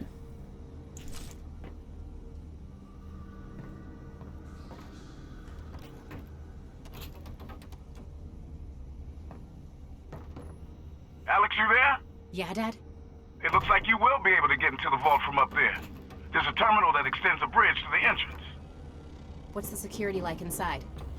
I got it all laid out in front of me, and I tell you, there is security. But I've never seen anything like it. It doesn't make any sense. I guess I'll have to improvise. Don't worry, honey. I'll figure it out. Alyx, dead ahead. Those controls dock the vault to the station. On it. At the start of the previous map, we introduced the tractor beam, a failsafe Here we device go. used to catch the falling vault when the last substation was knocked offline. In this location, the console looks like it could be used to control the tractor beam to dock the vault for entry via the nearby gantry on the left. Honey, we decided to have the vault crash to the ground spectacularly, but for this to work emotionally, we needed the scene to increase in tension beforehand. The whole vault docking console is absurd by design. Oh, the speedruns in this game are really funny. I would never. Testers could take too long and let the air out of the scene, unsure if there was something that they could actually solve. The more inscrutable the machine looked, the more likely they were to interact with the levers and play along with the unfolding disaster. The first phase of the puzzle extends the catwalk and unlocks the main lever bank, which responds to the player's movement. Every subsequent lever thrown, nothing except increase the tension as things continue to go wrong. The back and forth radio dialogue between Alyx and So fucking cool. growing panic and keeps players in the moment, flipping levers in an attempt to save the world.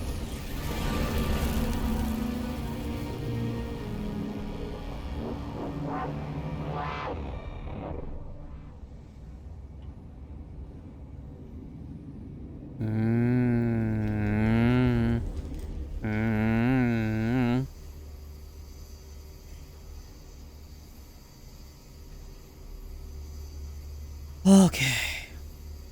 Oh.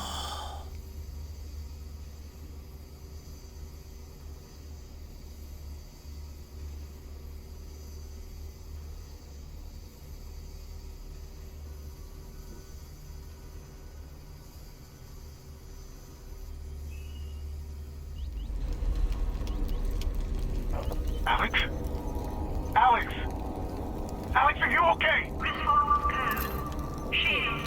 I think I just killed Gordon Freeman. The vault's right there. Just go in and get him. Or what's left of him. I'm on my way. Response team. Overload protocol. Angle. 5 years ago, we placed playtesters beneath an idling Half-Life 2 Strider.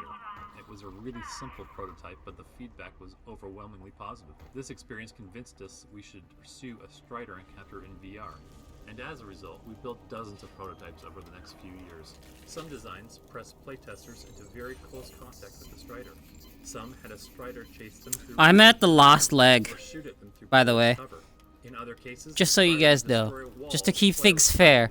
I ain't gonna just suddenly just be like, oh, guys, look, surprise, I won. No, I'm literally at the last stretch of the game. Alright, I'm standing up for this. Based on the success of this prototype, the team moved on to building the shipping experience ahead of you, although it would take another 3 years of refinement to complete. Each iteration brought us a new set of rules and players' expectations. The Strider encounter ahead is a carefully crafted collection of beats, shaped by our own ideas of what would be exciting and fun, refined over a long period of playtime.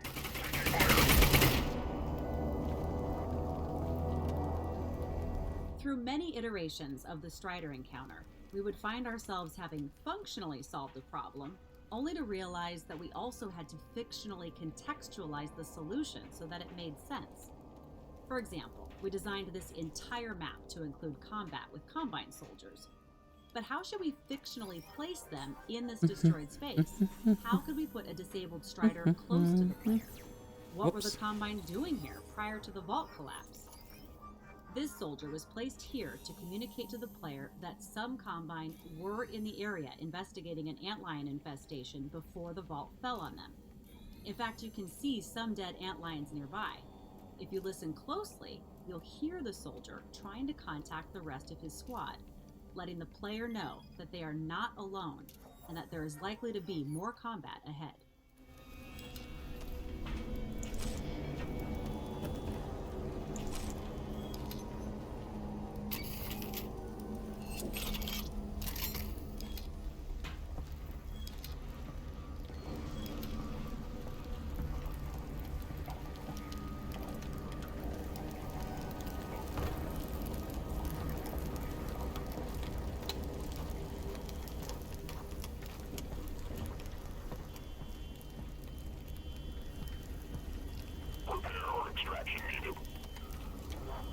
Although we could excuse a few random Combine in this area left over from investigating the antline infestation, we needed a way to justify the large squads of Combine and the combat encounters that occur later in the level. These two Combine are part of a squad sent down looking for survivors after the vault collapse, and their dialogue is designed to inform the player that this Strider they have found may not be dead. Fictionally, it is the player's combat with these two soldiers that alerts the rest of the Combine in this area to the player's presence. Man, Roz, don't jinx me. For many players, Striders are the most feared and powerful enemies in the Half-Life franchise, and we thought it would be interesting to flip player expectations on their head and experience what it would feel like to team up and cooperate with a Strider. Our initial concept was inspired by Aesop's fable of the Lion and the Mouse, with the player freeing a disabled Strider who would later help the player escape by clearing the way forward. Initially, the parking garage was a Combine silo, and it was much easier fictionally to have some type of Combine device which could constrain a Strider without injury. When the location changed to a collapsed parking garage, we constrained the Strider by trapping it in the elevator. Okay, you are in the way. Down by the elevator car. After being freed, the injured Strider would lash out at anything nearby, Combine and player alike, as it tried to escape. This was a strong story when told aloud, but expressing it in a way that was understood by players turned out to be difficult. Keeping the Strider around throughout the level, alternating between injured and angry states as the player slowly picked their way through the garage, was confusing to playtesters, and we had a very hard time trying to find the right balance. Playtesting feedback was really consistent around this. So although we loved the idea, we let it go in favor of a more straightforward and achievable dynamic of hunter and prey that eventually shipped. The year we spent pursuing the Lion and a Mouse idea wasn't wasted, however, as we created and refined many of the different story beats that shipped. We also crafted some performances and technology that led to the success of the final experience.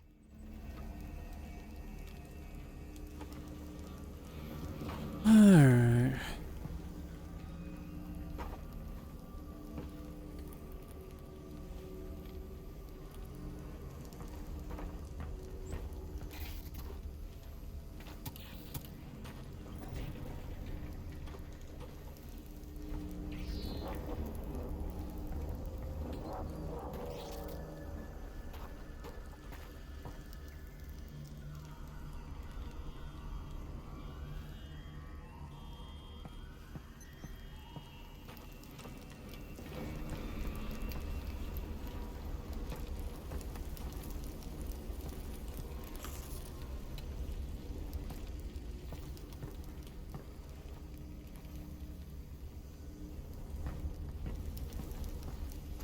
Don't remember what to do here.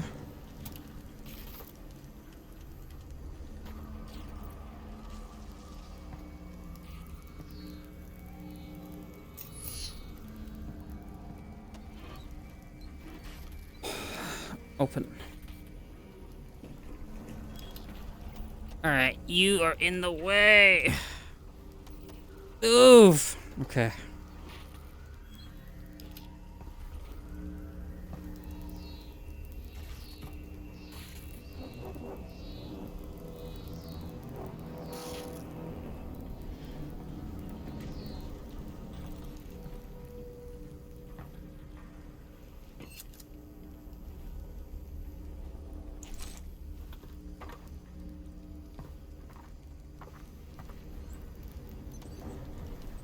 Oh.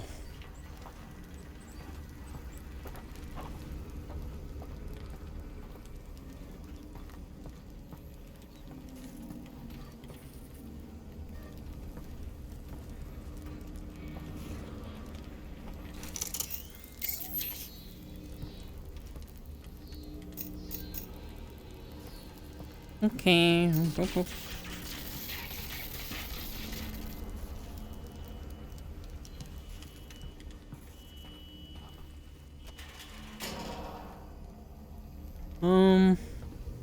Supplies? Maybe?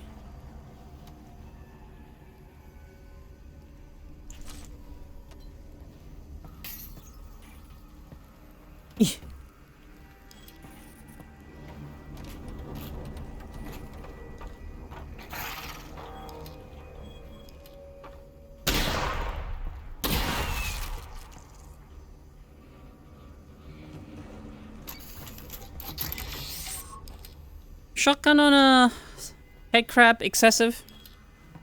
Thoughts?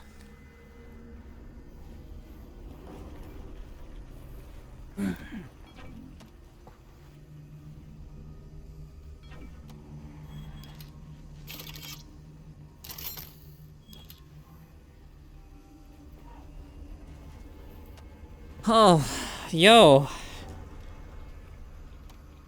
A lot of younger folk won't even understand what the fuck this is. You see this? There are people that don't know what the fuck it is, man.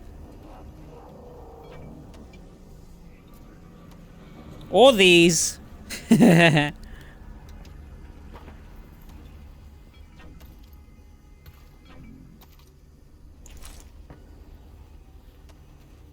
Alright, there we go.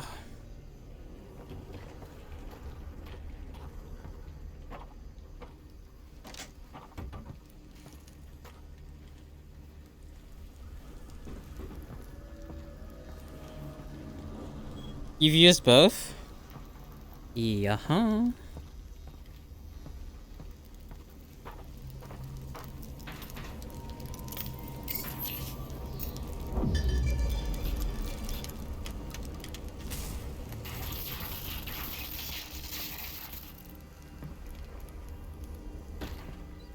There we go.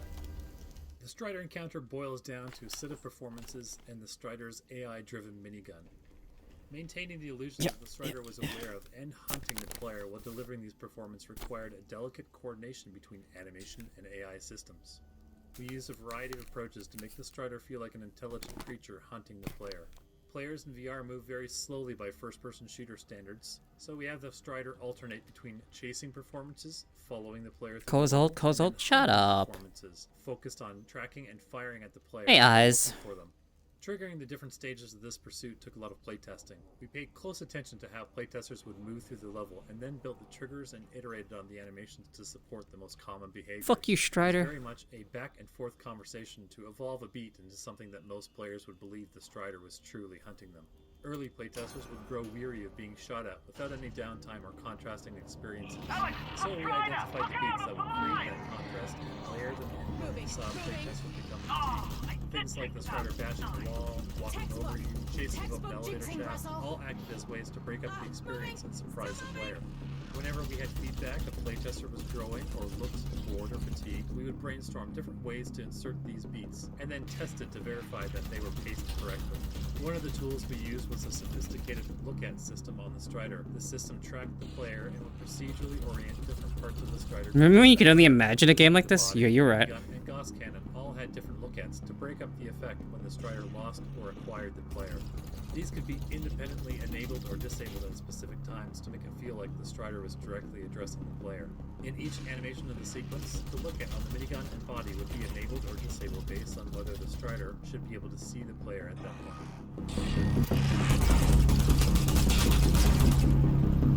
It was important to communicate clearly to the player that they were being hunted by the Strider at this point. We wanted players to see the Strider dust itself off and fixate on them, so that there would be no doubt that they were now the prey. This elevator ride was a useful tool to achieve this, as it is one of the few moments of the game that we have a captive audience. The elevator door facing the Strider was carefully designed to provide enough protection so that players would feel safe, but enough visibility to see the Strider's performance.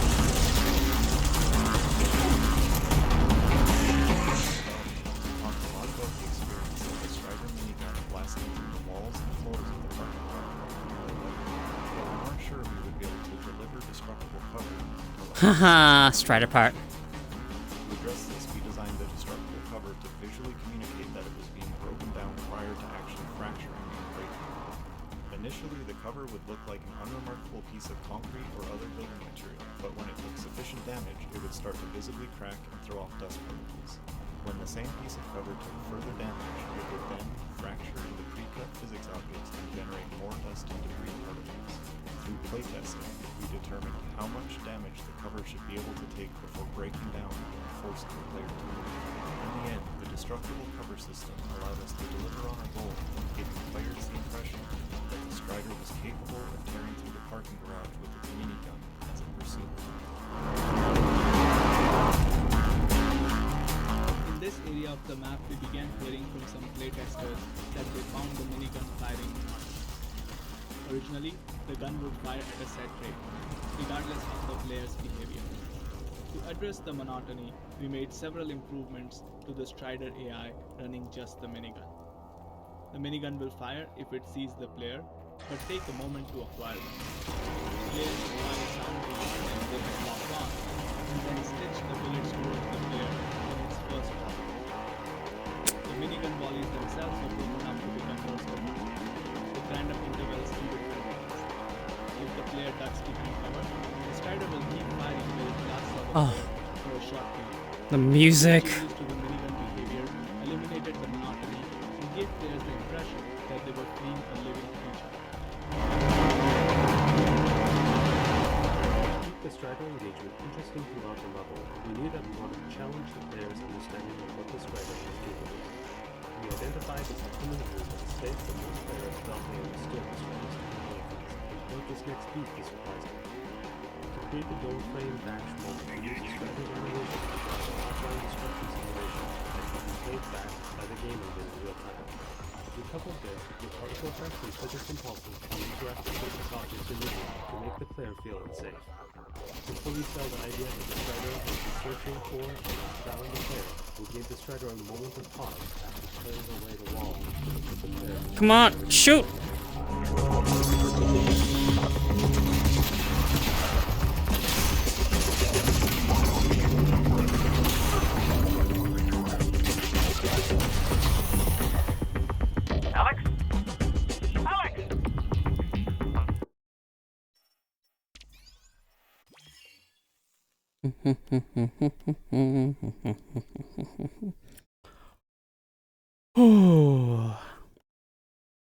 Such a long game. Holy. I've been playing for how long now? 9 hours or so?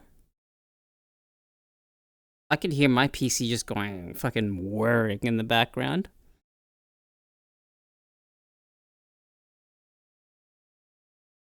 Capable of. We identified this upcoming room as a space where most players felt they understood the Strider's capabilities and built this next beat to surprise them. To create the door frame bash moment, we used the Strider's animation to drive an offline destruction simulation that could be played back by the game engine in real time. We coupled this with particle effects and physics impulses to interact with physics objects in the room to make the player feel unsafe. To fully sell the idea that the Strider has been searching for and found the player, we gave the Strider a moment of pause to clear away the wall so that the player feel unsafe.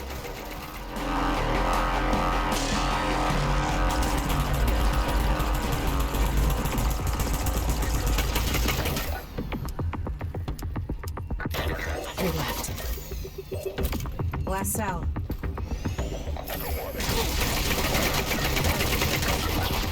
Fuck! Running out of ammo.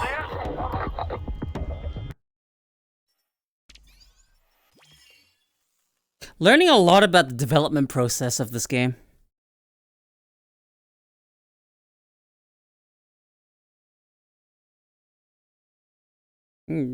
Oh, well, you guys can't see what I'm looking at, but there's like a lit up city, and there's like highlights of where the path is, and you can like see where the path is. I'm not entirely sure what you guys are looking at. I think it's just a blank generic loading screen. Yeah, it's a blank generic loading screen. Capable of.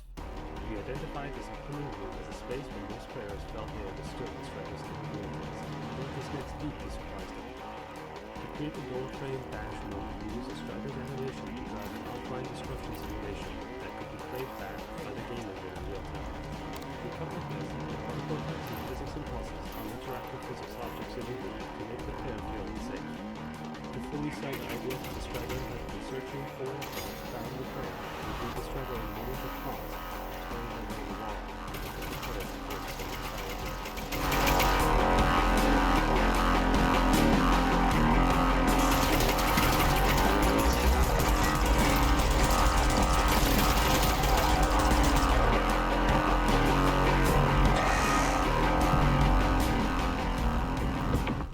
The Strider encounter, we learned that players enjoyed fighting a challenging enemy but responded negatively if they took damage in a way that seemed unfair. To address this, we used audio to communicate the state of the Strider.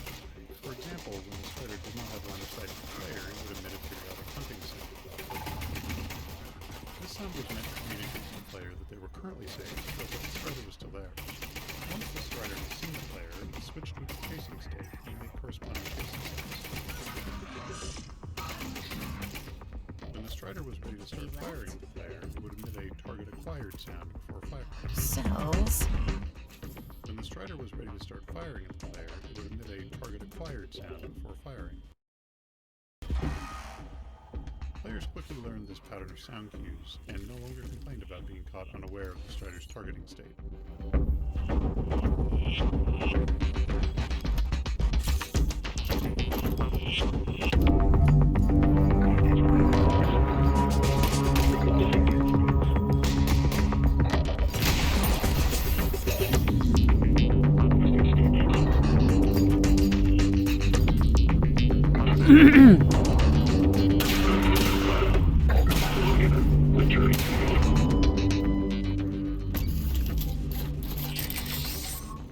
Taking any damage? No, I'm good.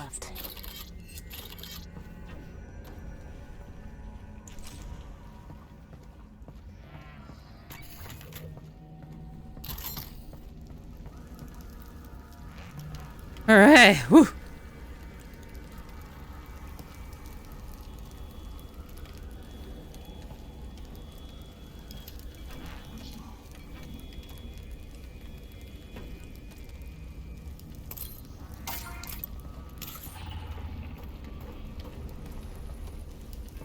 We needed to familiarize the player with the Strider's Gauss cannon firing sequence, so they'd be able to recognize it when they saw it again later in the map. This particular area of the map went through a lot of iteration, as we searched for ways to reliably place the player in the right spot, the right time, looking at the right thing. The Gauss cannon is a charge shot fire. To achieve this, we ultimately settled on using a two-handed roller door.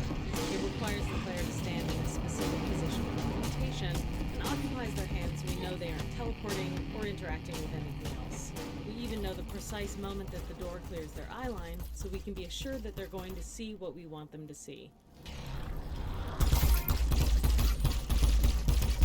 Russell, When the central theme of big this gun, map up was ahead. the lion and the mouse, I think the I've got an encounter with the idea. strider ended. I just had it too. The strider simply exited off into the sunset.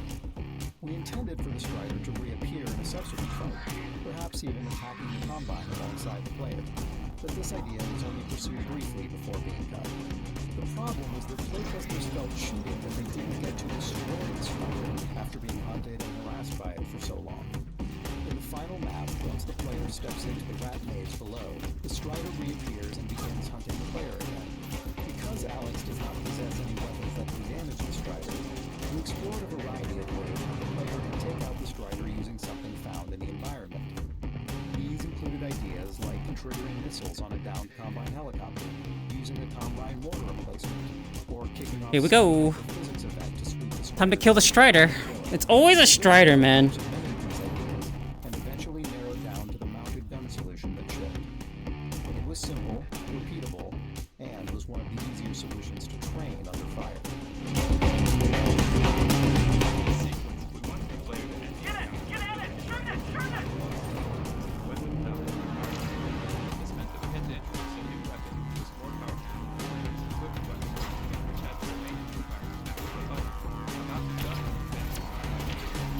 It's working! I think it's working! Just not happy about getting shot anyway! Keep shooting it! Go, go, yes, yes! Keep shooting! That's the way! Shoot! Oh, yes! Fucking die.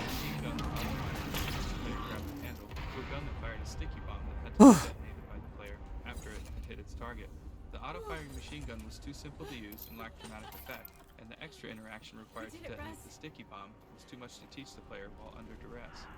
We settled on a design that requires one hand to aim and another to both reload and fire. Well, final chapter. Firing mechanism all the way forward to reload was necessary to prevent the player from firing too rapidly. The gun's shell reloading animation is directly driven by the player's motion and communicates to the player that they must move their hand all the way forward to reload before being able to pull it back to fire.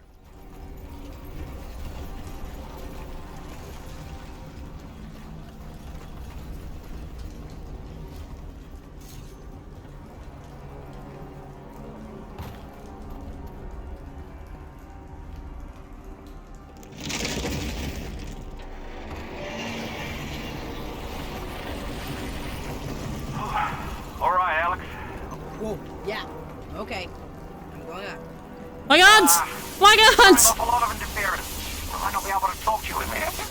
No, probably not. So, this is it. Yeah. And then you'll come out with Gordon, safe and sound. So everything is gonna be... Everything will be fine, Russ. Talk to you soon. What? Why? Dad?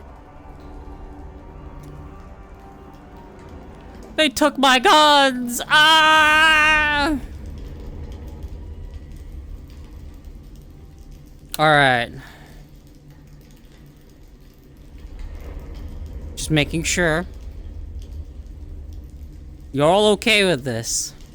I'm about to win. I'm about to beat the game.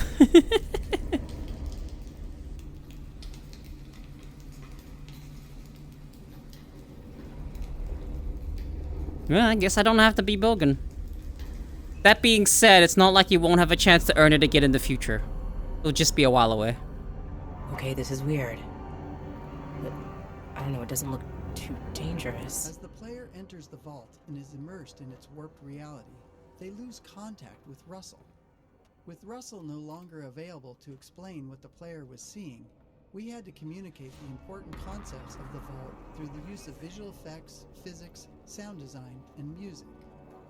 The most important concept was that the errant bursts of uncontrolled energy causing anti-reality events was spillover of the Vortigaunt energy being used to keep the prisoner in the vault, as his influence occasionally gained the upper hand through cracks in the field. Starting from the vault crash in the prior map, we used this piece of musical sound design Everyone else to is asleep? represent the newly uncontrolled Well, I guess they didn't want the Bogan Croc. released from the vault. They didn't want, you know, Curse of Z Bogan. And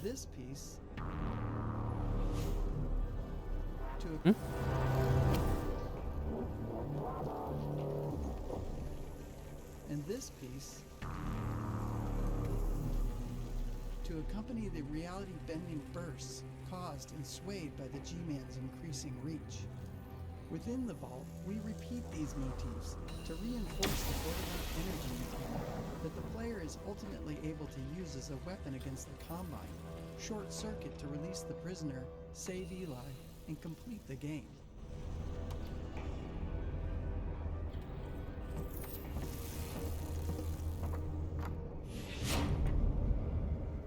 So what you're actually seeing here, there's like sort of ghosts or whatever. I don't even know how to explain it, but whoa. That is disorienting.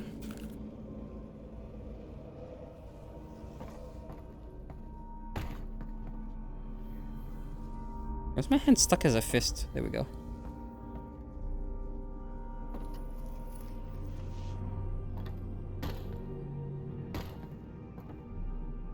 You disoriented yet?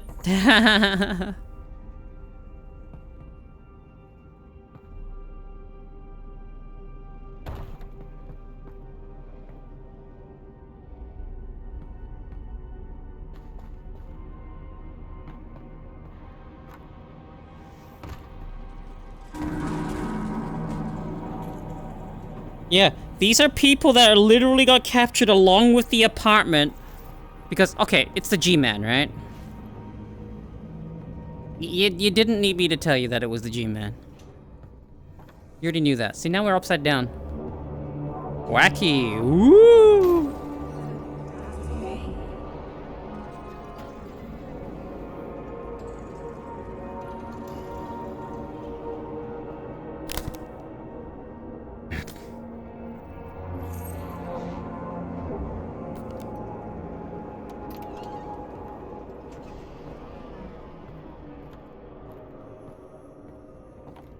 Here we go. From the earliest days of the story design, the audio team established a corresponding aesthetic plan that employed increasingly strange sound design, soundscapes, and music, culminating in a soundscape appropriate to the broken reality of the vault and Alyx's encounter with the G-Man. While the vault level was being designed, it became apparent that the accompanying He's T-posing on me. was crucial to selling the surreal nature of the vault. Most Get down. music in the vault Oh. is based on the musical palindrome you hear in the sideways room.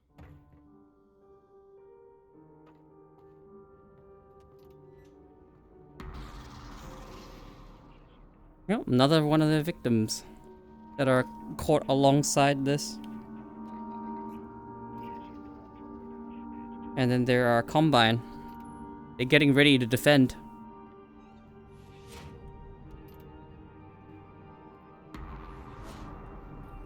Oh, it's so trippy.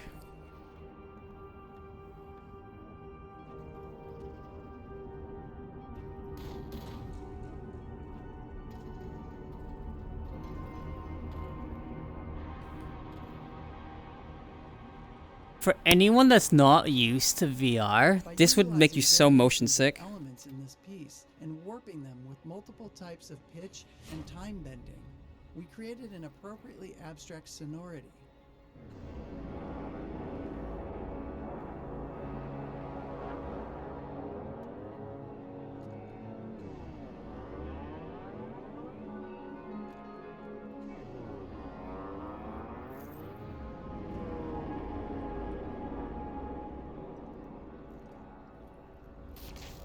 While strange and dislocating, it was still consistent unto itself, as well as conceptually relevant to the multidimensional nature of the G-Man and the Vortigaunt energy imprisoning him.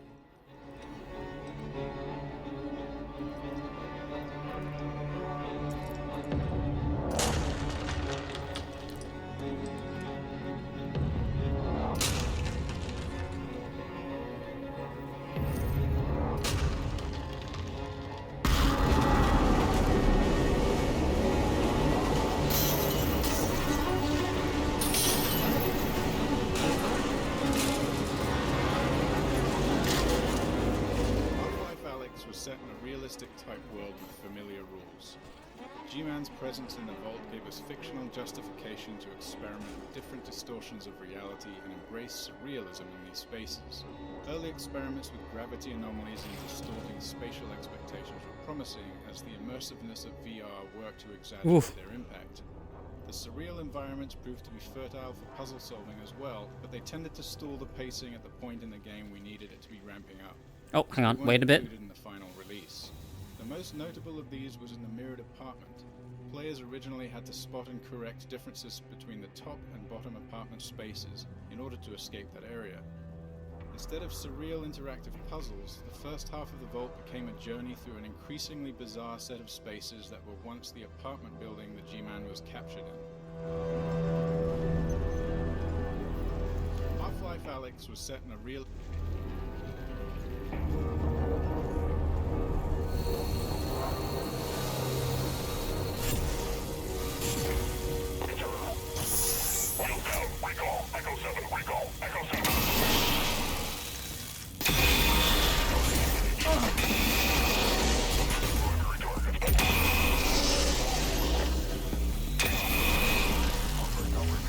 I am... This is like one of the coolest segments of the game.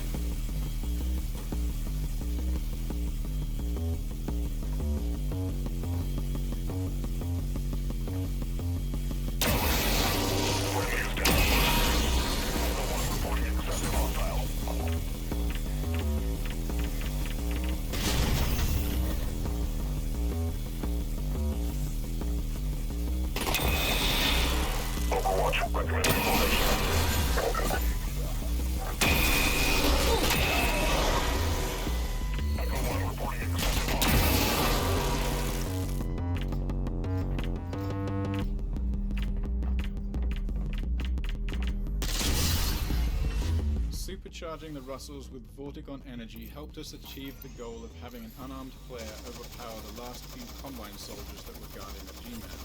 Initially, grenades and a zero-gravity pullway was how we achieved this.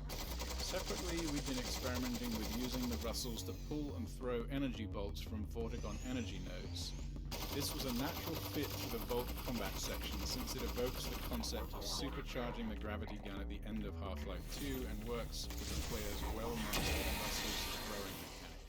This new mechanic was introduced at a point where pacing was critical, so it had to be intuitive to pick up and quick to master. Yeah. Where the Vortigaunt energy attack not only helped to tie together that this was Vortigaunt energy containing the G-Man, but helped to further solidify the deep Vortigaunt connection to Alyx. It also gave the player a chance to briefly feel like they had superpowers and be able to use that ability in a visceral, deeply physical way that's impossible in real life.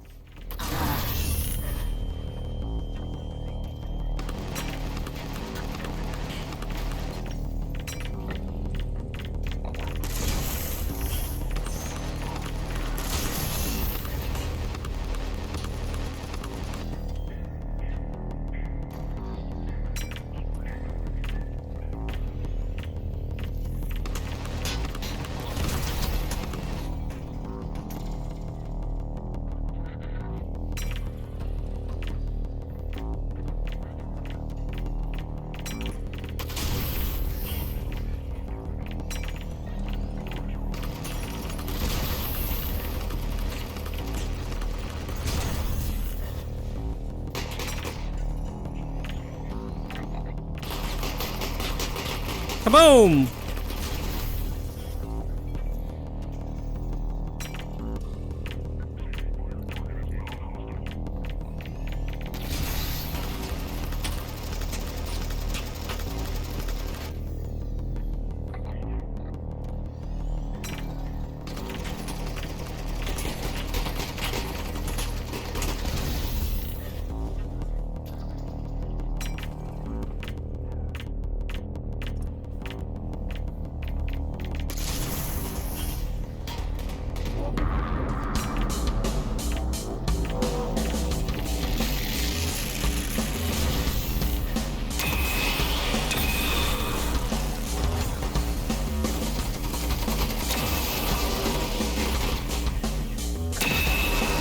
Hang on.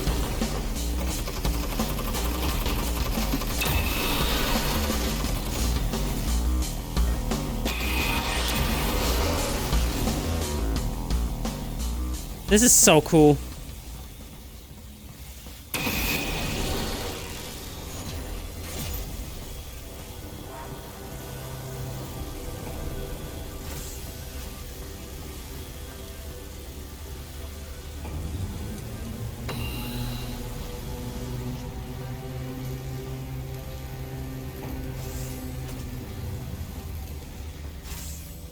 Oh, this is it.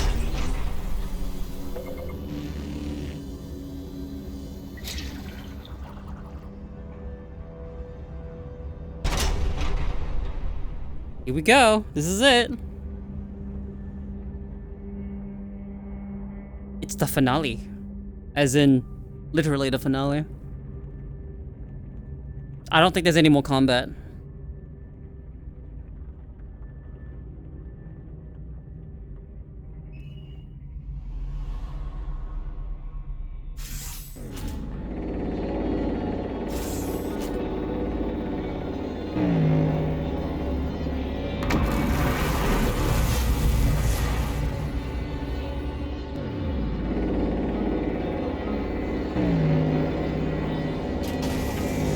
All right, Gordon.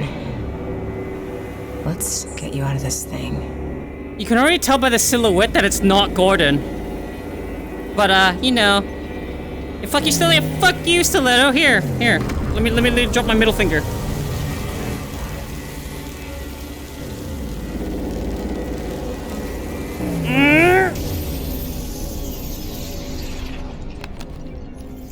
It's him.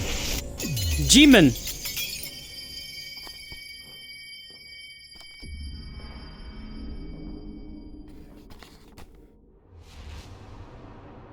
It's the G-Man. Impressive work, Ms. Vance. Gordon Freeman? Gordon Freeman. Ms. Vance, you wouldn't need all that. You can't spell Gordon Freeman. Gordon Freeman. Without So, G-Man. who are you? Perhaps what I am is not as important as what I can offer you. I sure have been in VR this whole time. All this way. Well, except for that like short 20-minute break, 20-30-minute break I took. The fate of our worlds is inflexible. My employers disagree. They authorize me to nudge things in a particular direction from time to time. What would you want nudged, Miss Vance? The Combine off Earth. I want the Combine off Earth. That would be a considerably large nudge. Too large, given the interests of my employers. Well, you asked. What if I could offer you something you don't know you want?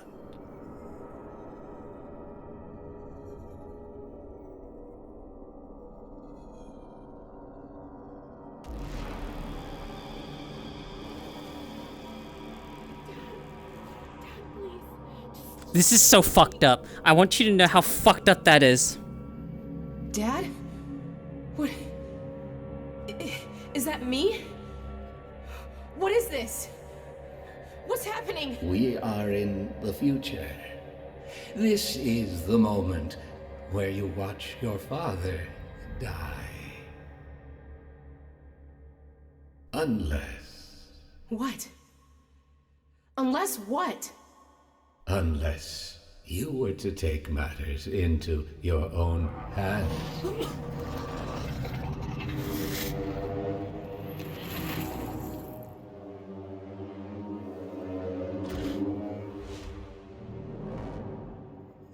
Release your father, Miss Vance.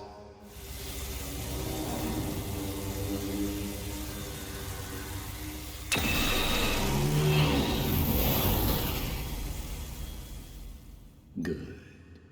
As a consequence of your action, this entity will continue, and this entity will not. Right. So he's okay, right? He lives. My dad lives.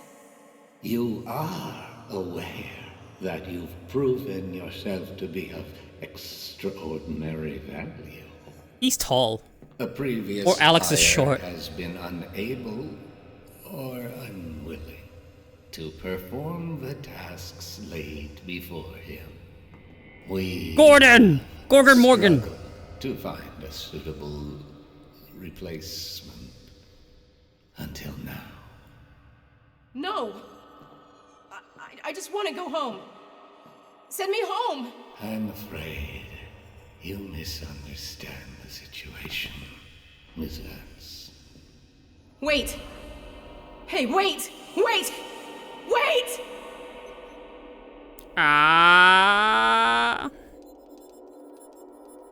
Here we go.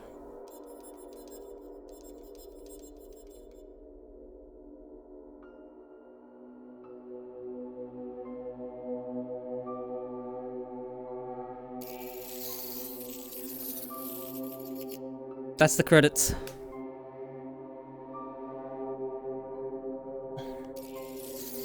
And I'm sitting on the floor. Ugh.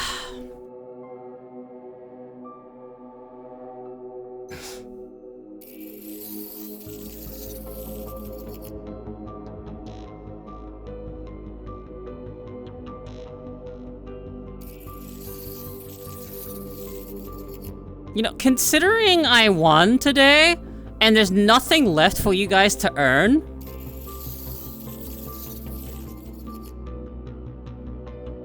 is there even a point in me streaming tomorrow? It's not fair on you guys.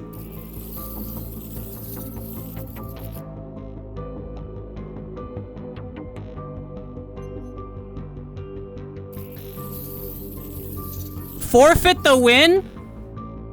You gotta earn the forfeit. Justify me the forfeit right now, and then I'll do it.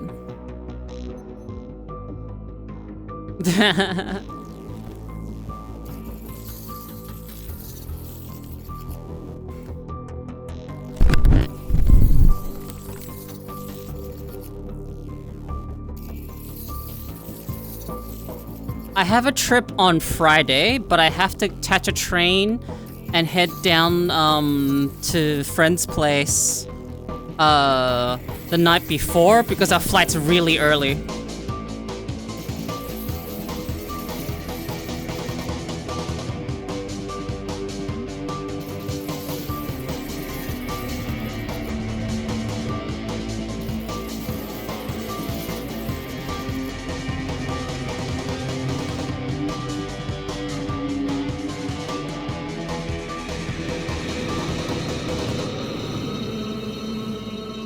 Half-Life Alyx.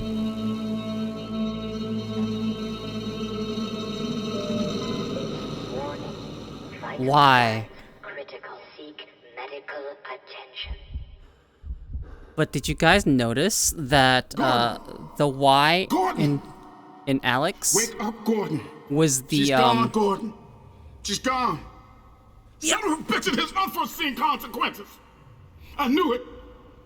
When I get my hands on him, I'm gonna kill him. Figure this out. Right now.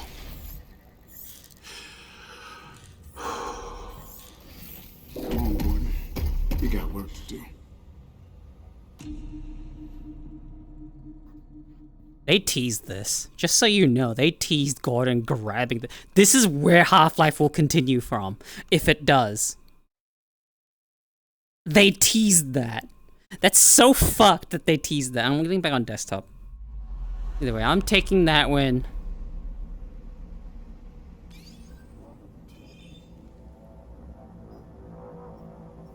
Alright, I'll be back.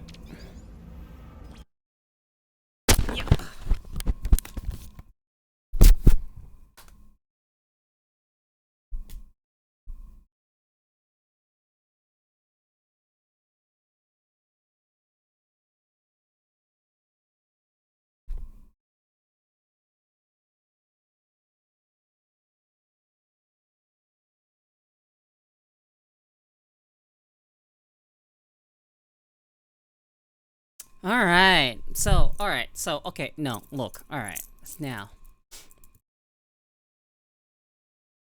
I made the perfect, what do I call that? Estimate on the hour, because I wanted this to be as fair as possible.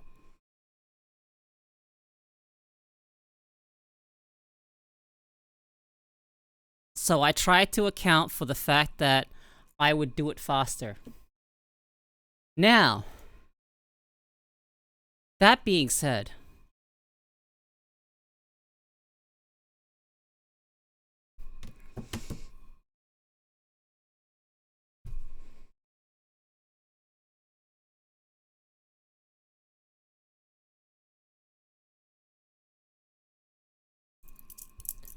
it depends whether or not the people that actually want Curse of the Bogan to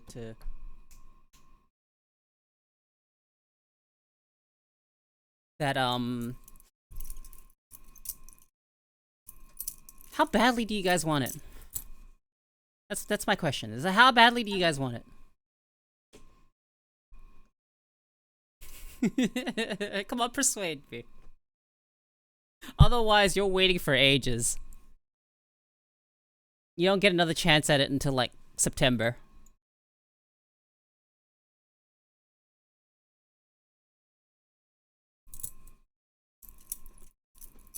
Smile should get at least a free few uses for... Smile kept shit alive for everyone. I was gonna win yesterday, and then Smile came in at the last, like, couple of minutes. Smile kept shit alive.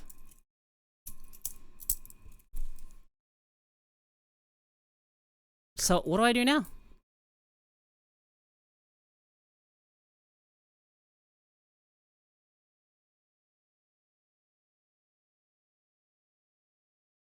Because going on to day 30 after there's nothing... Yeah. It would make it 11:18.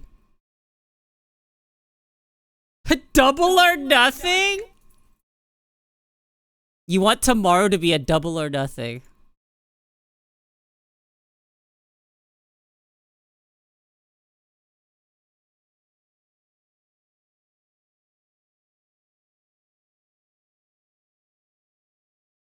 I could do a double or nothing last day.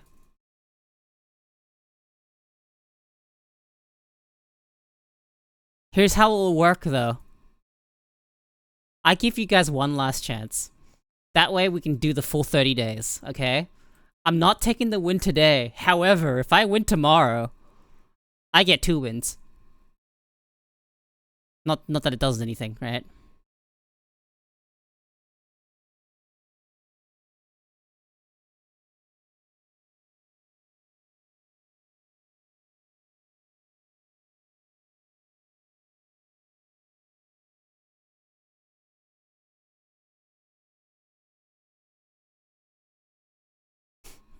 I think I'll do it, alright? How about that? I need a game for tomorrow.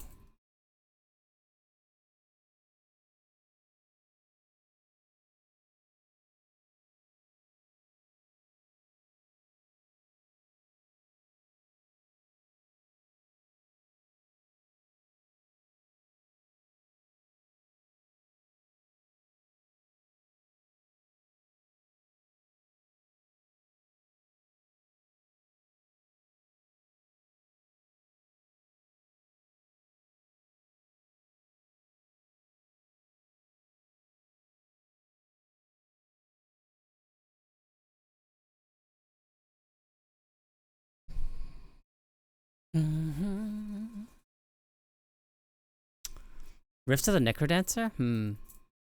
Far Cry 4? You think Far Cry 4 is fair?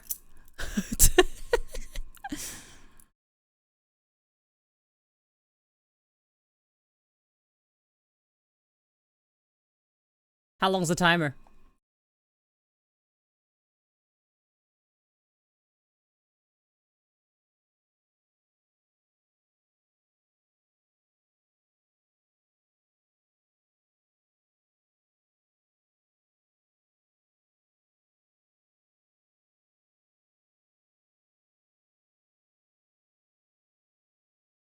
No.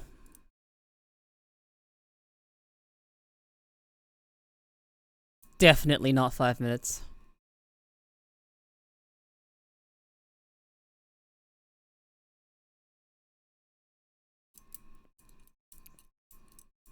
One hour of just chatting if you want to give yourself a handicap. How about... Okay, for you guys to have won today, you would have had to... What? How many was it? How many do I have left at the hours? Hang on, let me check. 10 hours. I predicted that basically spot on. Yeah, so half the game time. Alright, sorry, double the game time. So it took me almost 10 hours to do that, to beat it. And we have 10 hours left on the timer.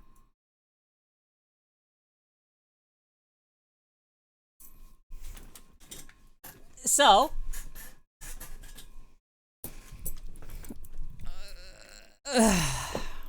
here we go. Poll. Actually, no. I'm not even polling here. I'm polling on Discord.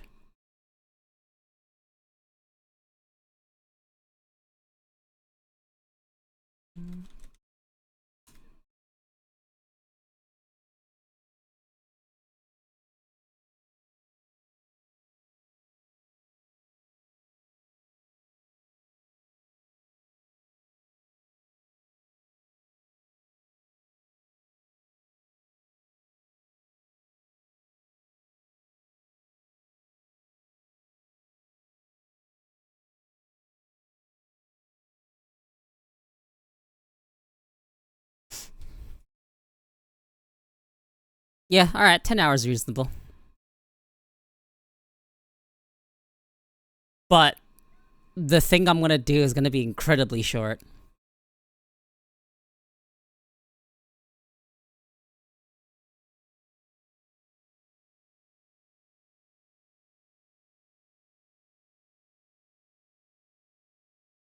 Alright.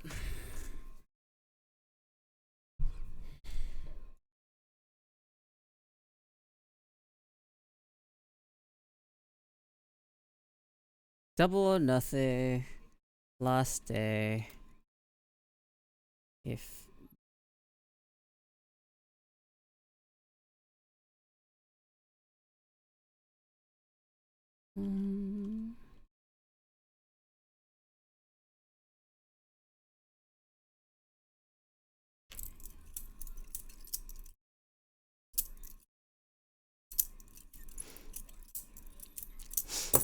Yeah, sure, why not?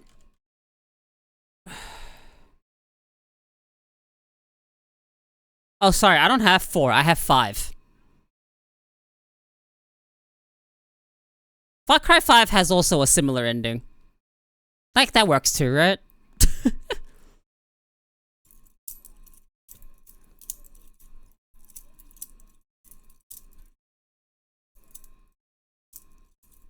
Excuse me, Smile?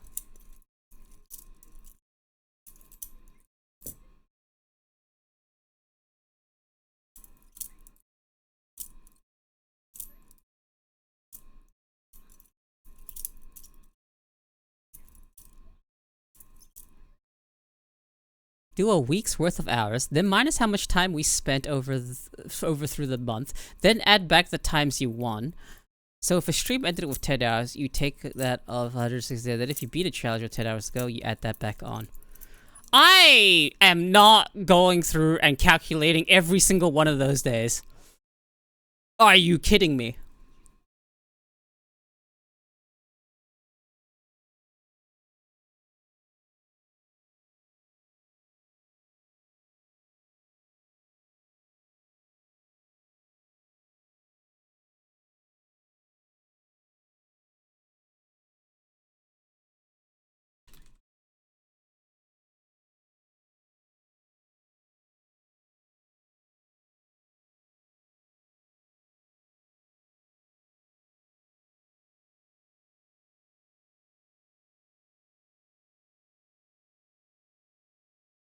Make Nessie do it? God. I don't know if I could ever trust Nessie with math.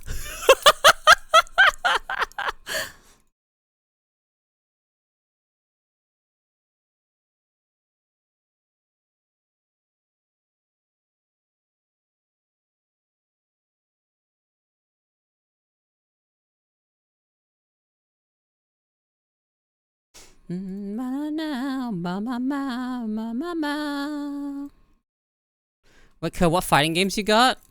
Tekken 8, Tekken 7, Street Fighter 6. Guilty Gear Strive.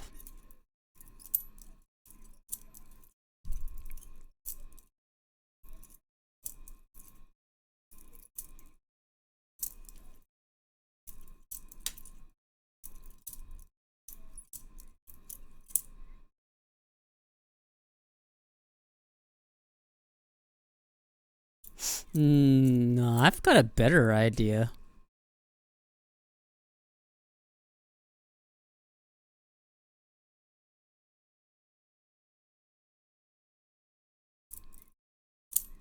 I have a better idea.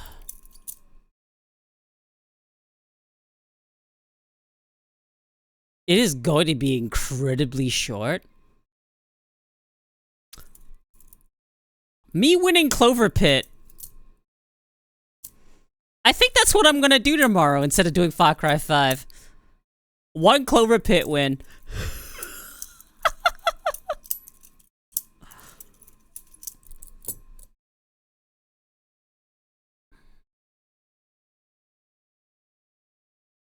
No one has 2.5 million points. Also, it's disabled.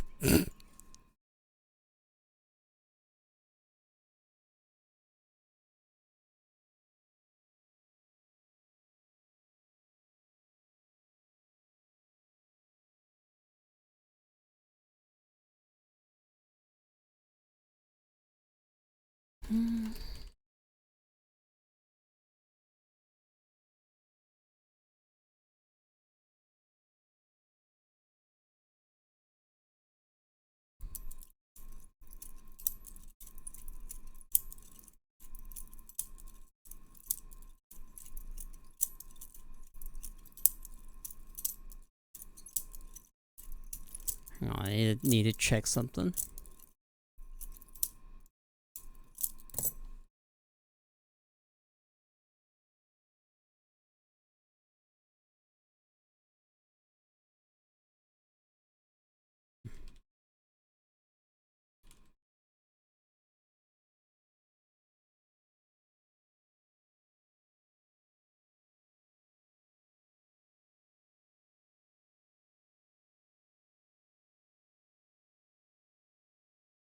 Hang on, let's see.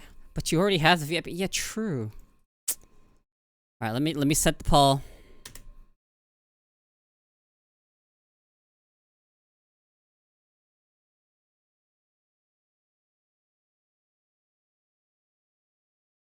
Hold on.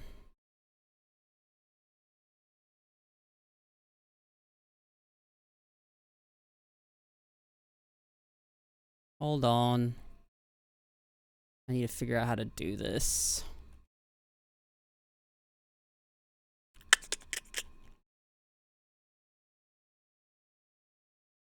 How do I make this poll?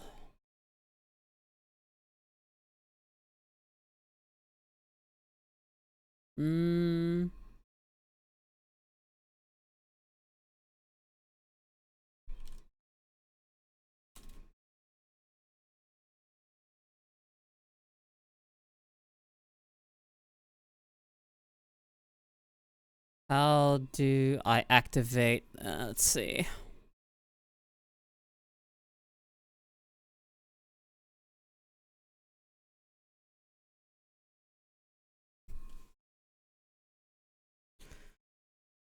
Alright, let's see.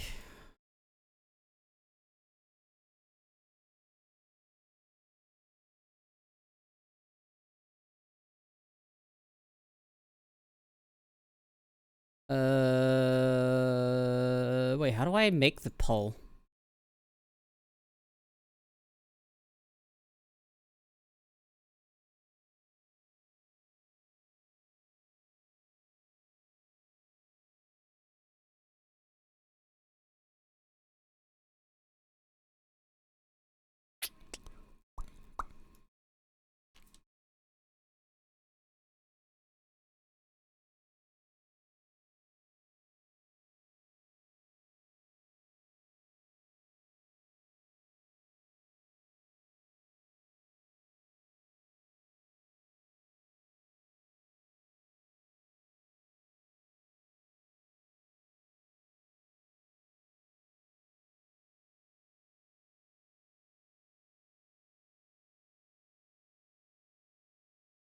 Okay, hang on, let's see. I'll just do straw poll.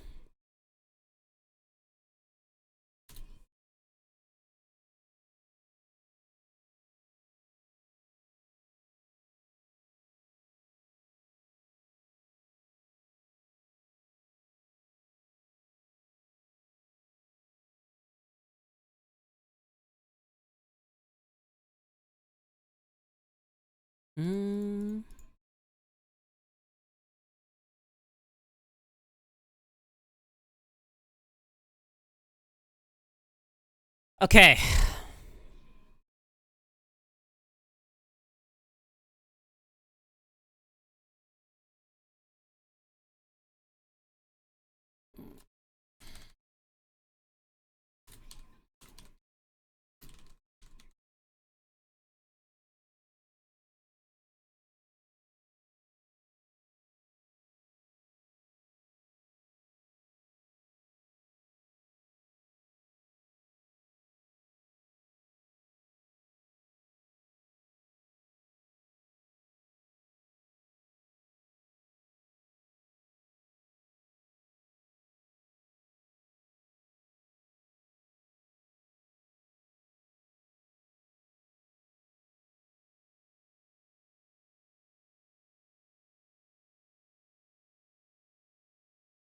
All right.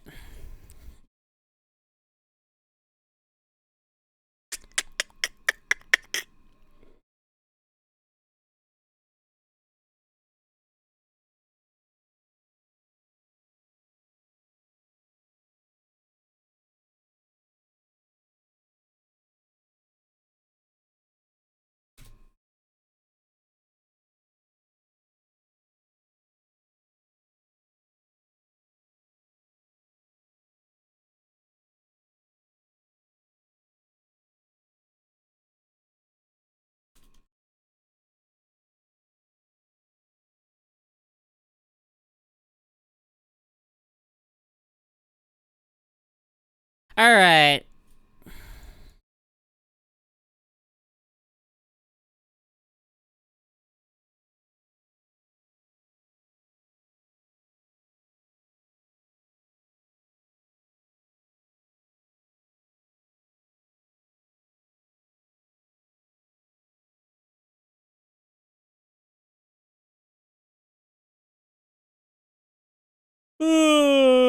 Yep, that works for me. Alright, said. That poll should work. Alright, done. Most addicted wolf is proxy. When Ko's gone, I'm only gonna be gone for like, I don't know, a week or two. Like, it's less than 2 weeks. Like, I'll be gone for like a week-ish.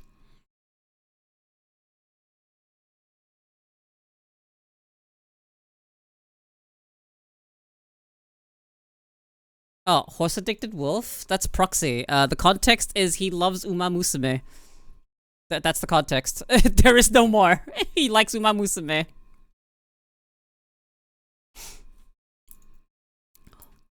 Horse girl gotcha.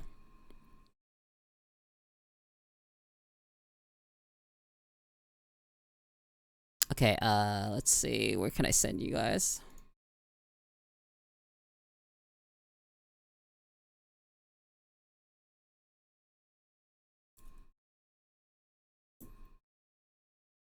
I'm just gonna send you guys to Rav.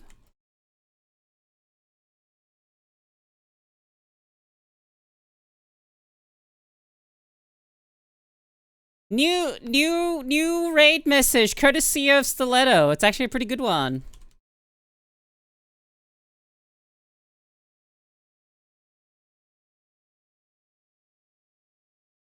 And it's socials for anyone else that wants to drop in stuff. And then, yeah. I will see you guys tomorrow. Dawn of the final day. It is not going to be... Well, I mean, like, I'm gonna stream, like, a decent amount. But, like, the actual challenge itself will not be fair. Just so you guys know. You don't have that much time, but the time is gonna be 10 hours. It's gonna be leftovers. It's literally just gonna be this timer. It's just a chance to finish this timer. Okay, yeah. Goodbye!